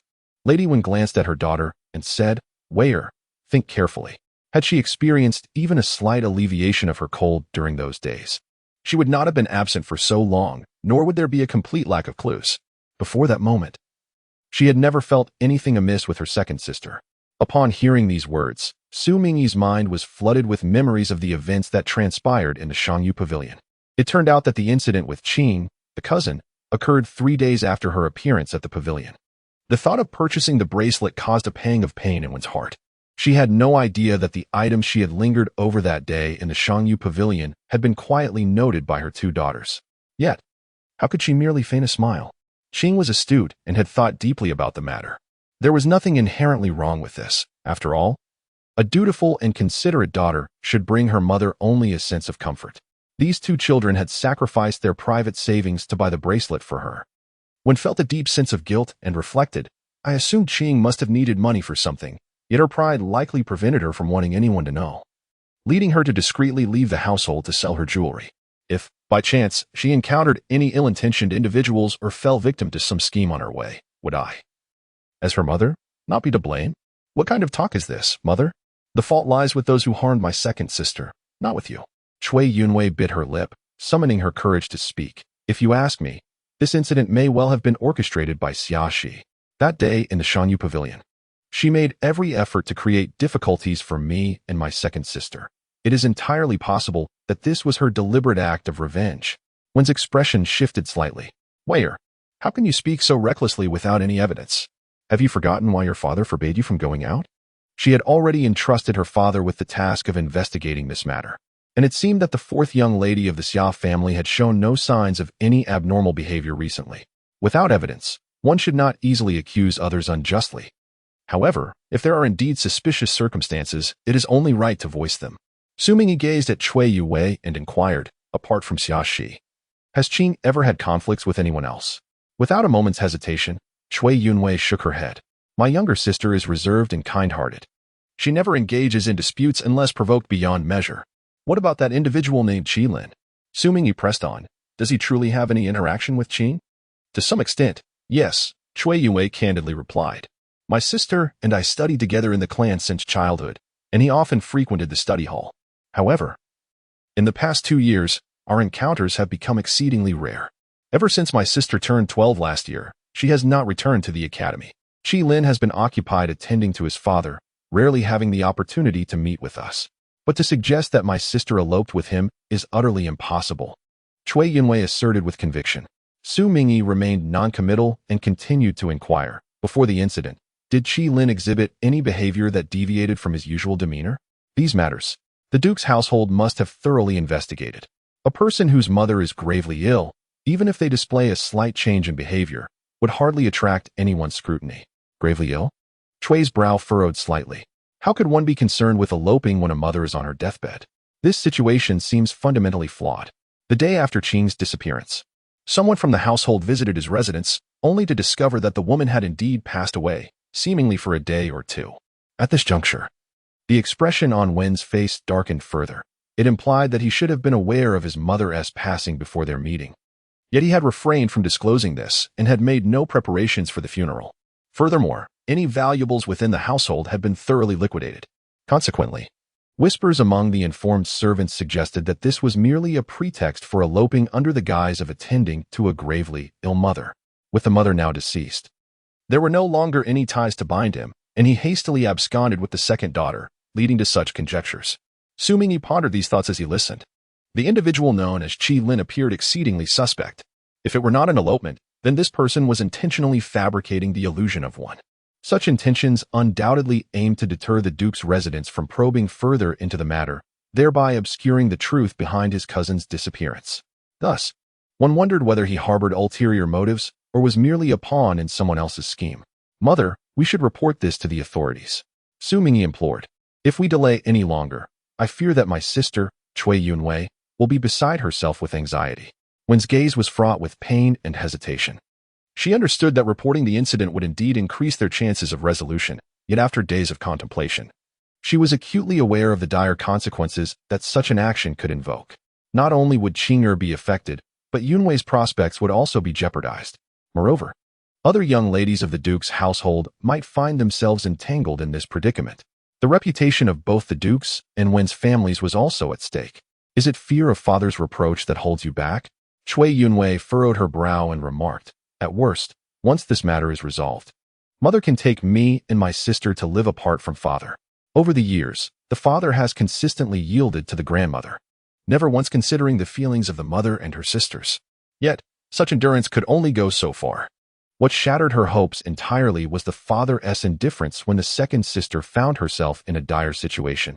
Instead of expressing concern, he sought to suppress the matter and berated the mother mercilessly, even resorting to violence against her. This man, who indulges in petty drinking and stirs trouble, possesses only mediocre abilities and an unremarkable appearance, not to mention his unpleasant odor. Surely, a man riddled with such flaws would be unwanted even on the streets. The more Cui Yunwei pondered, the more she felt her mother deserved better. She declared, "Even if he were to cast us out, it matters not. Mother has her dowry, and I can earn a living for her and the second sister through my embroidery. What is wrong with being a woman? If need be, I could follow the example of Master Su Ying from Shangyuj and remain unmarried, thriving on my own talents." Wenshi could not help but smile bitterly at this. Given her daughter's embroidery skills, it would be a stretch to say she could even support herself, let alone others. Moreover, should they report the incident, with so many eyes upon them, it would render the husband even less likely to grant a divorce. "Enough of this foolish talk," Wenshi said. Her eyes reddened and her expression fraught with complexity.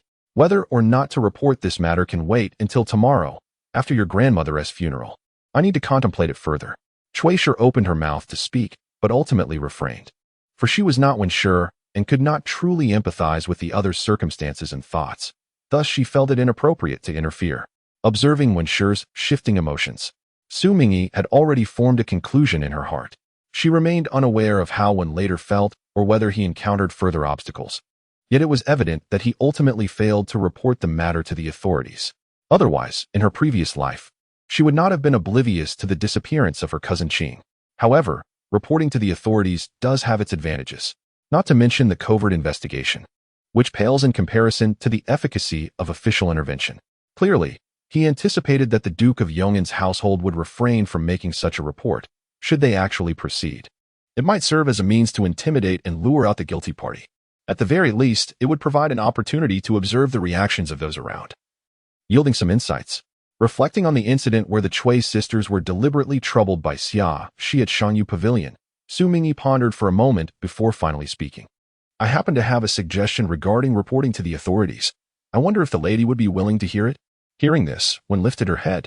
Under the soft glow of the delicate orange gauze lamp, the girl's already bright features appeared even more radiant, her clear and serene eyes instilling an inexplicable sense of calm. Even though she held little hope for the girl's forthcoming words, Wen still nodded. "Please, Miss Su, do share." The night breeze wafted into the room, causing the flame within the lamp to flicker gently. Outside, the night was as dark as ink. The following day marked the day of the Duke of Dinan's wife's funeral. As the funeral procession passed, paper money was scattered through the air.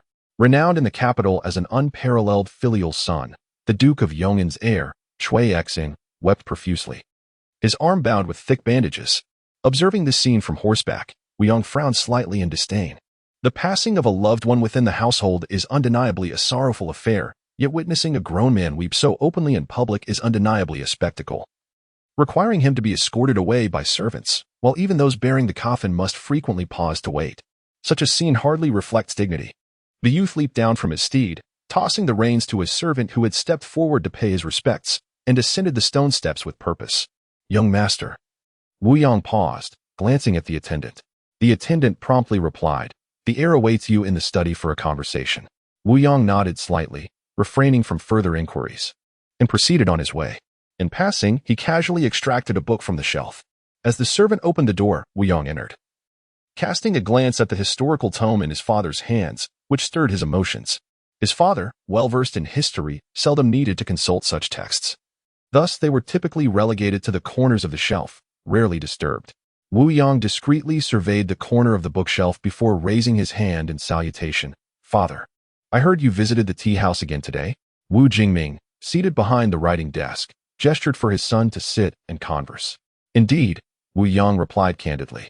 "I wish to further investigate the previous treachery that placed me in peril, the identity of the individual lurking in the shadows, intent on my demise, remains elusive to both the court and the Wu family. I have already stated," his father interjected, "that this matter will be handled by our kin. You need not worry excessively." Despite Wu Yang's calm demeanor, he boldly inquired, "Why does father wish for me to refrain from handling this matter?" To outsiders, it may be unclear, yet my father has always been aware that I, the grandson of the Duke of Dinnan, appear to frequently cause trouble in Ningyang, indulging in revelry and possessing little beyond a handsome visage worth mentioning. However, these antics are merely for the court's observation. In contrast, the knowledge and trials I have endured since childhood far exceed those of my peers. 3 years ago, under my grandfather's guidance, I began to subtly grasp the intricacies of the Wu family's clandestine influence throughout Ningyang. I have navigated the entanglements of various factions within our clan, even dealing with matters involving those whose lives are best left in the shadows. Thus, my father's repeated admonitions, suggesting I am merely being reckless and of no assistance, are utterly unfathomable. Today, I seek clarity from him. Chapter 72. The traitor they are targeting you. Thus, as your father, I cannot allow you to take such risks. Wu Jingming sighed softly, speaking earnestly. Ultimately, it is just as effective for the clan to investigate this matter. Your mother's health has only just begun to improve. Do not burden her with worry. I am here in the capital, and even if I were to investigate, there is no chance for direct confrontation with the adversary. Furthermore, they have already missed their opportunity to strike. This is neither a vendetta nor a mere desire to kill me. They are fixated on my life for reasons beyond mere assassination. Wu Yong mimicked his father's sigh. "So, do not use my mother as a means to pressure me." Wu Jingming raised an eyebrow. Wu Yong lifted the warm tea beside him, took a few sips, and set down the cup, saying, "You needn't invoke my mother's concerns. Do not replace her with grandfather to press me further." Upon hearing this, Wu Jingming felt an overwhelming sense of helplessness. If his own words held any weight, why would he need to invoke the presence of his wife and elderly father? A child of such intellect is indeed a challenge to guide. Or perhaps his grandfather is reluctant for him to intervene in this matter? The most troubling thought emerged from the lips of the youth, who gazed at him with an inquisitive glint in his eyes and asked, "Father, are you concealing something from me? What could I possibly have to hide from you?" Wu Jingming regarded his son with a mixture of surprise and amusement, as if he had encountered a jest. "It is merely that I remain haunted by your previous perilous encounter, and I sincerely wish for you to avoid any further risks, no matter how minuscule." With a heavy sigh, he continued, "Alas, I have grown older, far less audacious than in my youth, and I am particularly fearful of any missteps on your part." Wu Yong fell silent for a moment. His father was well-educated and meticulous in his endeavors. Yet there was a certain flamboyance and insecurity in his demeanor when he spoke untruths, particularly in the presence of those close to him, something he himself remained oblivious to. The reason for this ignorance was simple. No one at home had ever pointed it out to him. After all, this was not perceived as a fault by those closest to him, especially his mother. Although Wu Yong once harbored the belief that this method of interaction, wherein one could remain unaware of their shortcomings as long as they were unspoken, was somewhat unkind. It did not hinder the unspoken understanding he shared with his grandfather and mother. However, given the current circumstances, since his father was unwilling to divulge more, he was not one to press the issue further. He simply cast a profound glance at his father and stated, "I understand your words, father." Wu Jingming's eyelids twitched slightly. He couldn't shake the feeling that his son's gaze conveyed the message. Father is deceiving, and the son has discerned the truth. No, that was improbable.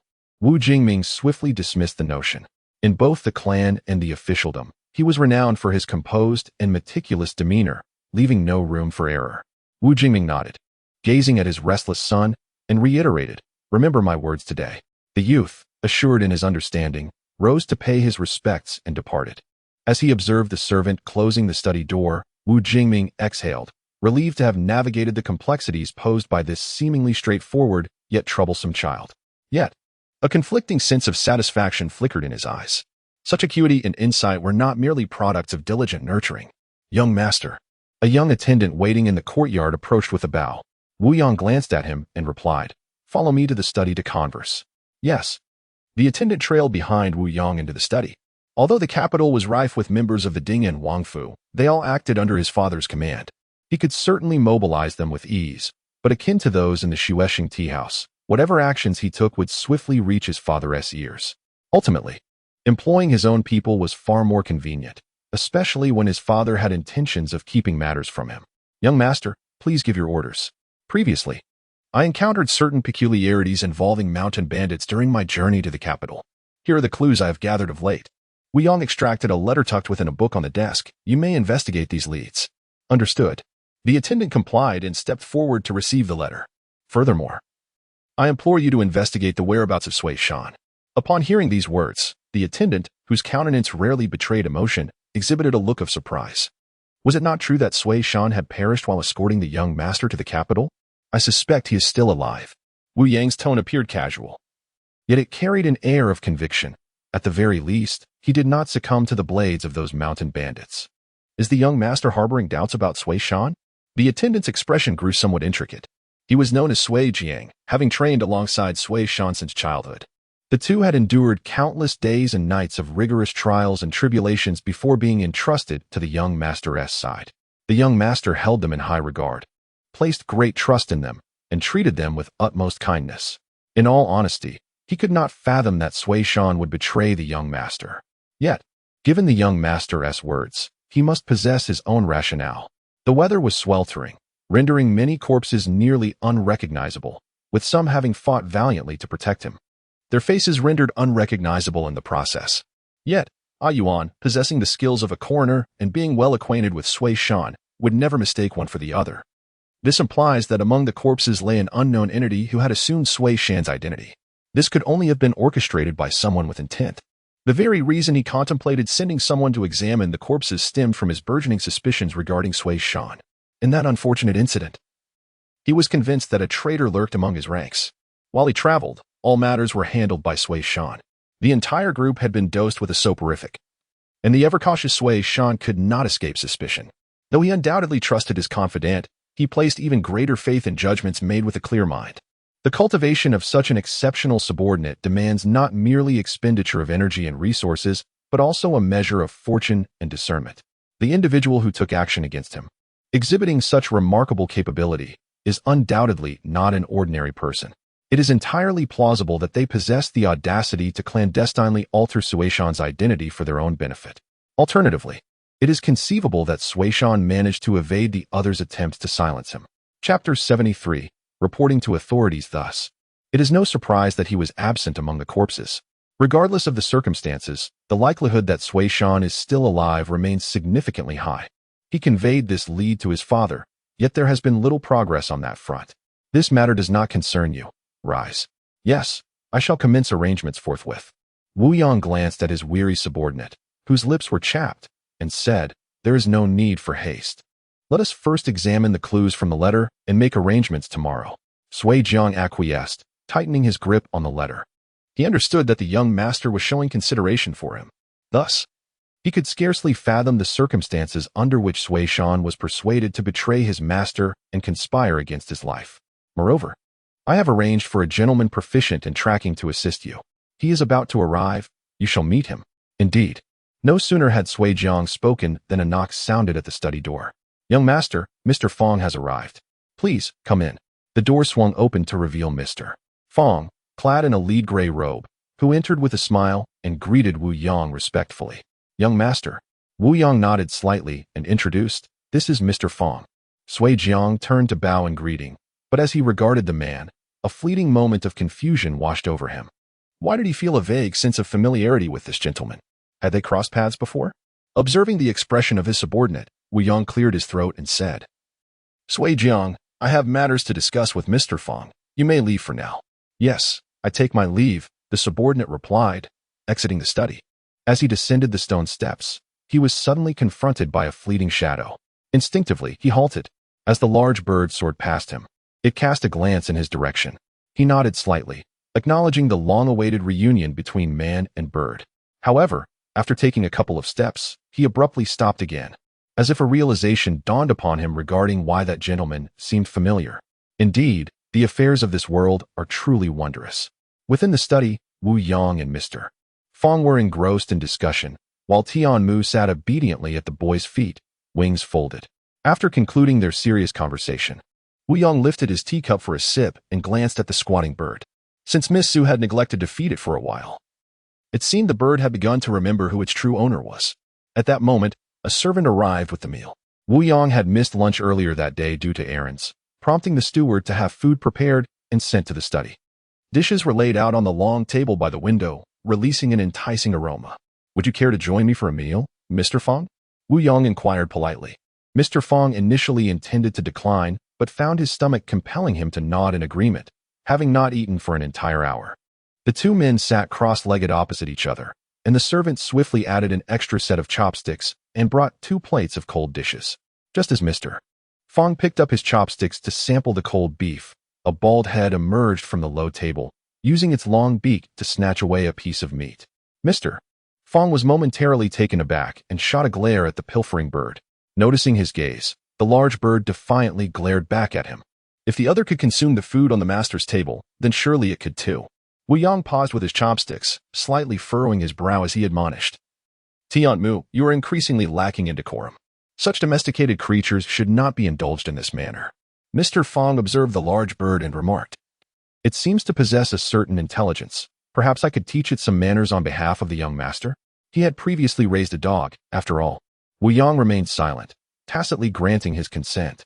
Mr. Fong then reached for the small beast incense burner beside him and placed it before Tian Mu. Noticing that Tian Mu was intently watching his actions, Mr. Fong nodded in satisfaction and proceeded. He picked up his chopsticks, pinched a piece of meat, and placed it in the mouth of the small beast. Then, under Tian Mu's watchful eyes, he began to strike the small beast's head forcefully with the chopsticks, causing the meat to be violently dislodged. After completing this, Mr. Fong turned his attention to the large bird. This bird appeared quite astute. It surely understood the situation and would undoubtedly be intimidated. The bird stared at him, seemingly unimpressed. Suddenly, it thrust its bare head into the plate of beef and began to feast voraciously. If it was merely subject to a few taps, it could devour to its heart's content. Mr. Fong was taken aback, realizing that this creature was quite obstinate. Witnessing this scene, Wu Yang set down his chopsticks and rose silently. In the next moment, the large bird was seized by the young boy and unceremoniously tossed outside. After the bird was thrown out, Wu Yang was left with one thought. It was exceedingly heavy. Even after being starved by Miss Su for several days, it still felt quite substantial. In fact, there were subtle signs of a rebound eating behavior over the past few days. Perhaps he should consider assigning some tasks to this indolent bird. The following day, he sat in the hall for quite some time before a maidservant arrived to serve tea, which ignited a surge of anger within him. The inhabitants of this courtyard were all part of the dowry accompanying the Wen family, and it was evident that they had received instructions from one to treat him with such negligence. Truly, it seemed as though the heavens were turning upside down. Yet, reflecting upon his thoughts from the previous night, he could only suppress his fury for the time being. With his mother gone, there was no one to offer him counsel. And apart from the recent incident concerning Qing the Wen family had managed rather adequately in other matters. He was soon to inherit his title and would require someone to manage the household affairs. As for the notion of divorcing and marrying a younger wife, it was a thought he entertained.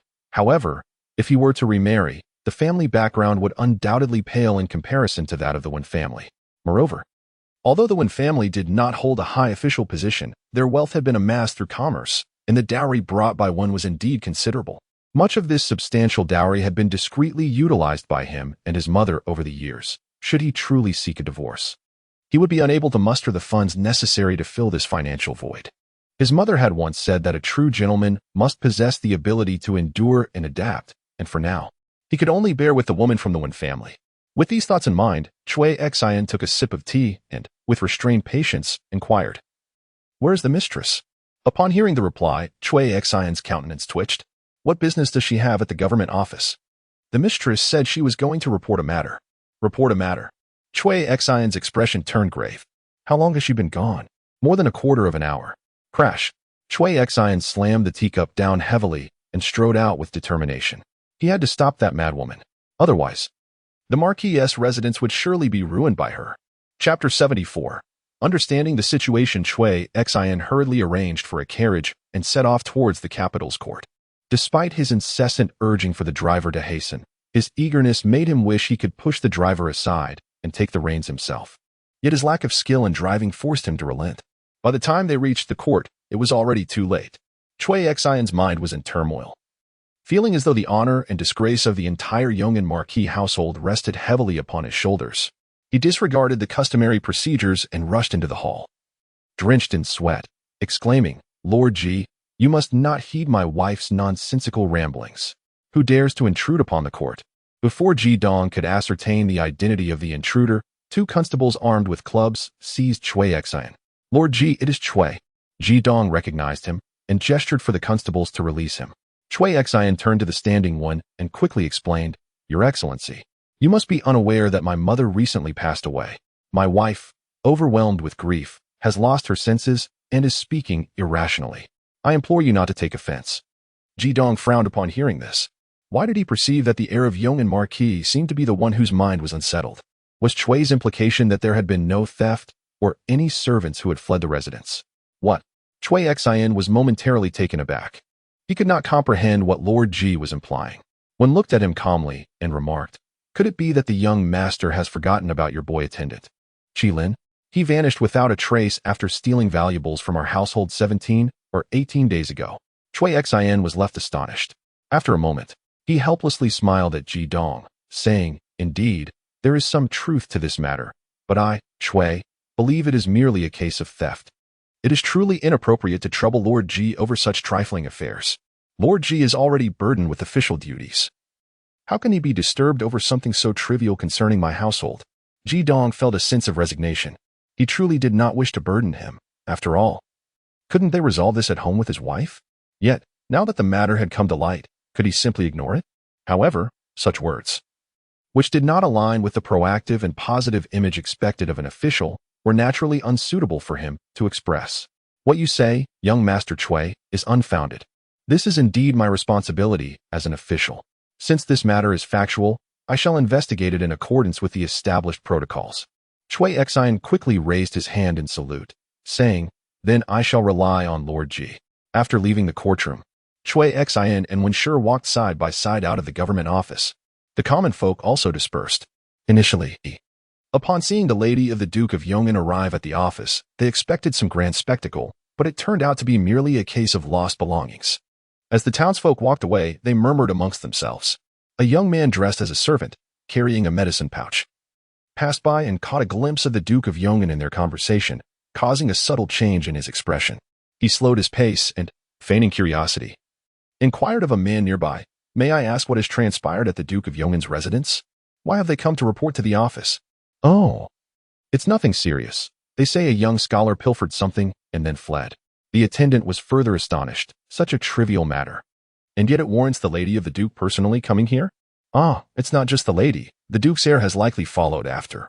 Suggesting that something of great value must have been lost. Who knows? The attendant's expression grew serious. Indeed, something of immeasurable value has been lost. However, how audacious of the Earl's residents to file a complaint. A glance at the carriage not far away from the Earl's estate prompted the attendants to hastily leave the crowd. Once inside the carriage, Cui Xian immediately donned a grim expression. "What nonsense are you up to now? Wenshir's silent scoff echoed in the air. It was truly ludicrous for someone who does nothing to accuse her of causing a ruckus. Naturally, the intention was to enlist the aid of the officials to locate Qi Lin promptly. Once Qi Lin is found, the whereabouts of Qing heir would also be revealed. Yet, what if the authorities discover that Qing heir eloped with him? Wouldn't we be the thieves crying out to catch the thieves, inviting ridicule upon ourselves? My daughter could never elope, Wenshir coldly stated. This was an idea proposed by Miss Su, which she had contemplated thoroughly. It indeed represented the sole viable solution, preventing the matter from becoming public and tarnishing Qing heir's reputation while also allowing for the authorities to intervene legitimately in the search. As for the events that would unfold once Qi Lin was located, the officials would undoubtedly refrain from handling the matter with undue fanfare. Lord Ji is a sensible and upright official, possessing connections with the heir of the Duke of Dinnan. The subsequent matters would not prove difficult to manage. You wish to part ways? Cui Xin reacted as though he had heard the most amusing jest. How dare this woman even broach the subject of separation? With an expression devoid of emotion, Wenshir replied, I have already corresponded with my mother regarding this. She does not oppose it. Cui Xion's smile abruptly vanished, his face transforming with disbelief. Has my mother-in-law lost her senses? He felt a tumult of emotions, stealing a glance at Wenshir's countenance, which bore an icy demeanor far removed from her usual gentle and yielding self, causing a sense of unease to settle within him. After so many years of marriage, how can we simply part ways? Even if you do not consider your own future, you must think of the children's prospects and marriages. Such impulsive words should not be spoken again in the future. With that, she poured a cup of tea and handed it to Madame Wen, who received it with a cold expression. It was indeed remarkable how her husband seemed to have become more sensible following the death of his mother. The words of the eldest sister proved to be true. This despicable man only feared the strong and took advantage of the weak. And he certainly did not deserve any kindness from her. 2 days later, Madame Wen sent her trusted maid to the Duke of State's residence to deliver a message to Madame Cui. As the carriage entered King Yanfang, the maid heard lively voices outside and lifted the curtain to take a look.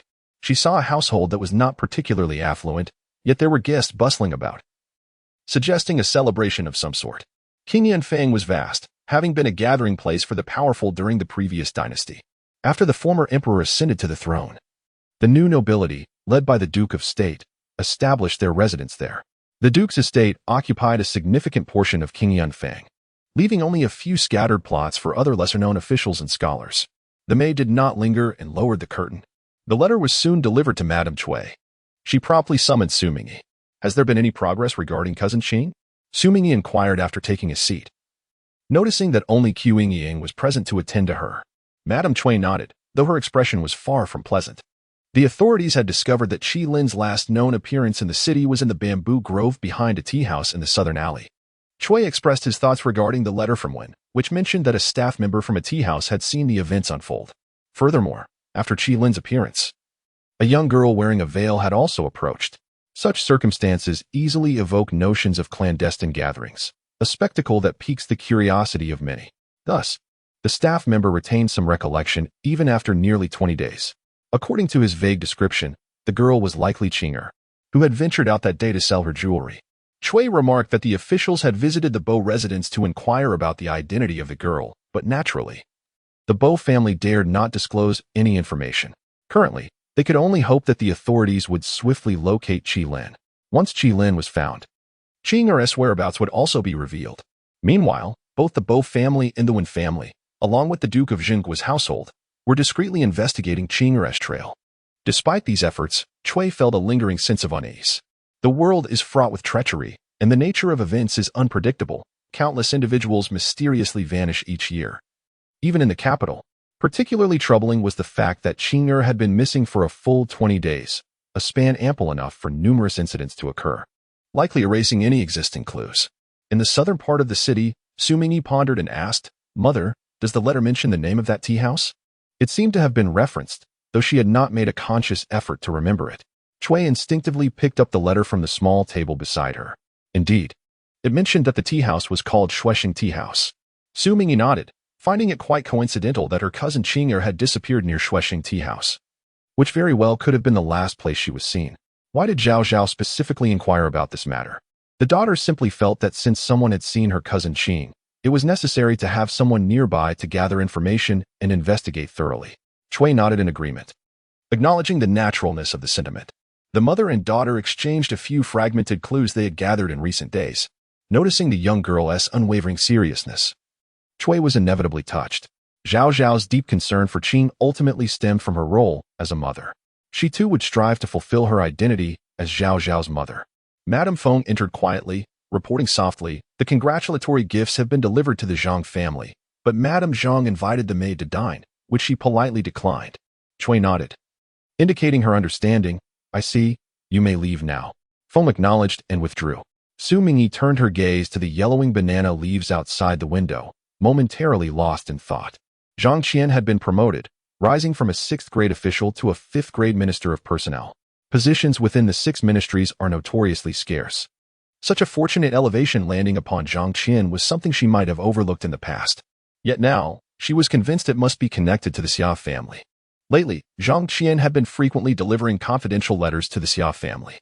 However, the Zhang family had not gained anything from the Duke of Dinan's residence, and Zhang Yunzhu had lost her connections due to matters involving Lu Yizhi, raising concerns about whether Xia Tingzhen would be so generous to a pawn who had not achieved any significant merit. Countless officials were available to him, each entangled in a web of interests, and Zhang Qian was not the only one waiting to ascend. Could it be that the Zhang family had exerted effort elsewhere? Xu Mingyi instinctively pondered. "What delicacies have been prepared in the kitchen today?" she suddenly inquired. Qing Ying replied with a smile. "In addition to the daily offerings, there are also the date paste pastries that the young lady enjoys and the beef tongue cakes favored by the young master. Please have the kitchen prepare some of each for me to take along." Without suspicion, Qing Ying complied. Cui sure could not help but inquire further. "Who is to receive these delicacies? Should we request the kitchen to prepare more?" "They are for the princess," Xu Mingyi answered with a smile. "This quantity is sufficient." Cui sure nodded in agreement. In the afternoon at the residence of the Duke of Dinnan, Wu Yang was practicing his swordplay in the courtyard. The slender figure of the youth appeared to embody the unique grace of his age, yet the narrow-sleeved silk robe clung to his back, soaked with perspiration, accentuating the powerful curves from his broad shoulders to his arms. As Wu Yang sheathed his sword, a servant hurriedly stepped forward to receive it. Knowing his young master's habits, the servant had prepared warm water in advance, and Wu Yang proceeded to the inner chamber to bathe. Upon his return, he donned a pristine white garment, droplets of water glistening on his inky hair, further highlighting his dark brows and eyes, and his porcelain-like complexion. The servant could not help but be mesmerized. His young master was undeniably handsome. Yet, he knew better than to linger in admiration, for should his master catch him staring, he would surely be displeased. Isn't beauty meant to be admired? If only he possessed such a visage, he would relish strolling through the streets daily, bringing joy to the citizens of the capital. However, in a relative sense, he still considered himself fortunate, for he had the privilege of attending to his master closely in the courtyard. The ones truly unfortunate were the maids who longed to enter the young master's domain for a glimpse but were barred from doing so. His master had a distinct aversion to allowing the maids to draw near. Yet, the fact that he was already 17 weighed heavily on the lady of the house, filling her with concern. Wu Yang entered the study clad only in a simple garment. Yet, scarcely had he settled behind the desk when a sharp cry pierced the air. With a loud flap, a large bird swooped in, casting down an object it clutched in its talons onto the desk. As Wu Yang discerned the nature of the item, his brow furrowed tightly. It was a hairpin, and not just any hairpin, but that of Miss Su. He glanced at the bird, which perched before him on the desk, puffing its chest as if to claim credit. He had commanded the creature to accompany him in search of Sui Mountain. Yet it had strayed to the Duke of Dinan's residence instead, pilfering Miss Su's hairpin in the process. Today it had stolen a hairpin. What else might it abscond with in the future? What was amiss with this bird? The large creature tilted its head in puzzlement, then suddenly soared toward the bookshelf, circling around a particular shelf. Initially perplexed by its actions, Wu Yang's expression darkened upon recognizing a small box nestled within that shelf. It contained the very hairpin Miss Su had lost. He had discarded it 3 times, and yet the bird had managed to locate it each time. Frustrated, he had temporarily set it aside, only to forget about it entirely. But what did the bird mean by this? Did it truly believe he harbored a secret penchant for collecting Miss Su's hairpins? Had the bird risked theft merely to indulge its master's hidden proclivities? Chapter 76. Clue. Realizing that his reputation was suddenly on the brink of peril, Wu Yang's thoughts darkened with each passing moment. He gazed at the hairpin on the table, sinking into a profound silence. One issue remained unresolved. and now another had emerged. This was unacceptable. He could not allow the situation to escalate any further. As soon as he tucked the hairpin into his bosom and was about to step outside, a young servant entered, bowed, and said, "Young master, someone has just delivered this for you." Wu Yong accepted the overly simplistic note, unfolding it to reveal elegant handwriting that requested a meeting at the tea house. Although unsigned, Wu Yong surmised the sender's identity. He was taken aback. Who would have thought that the girl, who constantly spoke of subduing others, possessed such exquisite penmanship? Had he been discovered so swiftly? A sense of unease washed over him. It seemed imperative that he spoke first. Otherwise, should the other party voice their demands, it would likely lead to an inextricable predicament. Wu Yong instructed the servant and strode out of Foqing residence. Upon arriving at the tea house, he was informed by the attendant that Xu Mingyi had already arrived. He ascended directly to the second floor, where he found the young lady seated by the window. Reclining languidly against the broad chair back, her profile turned towards the outside. Perhaps the resplendent sunset was a touch dazzling as she squinted slightly, exuding an air of languorous comfort. Witnessing this scene, Wu Yong, who had hastily made his way there, unconsciously slowed his pace. "Young Master Wu." Xu Mingyi turned her head to glance at him, a hint of amusement dancing in her eyes as she subtly adjusted her relaxed posture. Suddenly, Wu Yong found her poised demeanor somewhat disconcerting. Was it truly uncomfortable to recline in the chair as she had before? Taking a seat opposite her, he initiated the conversation. "Miss Xu, upon receiving your message, I too was just about to seek an audience with you. Does young Master Wu have matters to discuss with me?" Xu Mingyi inquired, sliding a cup of tea toward him as she spoke. Wu Yong cast a glance at the tea, and a realization dawned upon him. It seemed that Miss Xu had sought him not for the matter of the hairpin. Otherwise, she would not have treated him with such affable demeanor. After a moment's hesitation, Wu Yong finally retrieved the hairpin from his bosom. "Tianmu has mischief in its heart. Having taken Miss Su's hairpin, I return it on its behalf." Xu Mingyi appeared momentarily taken aback. The youth's slender fingers only accentuated the luster and purity of the white jade plum blossom hairpin. Xu Mingyi reached out to receive it, scrutinizing it intently. Yet, she furrowed her brow tightly. "This hairpin is not mine." Wu Yong was momentarily stunned, instinctively retorting, "But I distinctly saw you use it." She indeed possessed a pair strikingly similar, though she could not recall when she had employed them. Wu Shisun had an excellent memory. "However, this particular one is certainly not mine," she replied, her expression growing somewhat grave. "This must belong to a cousin of mine." She gifted a pair of hairpins to the Chui sisters, and as it was a present, she could not use a second-hand item to substitute. On that day, she specifically visited the Shangyu Pavilion to select them, thinking that my cousin Qing, with her ethereal beauty, would suit this pair of white jade plum blossom pins. Furthermore, it bears the character Qing engraved upon it, which is precisely what you hold. Thus, there was no doubt that this was indeed the property of cousin Qing.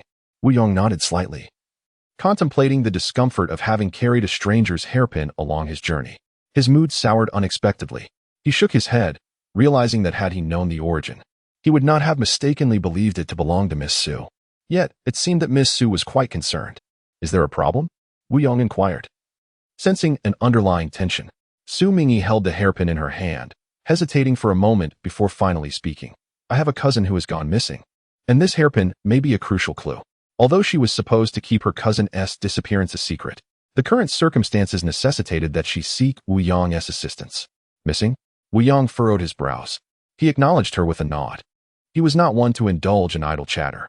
"In truth, the reason I summoned you today, young Master Wu, was indeed related to this matter." Xu Mingyi recounted the general details of the situation, including the fact that the authorities had traced Qi Lin to this tea house's vicinity. Before she could articulate her intentions, Wu Yong called for a servant to come upstairs, instructing him directly, "Bring forth the young man who answered the officials' inquiries yesterday." Xu Mingyi gazed at him earnestly and expressed her gratitude. "Thank you." To be candid, she genuinely appreciated Wu Shisun's forthright and decisive nature. Shortly thereafter, a young attendant, no older than 18 or 19, ascended the stairs. "Did you conceal anything when you answered the officials?" Wu Yong inquired. "If there are any other suspicious details, please elaborate." The attendant hesitated, visibly conflicted. Naturally, he dared not withhold anything from the young master, but since this young lady, Miss Xu, was a friend, he felt compelled to speak freely.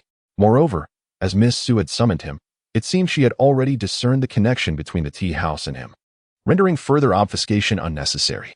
Yes, the attendant finally admitted. To avoid bringing trouble to the tea house, I did indeed withhold some information. That day, I heard footsteps in the bamboo grove, and, out of caution, I followed them. They appeared to be merely ordinary fellows, yet in truth, they were all meticulously selected individuals sent forth for a purpose.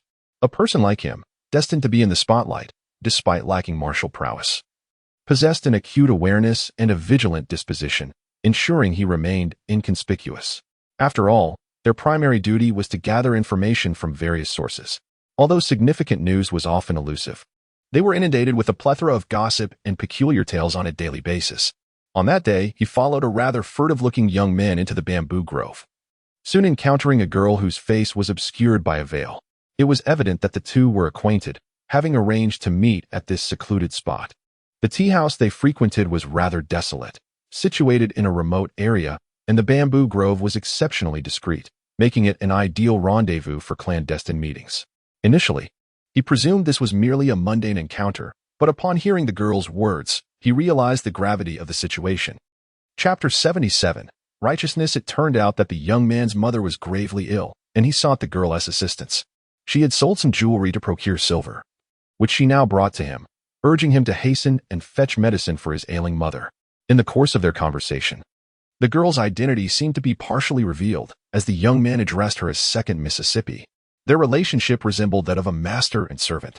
After recounting these events, the attendant remarked that when the officials had inquired the previous day, he had refrained from mentioning any of this, reasoning that since it was a case reported by the Earl of Yongin, and the individual in question was a servant from the Earl's household, the girl must surely belong to that esteemed family. Given that the Earl's household had not disclosed the matter of the missing young lady, he feared that speaking too freely to the officials might bring trouble to the tea house. They utilized the tea house as a fade, dwelling there with utmost caution, ensuring that their actions remained discreet and unnoticeable. Furthermore, a petty individual had overheard part of a conversation and then witnessed a man clad in black suddenly appear. This man evidently possessed martial prowess, causing the petty individual to fear discovery and retreat hastily. The attendant recounted, "Before I departed, I caught a glimpse of the black-clad man seemingly incapacitating the young lady. The identity of this enigmatic figure remained unknown, and days had passed without any explanation for why he had not reported the incident despite witnessing the man's violent act. Consequently, he had only informed the officers that he had seen the young boy they were searching for alongside a young lady in the bamboo grove." "Were you able to discern the features of the black-clad man?" Wu Yong inquired. The attendant shook his head. "I did not have the opportunity to observe closely. I could only ascertain that he was tall and appeared to be a middle-aged man." "Is there anything else of significance?" Wu Yong nodded. "Understood. You may leave now." "Yes." The patrons of the tea house adhered to certain protocols, which hindered the prompt revelation of the truth. The attendant humbly requested that Miss Xu not take offense. Wu Yong regarded Xu Mingyi and she subtly shook her head. "I am exceedingly grateful for this lead today." Their differing identities rendered the attendant's actions neither right nor wrong. At the very least, it was now evident that the disappearance of Qing's cousin was indeed linked to Qi Lin. According to Lady Yongin's words on that day, on the day of the disappearance of cousin Qing, Qi Lin's mother had already passed away. However, Qi Lin had not made this known to anyone. Yet, the attendant earlier mentioned that cousin Qing sold her jewelry to treat Qi Lin's mother. It is evident that Qi Lin used this as a pretext to deceitfully lure cousin Qing here. The subsequent appearance of the man in black, who harmed cousin Qing, clearly indicates that this was all premeditated. "Might I borrow the Tianmu from young Master Wu?" Xu Mingyi gazed at the youth before her. Wu Yong nodded. "It is rare that this clumsy bird proves useful. It is currently in the tea house's back courtyard. Miss Xu may take it directly if needed." To prevent Miss Xu from doubting his words and to prove his own innocence, he had brought the instigator along with him. "Then I am much obliged to you." "Young Master Wu." As Xu Mingyi spoke, she rose and gave a slight bow to Wu Yong. "Miss Xu intends to take the Tianmu herself to investigate the origin of this hairpin?" Upon seeing her about to leave, Wu Yong suddenly inquired. "Indeed, if I could truly trace something from this hairpin, it would be a significant gain. Given the current uncertainty, it would be unwise to alarm too many people. Of course, I shall merely seek to ascertain the general situation. If there is indeed danger, I will not recklessly delve deeper." Wu Yong glanced at the darkening sky outside the window. "I shall accompany Miss Xu." Xu Mingyi was taken aback upon hearing this. Noticing her reaction, Wu Yong stated earnestly, "Miss Xu, as you have not been with the Tianmu for long, I fear it may struggle to comprehend your intentions to avoid any mishaps. It is best that I supervise personally. To assist someone thoroughly, it appears that the disappearance of the young lady of the Yongenbo mansion is shrouded in mystery. If the audacious Miss Xu were to encounter any mishap, it would undoubtedly lead to complications should the Duke of Jingguo's household lay the blame upon her. Moreover, to speak frankly, Miss Xu is indeed an exceptional collaborator. Upon hearing this, Xu Mingyi felt no further hesitation. Thank you, young Master Wu, for your noble assistance. Noble? Wu Yong raised an eyebrow. Why does this term seem so peculiar when applied to him? Let us proceed. With pressing matters at hand. The young man dismissed any further contemplation and strode down the stairs. Zhu lifted the food box she had brought to the table. The treats for Princess Yufeng must not be forgotten. After departing the tea house, to avoid drawing attention, Wu Yong rode ahead with Tianmu, while Xu Mingyi followed closely in the carriage. Tianmu, leading the way, showed no intention of lingering within the city, but instead directed its course towards the city gates. As the gates came into view, Wu Yong formulated a plan. It seemed that Tianmu had discovered the hairpin outside the city. By this time, the gates were about to close, and the surrounding area was nearly devoid of passers-by. It was inconsequential for a young man to remain outside the city for a night. But for a young lady, the situation was entirely different. No matter. Indeed, faced with the imminent absence of his young lady for the entire night. And the audacity to utter a blatant lie with unwavering composure. Was this how the servants of the Duke of Jingguo typically behaved? In the very next moment, upon witnessing the maid emerge from the carriage, now clad in the attire of a young man, the youth was once again struck with astonishment. The carriage of Miss Xu was prepared with men's clothing at all times? As the maid, disguised as a servant, skillfully urged the carriage forward. A cloud of fine dust rose into the air. The youth fell silent for a moment before following suit. They managed to exit the city just before the gates closed. 20 miles beyond the city, the heavenly gaze suddenly shifted direction, soaring towards a dense thicket by the roadside. Wu Yong reined in his horse and glanced at the dark, shadowy woods as well as the large birds circling above the thicket. It appeared this was the place. Dismounting, the youth ventured into the forest. Xu Mingyi, who had followed closely, also descended from the carriage. Chapter 78. The dry while noticing her presence, Wu Yong paused and said, Miss Xu, please wait. I shall first explore the woods. Let us go together, Xu Mingyi replied as she quickly caught up with him. This was indeed her matter, and she was grateful for his willingness to assist. It would be unreasonable to remain in the carriage while leaving everything to him, as he was not merely a hired hand. Wu Yong chose not to comment further and was about to take a step when suddenly a rustling sound emerged from the forest. Be cautious, he warned just as a swarm of dark shapes burst forth from the thicket, emitting a cacophony of noise. Instinctively, Wu Yong stepped aside and raised his arm to shield Xu Mingyi. Zhu approached with a lantern, and soon the surroundings fell silent once more. Wu Yong lowered his arm and continued into the woods, reassuring her, there is no need for alarm. It is merely a fruit bat disturbed by the heavenly gaze. Xu Mingyi nodded in acknowledgement. She felt no fear, yet she was aware of Wu Yang's gallant gesture in protecting her. To insist that she was unafraid would seem to undermine his kindness. The Tianmu flew low to guide the way as several individuals traversed the forest for about a quarter of an hour, gradually delving deeper into the woods. Wu Yong slowed his pace, and Xu Mingyi cast a glance at him. Has young Master Wu also detected it? A faint, foul odor wafted through the air, reminiscent of decaying animals. Wu Yong furrowed his brow and nodded slightly. The two continued to follow the Tianmu, the stench growing increasingly potent and acrid. Xu Mingyi's expression began to harden. This forest lay over 20 miles from the city, merely a common woodland devoid of fruit-bearing trees, with no nearby dwellings.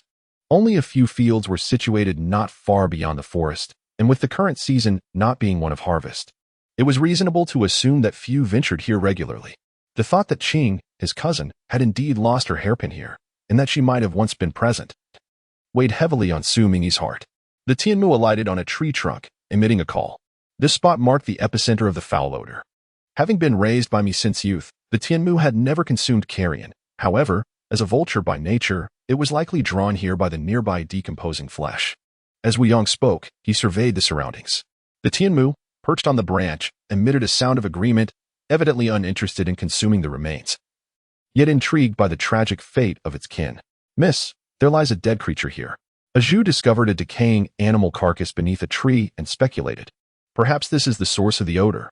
Xu Mingyi glanced at the object illuminated by her lantern. Impossible. The youth beside her articulated her thoughts. This is not an enclosed space. Such a creature's carcass could not continuously emit such a potent odor. Xu Mingyi nodded, replying, however, should someone inadvertently pass by, catching a whiff of this foul stench and seeing the animal's body, they would instinctively cover their nose and hastily depart, failing to ponder further.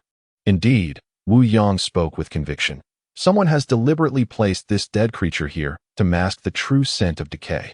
Xu Mingyi's gaze meticulously roamed the surroundings. The moonlight was sparse, and the chorus of insects rose and fell, creating an atmosphere that felt simultaneously tranquil and dissonantly noisy.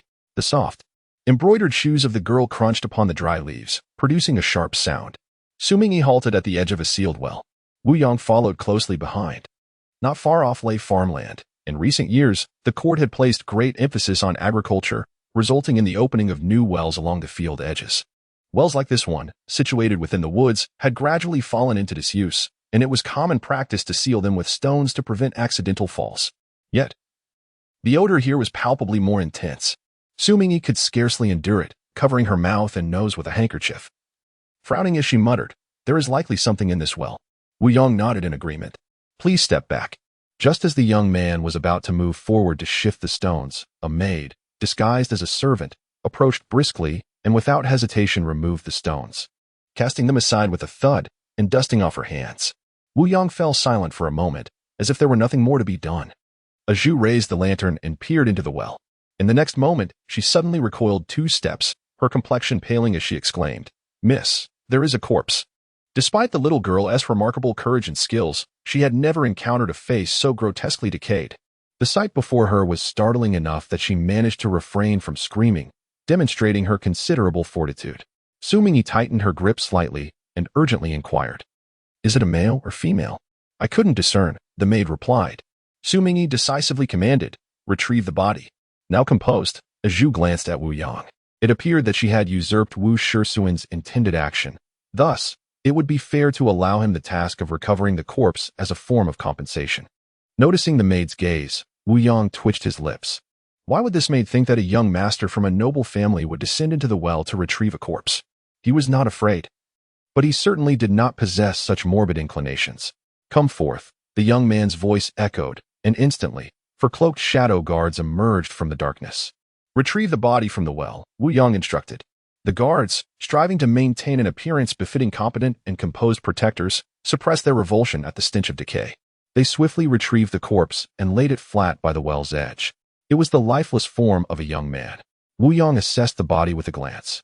Xu Mingyi let out a slight sigh of relief and, observing the garments of the deceased, speculated, "This must be Qi Lin." The attire matched the description provided by the attendant at the tea house.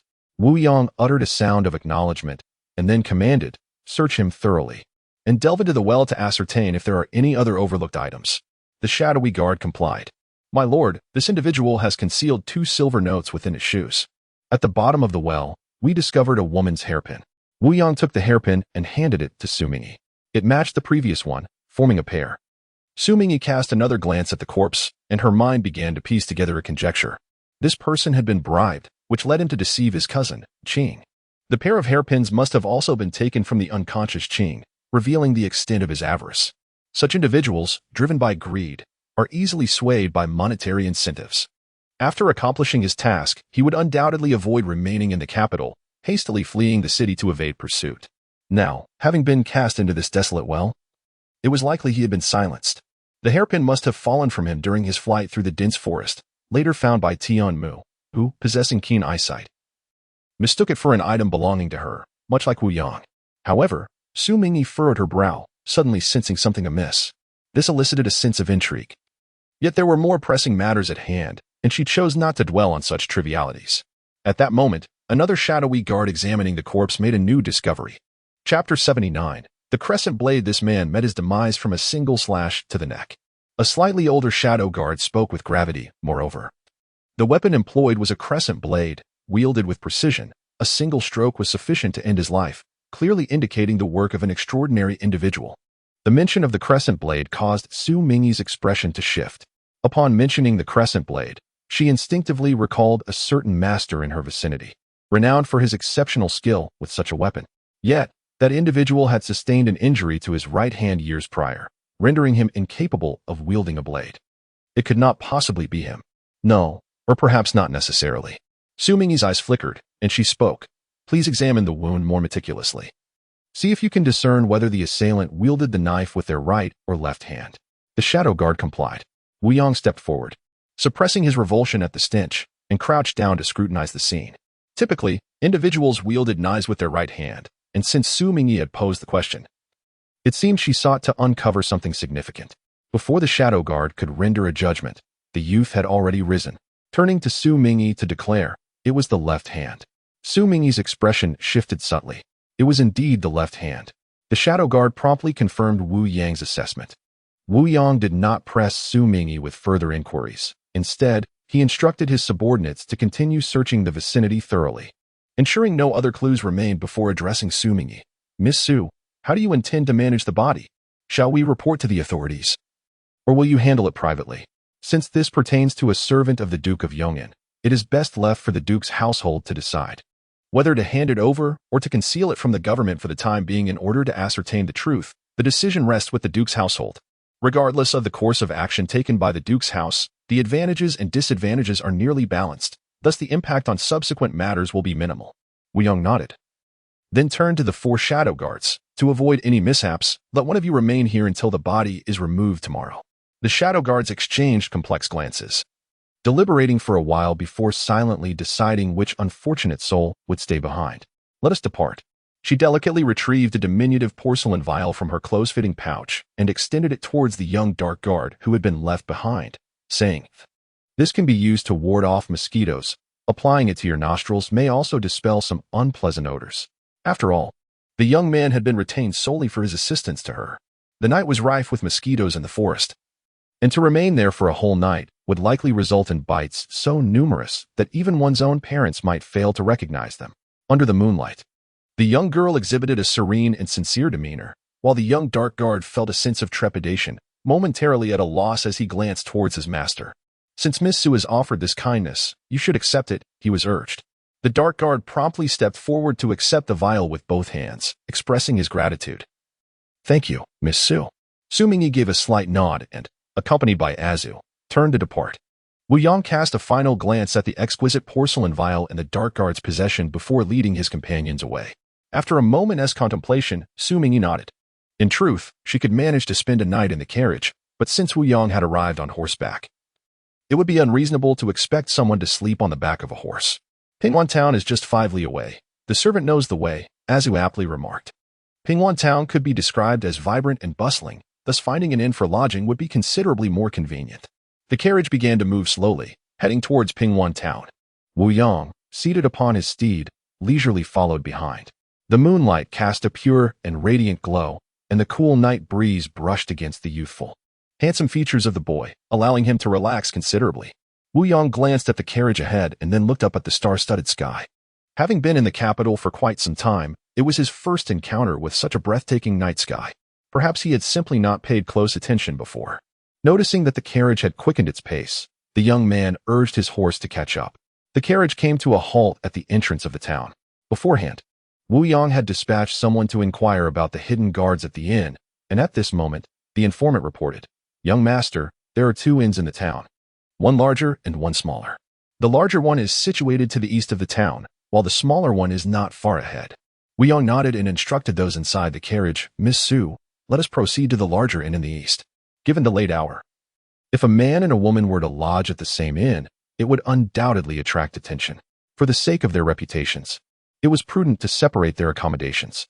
Though he did not elaborate, Xu Mingyi understood his intentions. She lifted the curtain of the carriage and looked out at the young man, earnestly expressing, "Thank you, young Master Wu, for tonight's assistance." Whether it was for helping her find the body or securing a more favorable inn for her stay, she felt she shouldn't accept such kindness simply because she was a woman. Coming from the Duke of the town's household, she knew that he, too, was a scion of the esteemed Dingnan Wangfu, raised in privilege. If one were to speak of delicateness, he might surpass her in that regard. As she regarded the young man's face, illuminated by the curtain's light, and met his gaze with her bright and clear eyes, Wu Yang suddenly felt a touch of discomfort. He averted his gaze and looked ahead, uttering a mere acknowledgement as he prepared to depart. "Ah, young Master Wu, wait a moment," Xu Mingyi's voice called out once more. Wu Yong furrowed his brow in response. If she continued to speak, he feared he might succumb to unwarranted thoughts. The young girl extended a delicate hand from the carriage, holding a carved food box. This confection was originally intended for young Master Wu. Earlier, while engrossed in conversation at the tea house, she had completely forgotten about it. She had thought that, since she was seeking a favor, it would be inappropriate to arrive empty-handed. Young Master Wu likely hadn't had time for dinner this evening, and by this hour, the kitchen of the inn would have already ceased operations. Thus, she decided to offer this delicacy as a makeshift gesture. Zhu was unexpectedly intrigued to learn that the young lady had specially prepared this treat for young Master Wu. She had assumed it was meant for Princess Yufeng. No wonder Kuei often remarked that she read too few tales and only scratched the surface in her understanding of matters. Gazing at the food box, Wu Yong fell momentarily silent. Why would Miss Su believe that after enduring the stench of decay all night, he could still stomach any confection? Yet, seeing her hand extended, he ultimately accepted it. Very well, if he did not take it, she might concoct other means of expressing her gratitude, which would complicate matters for both parties. "Thank you," he said, lifting the food box as he rode away. "My apologies, esteemed guest, but our inn is fully booked this evening," the attendant replied with a patient smile.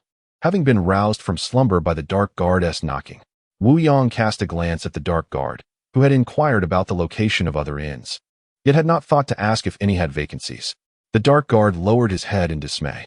Their expertise lay in assassination, not in the finer details that a servant or maid would handle with greater finesse. Chapter 80. Camping under the stars. Following closely behind his master as they exited the inn, the dark guard suggested in a hushed tone, "Perhaps it would be prudent for you, young master, to seek lodging at another inn later this evening." He understood his master's desire to avoid suspicion. But being so close together, feigning ignorance of Miss Su in this small town should not attract any unwarranted gossip, should it? There is no need for that. The youth's tone, though lacking in severity, conveyed an air of finality that brooked no argument. He was averse to inviting any troubles that could have been easily avoided through mere chance, a principle he had always adhered to. "Should I venture to the nearby town?" one of the shadowy guards hesitantly inquired. They were a total of 4. Shao-Chi was examining the corpse in the forest, while the other 2 had been discreetly assigned by the young master to guard Miss Gu. Currently, the young master had only him by his side, and unless absolutely necessary, he could neither leave nor dare to stray far from the young master. "There is no need for such trouble. The city gates will open in merely 2 hours," Wu Yong declared. Striding towards the pavilion where travelers rested and leaning against the railing, he closed his eyes. The shadowy guard, reflecting on how easy it was to attend to the young master, silently leaned against a pillar to rest. After a brief interval, with no inclination for sleep, Wu Yong opened his eyes. His peripheral vision caught sight of a food box left on the stone table by the guard, and he suddenly felt a pang of hunger. Instinctively, he glanced at the guard beside him. Would it not undermine his dignity if he were to be caught? Fortunately, the guard appeared to be asleep against the pillar. Wu Yong hesitated for a moment before rising and approaching the stone table to open the food box. The surroundings were dimly lit, making it difficult to discern the contents within the box. He randomly picked up a piece with his chopsticks and brought it to his mouth, followed by another, and then another. Perhaps it was due to his hunger, but the flavors were surprisingly delightful. Was it truly that delicious? He felt an inexplicable sensation of being watched. The guard hastily closed his eyes, unwilling to move even when a mosquito bit at his face. How challenging it was for him to allow the young master to enjoy his meal in peace, compared to the little Chi left in the forest. It remains uncertain who finds themselves in a more challenging predicament. Yet, the incessant buzzing of mosquitoes proves to be a considerable nuisance. Even with the assistance of the covert guards feigning to be awakened by the bites, Wu Yong was unable to enjoy even a moment of restful slumber. As dawn broke the following day, a once dashing young man was found with his face and hands dotted with red welts. "Young master, Miss Su has already risen and departed," reported a shadowy figure who had stood guard outside the inn where Xu Mingyi had stayed. The young lady instructed her subordinate to convey her message to the young master, indicating that it was still early and that she would refrain from disturbing his rest, promising to formally express her gratitude on the morrow. However, the young master appeared as though he had spent the night on the streets. Wu Yong cast a glance at the clean visage of the messenger. Could it be that Xu Mingyi had gifted each of them a small porcelain vial to repel the insects? Feeling a twinge of imbalance within, the young man mounted his horse. With a swift kick, the horse's hooves kicked up a cloud of dust, and the young man's upright figure soon vanished into the dim morning light. "Zhao Zhao, did you truly spend the night at the princess's residence?" Cui Shi inquired with a smile that belied her in her turmoil. The princess's residence was no ordinary place. In the capital, if one were to speak of the foremost patroness, it would undoubtedly be the mother of Princess Yufeng, Princess Jingrong. Princess Jingrong was the sole daughter of the late emperor, deeply favored by him. As a result, when Princess Yufeng was born, the emperor made an exceptional decree to bestow upon her the title of princess. Yet, scarcely a month after that imperial edict was issued, the emperor, unable to behold his only granddaughter, passed away due to illness. Princess Jingrong was profoundly sorrowful, particularly as she learned of her husband's infatuation with a commoner, culminating in his being caught in an act of infidelity. Consequently, he was stripped of his title and relegated to the status of a commoner.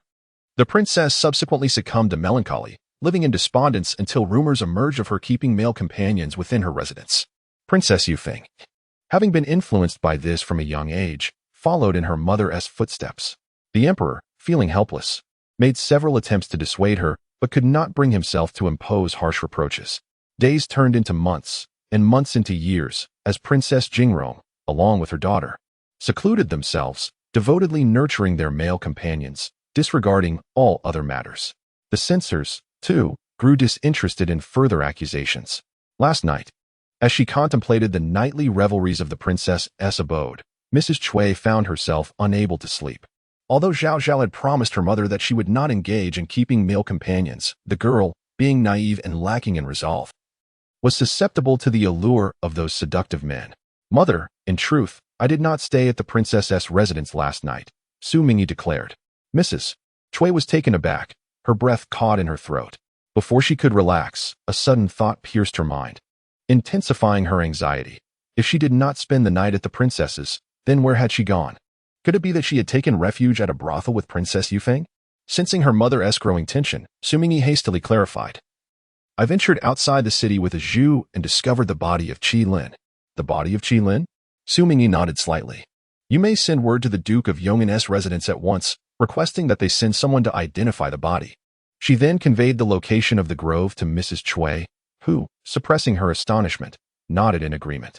In the dead of night, Zhao Zhao, having somehow obtained a clue, ventured out of the city and stumbled upon a lifeless body. Good heavens, what virtue had she possessed to be blessed with such an extraordinary daughter? A quarter of an hour later, the Cui family departed from Shi Garden, and Xu Mingyi turned to enter the inner chamber. Akue emerged from within, holding several volumes that Xu Mingyi had just perused. "Wait," she interjected. "Does the young lady have any instructions for the maid?"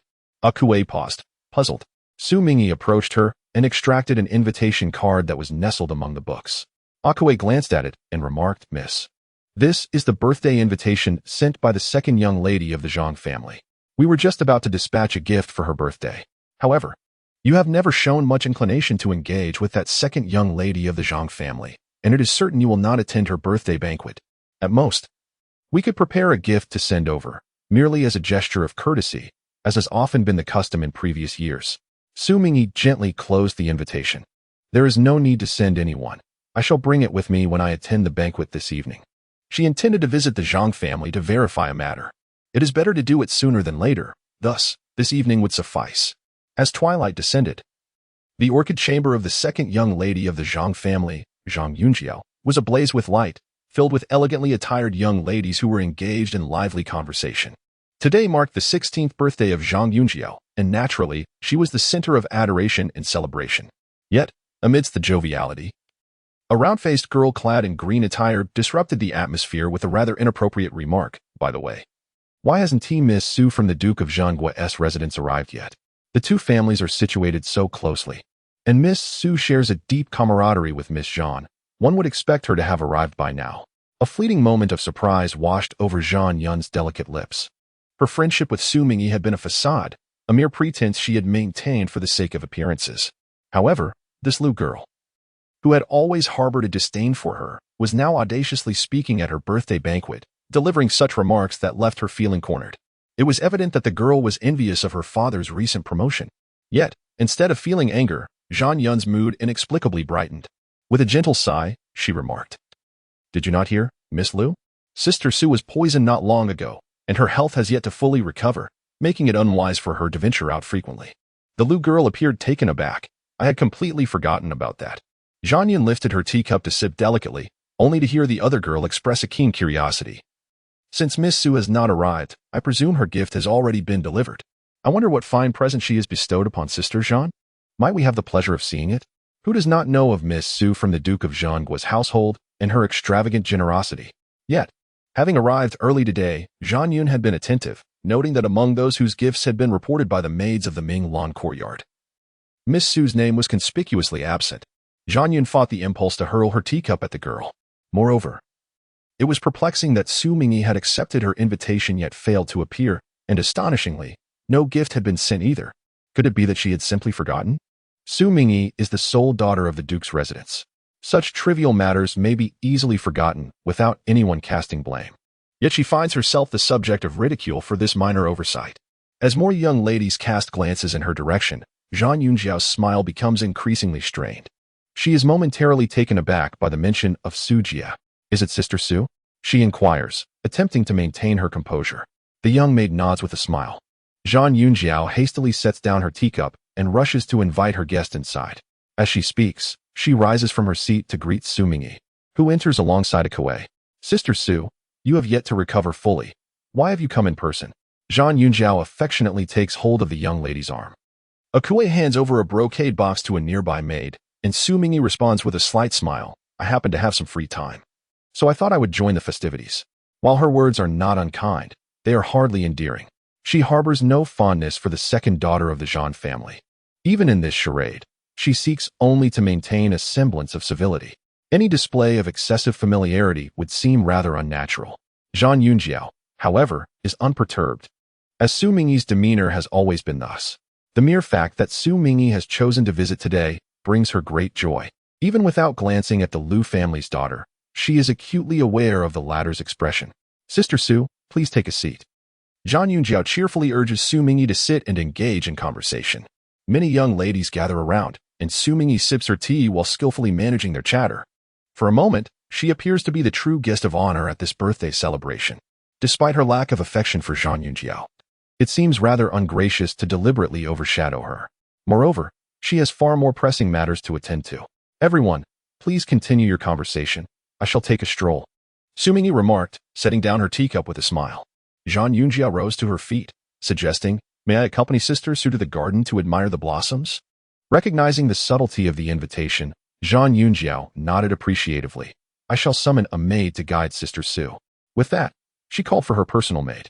Xu Mingyi did not decline, as she genuinely had no knowledge of the Zhang family's garden's whereabouts. As Xu Mingyi exited the courtyard, Zhang Yunjiao summoned another maid. Whispering her instructions, go to the eldest brother's courtyard and inform him that Miss Su has arrived and has gone to the garden alone. The maid responded quietly. A smile danced in Zhang Yunjiao's eyes. She was aware of her brother's fondness for Xu Mingyi, though it might not be a genuine affection. After all, she herself did not harbor true feelings for Xu Mingyi. Yet who could disregard the fact that she was the daughter of the Duke of Zhangua? In her heart, she believed that such a headstrong person as Xu Mingyi was unworthy of her brother's remarkable qualities.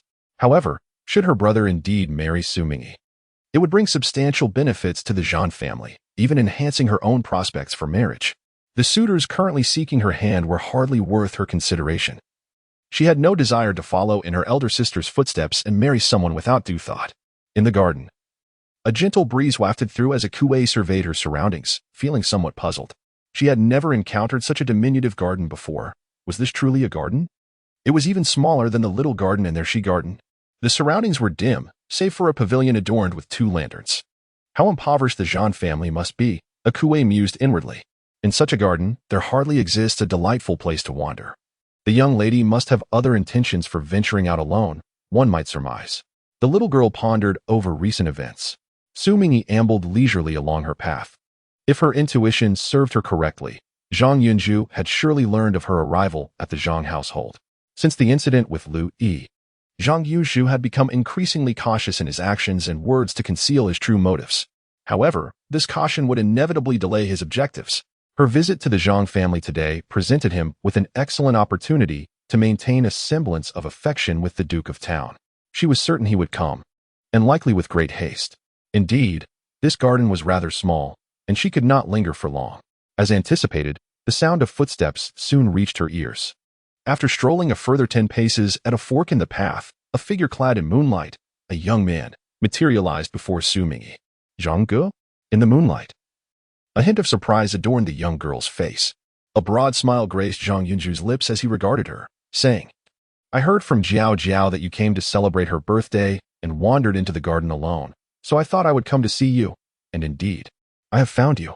In her heart, Akue subconsciously mused that in such a small garden, it would be quite a feat not to encounter someone. Gazing at the person before her, Xu Mingyi's eyes sparkled with mirth. He had specifically come to see her, openly declaring his intentions. He possessed an innate understanding of when to speak candidly, fostering trust while exuding an air of forthrightness. Thus, she had never suspected that he too could weave lies. Fortunately, when it came to deceit, she had become rather adept herself. Speaking of which, I happen to have a matter I wish to inquire of you, Brother Jean. Chapter 82, Deep Affection. Oh, what is it that you need to ask me, Zhao Zhao? Zhang Yunju gazed at her with a smile. Have you heard about the matter concerning the Yong'an Duke's residence reporting to the authorities? Zhang Yunju's fingers, which hung at her side, twitched slightly, the mirth in her eyes fading as she shook her head. I have been engrossed in my studies at home lately and have not been privy to this news. May I ask what prompted the Yong'an Duke's residence to file a report? There has been a theft at home. Ah, I see. Zhang Yunju seemed to breathe a sigh of relief, stating, Yet wealth is but an external possession. It is the well-being of the people that truly matters. He was subtly aware that Zhao Zhao's relationship with her stepmother had improved, which in turn fostered a more amicable disposition towards the Yong'an Duke's residence. However, the reality was far more complex. Xu Mingyi furrowed her brow slightly, hesitating to speak. Zhang Yunju, sensing her unvoiced concern, turned to the servant beside them and the maid who had been sent by Zhang Yunyao to guide Xu Mingyi, instructing them, given the sweltering heat, please fetch some cool tea and refreshments for Miss Xu. The servant and the maid complied and departed. Now Zhao Zhao may speak freely. With the absence of household servants, Zhang Yunju's tone became increasingly gentle. Brother Jean, there is something you may not know. A cousin of mine, with whom I share a pleasant rapport, has gone missing from the Yong'an Duke's residence, and this matter is indeed related to that young scholar. However, such matters are not to be widely publicized. Hence, the Duke's residence sought the authorities to investigate the whereabouts of that scholar. Xu Mingyi spoke candidly. Zhang Yunju's expression turned to one of surprise. Is this truly the case? He could not help but inquire further. Has there been any progress on the authorities' end? The Duke's residence has already located the scholar. Xu Mingyi spoke while discreetly observing the reactions of the person before her. However, there was scarcely any indication of his unusual demeanor. Having found what she sought, it seemed that the whereabouts of the young lady of the Bo residence should now be clear. Xu Mingyi shook her head. The scholar was deceased. Deceased? Zhang Yunju appeared somewhat taken aback. Indeed, from the condition of the corpse, it appears he was slain by a knife to the throat. Xu Mingyi regarded him and inquired. Thus, I wish to meet Uncle Zhou from your household. A flicker of change crossed Zhang Yunju's eyes, a subtle shift that did not escape Xu Mingyi's notice. Why does Zhao Zhao suddenly wish to see Uncle Zhou? The murderer wielded a crescent blade, and his technique was exceptionally skilled. Today I happen to recall. Was it not Uncle Zhou who previously employed such a crescent blade? Zhang Yunju's brow furrowed, looking at her in confusion. What do you mean by this, Zhao Zhao? Do you suspect that Uncle Zhou is responsible for the scholar's death? He observed her as the girl fell silent, seemingly taken aback. Zhang Yunju's brow relaxed as he remarked. Your sudden mention of this matter led me to believe you had heard some rumors outside. How could an outsider possibly know of Uncle Zhou's expertise with the crescent blade? It seemed reasonable, and I must have been mistaken. Zhang Yunju chuckled lightly and then asked, but this is indeed an old tale. How is it that Zhao Zhao still remembers? Very few knew of Uncle Zhou's proficiency with the crescent blade, and no one was aware that their Zhang family sheltered such a person. He had only brought her to meet Uncle Zhou when she was about 7 or 8, to bring her joy, allowing Uncle Zhou to demonstrate the crescent blade before her. Born into a family of martial prowess, Zhao Zhao had been trained in the art of combat since her youth. Her interests diverged significantly from those of ordinary girls, and to bring her joy, one could not resort to conventional methods. He still vividly recalled the enchanting girl, her eyes wide with astonishment, leaping with excitement, clapping her hands in delight. However, following that incident, his father reprimanded him, and he never again introduced Zhao Zhao to Uncle Zhou. He had assumed she would have forgotten the matter by now. Of course, I remember such a master, the girl replied, her tone composed yet with a hint of triumph in her eyes. What else could be expected from someone bearing the surname Xu? Zhang Yunju smiled knowingly. It was indeed typical for someone from a military lineage to hold a clear recollection of such matters. He wondered if he was being overly sensitive, as he sensed that Zhao Zhao's recent comments, particularly the sudden mention of the young servant's demise in connection with Uncle Zhou, were intended to gauge his reaction. I was contemplating that since Uncle Zhou is a master in his field, I might seek his counsel to ascertain whether any useful clues could be derived from the nature of the wound, thus expediting the identification of the perpetrator. A month prior, Xu Mingyi pondered this timeline in her mind. At that time, her cousin Qing had not yet encountered her misfortune. This seemed to suggest an instinctive attempt to distance oneself from the event by mentioning that particular time frame. The cleverness of her subconscious sometimes served to reveal more than it concealed. No matter, initially, she had merely intended to inquire casually. Xu Mingyi took a step forward and remarked, "After all, the authorities still have their coroner." Zhang Yunju walked alongside her, casually asking, "Did the Duke's residents hand over the body to the authorities?" Xu Mingyi nodded. "I heard that the heir, Cui Xin, was reluctant to relinquish it, but it appears that the Duke's wife is now more decisive in such matters." Zhang Yunzhong pondered for a moment and remarked, "This matter appears somewhat suspicious. With both the Bo family and the authorities investigating, it would be wise for you to refrain from getting too involved to avoid unnecessary complications." Regardless of his reasoning, he wished to keep Zhao Zhao from becoming entangled in such affairs. He reassured her, "Do not worry, I will ensure that." Xu Mingyi chose not to dwell on the topic any further. Zhang Yunzhong paused, gazing at the flourishing rose trellis ahead, and said, "I recall that Zhao Zhao has a fondness for roses. I constructed this trellis a few years ago during my leisure, and I also planted these flowers myself." Zhao Zhao's preferences have always been purely genuine. She does not concern herself with whether something is rare or valuable. This is one of the reasons I cherish her. Indeed. Xu Mingyi smiled faintly. The fact that he crafted the trellis for her, uncertain if she would ever learn of it, would surely touch the heart of any girl. His meticulous nature and patience were evident. It was no wonder that Lu Yi had fallen so completely for him. Akue inwardly scoffed, thinking it's just a trellis.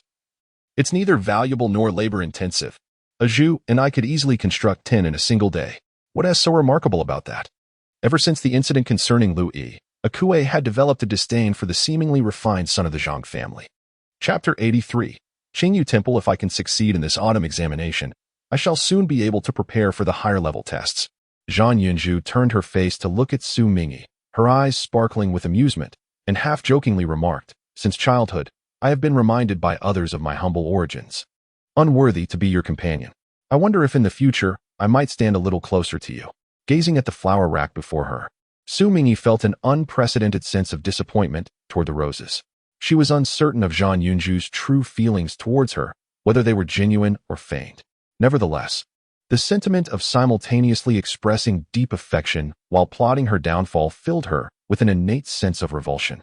Meeting Zhang Yunju's gaze, Xu Mingyi managed to smile. Elder brother Zhang possesses exceptional talent and should, in theory, excel in the examinations. However, whether he has the fortune to reach that stage and survive until then remains uncertain. "Then, let us borrow your auspicious words." "No need," Akue interjected. "Upon our arrival, the maid has already memorized the route. It is evident that you have completed your intended tasks, and since the official business is concluded, I imagine you wouldn't wish to endure any further discomfort from young Master Zhang, even for a moment." Xu Mingyi inclined her head slightly toward Zhang Yunju. As she watched the young woman's silhouette recede, the smile in Zhang Yunju's eyes gradually faded. After the gathering dispersed, Xu Mingyi did not linger at the Zhang residence. Upon returning to the Duke of Zhuangguo's manor, she instructed a Zhu to summon Zhu Xiu. When Zhu Xiu arrived, Xu Mingyi handed over the portrait of the middle-aged man she had sketched earlier. This individual was likely to depart under the cover of night. Hence it was imperative to closely monitor all movements within the Zhang household tonight. Xu Mingyi solemnly stated, "If there is no movement during the night, we must remain vigilant during the day. Anyone who departs from the Zhang family, regardless of their status, should be scrutinized with utmost diligence, leaving no suspicious detail overlooked." Her words to Zhang Yunju today served both as a test and a reminder. If the disappearance of her cousin Qing is indeed connected to the Zhang family, and if Qi Lin truly is the perpetrator behind Uncle Zhou's murder, then Zhang Yunju, after being compelled to disclose that Uncle Zhou had already left the capital, would undoubtedly seek to ensure safety and eliminate suspicion by discreetly escorting Uncle Zhou away from the Zhang residence. Of course, even if Zhang Yunju's reaction tonight reveals any inconsistencies in Xu Mingyi's eyes, the ambiguity of the truth may still render her overly suspicious. Yet, the reality of the situation will soon become evident. After Zhu Xiu's departure, Xu Mingyi rose from her writing desk and gazed through the window at the luminous moon in the night sky. Her intuition informed her that this matter could not be as straightforward as it appeared. The following morning, a gentle rain fell upon the capital. Xu Mingyi nodded, realizing that last night had yielded no results. As the hours passed, the rain intensified, only to cease by evening. Xu Mingyi contemplated deeply. Zhang Yunju had always acted with patience. A day and a night without any movement could not absolve the Zhang family of suspicion. Perhaps the Zhang family was on guard, wary of being watched, and therefore refrained from exhibiting any signs of suspicion. However, to discreetly send away a living person without any trace is no easy feat. If she were in their position, how would she proceed? Xu Mingyi pondered for a moment, and gradually an idea emerged in her mind, a plan to conceal her intentions through a seemingly innocuous act. Her contemplation was not solely motivated by self-interest.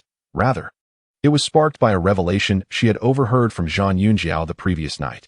During the banquet, Zhang Yunjiao had mentioned that in 2 days, she would accompany her mother, Madame Zhan, to Qingyu Temple to pay homage.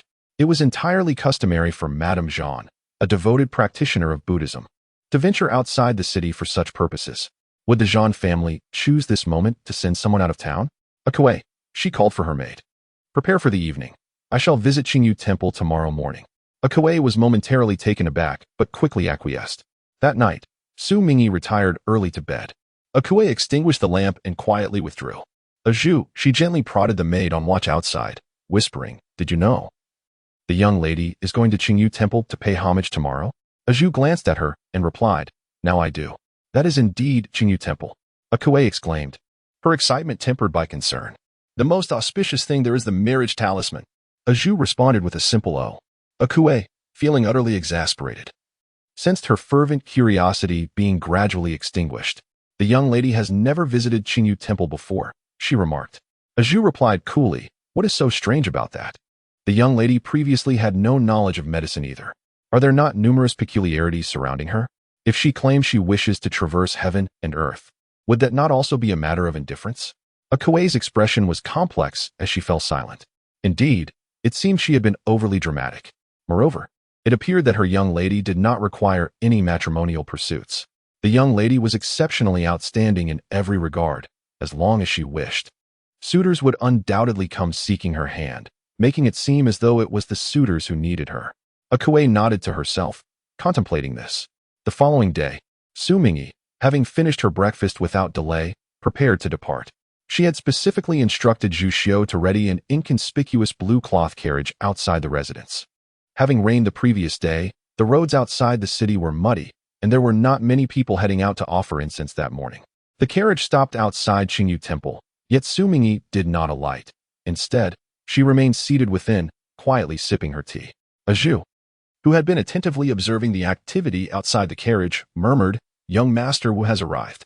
It turned out that amidst her official business, the young lady had also arranged to meet Wu Shi's son. This truly was a case of multitasking. Zhu did not find anything inappropriate in her young lady meeting with a gentleman, as the young lady had always acted with propriety. Furthermore, Wu Shi's son was quite handsome and diligent. Under mutual consent, it would not be amiss for them to become friends, particularly if it brought joy to the young lady. The maidens of the Duke of Zhan's household were instilled with the utmost principles from a young age. As long as the young lady's safety was ensured, her happiness should take precedence. Zhu naturally adhered to this principle as well. Xu Mingyi unexpectedly lifted the carriage curtain to gaze outside. She had not arranged to meet Wu Yang. However, she spotted the young man dismounting, clad in a refreshing and clean stone blue robe, exuding an air of vigor in the clear morning following the rain. It seemed he sensed someone observing him, as his keen eyes swiftly scanned the surroundings. Chapter 84. Step forward. Xu Mingyi hurriedly lowered the carriage curtain. She feared that Wu Yang might inadvertently reveal her identity, drawing unwanted attention and jeopardizing their plans. Yet, Wu Yang still caught sight of her. Even a fleeting and hazy glance was sufficient for him to ascertain that the person seated in the carriage was indeed Xu Mingyi. But why did she present herself in such a manner? The young man furrowed his brow, quickly arriving at a conclusion. Was she concerned that he might misconstrue her presence as a deliberate attempt to orchestrate a chance encounter? Just as he had been ensnared by the various ploys of those young women in Ningyan, it seemed that Miss Xu now feared his misinterpretation as well. Indeed, he recognized that he had erred previously. Her current wariness was entirely reasonable. However, he believed that logical reasoning should prevail in understanding the situation. The prior misunderstanding stemmed from her repeated overtures, which he had misinterpreted. Today, his outing had been a hasty decision compelled by his mother, and Miss Xu possessed no foresight to anticipate his arrival here. While he was prone to overthinking, he was not delusional. Amidst his complex emotions, Wu Yang's gaze fell upon the inconspicuous carriage. So, she was engaged in serious business? His thoughts flickered to the corpse in the woods outside the city that night. Refocusing on the carriage, he pondered the occupant within, with one pressing question in his mind. Did her escort provide adequate protection? What was Yuan observing? A dignified and beautiful woman, supported by a maidservant, descended from the carriage. Following the young man's gaze, she smiled and inquired with curiosity. She was his mother, Lady Xu, wife of the heir to the Duke of Dinnan. Shall we enter? Lady Xu said with a smile. It seems unlikely to expect that my son will awaken to his own realizations. For now, I can only hope for divine intervention. Thus, I have resorted to a combination of persuasion and coercion to bring him to Qingyu Temple to pay homage. Mother, please go in first, Wu Yang said. I shall join you shortly. Xu nodded with a smile and promptly turned with her maidservants to enter the temple. Wu Yang raised an eyebrow in surprise. His mother was unusually decisive today, not even inquiring after him. This behavior seemed uncharacteristic of her, perhaps due to the prolonged time he had spent in Ningyan, away from her presence. As he approached a lush Bodhi tree, ensuring that no one was around, he summoned his hidden guard. He instructed them to covertly follow Miss Xu in the blue-covered horse-drawn carriage, ready to intervene should she encounter any trouble. The guard acquiesced. In a corner behind the temple gate, a maid in purple was startled and quickly concealed herself. Wu Yang mused, my mother has allowed her maid to spy. Indeed, she was the same woman who, while speaking the most decorous words, engaged in the most indecorous actions. He wondered if she had mentioned the events of the previous night to his father. Suddenly, he cast a dubious glance at the guard. The guard hastened to assure him. How could I dare to contravene your orders, young master? You have shown interest in Miss Xu, and while seeking her favor, you are understandably reluctant for your family to be aware of your youthful pursuits. Wu Yang regarded him for a moment and nodded slightly, signaling him to withdraw. Who was he conversing with? Had he discerned the truth? Ever since her son had failed to return home the previous night, she had harbored suspicions that the scoundrel might be feigning ignorance while secretly harboring affections for someone. However, there lingered a sense of disbelief regarding the practicality of such fortunate occurrences. A gentleman clad in black and a maidservant in purple struggled to articulate. Moreover, it seems that the young master has caught me stealing glances.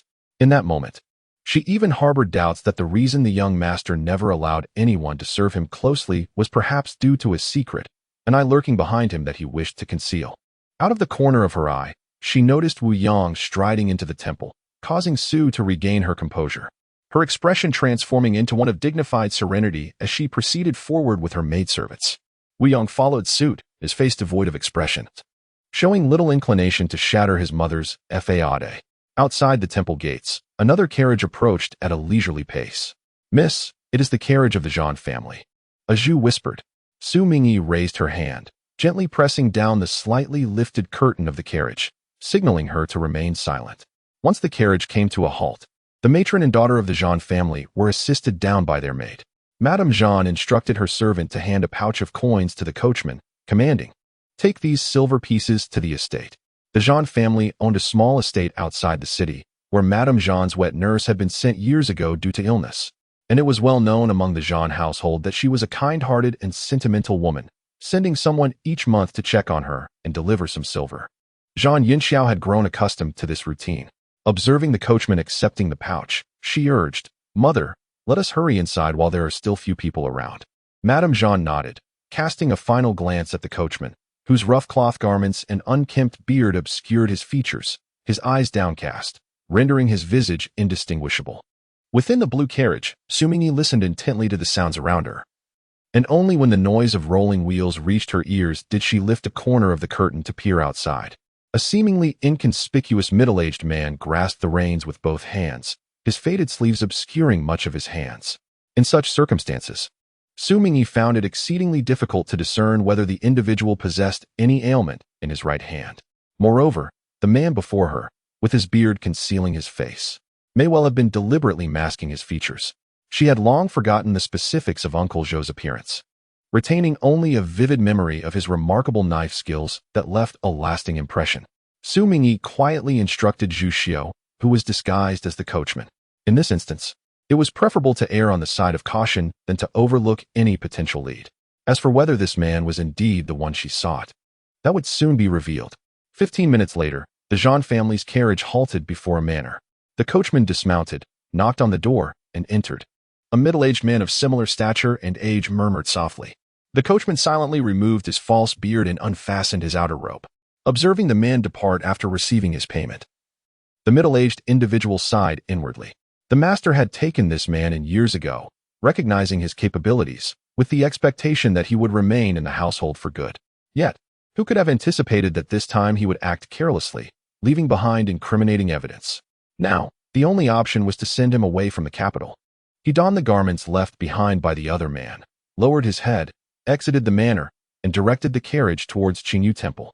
Meanwhile, the earlier figure slipped out through the back of the manor, traversing an unfrequented path heading eastward. "Do not follow," he commanded. With few individuals present, it was preferable to resolve matters swiftly to avoid hindering his journey. Chapter 85. Interrogation. Zhu Xiu, accompanied by 2 attendants clad in black, revealed themselves and, without uttering a word, advanced to confront the man. Initially, the man merely engaged in defensive maneuvers, but after a few exchanges, he subtly shifted his left hand, drawing forth a finely crafted crescent blade from the ample sleeve of his coat. As withered leaves tumbled from the trees, a pair of icy eyes glimmered beneath his disheveled hair. Once the crescent blade was unsheathed, it was destined to draw blood. There had been but one exception to this rule, 7 years prior on a sweltering afternoon, when he, driven by desperation, had demonstrated the art of slicing watermelon for the young lady of the Duke's residence. Yet, that had been a singular anomaly, never to be repeated. As the man's thoughts settled in his mind, he leapt into action, gripping the crescent blade. In that very moment, a young woman clad in a water-red gown narrowed her eyes slightly, and with deft precision, sent a silver needle flying from her fingertips. In an instant, the needle found its mark, piercing the nape of his neck with unerring accuracy. The man froze, the blade that had yet to taste blood clattering to the ground. A frigid expression adorned the delicate features of the young woman. Having observed him wielding the crescent blade with his left hand, she confirmed her suspicions. There was no reason to delay his demise.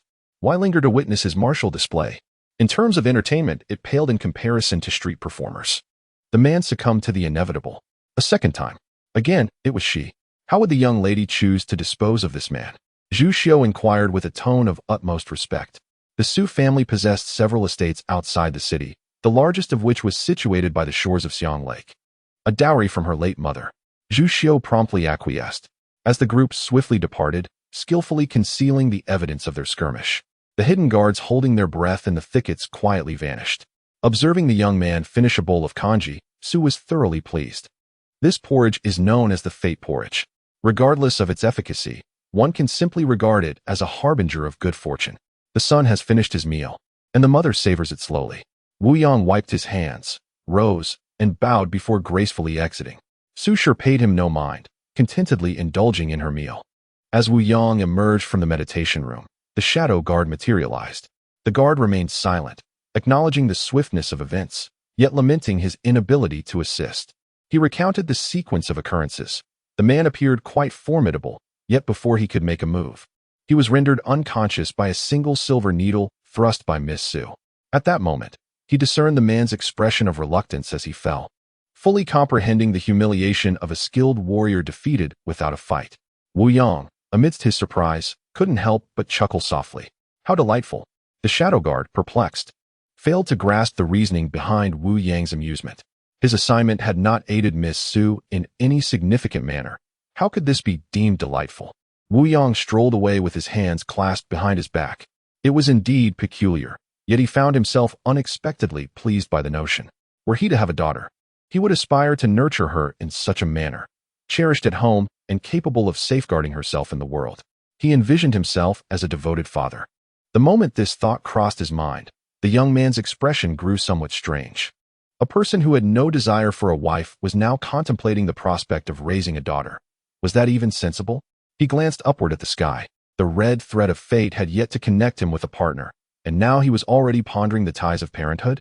The breeze caressed Xiang Lake, creating gentle ripples across its surface. Within the estate by the lakeside, a young girl sat in the hall, cradling a cup of steaming tea.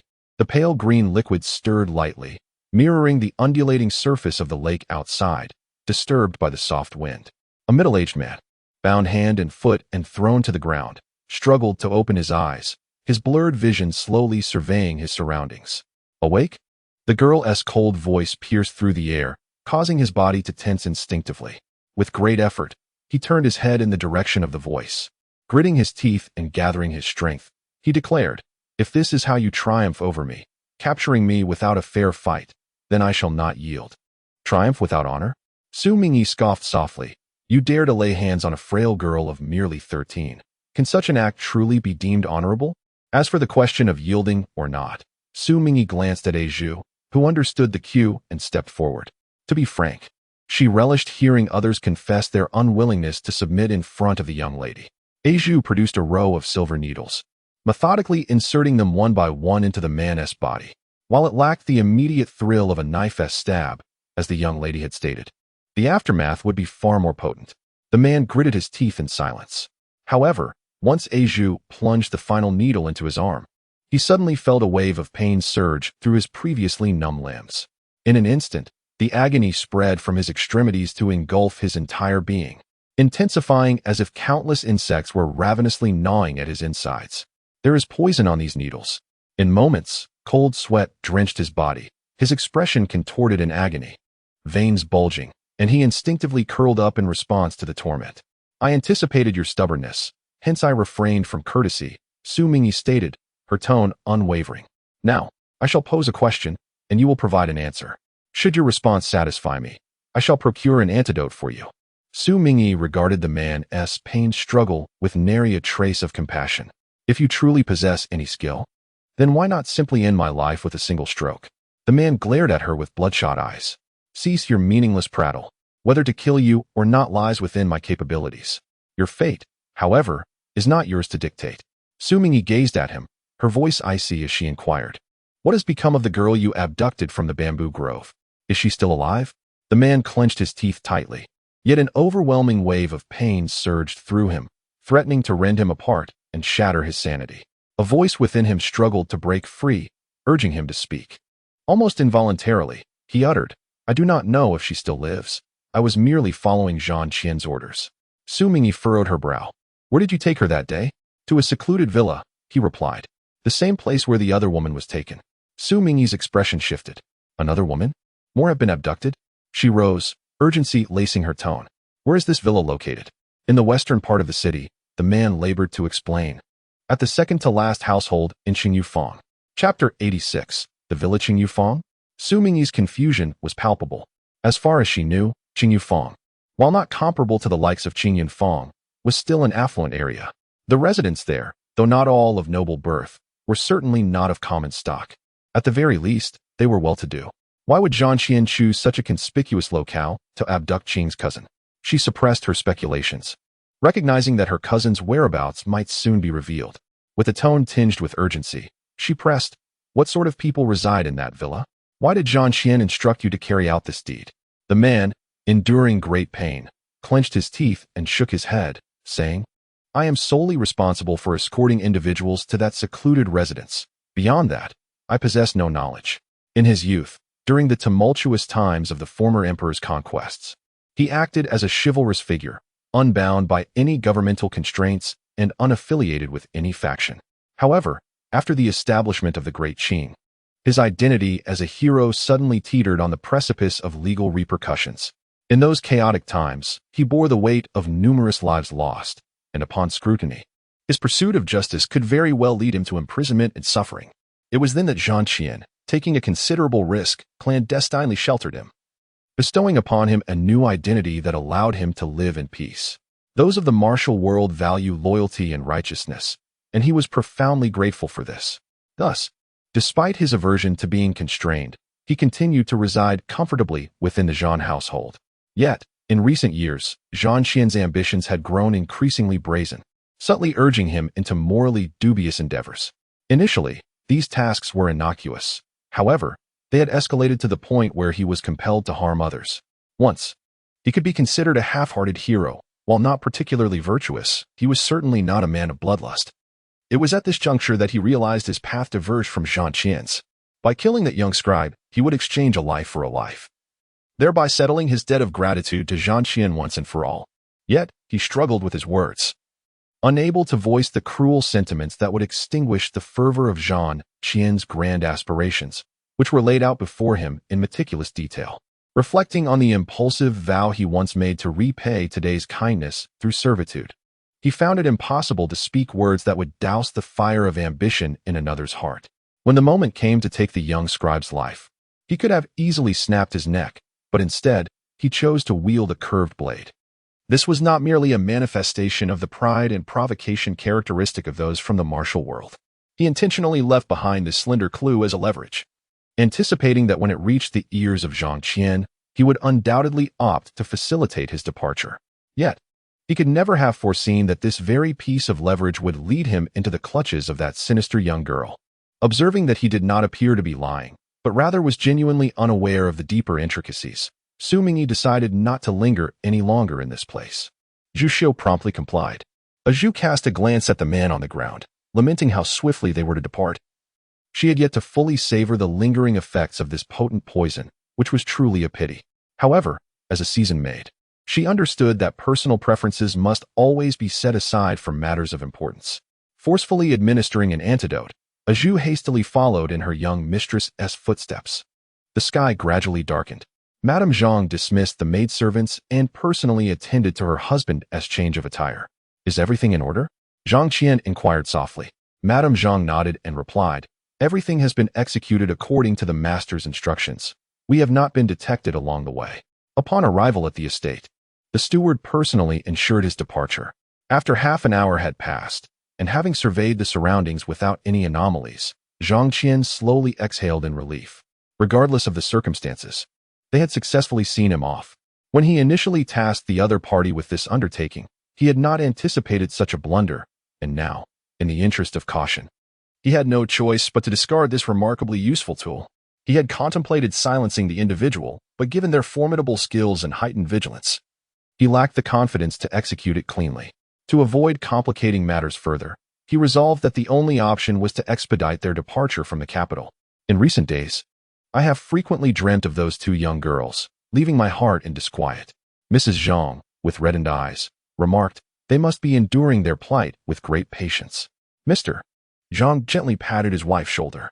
She, being of a gentle disposition and a devout practitioner of Buddhism, possessed an exceptionally tender heart. He had not intended for her to be burdened with such knowledge. However, the Zhang family had limited resources, and he lacked sufficient personnel to manage matters independently. For the sake of convenience, he had no choice but to involve his wife in the endeavor of concealing their circumstances. "Their misfortune is not our fault," he sighed. Casting a glance at her, Mrs. Zhang nodded through her tears, understanding that her husband was compelled by circumstance. "I will sincerely chant scriptures for them, so that they may find peace in the afterlife and be reborn into a fortunate existence." Mr. Zhang nodded in silence. If chanting were truly effective, he would not need to resort to such drastic measures. Despite his wife's years of devotion to Buddhism, his career had seen little success.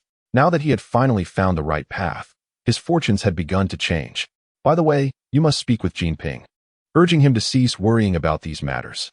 "The autumn examinations are fast approaching, and we must not allow him to be distracted from his true pursuits," Mrs. Zhang said. Drying her tears, Mr. Zhang nodded, and a glimmer of pride appeared in his eyes when he mentioned their son. Jinping had shown exceptional promise from a young age, and under his father's guidance, he had grown increasingly composed over the years. Not only was he academically gifted, but his conduct and dealings with others were equally impeccable. What was most remarkable was his understanding of the true essence of life. These qualities set him apart from the usual frivolous offspring of officials. With both he and Jinping at the helm, the Zhang family would undoubtedly shine brightly. At that very moment, in the serene garden, Zhu Xiu entered the study and whispered, "Miss, it appears that the young lady from the Yong'an Marquis' residence is not in that secluded villa. No one nearby seems to know who the owner of the villa is." He had discreetly inquired with a servant from a neighboring household, who claimed that the villa typically had no resident owner, only a single servant tasked with guarding the premises and maintaining cleanliness. Zhu Xiu conveyed all these details meticulously. Xu Mingyi furrowed her brow slightly. In the capital, there are many affluent families. Numerous households acquire estates, yet seldom occupy them. Those with ample wealth would not resort to leasing, instead leaving behind 1 or 2 servants for occasional upkeep, visiting for mere leisure. However, since the individual surnamed Zhou mentioned having sent Qin cousin to this location, it undoubtedly indicated that the villa harbored some extraordinary significance. As for the choice of such a bustling area, it might conceal an enigmatic secrecy beneath the surface. Pondering these matters, Xu Mingyi turned her gaze towards Zhu Xiu. "Have you diligently examined every corner of the villa?" Zhu Xiu nodded, affirming, "I have thoroughly investigated. Aside from that servant, there are indeed no signs of any other presence." Xu Mingyi immersed herself in thought. Even shadows must have their limits. Otherwise, one could be deemed foolishly reckless. If the other party genuinely had Qin cousin confined there, a living person capable of resistance would inevitably create some disturbance, alerting the neighbors. Yet, if they intended to transport her elsewhere, why initially resort to such a crowded and conspicuous location? As for the possibility that Qin cousin had already met with misfortune, such dire outcomes were not the immediate concern. After much contemplation, Xu Mingyi felt an undeniable sense of disquiet. Half an hour later, gazing out at the inky darkness of the night, she summoned a Zhu. "Go fetch a kuei and acquire 2 sets of night attire for me. I intend to venture out." As she spoke, the young lady swiftly removed the hairpin from her head, loosening her half-updo, and seized a ribbon from nearby to secure her flowing, dark tresses.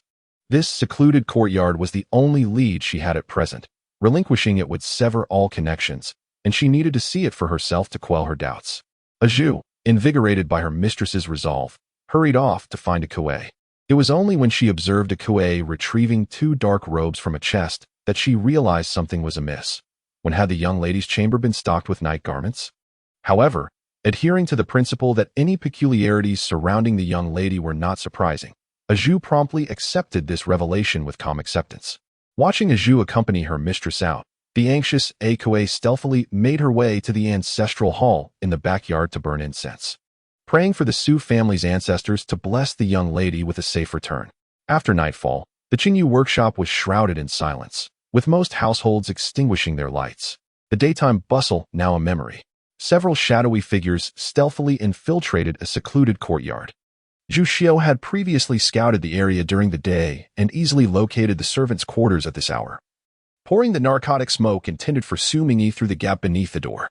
Upon seeing Zhu Xiu return, Xu Mingyi gestured for the 3 of them to disperse and search for clues. She had no intention of alarming the snakes today. Thus, the narcotic smoke was merely to ensure that the skilled servant slumbered more deeply, rather than inducing true unconsciousness. Should any considerable commotion arise, it would inevitably rouse him from his slumber.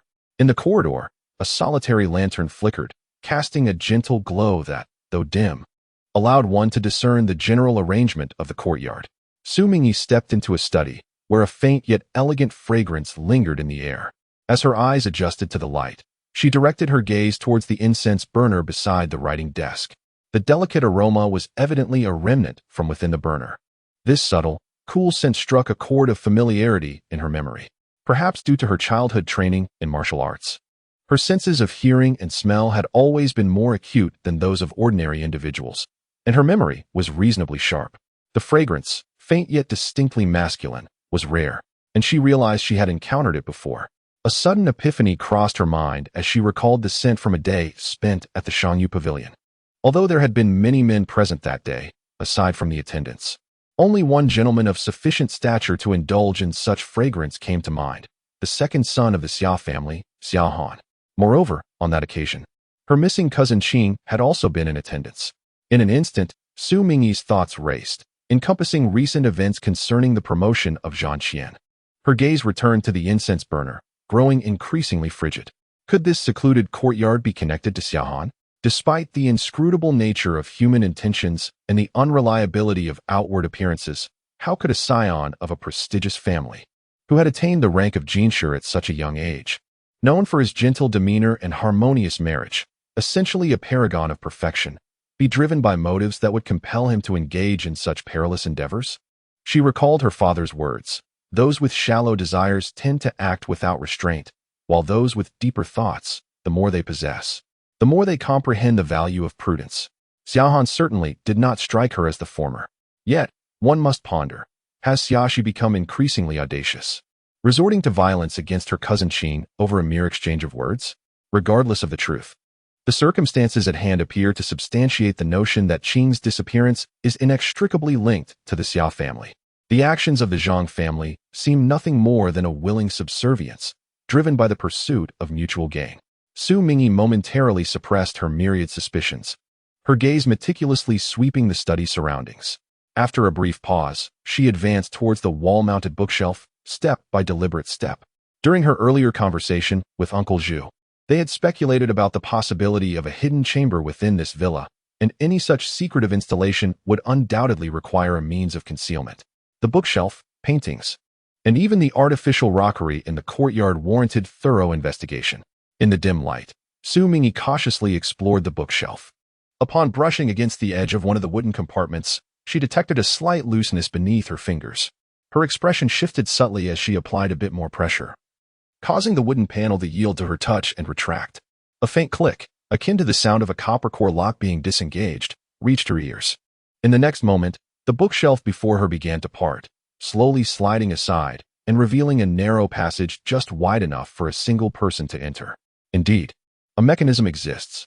Such intricate craftsmanship, demanding considerable time, effort, and financial resources, could hardly be borne by the Zhang family alone.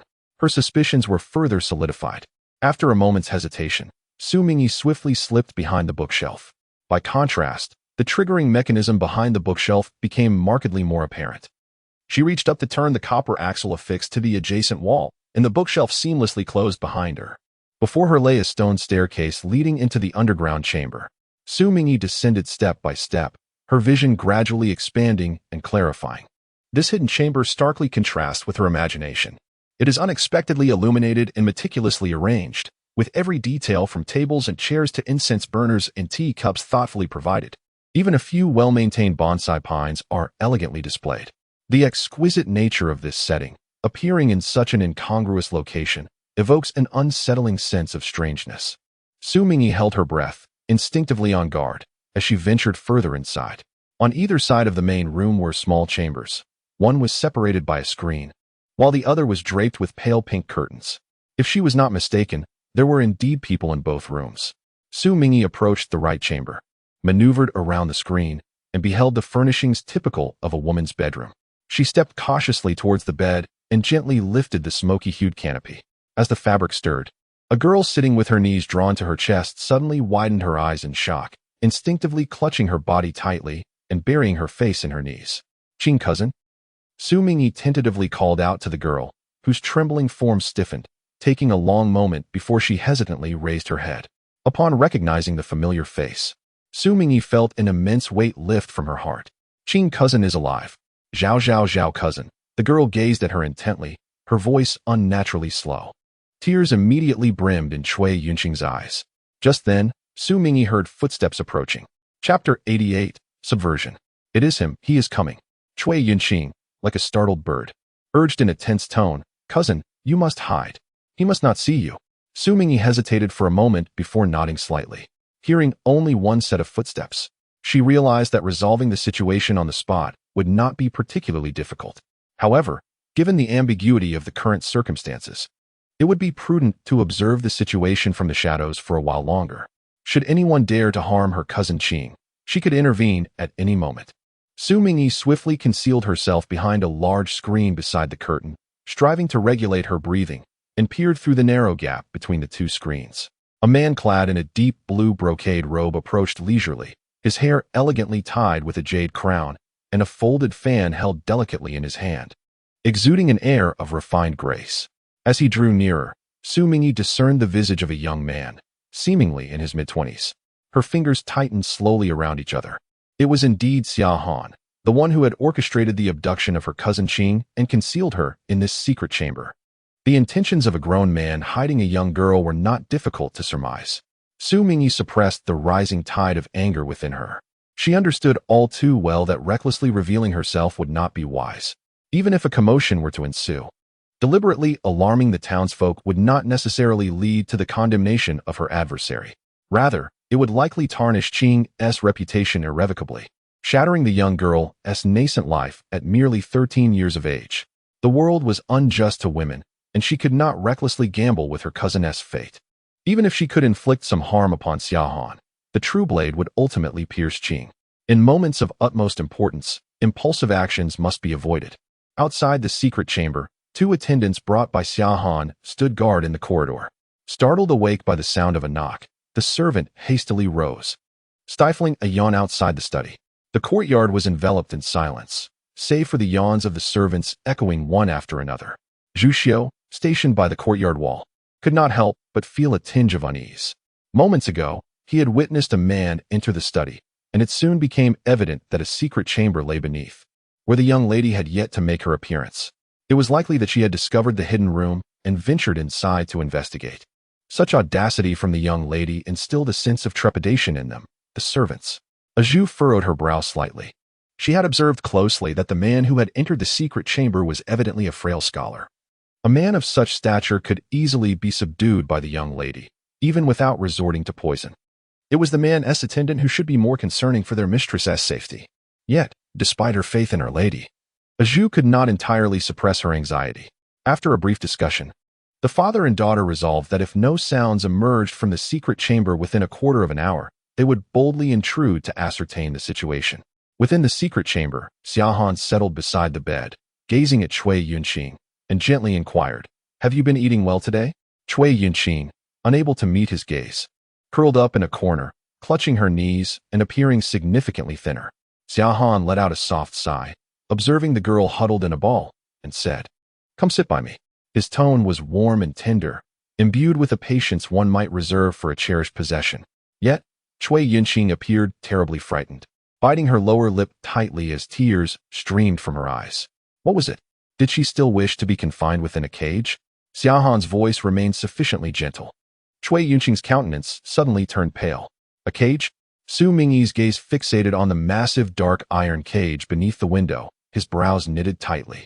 Overwhelmed by an indescribable sense of oppression and fury, Cui Yunqing trembled as she slowly moved towards Xiaohan. A satisfied smile flickered in Xiaohan's eyes. Excellent. Initially, she was quite obstinate, yet her youth rendered her relatively malleable, allowing him to manage her with considerable ease. You exhibit far more perceptiveness than she does. It was no mistake that I took an immediate liking to you upon our first encounter. Xiaohan raised his hand to wipe away the girl's tears, his gaze imbued with approval. The woman in that room was excessively obstinate, to the point of exhausting his patience. It was precisely for this reason that when he first encountered Cui Yunqing at Shangyu Pavilion, he was inspired to use this reserved, yet somewhat temperamental young girl to soothe his own spirit. This little girl indeed did not disappoint him. He held no desire to simply coerce women. Such superficial pleasures were readily available to him and had never stirred his interest. He was unlike those brutish men who humiliated women. What he sought was to manipulate the hearts and minds of others, to witness those initially untamable women gradually becoming docile and obedient under his influence. This sensation of absolute control was profoundly gratifying. It was precisely due to its clandestine and exhilarating nature that it could be deemed fascinating. His life had always been excessively dull and monotonous. It was only within this confined chamber that he felt a semblance of intrigue in existence. He retrieved a jeweled hairpin from his sleeve and delicately inserted it into the girl's hair. Then he rose and retrieved a bronze mirror, placing it before her with a smile as he inquired, "Especially chosen for you. Do you find it to your liking?" Cui Yunqing trembled as she lifted her gaze, staring at her tear-streaked reflection. Behind the screen, Xu Mingyi's brow furrowed deeper, a chill creeping into her heart. What she had witnessed today was nothing short of a revelation. The other party appeared to embody gentleness and patience, yet every word seemed a calculated assault on her defenses, using liking as a guise to justify his predatory behavior. Comparing her to another woman, and that menacing cage, this was also an act of cruelty. The psychological torment surpassed the physical, a far more insidious form of abuse. If you do not wish to speak with me, that is quite all right. Please rest early. I shall go see her. Xiaohan set the bronze mirror aside on a nearby stool and stood up. No, Cui Yunqing suddenly exclaimed, lifting her gaze to him, her eyes filled with desperation. Please, do not go. Her deepest nightmare, aside from the frigid cage, was the sound emanating from the adjacent chamber. He forced that sister, and she, unwilling to submit, was repeatedly subjected to torment, her body marred. She feared hearing such sounds. Even though he promised not to treat her as he did that sister, her terror remained profound. Xiaohan chuckled softly, lowering his gaze to her with keen interest. What is it? Do you object to my closeness with other women? Chapter 89. The desire upon hearing such blatant words. Cui Yunqing's heart raced, her complexion shifting between red and white, her fingers clenched tightly. She simply wished to spare her sister from further torment. Yet, a deeper smile blossomed in Xiaohan's eyes, revealing his uplifting spirits. He raised his folding fan to gently lift Cui Yunqing's chin, compelling her to meet his gaze. The girl, with tear-filled eyes, averted her gaze in distress. He slowly leaned closer, and Cui Yunqing felt as though she were ensnared by a spell, her eyes wide as his face drew near, her complexion paling. Just then, the sound of footsteps interrupted Xiaohan's advance. My lord, announced a servant, who paused at the threshold without entering the inner chamber. What is it? Xiaohan inquired. Adjusting his sleeve, a frown crossed his face, revealing a flicker of impatience. Nevertheless, he promptly exited the inner room with the servant. He was acutely aware of the gravity of the situation. Despite his apparent indifference towards his wife, she was indeed his spouse, and she carried his child. As he departed, Cui Yunqing's strength gave way, and she leaned against the bedpost, gasping for breath. Xu Mingyi emerged gracefully from behind the screen, saying little, but bending to lift Cui Yunqing effortlessly into her arms. The girl was astonishingly light, presenting no challenge for her. Xu Mingyi intended to whisk her cousin away from this dreadful place. Cui Yunqing clutched Xu Mingyi's robes tightly, as if that were the only source of her reassurance. She raised her head from Xu Mingyi's embrace and beheld her cousin, clad in a dark night outfit, her raven hair elegantly tied up, exuding a certain gallantry. Her complexion was alabaster, lips naturally tinted with crimson, and her finely sculpted jaw was now set with determination. Do you truly believe we can escape? Cui Yunqing asked softly. She felt utterly trapped in her predicament, scarcely daring to dream of escaping from that individual. Xu Mingyi cast her gaze down at the girl in her arms.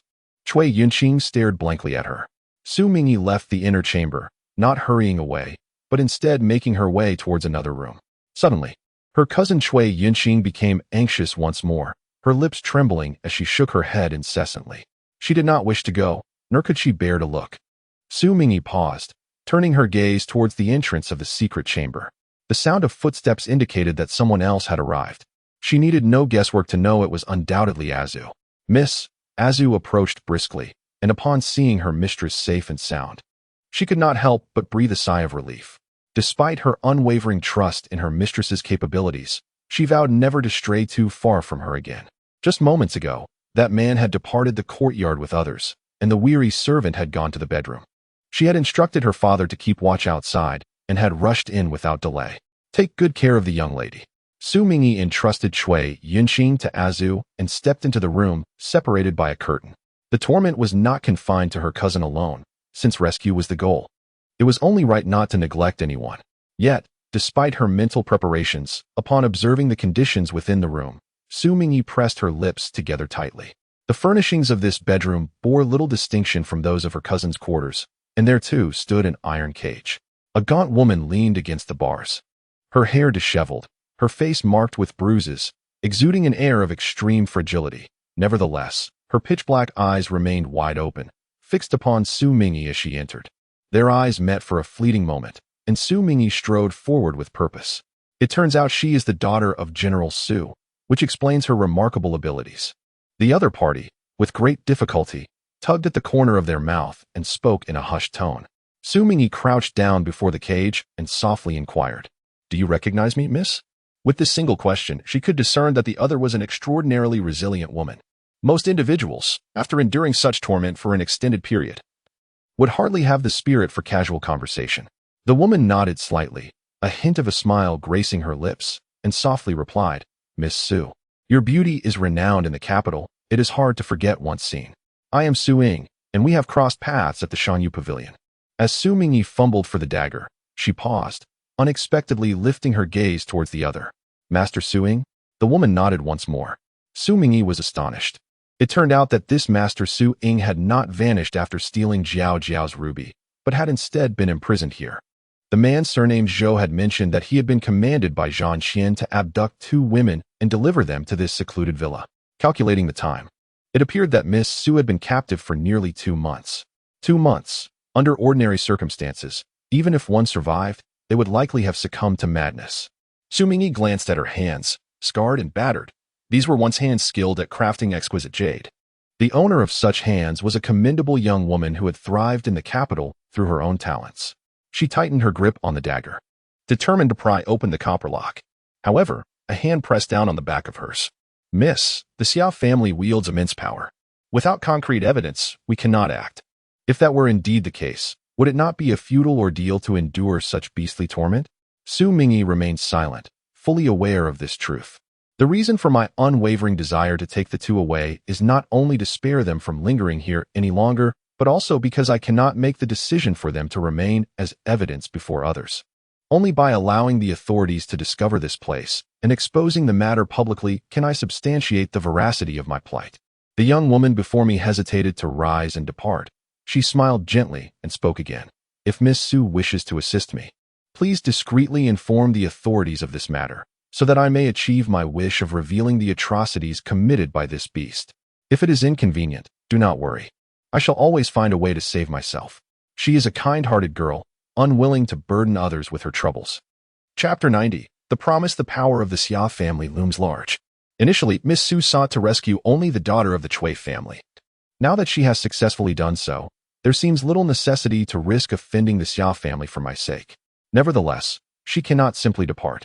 It has been an arduous journey to reach this day, and her intent is not solely to survive.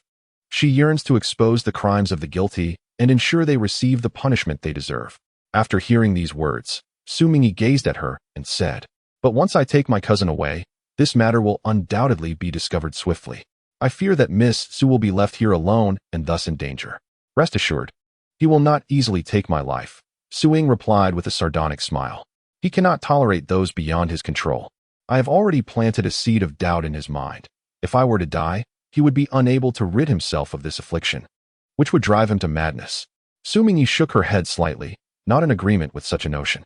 To be precise, Xu Ying disapproved of risking her life to gamble on the patience of a madman, even if Xia Han would not resort to lethal measures against her. It was inconceivable that she would leave Xu Ying behind after Qing Meizi had already been taken away. Should she be sent elsewhere, locating her again would indeed become an insurmountable challenge. However, Xu Ying could not be oblivious to these realities. The reassurances offered were merely a means to persuade her to depart with Qing Meizi in peace. Although there exists a saying that one should seek benevolence and thus find it, she was acutely aware of the necessity to honor the choices of others. Yet, Xu Mingyi found it impossible to simply turn away. Despite the absence of kinship, a life was at stake, a life that deserved to be lived fully. Setting that aside, her difficulty in choosing stemmed from her own internal conflict. Before Xu Ying could speak again, the hesitation in Xu Mingyi's eyes vanished. Gazing at the woman before her, she said, "Since Miss Xu possesses such resolve, I shall refrain from further words. I promise you, by whatever means necessary, I shall bring the authorities here tomorrow to rescue you. No later than tomorrow, lest unforeseen circumstances arise." Xu Ying looked at her, nodding earnestly. "Very well. I shall await that day. If I am fortunate enough to retain my life, I shall repay Miss Xu's kindness with utmost devotion." She understood well the kind of madman she was confronting and recognized that continuing down this path would likely exact a toll on her life. Yet, she remained steadfast in her decision, for her motivations extended beyond mere self-preservation. "When will the servants from this courtyard come to check?" Xu Mingyi inquired. She must act swiftly before the servant discovers the truth and informs Xia Han about the matter of the young cousin being taken away, bringing the officials here. "They come twice daily, delivering food and daily necessities." Xu Ying remarked, "I find myself ensconced in this secret chamber, unaware of the precise hour. Only vaguely aware that they arrive once before noon and once before nightfall. Xia Han intends to dull her senses. This chamber is equipped with everything except a means of timekeeping. She can only rely on her judgment to approximate the time. Xu Mingyi nodded. Then she must act sooner rather than later. Might Miss Su assist me with one more favor? Perhaps having spoken too much. Su Ying's voice sounded increasingly feeble at this moment.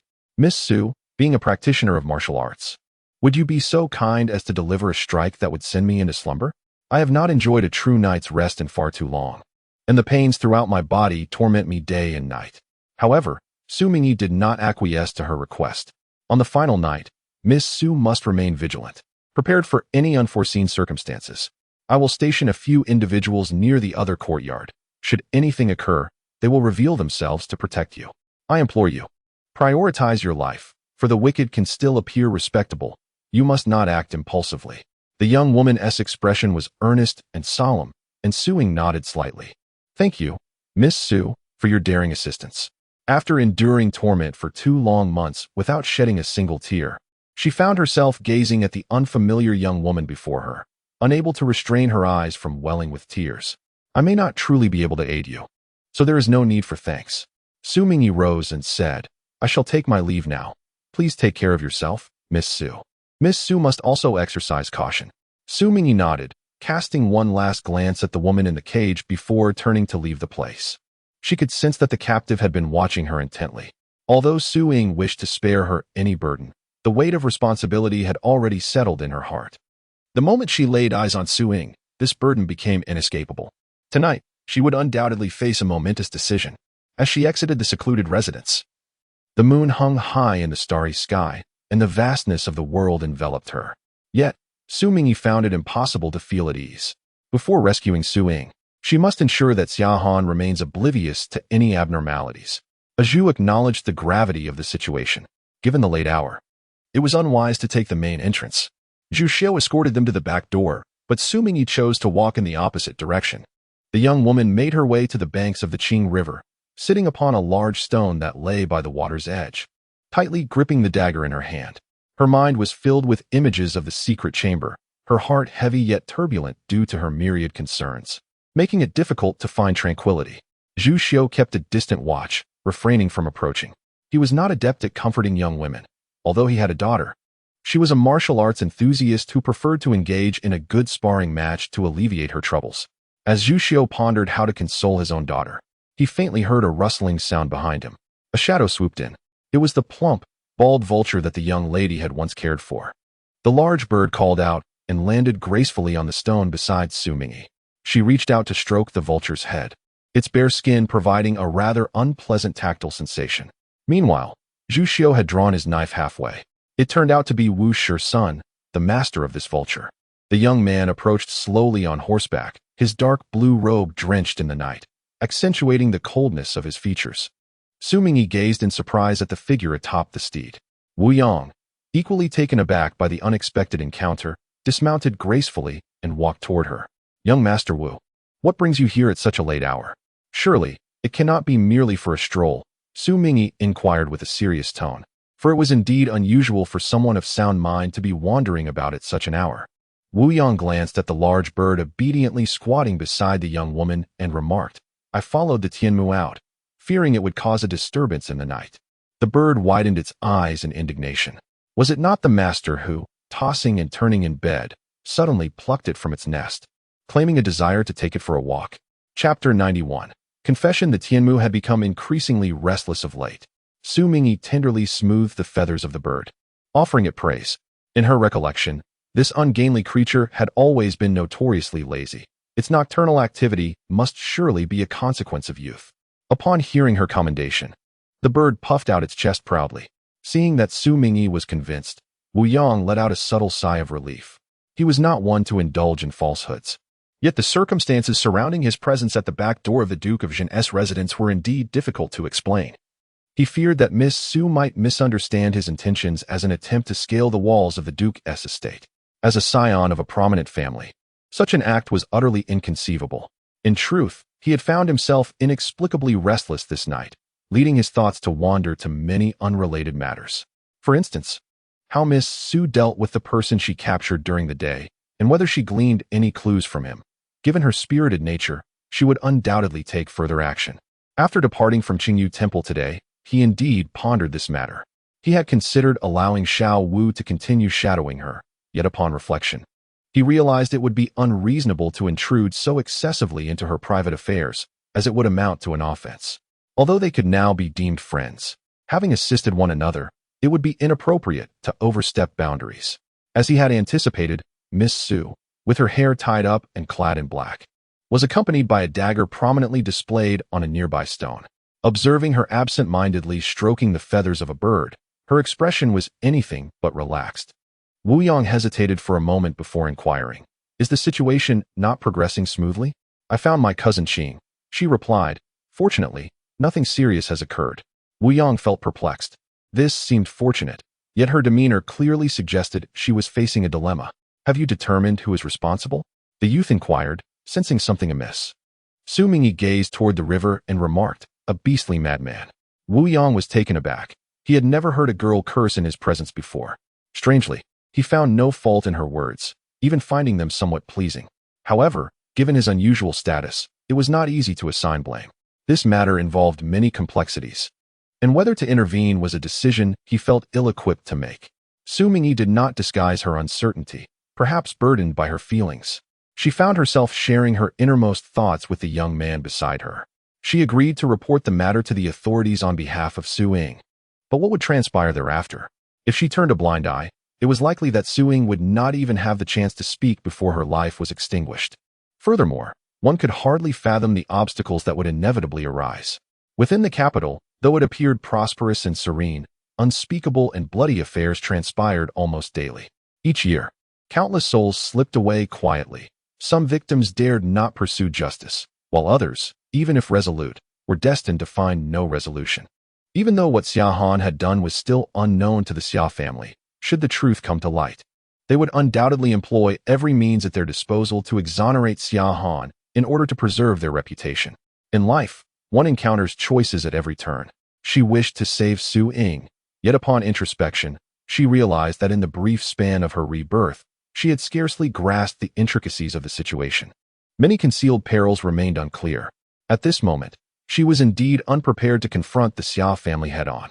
If she were alone, she would feel no fear and could act freely, but behind her stood the entire Duke of the State's residence.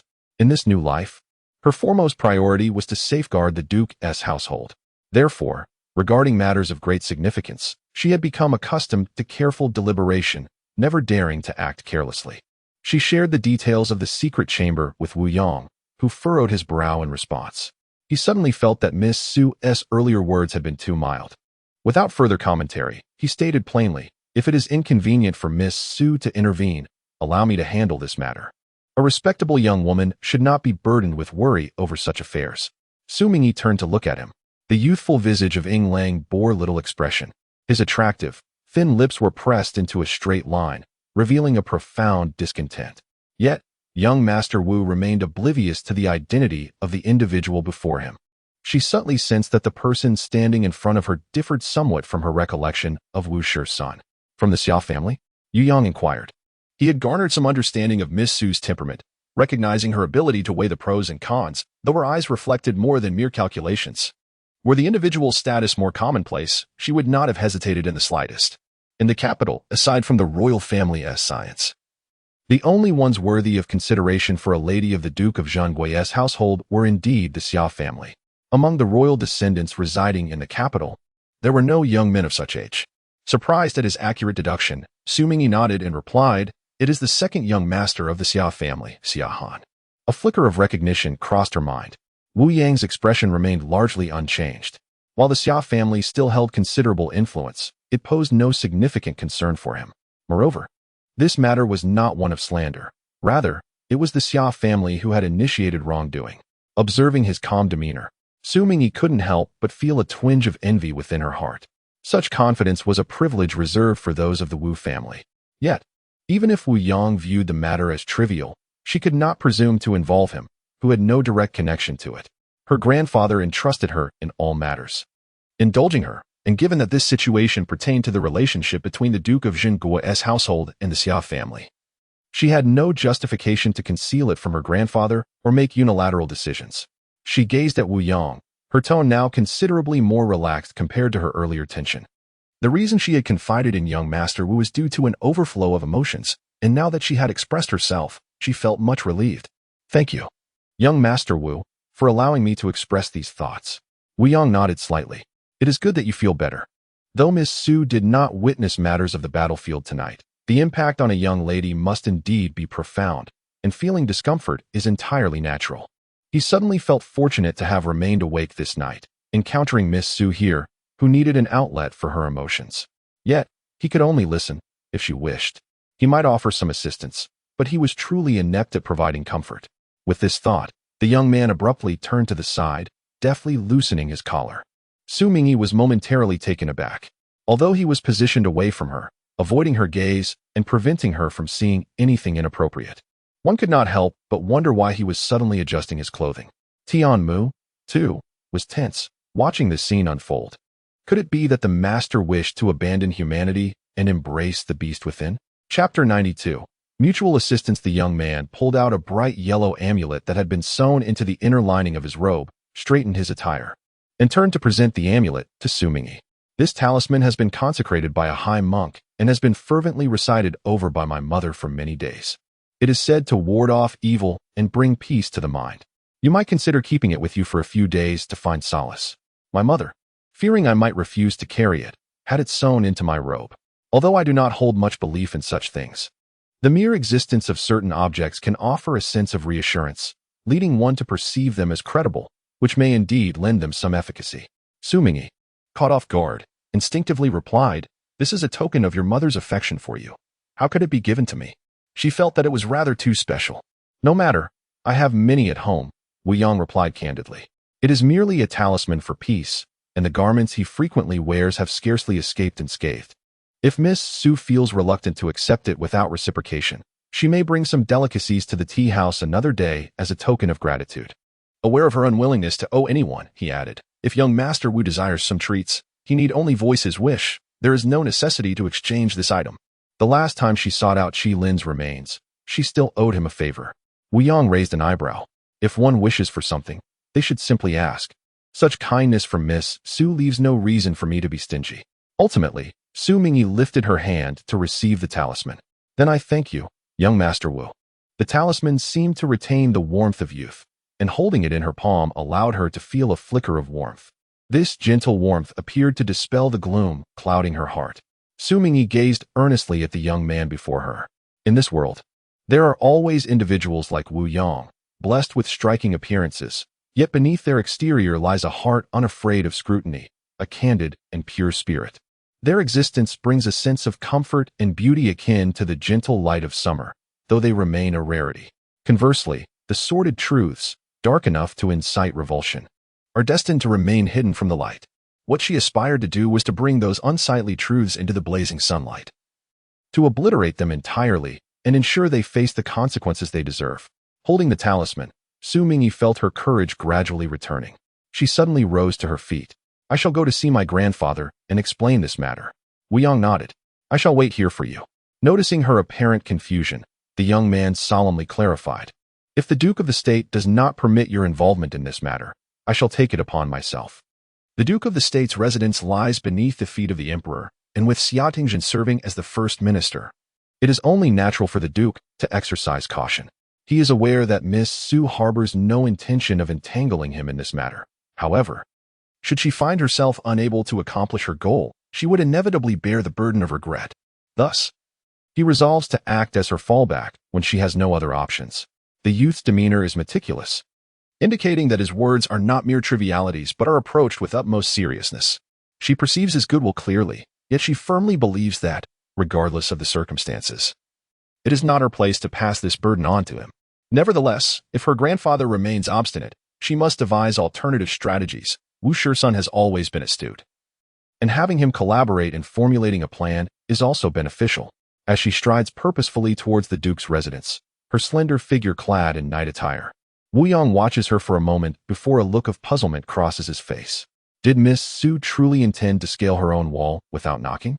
His upbringing instills in him a sense of propriety that stirs unease within him. However, another voice soon drowns out his concerns, suggesting that this might indeed be the more expedient route, considering her impatient nature, which is quite understandable. Then he observes 1, 2, 3 figures. Zhu Xiu leading a group of cloaked followers silently scaling the wall. The impetuous Xu Mingyi makes a beeline for the duke's courtyard. Is grandfather resting? She inquires as soon as she enters the courtyard. Is it truly appropriate for a young lady to be out in such attire at this late hour? Yunbo emerges at the sound of her voice, bowing to the young lady while discreetly casting a glance at the astonished attendant. After all, she is merely donned in a black outfit. What is there to be alarmed about? In her own home, should she not be free to wear whatever she pleases? The young servant silently lowered his head, momentarily forgetting that there was nothing particularly astonishing about this behavior, as it was indeed quite ladylike. The old master had just settled down when Yunbo softly inquired, "If there is an urgent matter, shall I rouse the old master?" Though waking the old master was akin to plucking feathers from a tiger, the young lady was always an exception. Xu Mingyi gave a slight nod and proceeded into the hall. Under normal circumstances, she would never disturb her grandfather's rest, but matters concerning Su Ying could not be delayed. She must make a decisive conclusion this very night. Is there no regard for sleep? Have you all grown restless? The disgruntled voice of the old man echoed from the bedroom. A man accustomed to battle remained alert, waking at the slightest disturbance. Old master, the young lady has arrived. Yunbo hurriedly entered the inner chamber. In the next moment, he witnessed the old master's furrowed brow soften, his tone devoid of any irritation. Is it Zhao Zhao? The young lady must have urgent business. She is waiting in the hall. The Duke of Jinghua immediately sat up, donned his shoes and robe, and strode out of the bedroom. Apologizing for disturbing his grandfather's rest, Xu Mingyi bowed respectfully. It is of no consequence. I was not truly asleep. The Duke of Jinghua remarked, glancing at his granddaughter's attire with a frown, his voice turning grave. Is something amiss? Yunbo discreetly led the young servant out to the corridor. Xu Mingyi recounted the events in detail. Upon hearing her account, the Duke's expression darkened profoundly. How could Xia Tingjin have raised such a beast, lower than any animal? What skill is there in bullying the weak? Had this occurred under his military command, the offender would have long been subjected to military law. However, this remains a mere hypothetical scenario, as he does not accept just any worthless scoundrel into his ranks. That young lady, is she still ensconced within his secluded chamber? The Duke of the State gradually calmed his tumultuous thoughts and inquired of his granddaughter. Xu Mingyi nodded, explaining that she wished to use herself as evidence, hence her refusal to leave. Does Zhao Zhao wish to assist her? Xu Mingyi nodded once more, awaiting her grandfather's response. It is only right to offer assistance. The Duke of the State gazed at his granddaughter and resolutely proclaimed, "This matter shall be supported by your grandfather. Pursue your intentions without hesitation." Chapter 93. The Beauty of the World. Xu Mingyi tightened her grip, suppressing the tumult of her emotions as she fixed her gaze upon the elder. However, if we proceed, the Xia family will undoubtedly suspect that our duke's residence is orchestrating this affair. I worry that they may seek retribution. Is it not true that without this incident, Xia Tingjin would harbor goodwill towards our duke's household? The Zhang family serves the Xia family and has made multiple attempts to pry into our affairs. This alone illustrates the Xia family's ulterior motives. The Duke of the State, dismissing her concerns with a nonchalant tone, replied, "Moreover, the fault lies with the Xia family. As for someone like Xia Tingjin, burdened with convoluted schemes and self-proclaimed notions of the greater good, I doubt he possesses the audacity to confront me directly. Even if he were to resort to underhanded tactics, there is nothing to fear, since we are destined to clash eventually. Resolving it sooner rather than later would allow for a more peaceful night's rest. It is not entirely a negative outcome." Xu Mingyi nearly burst into laughter, though her eyes glistened with unshed tears. Justice cannot reside solely in the hearts of individuals. The elder gently patted his granddaughter's shoulder, his voice softening, looking across the capital. If even our esteemed duke's residence does not dare to advocate for them, then truly, no one can assist them. Upon hearing these words, tears welled up in the girl's eyes, and she reached out to embrace her grandfather. She understood that, despite his seemingly irascible demeanor, her grandfather had secretly aided many. He had often stated that his achievements were not solely due to his own abilities, but also to a stroke of fortunate fate. Yet, luck in this world is finite. Having claimed his share, those equally capable are destined to miss out on such fortune. Thus, after reaping these benefits, one must harbor gratitude and reverence, never losing sight of one's roots.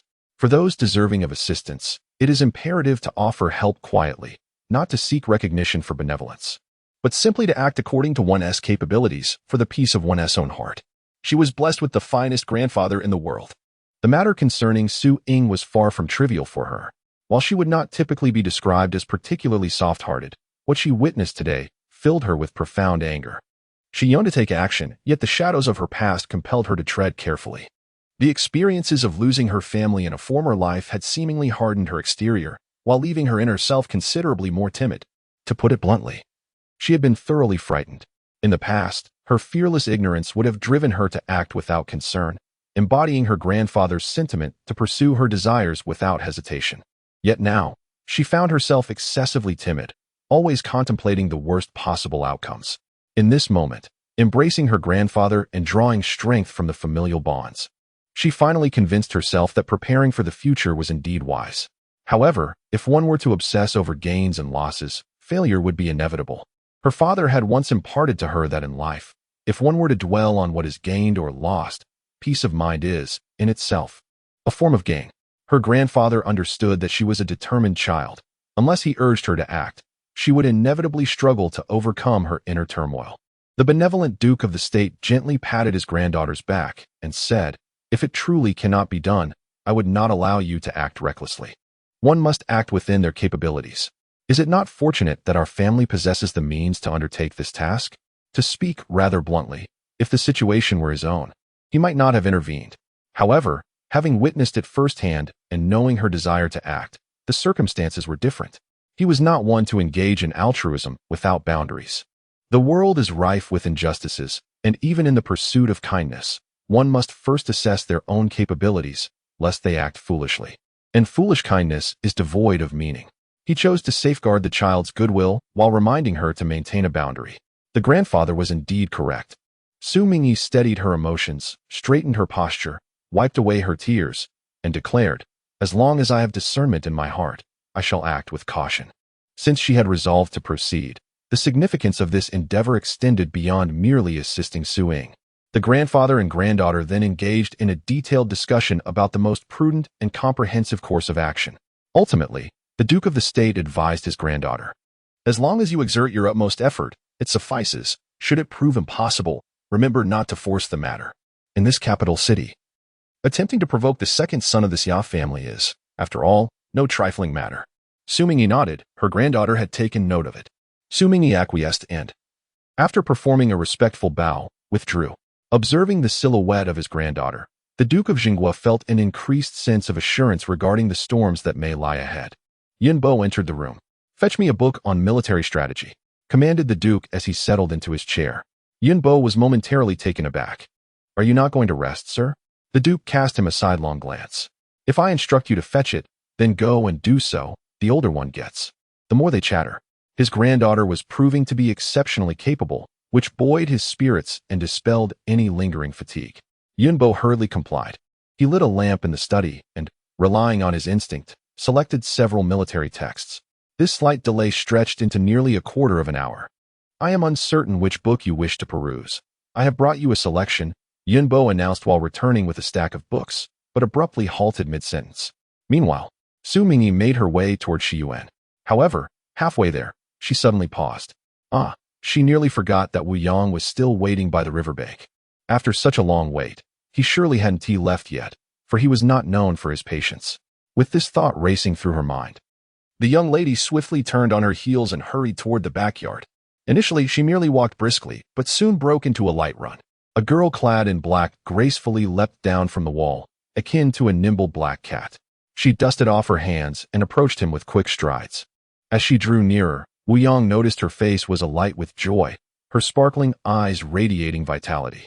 Such a girl, with such demeanor, approached him with brisk steps, making him feel as though all the beauty in the world was rushing towards him. This illusion struck him suddenly and violently, leaving his expression somewhat dazed. "Young Master Wu, my grandfather has given his consent." Before she reached him, she conveyed this delightful news. Her demeanor reminiscent of a child who has received approval from an elder to pursue their desires, eager to share her joy. Wu Yang was somewhat taken aback, yet a hint of a smile surfaced in his eyes. That is good. He was not one to smile often, and this fleeting joy was quickly suppressed. Gazing at the girl before him, a sudden thought emerged in his mind.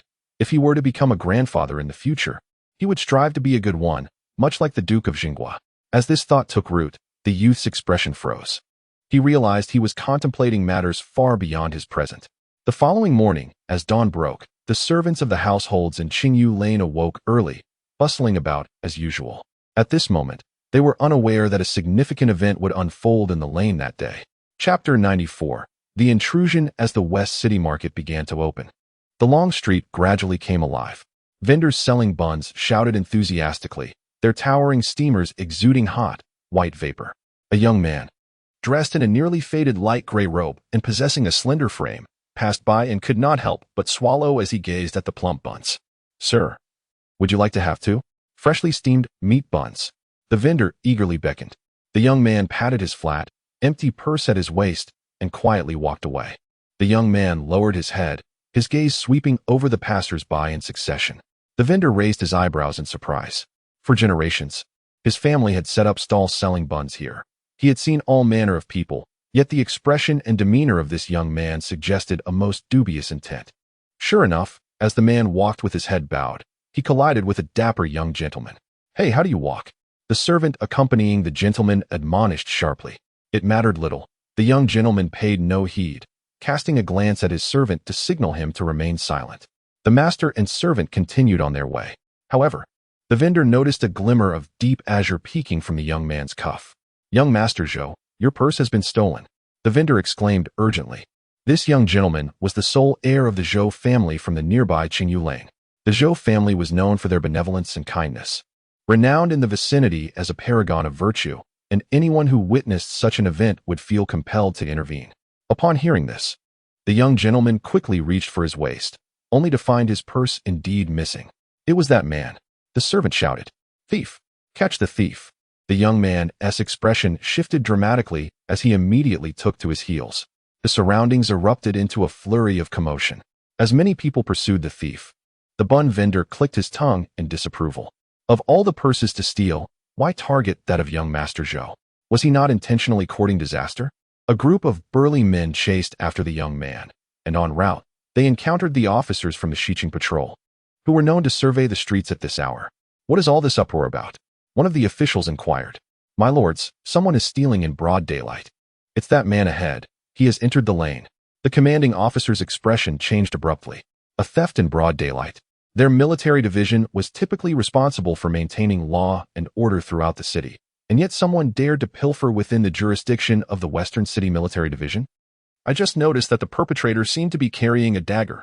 A voice emerged from the crowd, inciting immediate chaos. The commanding officer promptly led his men in pursuit. How audacious to enter the Qingyu Lane wielding a dagger. Should any harm befall a noble within, the accountability would fall squarely on their military division. The small thief fled, colliding with a servant sweeping the entrance of a house, slipping and tumbling to the ground with a thud. The startled woman dropped her broom with a shriek.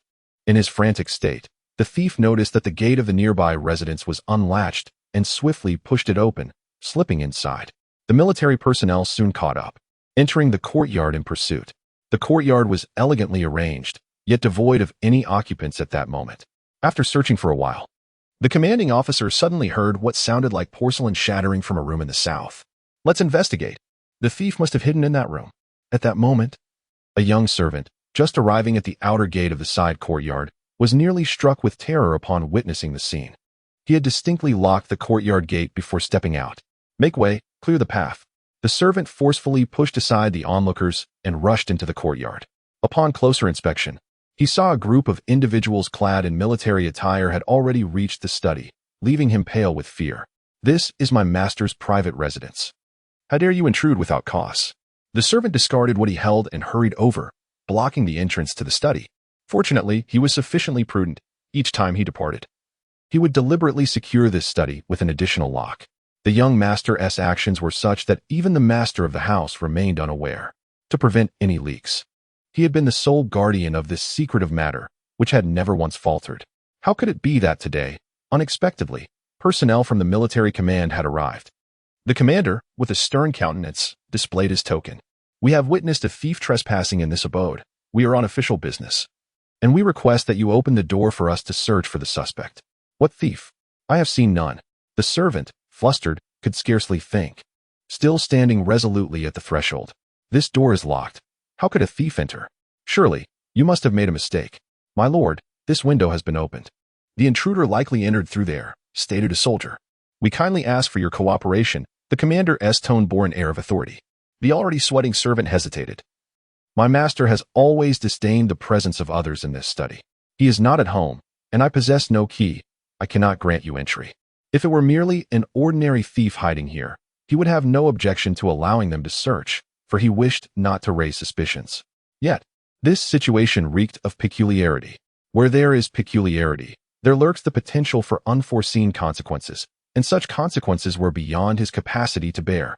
Was this not a blatant obstruction of official duties? The crowd of onlookers pressed forward, clamoring their accusations at the foot of the stone steps. One elderly woman even speculated. Could he be in league with that little thief, thus sheltering him?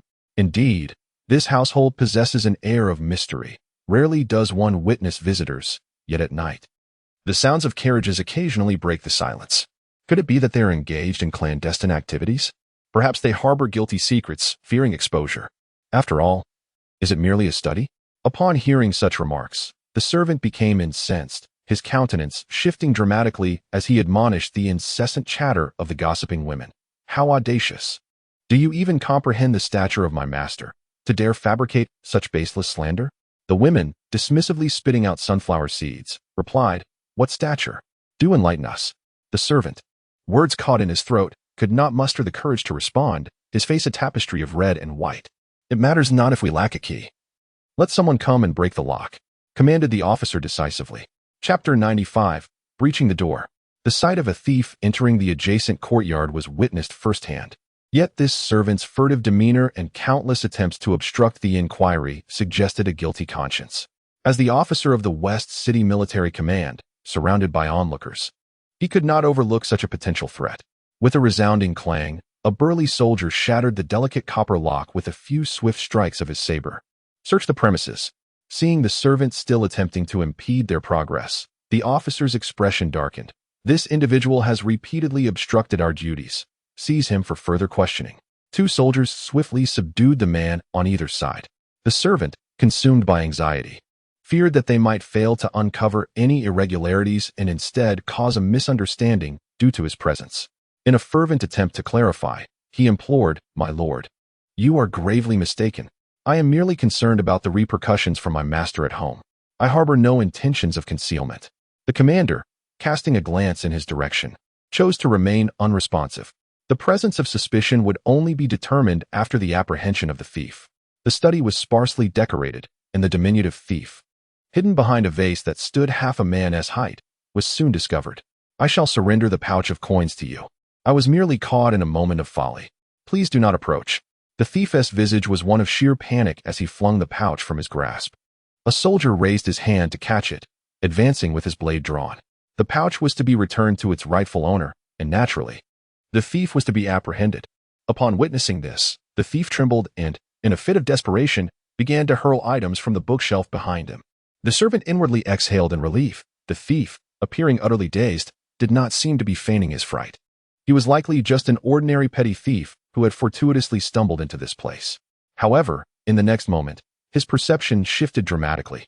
The thief inadvertently activated a hidden mechanism behind the secret compartment, and to the astonishment of several soldiers, the bookshelf began to part in two, revealing a hidden passage. Startled by this revelation, the thief, cornered and with little recourse, instinctively dashed towards the opening in the bookshelf. The soldiers, taken aback, exchanged bewildered glances with their commander. Who could have anticipated that such a mundane study would conceal a secret chamber? My lord, this is merely an ordinary ice cellar. The servant endeavored to steady his trembling voice, asserting, I am exceedingly familiar with this ice cellar. Allow me to descend and capture the individual, delivering him to your authority for justice. This shall serve to atone for my earlier lapse. The commander furrowed his brow, perplexed by the sudden zeal of one who had previously obstructed him. Moreover, an ice cellar? If it were merely an ice cellar, there would be no need for such clandestine mechanisms. The murmurs of the populace behind him intensified, fueled by curiosity and skepticism. Who would excavate an ice cellar to the south of the rising sun? Who would believe such a tale? Are we to be regarded as fools? Respectable families would not harbor such peculiar contrivances. Surely there must be something unspeakable concealed within. The commander turned his gaze towards the servant. Such intricate mechanisms could not be employed by ordinary households. The servant's earlier demeanor regarding his master had been rather peculiar as well. In the city, one misstep could easily offend powerful figures. While the commander pondered these thoughts, a sudden cry from behind the bookshelf interrupted him, eliciting a wave of agitation among the crowd. What have they seen? It appears there is indeed something of interest here. Suppressing his tumultuous speculations, the commander beckoned a few capable subordinates. You four, descend and investigate. The onlookers remained focused, and given the presence of numerous nobles within the Qingyu workshop, retreating at this juncture was not an option. Instead of indulging in idle musings, it was prudent to attend to their duties to avoid becoming the subject of gossip. As for the others, he was merely adhering to the established protocols. Should any chaos truly ensue, it would be upon the perpetrator to rectify the situation. At that juncture, he would no longer concern himself with it. The servant, already petrified with fear, felt cold sweat trickling down his cheeks. Soon, a soldier hastily emerged from the secret chamber, his countenance fluctuating as he whispered a few words into the commander's ear. The commander's expression shifted dramatically. The onlookers, witnessing this, were consumed with anxious speculation. Why did the official remain silent? Whom was he trying to torment? The servant, observing this, felt a flicker of hope arise within him, his gaze laden with unspoken implications. My lord, I have two matters I wish to clarify. Realizing that the situation could not possibly remain concealed, he could only hope to convey the young master's identity, hoping that the other party would hesitate to make the matter public out of fear, thus mitigating the repercussions. The commander hesitated for a moment, sensing that once he heard the servant's words, the matter could only be buried. Yet the woman in the secret chamber, he was not a heartless individual. He simply found himself ensnared in the lower echelons of bureaucracy, where many choices were beyond his reach. As he wrestled with his thoughts, a voice suddenly emanated from the study. It was a woman's voice. A woman was locked away, battered and bloodied, uncertain of her fate, confined within a cage. The small thief stumbled out, running and calling out in alarm. The commander's eyelids twitched violently as he turned to his two subordinates, whose expressions were a tangled web of emotions. Initially, they had clearly subdued the thief, yet unexpectedly, the seemingly frightened little bandit slipped away like an eel, eluding their grasp. In a moment of carelessness, he somehow escaped from their clutches. Now, instead of fleeing, he sat down in front of the study, his face ashen as he exclaimed, I was terrified, utterly terrified. The atmosphere around them surged like turbulent waves on an already restless river. Did you hear that? There is a woman hidden here. I wonder which family's daughter is in such a pitiable state. The few matrons who had been most vocal earlier now wore expressions of horror. Their earlier conjectures had proven unsettlingly accurate, revealing clandestine dealings. What had started as mere curiosity to witness a thief's capture had unexpectedly turned into a shocking spectacle with unforeseen consequences. The commander cast a final glance at the lifeless servant. It was not that he lacked adaptability. Rather, the thief's misfortune was too great, perhaps a result of his own malevolence that even heaven could not overlook. He then turned to one of his subordinates, instructing, quickly go to the capital's office and report this matter to Lord G. After all, the internal office had a penchant for seizing credit from their military division. So today he would generously do a favor. Moreover, the military division was accustomed to dealing with patrol matters when it came to handling such complex cases. The capital's office was undoubtedly more adept. Upon hearing the news, the governor of the capital, Ji Dong, immediately dispatched officers to investigate and take charge. By the time the officers arrived, the entire Qingyu lane was nearly sealed off, bursting at the seams with an ever-increasing throng of curious citizens drawn by the unfolding drama. The crowd, seemingly packed to capacity, miraculously parted to allow the officials passage. A portion of the officials entered the courtyard, while the others began to disperse the gathered onlookers. The common folk feigned departure, yet harbored no intention of straying far. Some sought refuge in the alleys, while others stealthily climbed to the rooftops. The spectacle before them was as enticing as a succulent morsel, and who could possibly turn away? Look, they are carrying someone out. It is no exaggeration to say they were indeed being carried. The officials had prepared a bamboo litter to rescue the woman, along with a thin blanket and a veil, all at the behest of Ji Dong. The woman, having endured humiliation, was understandably reluctant to expose her battered form to the gaze of the world. Thus, this arrangement preserved her dignity while sparing the onlookers from excessive speculation. Nevertheless, the blood-stained hem of her garment remained visible, catching the attention of many. Xu Mingyi struggled to prop herself up, gazing through the sheer veil that hung before her. She had not seen the outside world for what felt like an eternity.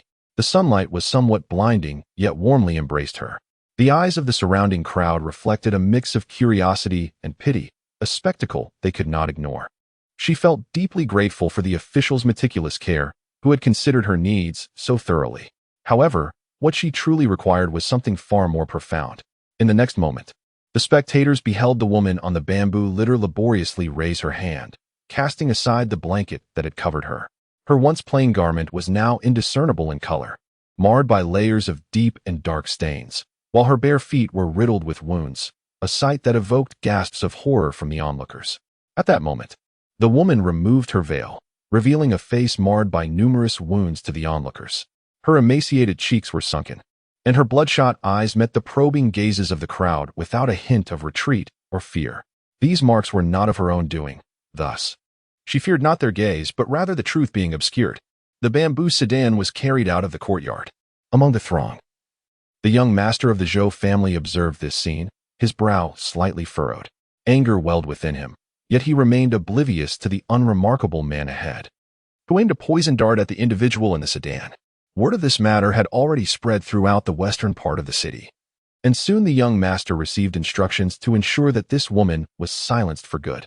As the sedan approached, the man's poison dart was on the verge of being launched when, out of nowhere, a stone struck his arm with considerable force. Clink! The dart and the stone fell to the ground simultaneously, making a sound that went unnoticed by the crowd. The man's expression shifted dramatically as he turned to locate the source of the stone, simultaneously retrieving another poison dart. Just then, someone behind him tapped his shoulder. Accompanying the two taps was a sudden sting, as the person who had touched him seemed to have embedded something into his flesh. Just as he was engulfed in shock, a voice nearby quivered with alarm. "Ah, the officer. Someone here intends to commit murder."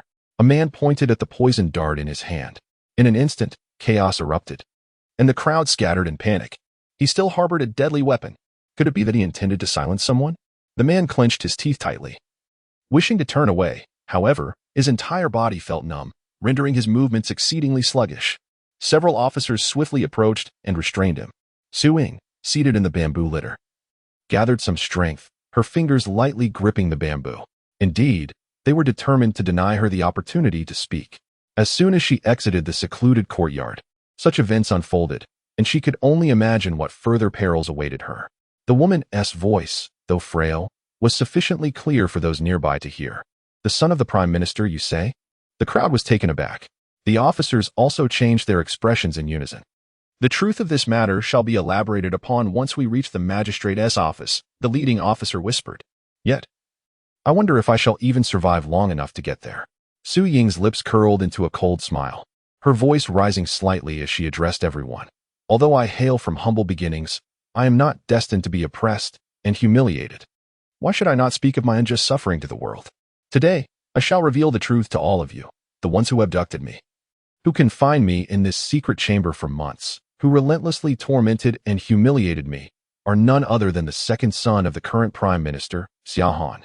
This man, though a successful scholar, is duplicitous in nature, wielding his family's power to flout the law. The true face beneath his seemingly benign exterior is that of a ravenous demon. Even if this world cannot grant me justice, I will ensure that his crimes are made known throughout the realm." In her eyes burned an overwhelming fury, her tone heavy as if she were expending her last ounce of strength. She understood that everything unfolding before her had been facilitated by the young lady of the Xu family, thus she could not let any opportunity to speak slip away. Such events have indeed occurred, and the bystanders whispered among themselves, sharing the news in hushed tones. Although the commotion at the Xia residence was beyond their reach, the inability of one person to witness it transformed into a gathering of 2, then 10, and ultimately hundreds, rendering the matter no longer excessively taboo. The expressions of the officials were laden with complexity. Should the truth align with her claims, implicating the second son of the Xia family? The officials dared not delve further into the implications of the case. One accompanying individual, after reciting the previous remarks, collapsed weakly onto the bamboo sedan chair, only to have the trembling hand of Xu Mingyi slowly uncover the blanket once more. This was not a disgrace, but rather irrefutable evidence. She intended for all to behold this gruesome proof with their own eyes. Her obstinacy, dismissing all counsel, only served to increase the crowd along the way, prompting the officials to replace the bamboo sedan with a soft palanquin midway. Yet, what the earlier crowd had witnessed was sufficient to spread the tale throughout the capital. Within the Snow Sound Tea House, Zhu Xiu and the Dark Guard, Xiao Wu, ascended the second floor with haste. "Is everything in order?" Xu Mingyi inquired. Zhu Xiu nodded affirmatively. "All has been conducted per the young lady's instructions, with no errors. As we speak, Miss Su has already arrived at the yamen." She glanced at the Dark Guard beside her, adding, "Thanks to the individuals dispatched by young Master Wu for their covert escort along the way. Our own personnel could have managed these tasks. However, the opposing party always seemed to act first, fearing to overstep and inadvertently delay matters. Thus, he willingly ceded the opportunity entirely to them. Nonetheless, they indeed rendered significant assistance today. The one named Shao Qi, when performing as a rogue, was full of theatrical flair, leaving me utterly astounded." Xu Mingyi nodded slightly towards Wu Yang, silently expressing her gratitude, then inquired of Xiao Wu, "How is Shao Qi doing? Is he able to extricate himself?" Wu Yang glanced at the girl who had posed the question, sensing an unusual concern emanating from Su. Chapter 97. The Bewildered Shao Qi. Previously, she had fretted over Shao Qi being bitten by mosquitoes in the woods, even going so far as to provide him with a bottle of medicine. Last night, he had waited by the river for her for quite some time, and the mosquitoes had been plentiful. It appeared that Su had a certain bias. Unable to treat everyone equally, the youth mused silently. Xiao Wu was responding. "Rest assured, Miss Su, although Shao Qi is young, he possesses a keen wit and will undoubtedly find a way to escape. As for why such intelligence did not protect him from bullying, it was simply because he was the youngest and least skilled, a fact that rendered him an easy target. After all, when Xiao Lu and Shao Qi were absent, he had also navigated through similar challenges as the smallest among them." Xiao Wu thought to himself with a sense of justification. "That is reassuring." Xu Mingyi replied with a nod of relief. Observing her demeanor, Wu Yang raised his teacup and took a sip, only to furrow his brow in discontent. Though the tea house's business was lacking, as a patron of some standing, he found it unacceptable to be served such unpalatable tea. Was the monthly allocation for the establishment insufficient? Moreover, with Miss Su as a guest, could the staff not manage to present something more respectable? As Zhu Xiu detailed the unfolding events, Xu Mingyi also took a couple of sips from her cup. Noticing her expression remained unchanged, Wu Yang felt perplexed and discreetly sampled another few sips. It seemed less difficult to swallow than the previous one. It is said that Su Ying has resolutely refused to conceal the scars upon her body, publicly revealing the actions of Xia Han. Xu Mingyi tightened her grip on the teacup in her hand. Indeed, Miss Su is a commendable young woman. Regardless, this initial step can be deemed remarkably successful, and there is no need to rush into further actions just yet. Observing her fingers, which remained firmly clasped around the teacup, Wu Yang, whose spirits had returned to normal after sipping half a cup of tea, gently suggested, "Perhaps it would be prudent to first ascertain the attitude of the authorities and the response from the Xia family." Xu Mingyi nodded in agreement. This was indeed the wisest course of action. This matter will surely stir a tempest throughout the city, and the stance of the government will be crucial. The magistrate of the capital, Lord Ji Dong, a close friend of her father, is known for his integrity in office. Last night, she had contemplated sending a confidential message directly to Lord Ji, urging the capital S officials to intervene and rescue Su Ying. However, after much deliberation, she dismissed this notion. No matter how benevolent Lord Ji may be, it is difficult to ensure that no one in his circle would leak information. Human intentions are inherently complex and unpredictable. A letter of unknown origin may not earn his trust and could prompt numerous considerations. A slight wavering in this delicate process might lead to unforeseen complications beyond her control. It would be far better to lay this matter bare before the public without warning. Though this approach may involve a more arduous journey, it is relatively more secure and allows for a strategic advantage in public opinion. At present, Su Ying has safely arrived at the Capital S office. And as Wu Yang stated, this first step has indeed been taken correctly. Yet, the remaining matters require vigilance. One must remain cautious and wait for further developments before formulating the next course of action. Dark clouds, seemingly from nowhere, began to obscure the golden sunlight in the sky. A gust of cool breeze swept in through the window, prompting Zhu to close it, casting a sudden shadow over the room. Subsequently, she remarked on the slight warmth, then casually lifted her hand to reopen the window, gazing out with an air of indifference. Xiao Wu lowered his head in silence. The remark about the warmth was indeed a superfluous expression, akin to the phrase "not a single ounce of silver here." Outside, the wind howled as the young woman exited the tea house and made her way towards the carriage, her raven locks tousled by the breeze, the hem of her skirt and sleeves dancing in the wind. There was no need for the servants to set up a footstool or for a maid to assist her. She lifted her skirt, raised her leg, and gracefully ascended into the carriage in a single step. The carriage soon departed. Wu Yong also rose to his feet. Just as he descended the staircase, an undercover guard approached briskly, saluting him. Wu Yong halted, remaining silent as he regarded the man for a moment. The timid Xiaoqi, feeling a surge of courage, stealthily lifted his gaze and inadvertently met Wu Yang's scrutinizing eyes. Startled, he quickly averted his gaze again.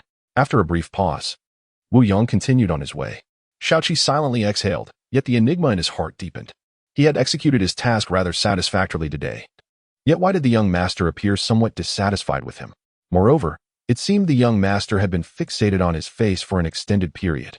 Xiaoqi raised his hand to touch his face. He considered himself quite presentable and mused that he could not possibly be a source of annoyance to the young master.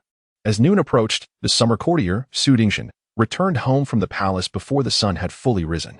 The official sedan chair descended, and the attendants hurried forward to greet him. After a moment of contemplation in the carriage, the somewhat fatigued Xia Tingshan murmured in acknowledgement, oblivious to the hesitant demeanor of the attendant who seemed torn between words. He proceeded with his servant toward the estate. At this moment, Lady Xue, the matriarch of the Xia family, typically composed and inscrutable, displayed a flicker of anxiety in her eyes. Xia Tingshan furrowed his brow slightly and inquired in a calm tone, "What has transpired?" "Father, someone is attempting to tarnish second brother's reputation." Before Lady Xue could respond, Xiaoqi, filled with indignation, exclaimed, "I do not know who has brought forth a woman to slander him, claiming he has defiled and violated her. This scandal must have already spread throughout the city." Xia Tingshan's expression shifted subtly as he turned to his wife for confirmation. Lady Xue, gripping her handkerchief tightly, nodded vigorously, "Master, you must investigate this thoroughly. We cannot allow Honor to bear such a vile accusation." Both the eldest and second sons were her own flesh and blood. Yet it was the second son who held the utmost affection and favor from her and her husband. Hana was gentle, steady, and remarkably intelligent, diligent in his studies. He had once been honored as the top scholar by the emperor and, with her husband's support and guidance, his future in the court appeared boundless. How could such a foul mess suddenly arise to sully her son's name? Xia Tingshan, growing weary of his wife's emotional turmoil, replied coldly, "I shall handle this matter with discernment. Now, recount the details of what has transpired." Lady Xue hastily conveyed all that she had learned, including the incident in which Su Ying publicly slandered Xia Han. Upon hearing this, Xia Tingshan refrained from further discussion and simply asked, "Where is Honor? Send someone to summon him at once." He commanded in a stern voice. Chapter 98. Confrontation in Court. Xue hurriedly instructed her servants to go to the Hanlin Academy to assist her in changing clothes. Xia Tingshan strode into the inner chamber, closely followed by two maids. Her mother, Xiaoqi, still appeared deeply anxious, although she had harbored a certain fear of her second brother since childhood. Their sibling bond remained intact. Moreover, as the daughter of the current prime minister, she was acutely aware of the interconnectedness of their fates. If her second brother were indeed embroiled in this matter and unable to extricate himself, the entire Xia family would inevitably suffer the consequences. Under ordinary circumstances, she would not be so troubled. However, having heard that the woman in question was exceptionally unusual, her every gesture and word seemed designed to incite public opinion. To publicly declare oneself as a victim of defilement in such a shameless manner was indeed out of the ordinary. "Do not worry, with your father present, he will surely not allow the wicked to prevail." Xue gently reassured her daughter, patting her hand and glancing towards the inner chamber, feeling somewhat more at ease. Years ago, before His Majesty ascended to the throne, she had weathered many storms alongside her husband. She was not an ignorant woman easily frightened by trivial matters. However, today's events had unfolded with alarming suddenness, and within just 2 short hours, the situation had escalated dramatically, directly targeting her most cherished second son. Coupled with her daughter's incessant chatter, it was only natural that her composure had been somewhat shaken. What audacity possessed such a disreputable woman to attempt to ruin her son? It was nothing short of a delusion. Observing her mother's expression returning to a state of calm resolve, she felt a measure of reassurance. Indeed, as long as her father was present, there was nothing to fear. Yet, who could be so bold as to conspire against her second brother from the shadows? Shueisha pondered this. Given Hanare's temperament, it is unlikely that she would make enemies. It seems this must be a consequence of the Lord's entanglements within the political arena, lacking the ability to sway the Lord. They resort to suppressing the Xia family through Hana, for it is evident to all that the Lord intends to cultivate her. If this is indeed the case, the malice behind such intentions is excessively insidious. Once the truth is unraveled, I shall certainly seek to vindicate Hana and restore her dignity. As Xiaohan stepped over the threshold, a servant waiting in the courtyard hurried forward to pay his respects, murmuring that the Lord was currently in the study awaiting the young master's presence. Xiaohan nodded calmly. The servant paused momentarily before hastening to follow. The young master's composure and poise clearly reflected an inner confidence. They often remarked privately that, given the young master's character, he would never engage in such actions. After changing attire, Xiaohan gently reassured his pregnant wife before proceeding to the study. "Father, you remain remarkably composed," he remarked as he entered. Seated behind the writing desk, Xia Tingjin regarded his second son with a serious expression, his eyes betraying a perceptive scrutiny. "Does this matter pertain to you in any way? Do you recognize that woman or not?" Xiaohan lowered his gaze slightly. "I have never engaged in such actions." Xia Tingjin observed him intently before stating. "The officials have already arrived. They are only waiting patiently in the front hall out of respect for the Xia family. My son has conveyed this to me." Xiaohan responded with a calm and unwavering tone. "With a clear conscience, I have no fear of confronting that woman in court." Xia Tingjin narrowed his eyes slightly. He understood his son well. Though he may not grasp the entirety of the situation, he has certainly perceived certain nuances over the past 2 months, albeit without giving them due consideration, as he has always believed that his second son possesses the most discernment. The current demeanor suggests a certain confidence. He is aware of how to act and what to say, rendering any guidance from me redundant. Xia Tingjin regarded his second son and remarked, "Do not falter again. The troubles you have incurred, if you possess the capability to resolve them, should not lead to utter disappointment." "Indeed," Xiaohan replied, "yet this matter arose unexpectedly." And after the petty thief escalated it, he vanished without a trace before the eyes of the crowd. Even the individual I dispatched to manage the aftermath was apprehended on the spot, indicating that there are unseen hands at work. As does the inexplicable disappearance of the Chui family girl. All these signs suggest that Su Ying's rescue was no mere coincidence. However, I remain uncertain whether the intent was solely directed at this incident or if it also involves his father and the Xia family. "Understood. I shall take my leave." Xiaohan raised a hand in salute and stepped back toward the door. Just as he was about to turn and depart, he heard his father's voice from behind the desk, now tinged with a colder tone. "Remember what I have previously conveyed to you, brothers. The Xia family has no tolerance for those who are useless and invite calamity." Xiaohan's gaze shifted slightly, acknowledging the words before he finally exited the room. Outside the court, a crowd of onlookers had gathered, eager for entertainment. "It is the Xia family's carriage," exclaimed a keen-eyed observer. The throng, like wheat swayed by the wind, turned in unison to behold the spectacle. A young man, clad in a pale blue robe, alighted from the carriage. His handsome features and refined demeanor exuded an air of grace and sophistication. The officers cleared the way ahead, while several attendants flanked him as they entered the inner court. Is this truly the second son of the Xia family? Observing his gentle and cultured appearance, one could hardly imagine the common folk daring to voice their opinions too harshly, even in hushed tones. TSK. Have they never heard the saying that one should not judge by appearances? Otherwise, how did the phrase clothed beast come into existence? The crowd surged towards the court. Within the hall, Xiaohan bowed respectfully to Ji Dong. As a successful scholar, he was not required to kneel. However, Su Ying, a mere commoner, was treated differently. Upon being brought forward, she prostrated herself in reverence, dressed in plain garments, and with her hair simply tied back. The scars on her face and hands were still glaringly evident. "Thank you, Lord Ji."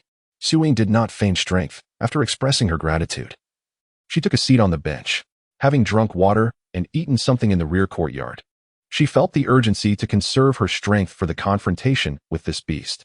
Is this young man before us truly Xiaohan, the second son of the Xia family? Miss Su, you must ascertain whether he is indeed the person you wish to identify, Ji Dong inquired, adhering to protocol.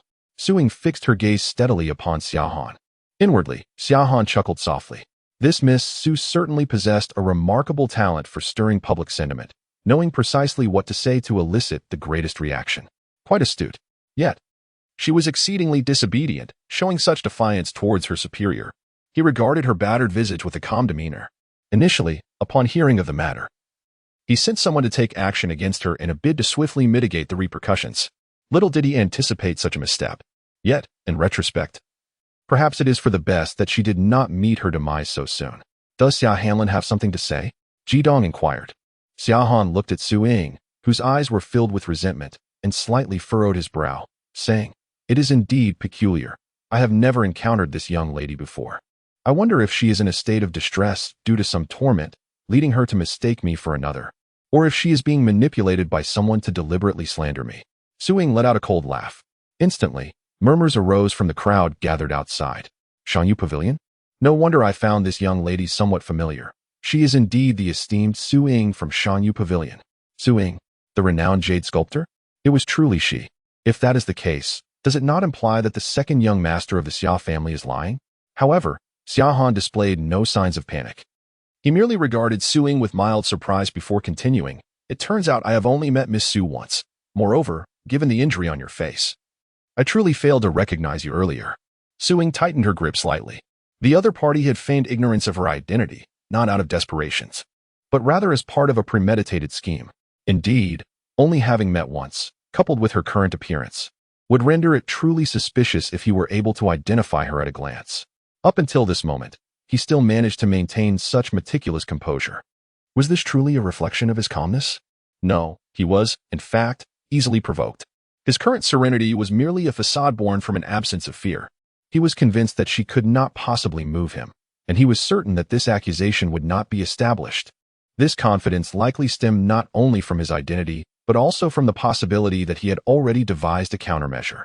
Su Ying embedded her jagged nails into her palm, striving to calm herself. In such moments, she needed to remain composed.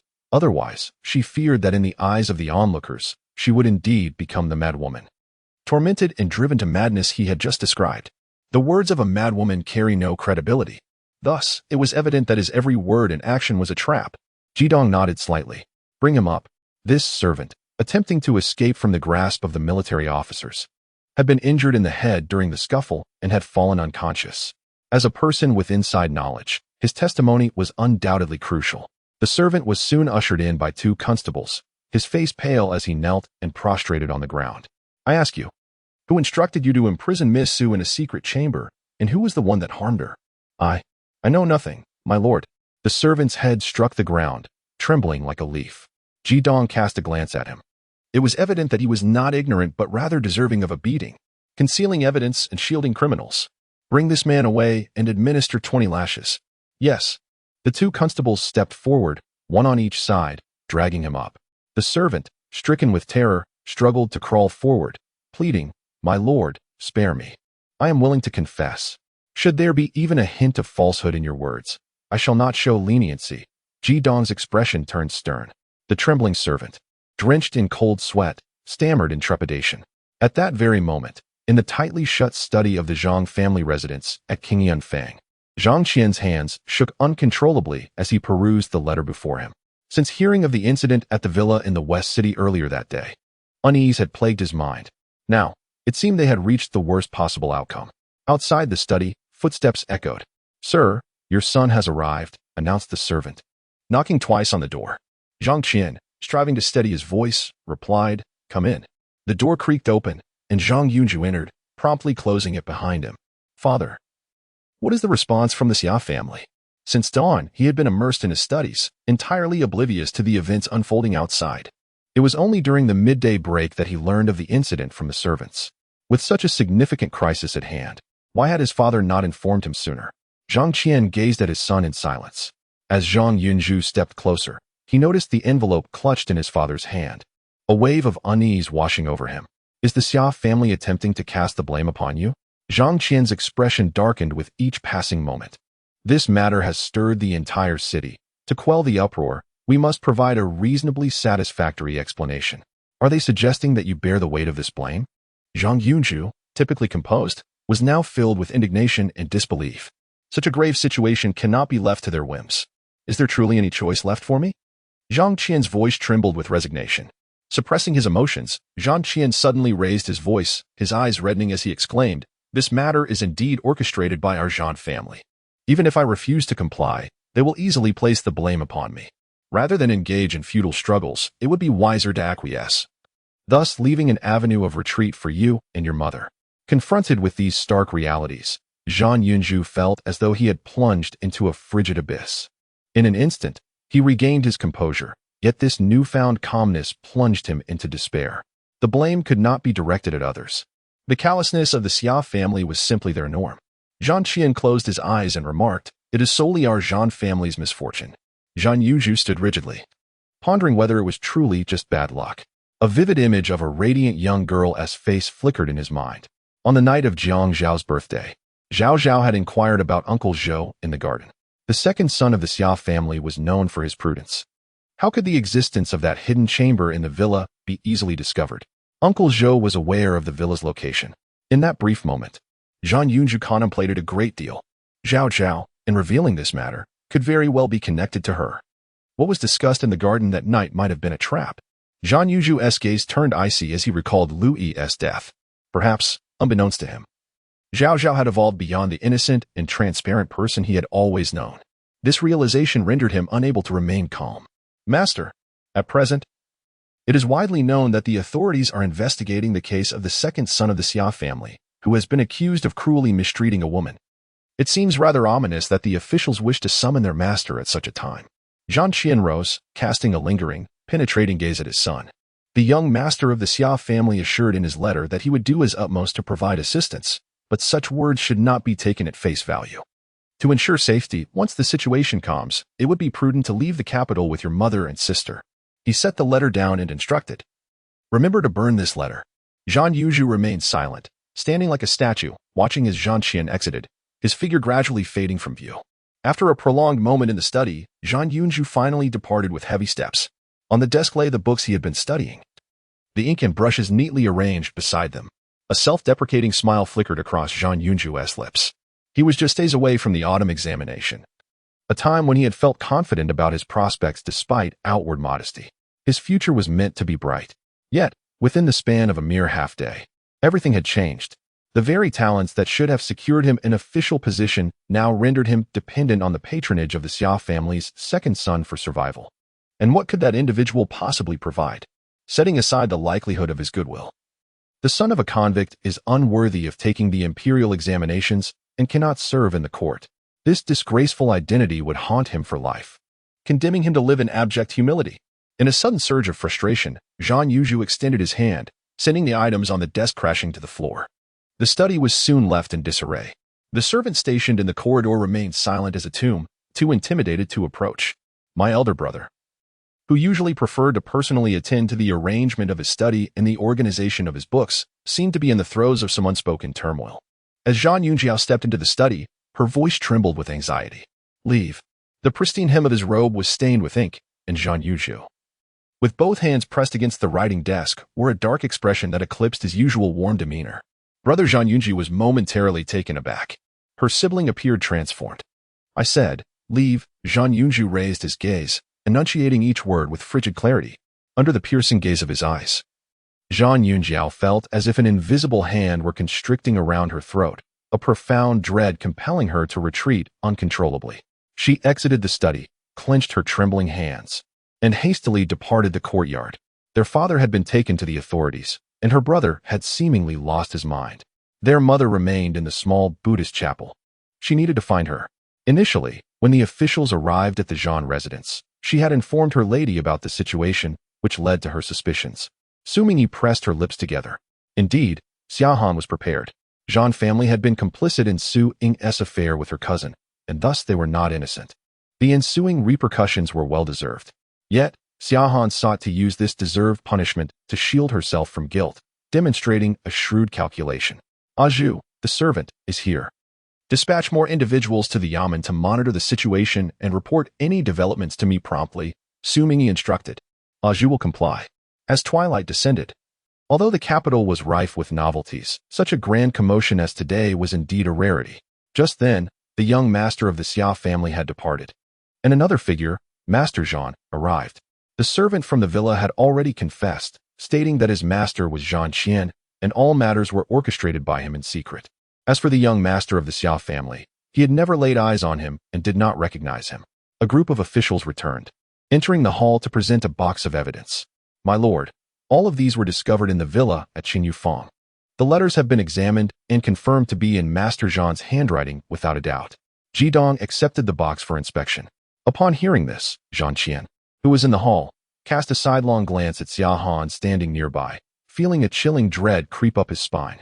The villa had already been surrounded by officials, making it impossible for this evidence to have been planted after the incident. This implied that even if the other party was confident that the matter would not be exposed, they had still prepared in advance to implicate him should anything go awry. Such cunning and scheming were undeniably chilling. At that moment, another official returned.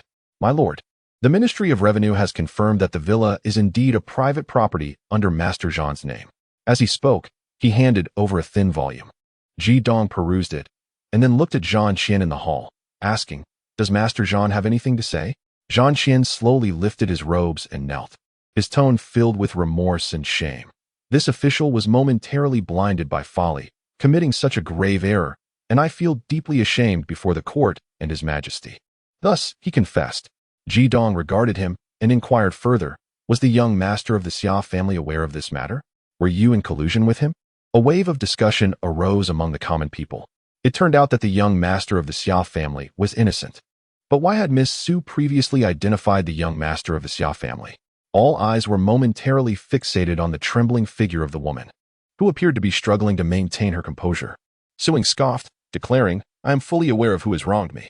As the victim, should my words be overshadowed by these fabricated testimonies? Upon hearing this, Zhang Qian hesitated for a fleeting moment before speaking again. Chapter 101. Additional evidence, my lord.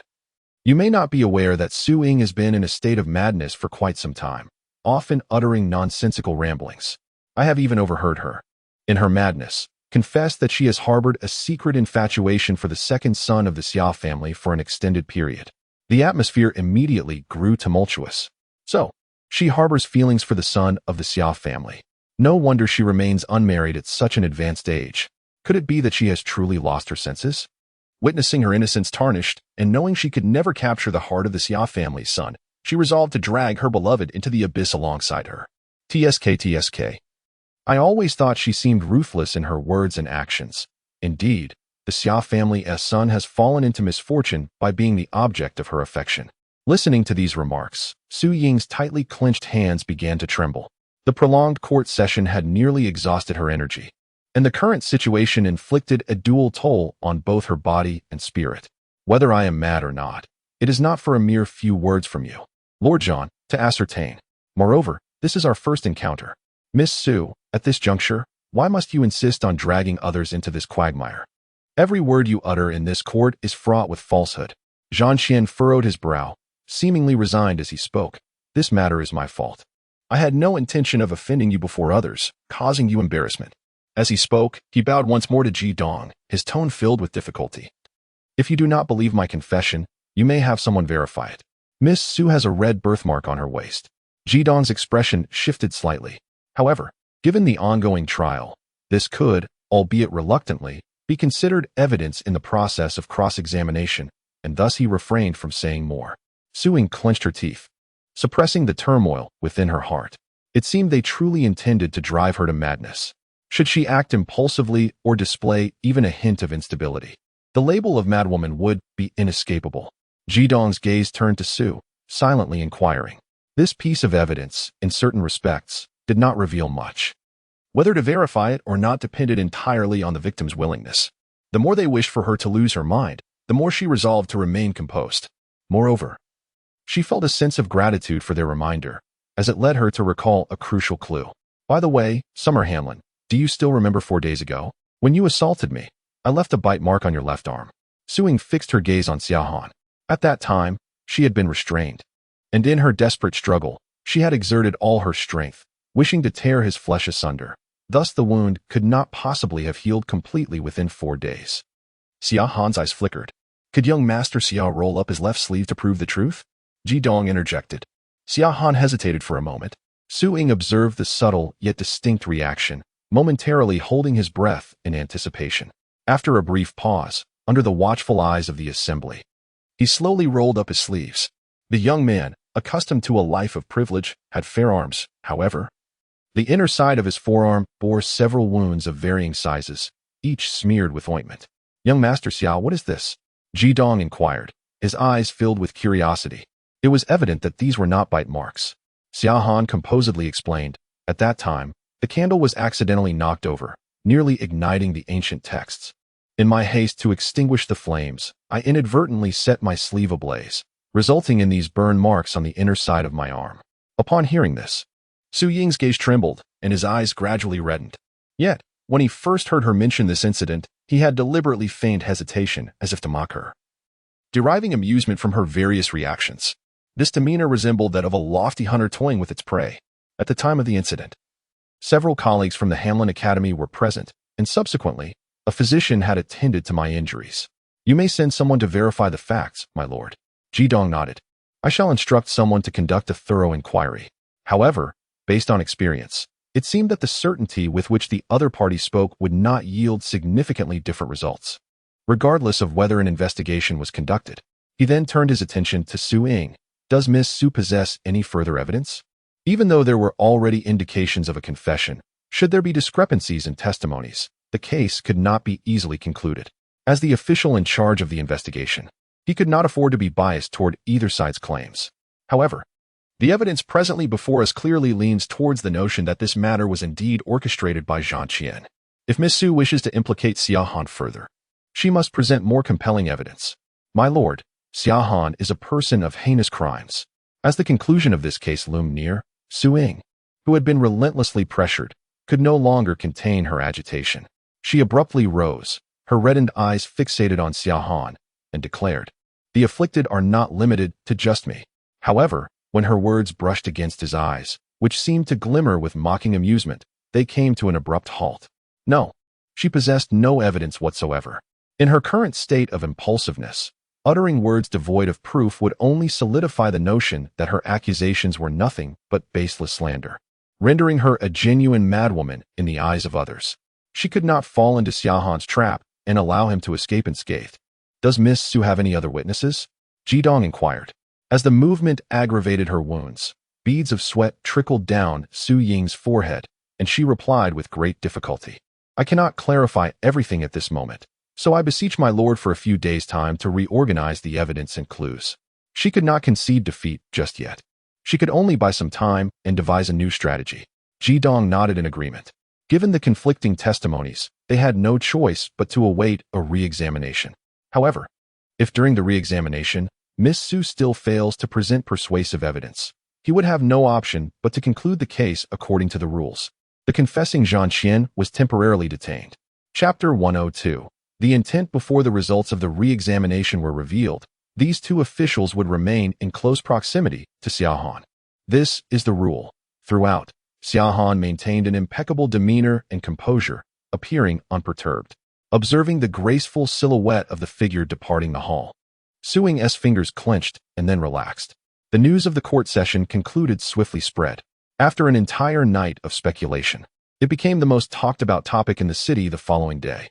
It is now common knowledge that the young woman rescued yesterday could not present any substantial evidence in court, while it was the recently promoted Minister of Personnel, Lord Zhan, who, under irrefutable evidence, confessed to his crimes. Under such circumstances, one would expect the case to be closed. However, the young lady Su stubbornly refused to retract her statement, insisting that the perpetrator was the son of the Xia family. The authorities were thus left to await a review 5 days hence. Nonetheless, the direction of public opinion had significantly shifted. Yet, it was merely a superficial change. Despite the Xia family's deliberate efforts to sway the narrative, it was impossible to swiftly eradicate the repercussions of this public discourse on Xiao Han and the Xia family. Moreover, one must not overlook the machinations of those scheming officials. In this circle, it is not uncommon for the offspring of officials to shift blame onto others to mitigate consequences. As for the opinions of his peers, Xia Tingjin remained largely indifferent. To him, they were merely a group of petty individuals who dared only to whisper and engage in small schemes behind closed doors. However, there was one person's attitude that he could not afford to disregard. After the morning court session today, the emperor summoned him alone to the study, inquiring about the significant disturbance. Although the emperor could not be said to be in a furious rage, he was certainly displeased, and his words served as a warning, aimed at urging him to swiftly quell the matter. As a close minister to the emperor, his standing was crucial. The perceptions of the populace and officials towards him, in many respects, reflected their views of the court and even the emperor himself. With the establishment of the Great Qing still in its infancy and the realm not entirely stable, the emperor had exerted considerable effort over the years to be seen as a wise ruler in the eyes of the people, and he would not tolerate anyone hindering this image. Upon returning from the palace, Xia Tingjin had just changed out of his official robes when he summoned his aides to the study for a discussion. Though the current situation remained under control, it was imperative that subsequent responses be approached with caution. Particularly, the true orchestrator behind this incident needed to be identified promptly to prevent future repercussions. As dusk approached, an unassuming carriage halted at the back entrance of the capital's government office. A maid disembarked from the carriage and exchanged a few hushed words with the guards stationed at the rear. After a moment's hesitation, the guard glanced at the carriage and nodded, then entered the courtyard to report the matter to Ji Dong. After listening, Ji Dong pondered for a moment before nodding in agreement. Miss Xu, being the complainant, was to be housed in the rear courtyard, not as a prisoner but to ensure her safety, preventing her from encountering anyone. He could surmise the intentions of the other party to some extent. In this world, it is not always necessary to tread a single path to the end. If one can step back in the face of insurmountable challenges, it may, in a practical sense, be deemed a wise choice. The reputation of officials is often determined by outsiders. He does not consider himself a true servant of the people, as he has always adhered to a principle of acting within his means and following established rules. Beyond these regulations, he possesses neither the strength nor the personal ambition to act otherwise. After all, he must survive and provide for his family. Moreover, his close friend, the heir to the Duke of the State, is acutely aware of the need for caution and often feigns humility in both public and private spheres. Over the years, this pretense has become so ingrained that it has morphed into a genuine timidity, both in demeanor and appearance, increasingly reflecting a disposition of diplomatic subtlety. In contrast, he is merely a humble scholar who has risen through the ranks via the imperial examinations. Thus, he has no justification for overstepping his bounds. Should he fail to secure an official position, he would be unable to act even within the constraints of his limited power for the sake of the populace. Currently, he bears significant pressure while presiding over this case, having privately lambasted the Western City Military Command countless times. Now, it all depends on how Miss Xu will choose to proceed. The image of her resolute and determined face flitted through his mind, and he suddenly felt a sense of hopelessness. Xu had been placed in a separate courtyard within the rear administrative area. At that moment, she had just finished her medicine and handed the bowl to a servant woman, politely saying, "Thank you for your trouble, elder sister." The servant sighed inwardly as she retreated, convinced that Miss Xu was not mad at all. It was those vile individuals who, emboldened by their familial power, committed wrongs and unjustly placed blame on others who were truly deranged. Xu instinctively frowned. She had intended to refuse any visitors, as the intentions of the L family were not difficult to discern, and she had no desire to waste words. Yet, she ultimately nodded in consent. Very well, she would meet with them. Perhaps some useful clues could be gleaned from L's words. One never knows. Miss Xu, do exercise caution. The matron hesitated for a moment before subtly reminding her. This young mistress of the Xia family is with child. I hear she has recently experienced some distress. Being in the government office, she has undoubtedly encountered all manner of peculiar cases and tantalizing gossip. Xu was taken aback for a moment before grasping the implication of the woman's words. Unable to suppress a laugh, she felt that the concern was somewhat exaggerated, a clear sign of an overindulgence in gossip. Nonetheless, she sincerely replied, "Thank you for the reminder, elder sister. Some well-intentioned advice may not be of practical use, yet it certainly brings a sense of comfort to the heart." The young mistress of the Xia family, L, soon arrived accompanied by a maid. Xu made no move to invite her inside, and the two sat at the stone table in the courtyard. Xu calmly inquired about the purpose of this visit. "I have met with you several times, Miss Xu, and I know you to be an astute individual," L said with an effort to maintain a friendly demeanor. "I wish to point you towards a path. I am eager to hear more." Seeing Xu Ying's willingness to engage, L felt a surge of confidence. As it seemed the other party had calmed down and recognized the reality of the situation, Elle retrieved an envelope from her sleeve and placed it on the stone table, slowly pushing it towards Xu Mingyi. The banknotes within this envelope would suffice for you to live comfortably for the rest of your days. Xu Mingyi glanced at the envelope and, withholding her judgment, asked, "Is this the intention of Xiaohan?" "Of course not," Lu Shi remarked. "Zhang Qian has already confessed. This matter is not the doing of my second master, and he naturally would not consent to my employing such methods. Thus, this is merely a small token of my sentiments. As a fellow woman, there are many things I refrain from saying, yet Miss Xu should comprehend how to choose wisely." Xu Mingyi turned her gaze towards her. "Since you place such trust in him, why embark on this journey? Are you concerned that the authorities might wrongfully accuse him? Or have you discerned that your seemingly impeccable husband harbors undisclosed secrets?" Lu Shi tightened her grip on her sleeve. Xu Mingyi noticed her reaction and inquired further, "Pray tell, has the second young mistress of the Xia family ever heard the name Su Su?" "Su Su?" Lu Shi's eyelashes fluttered slightly. "I have not heard of that name," she promptly replied. "Is that so?" Xu Mingyi observed her, a hint of scrutiny in her eyes. She couldn't shake the feeling that the other was being disingenuous. Lu Shi's gaze wavered, her hand instinctively reaching for something to steady her nerves, yet the stone table lay bare, devoid of even a cup of tea. The maidservant beside her, most attuned to her demeanor, immediately glanced towards the matron not far off and frowned, saying, "Is it true that your courtyard lacks even hot water? Is this the hospitality of the Jing family? Ordinary people would not dare to make such demands in the back office of the authorities." But the Xia family felt no such apprehensions. The matron responded, "It is indeed unfortunate. We have run out of boiled water. I beg the second young mistress of the Xia family for your understanding." The maidservant's face darkened further, clearly exasperated by the absurdity of the situation. Should she really have to speak up to teach the other party that the issue of boiling water could be resolved simply by boiling it? Yet, the same old woman, being overly meticulous, found it unnecessary to insist, and the maid could only suppress her anger. The old woman inwardly scoffed. Given the other's pregnancy, she dared not approach with food and drink. Should anything go awry, to whom could she turn for justification? As the saying goes, a cautious captain sails 1,000 ships safely. Listening to the exchange between the maid and the old woman, Lu Shi, who had never before been treated with such neglect, felt a twinge of displeasure. However, she had no time to dwell on such matters now. Who was the Su Su that Miss Xu had mentioned earlier? Why would Miss Xu presume that I would be familiar with that name? After much deliberation, Lu Shi tentatively inquired, her gaze seemingly merely reflecting confusion. "She is my younger sister. She went missing 3 years ago," Xu Mingyi replied, observing the subtle shift in Lu Shi's expression. "Interestingly, she bears a striking resemblance to the second young mistress of the Xia family, particularly in her eyes." Lu Shi's demeanor shifted noticeably. 3 years ago? It was only 2 years since she wed her husband. She vividly recalled the joy that had enveloped her upon learning that this match had been arranged.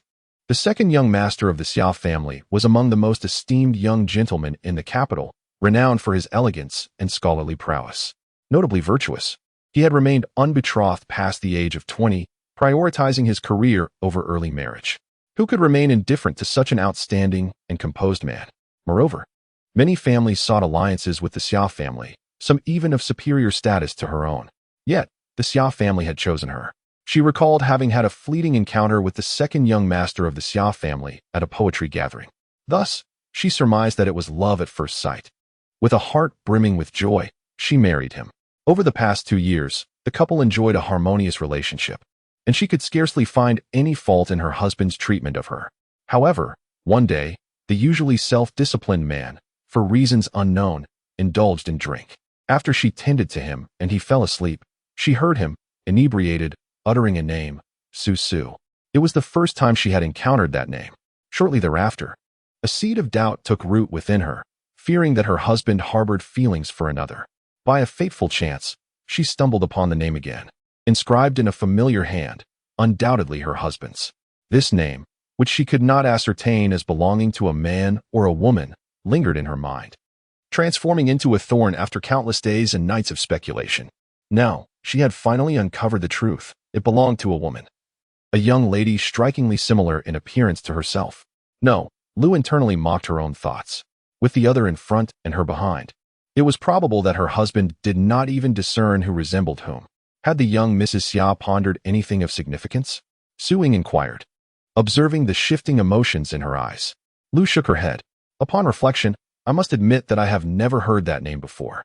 If Miss Xu seeks to inquire about your sister's whereabouts, I fear she may be disappointed. As she spoke, she turned to Xu Ying, adding, perhaps you should contemplate my earlier suggestion with great care. Xu Ying gazed back at her.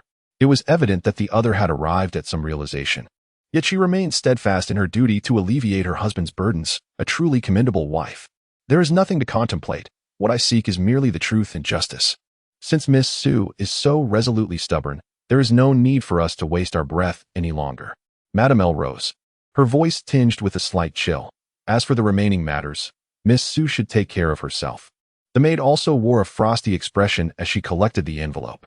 Thank you, second young Madame Xia, for your reminder. I, too, wish to convey a message to the second young Madame. Xu Ying gazed at the retreating figure of Madame L and remarked, one must discern early whether the one beside them is human or ghost, lest one brings disaster upon oneself in the future. Madame L's footsteps faltered momentarily. After a brief pause, she let out an ambiguous laugh. Then I am grateful for Miss Xu's warning. She was the legitimate wife of her husband. His tenderness towards her could hardly be feigned. It is conceivable for one to maintain a facade for a day. But how could one sustain such a deception for 2 whole years without revealing a single flaw? Thus, even if she had harbored suspicions that her husband held affections for another, she never doubted his genuine regard for her. As the rightful wife, she was inherently distinct from those others and would never demean herself by comparing her worth to theirs. Even if the affair involving Xu Ying were indeed orchestrated by her husband, she held a lingering discomfort within her heart, yet she would not forget her own standing. Over the years, her husband had not even taken a concubine, and outwardly, he had granted her ample dignity and respect.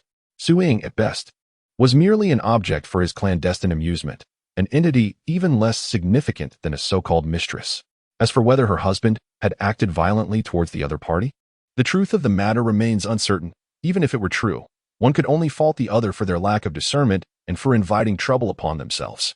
In conclusion, her husband treated her with a distinction that rendered Xu Ying's admonition utterly ignorant and laughable. Perceiving Xu Ying's gaze trailing after her, Lu hastened her steps and departed with her maid. Turning her head, she noticed Xia Han emerging from the inner chamber clad in his customary attire. Second master. Lu steadied her composure and offered him a smile. Where have you been? Xia Han inquired, extending a hand to guide her back inside. For a fleeting moment, Lu hesitated before responding. I made a visit to the yamen. She had not intended to disclose this matter to her husband, yet her mind was in turmoil, preoccupied with that name. Though she had considered broaching the subject with him before, he often remarked that a married couple should share their hearts without concealment. She lacked the courage and could not find a suitable reason to bring it up. However, today's words from Xu Ying might present an opportunity for her to speak with her husband. As Lu pondered this, she caught a glimpse of her husband's gentle smile slowly fading. 104th chapter, Substitution O? What business took you to the yamen? Xia Han regarded her, his tone remaining patient, though the warmth in his eyes had considerably diminished. Meeting his gaze, which appeared no different from usual, Lu felt an unexpected surge of regret for having mentioned the matter. Yet, having initiated the conversation, she had no choice but to continue. Moreover, she reassured herself that her ever-understanding husband would not reproach her. He had always remained calm even when she occasionally erred, and surely this time, her concern for him would be understood. Thus emboldened, Lu spoke to her husband. I went to see Xu Ying, intending to persuade her to rectify her words before others, to restore your honor. Yet, to my dismay, she remained unrepentant and refused to heed my counsel. Although public opinion has shifted somewhat, many still adopt a wait-and-see attitude due to Xu Ying's steadfastness. She believes that if Xu Ying could clarify the matter sooner, it would help dispel the negative speculations surrounding her. Have you met Xu Ying? Xia Han's tone involuntarily chilled. His gaze towards her laced with mockery and confusion. How had he not noticed before that his wife had such a penchant for acting on her own accord? Moreover, the notion of persuading Xu Ying to change her stance was a foolish idea, one that he found astonishing she could conceive. Lu sure felt a wave of unease wash over her under his scrutinizing glance, but could only nod in response. Who permitted you to see her? Xia Han chuckled inexplicably. This matter will reveal its truth once the review is completed. Your meddlesome visit to her is no different from a thief in a state of anxiety. How do you think outsiders will perceive this situation? Have you contemplated the potential troubles it may bring? Second master, Lu Sure was taken aback by his series of pointed questions, her mouth opening in shock. struggling to find her voice as she instinctively took a couple of steps back. Xiaohan approached her, his tall figure casting a shadow over her. Lu Shi tightened her grip on her sleeves, feeling as though her throat was being constricted. Xiaohan gazed at her intently, his emotions inscrutable as he quietly inquired, "What did Suing tell you?" He had always been intolerant of anyone daring to breach his boundaries to uncover matters he wished to keep concealed. Without uttering a word, she merely expressed her desire for justice. Lady L's body was taut, and she dared not entertain any thoughts of mentioning Su in front of her husband. Xiaohan gazed at her intently, his eyes imbued with a condescending scrutiny. Lady L hardly dared to move. She could not articulate the source of her dread. Her husband's demeanor was calm, devoid of anger, yet she felt as if the man before her was an entirely different person from the husband she knew. What had become of the second master? Lady L felt as though she were suffocating, mustering a faint smile as she summoned the courage to inquire. The scrutiny in Xiaohan's eyes gradually dissipated. "It is nothing. I am merely fatigued from the past few days." He had initially believed that with Su Ying's rescue, this upheaval could be easily rectified, provided everything proceeded according to his plan. This matter would not encroach upon his life. Yet today, within the Hanlin Academy, he found himself subjected to an overwhelming number of veiled glances. For a long time, he had divided his existence into two realms. On the surface, he fulfilled all the duties expected of the second son of the Xia family without a single flaw, earning the respect and envy of those around him. Beneath this facade, he yearned to pursue his true desires. However, that once clear boundary had been abruptly blurred. This uncontrollable sensation rendered him exceedingly agitated, making it impossible for him to focus on fulfilling the obligations of the second son of the Xia family. Particularly troubling was the sudden realization that even his typically compliant wife had begun to meddle, potentially having heard things from Su Ying that she ought not to know. Everything seemed to spiral further from his grasp. Xiaohan's emotions surged within him as he observed his wife, who appeared somewhat startled. Her gaze lowered and lingered momentarily on her pronounced abdomen. He then gently placed his hand on her shoulder, offering her a faint smile. Though the warmth did not reach his eyes. "Yaoer, these matters will be handled by the authorities. You are with child now, so it would be wise to relax and focus on your health, wouldn't it?" Shi nodded in an attempt to appear composed, as if that could restore normalcy. Forcing a smile, she reached out to gently support her husband's arm. "If you are weary, let me attend to you so you may rest easier." Xiaohan withdrew his arm and replied, "These tasks can be entrusted to the maidservants." Shi hesitated for a moment before urgently summoning her personal maid to assist him with changing. Once Xiaohan had settled, she retreated to the outer chamber, accepting a cup of warm tea from the maid, only to realize her fingers were trembling slightly. After consuming the entire cup, her complexion gradually returned to normal. Why had her husband reacted so unusually at the mere mention of her visit to Suing? Did he merely find her meddlesome? Or was it that he wished to shield her from matters concerning Su? She was not one to tolerate deceit, yet her husband's peculiar behavior was strikingly evident. Moreover, his reaction tonight had made her acutely aware that she might merely be a substitute for Su. Could a mere substitute truly endure? An increasing torrent of thoughts plunged Shi into a profound sense of dissatisfaction and unease. No, she could not passively accept everything. She must uncover the intricacies surrounding Su to formulate a response. Shi sat in the hall for quite some time, waiting until she was certain her husband had fallen into a deep slumber before rising to leave the front room. Her devoted maid swiftly followed, whispering, "Young mistress, if you have any instructions for us, please do not hesitate to command. However, I find myself unable to sleep. I shall retire to the second master's study to peruse a few books." Upon hearing this, the maid hastened to the study and lit a lamp. The wind howled outside, prompting her to shut the door securely, feigning to select a few tomes to cradle in her arms. Shi discreetly pushed open the concealed mechanism hidden behind the bookshelf. This secret compartment had been discovered by her some time ago, containing a box. Initially, she had presumed it held confidential correspondence. However, upon opening it, she realized her assumptions were misguided. Now, with trembling hands, betraying her anxiety, she opened the box once more. Indeed, the item remained inside. She lingered in the study, attempting to immerse herself in historical texts for half an hour, yet the words barely registered in her mind. The maid, puzzled yet compliant, nodded in agreement. Tomorrow, she had a destination in mind. The hour was late, and as she listened to the rhythmic snores of the servants outside, Suing closed her eyes, preparing to drift into slumber. Suddenly, Faint but rapid footsteps reached her ears. She opened her eyes wide, instinctively reaching for the copper hairpin beneath her pillow. Simultaneously, she called out, "Elder sister, quickly go outside and summon help." She understood the moments when it was wise to refrain from bravado. The guards stationed outside, arranged by Lord G, would respond swiftly to any sign of disturbance. I ensured she was in a deeper sleep, came a low voice from a girl. Xu Mingyi paused in her movements as she sat up to leave the bed. "Is that you, Miss Chiu?" "Indeed, it is I." As the shadow drew closer, illuminated by the moonlight streaming through the window, Xu Mingyi discerned the exquisite visage of the young maiden, releasing a heavy sigh of relief. Why had Miss Xu come at such an hour, clad entirely in dark attire? It seemed she wished to avoid attracting attention during the day. Xu Mingyi settled at the table and inquired, "Do you have any plans, Miss Xu?"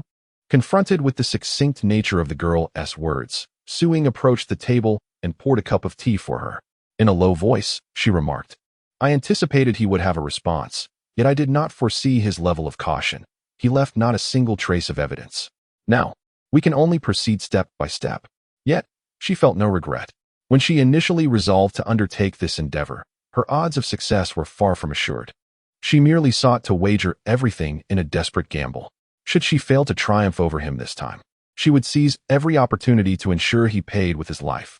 However, the thought of this beast's heinous crimes being meticulously concealed, allowing him to exist in this world with dignity and splendor, filled her heart with an unquenchable fury and resentment that nearly drove her to madness. Hearing her speak thus, Xu Mingyi refrained from pressing further at once, instead stating, "I have come to see you today for two matters." Xu Mingyi regarded her attentively. "Please, do continue." "Today, I visited the estate of the Earl of Yong'an to pay my respects to my cousin Qing," Xu Mingyi explained. "She conveyed that if I had the opportunity to meet you, she wished for me to relay a message regarding Xia Han. Due to various circumstances, she is unable to testify in person, and she hopes you might understand. It matters not. Miss Chui is also a victim in this matter, and she is justified in her choices. Not everyone in this world possesses the privilege of risking everything as she does.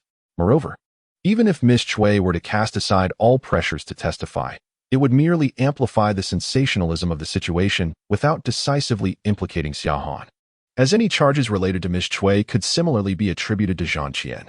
Therefore, both emotionally and rationally, there is little reason to hold Miss Chui accountable, rendering the notion of forgiveness moot." Xu Mingyi merely hinted at this without intending to delve deeper into the matter. The second point of discussion involved strategizing with Miss Xu on how to confront Xia Han moving forward. "I believe the current predicament is not entirely devoid of solutions." In the darkness, the young girl's gaze was calm and resolute, as if to say, "It is only natural." Xu Mingyi, however, appeared momentarily stunned. After a pause, she replied, "Miss Xu has already assisted me greatly. Previously, you led the guards of the 5 cities to the other residents and arranged for their safe escort to the government office. Surely, the Xia family is aware of this and is conducting a thorough investigation. At this juncture, it would be prudent for you to distance yourself from me to sever any ties. Why do you insist on continuing to help?" To this, Xu Mingyi responded without modesty. Half jokingly, "If I were to abandon this halfway, wouldn't all those efforts have been in vain?" Xu Mingyi felt a stir in her heart, poised to articulate further, when the girl before her interjected, "Moreover, my actions not only assist you in this matter, they are actions I genuinely wish to undertake. You need only perceive this as our collaborative endeavor. Accomplishing this task may not be an easy endeavor. However, I am fortunate to have Miss Xu by my side in this undertaking. Behind her stands her family, the esteemed Jinghua Gongfu." Xu Ying's eyes glistened with unshed tears. Miss Xu's words were merely intended to reassure her into accepting assistance. One must understand both oneself and others to effectively address challenges. Standing there, Xu Mingyi wiped away her tears and bent down. Quick to act, Xu Mingyi stepped forward to support her. "There is no need for such formality, Miss Xu." Xu Mingyi momentarily froze, then resolutely sank down, stubbornly kneeling. Miss Xu's gratitude to Xu Mingyi extended beyond mere reciprocity. She felt compelled to accept this gesture of respect. Observing her steadfastness, Xu Mingyi helplessly assisted her back to her feet, sighing softly, "Miss Xu, you are truly too courteous. Instead of this, it would be wiser to contemplate how to deal with that beast, Xia Han." Yet, this sentiment reflected Miss Xu's genuine intentions. Xu Mingyi then took her seat alongside Xu Mingyi and recounted her knowledge of Xia Han, including the matter concerning her sister, Xu Su. Xu Mingyi listened with considerable surprise, for it became evident that Miss Su's abduction by Xia Han was no mere coincidence, but was intrinsically linked to the earlier disappearance of her sister. In conclusion, Xu Ying slightly inclined her body, rolled up the pant leg of her white inner garment, and retrieved a pouch that had been discreetly concealed and tied around her calf. Inside the pouch lay a note. "Miss Su, please take a look. This is the note that was placed under my pillow last winter." The proprietress of Shangyu Pavilion had always treated her kindly, knowing that she was a victim of circumstances rather than a thief who fled with the ruby. Earlier that afternoon, she had visited her, bringing along some of her belongings, including a locked box of which she had lost the key. After a few forceful strikes, she managed to pry it open and retrieved a pouch. Upon seeing the note pushed in front of her, Xu Mingyi fell into a momentary silence. It seemed she suddenly grasped the true intention behind Miss Su's earlier gesture. She had misinterpreted it. However, dwelling on such an awkward matter would only serve to complicate her feelings. Thus Xu Mingyi dismissed her thoughts and focused on the words inscribed on the note. It contained a brief message indicating that her sister's disappearance was connected to the second son of the Xia family. Initially, she had no intention of believing this claim, yet a lingering thought remained in her mind. Consequently, when she first encountered Xia Han at Shangyu Pavilion, she instinctively approached him with a hint of skepticism. Yet, she had yet to uncover anything substantial.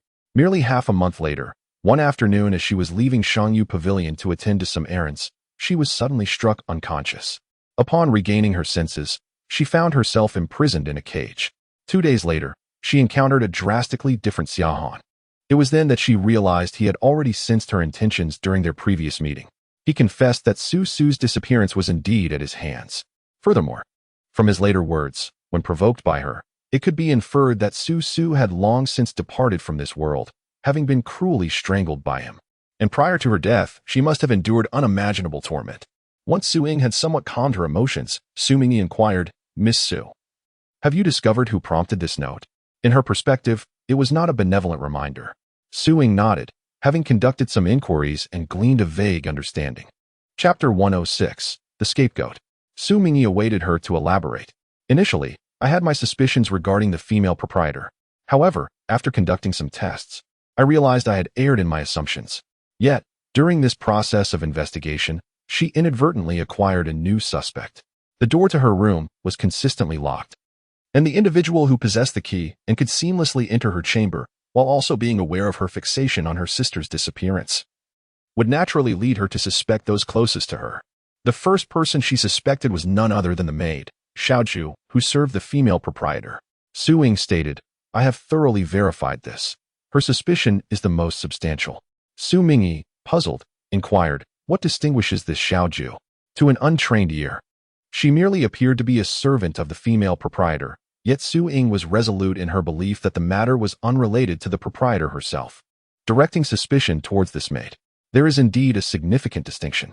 Previously, I had heard whispers that she was affiliated with the esteemed Shangyu Pavilion, seemingly in attendance to the female proprietor, yet in truth, she was not there to serve, but rather to observe. Xu Ying elaborated, "I once presumed that the owner of Shangyu Pavilion was the Sun family business.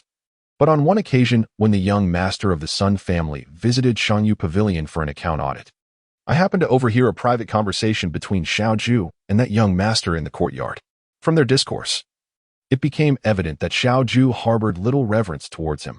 Rather, they frequently mentioned the term master, suggesting that Xiaozhu's true master was indeed the figure they referred to as master. Xu Mingyi comprehended the implications. Thus, it is highly probable that the true owner behind Shanyang Pavilion is a certain official, as collusion between government and business for profit is not uncommon. The Sun family, being prominent merchants, is willing to act as a facade for the other party and permits individuals like Xiaozhu to exist within Shanyang Pavilion, suggesting that the opposing party is certainly not a trifling character. If this is indeed the case, this individual is likely at odds with the Xia family, Xu Mingyi speculated. The more significant the individual, the more they would closely monitor the actions of the Xia family. It would not be surprising if they were to connect Su's disappearance to Xia Han. Xu Ying nodded in agreement, sharing the same thoughts. The other party could discern from Xiaozhu that she possesses a stubborn temperament, and they must be well aware that if they divulge any clues linking Su's disappearance to Xia Han, she would undoubtedly take action. If they could indeed utilize her to uncover some hidden flaw, they could reap the benefits, and even if she were to vanish without a trace, they would suffer no loss. Xu Mingyi pondered. Considering that the opposing party likely does not possess extensive knowledge and is unwilling to openly make an enemy of the Xia family. Hence they only engage in subtle manipulations to test the waters. If they held other significant clues or evidence, one would expect them to reveal it during this incident. Otherwise, how could they justify the groundwork laid with Xu Ying previously?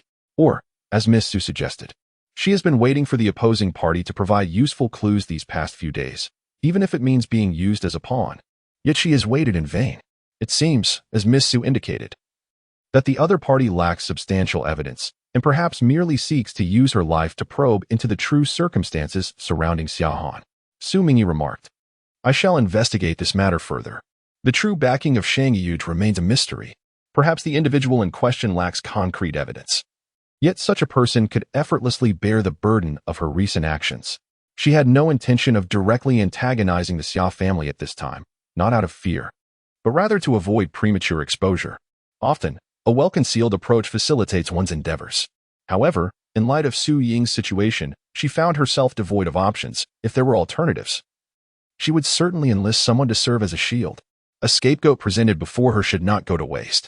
Moreover, it is indeed a fact that this individual is lurking in the shadows, using Xu Ying to hinder the Xia family, which seems rather justifiable. With this thought, Xu Mingyi felt increasingly justified in her decision. Then I shall trouble Miss Xu, Xu Ying said earnestly. It is no trouble at all, after all. It may come in handy. Xu Mingyi continued, regarding your sister and Xia Han. Might you divulge some crucial details? I was just about to elaborate to Miss Xu. Xu Ying paused briefly before saying, Xia Han's demeanor towards Xu appears markedly different. Each time he mentions her, he inevitably loses control. In his loss of composure, he became more talkative, revealing hints within his words. For instance, he once remarked that Xu was the first woman he genuinely cherished, and also the first to reject him and deliberately evade his presence. She recalled that not long before her sister's disappearance, she had confided in her about having someone she admired, a student from Mingwei Academy. Yet she had refrained from mentioning Xia Han, perhaps to spare her sister's worries, or perhaps because she perceived him as seemingly gentle and courteous, never suspecting any hidden malice. He stated that his current state was entirely the fault of Xu. His tone laced with sarcasm. Xu Mingyi found this assertion rather amusing. To speak candidly, such individuals, who cannot accept rejection and resort to malicious acts, are typically born with a flaw in their intellect. The reason their true nature has not previously manifested is merely due to a lack of an inciting incident. For such people, even the smallest inconvenience can unleash the malevolence harbored within. In the beginning, most people possess an inherent goodness. Yet, there are those who are innately malevolent. He further claimed that even in death, Xu's spirit would be bound to him, unable to reincarnate, destined to be his eternally. Xu Ying's voice brimmed with suppressed hatred. Although she did not believe these nonsensical ravings, the malice behind them was profoundly disturbing and repugnant. Xu Mingyi's brow furrowed slightly. Do you know where your sister's remains are buried? Summer Han's obsession with Xu was evidently profound, and his chilling declarations about binding her spirit warranted serious contemplation regarding the whereabouts of Xu's remains. Xu Ying shook her head. She had attempted to probe for answers, but had gleaned little. She had once considered revealing her sister's plight in a public forum. Yet she possessed not a shred of evidence. However, perhaps the second young mistress of the Xia family, Lady Lu, might know something. Xu Ying recounted her attempts to question Lady Lu today and the latter's response. Thus, it was highly likely that remnants related to her sister still lingered near Summer Han. Xu Ying gazed at the girl before her, offering a slight nod. Miss Xu is exceptionally intelligent, undoubtedly the most astute young lady she has ever encountered. One would think that such a clever individual would not involve herself in her troublesome affairs. Yet, it is precisely this quality that renders her even more precious. The two conversed for about half an hour before Xu Mingyi finally took her leave. Within the Shi garden, upon seeing her beloved young mistress return with a Zhu, Akue breathed a sigh of relief and hurried to greet her. By the way, my lady, someone came looking for you this evening. Akue remarked as she assisted her mistress in changing out of her night attire.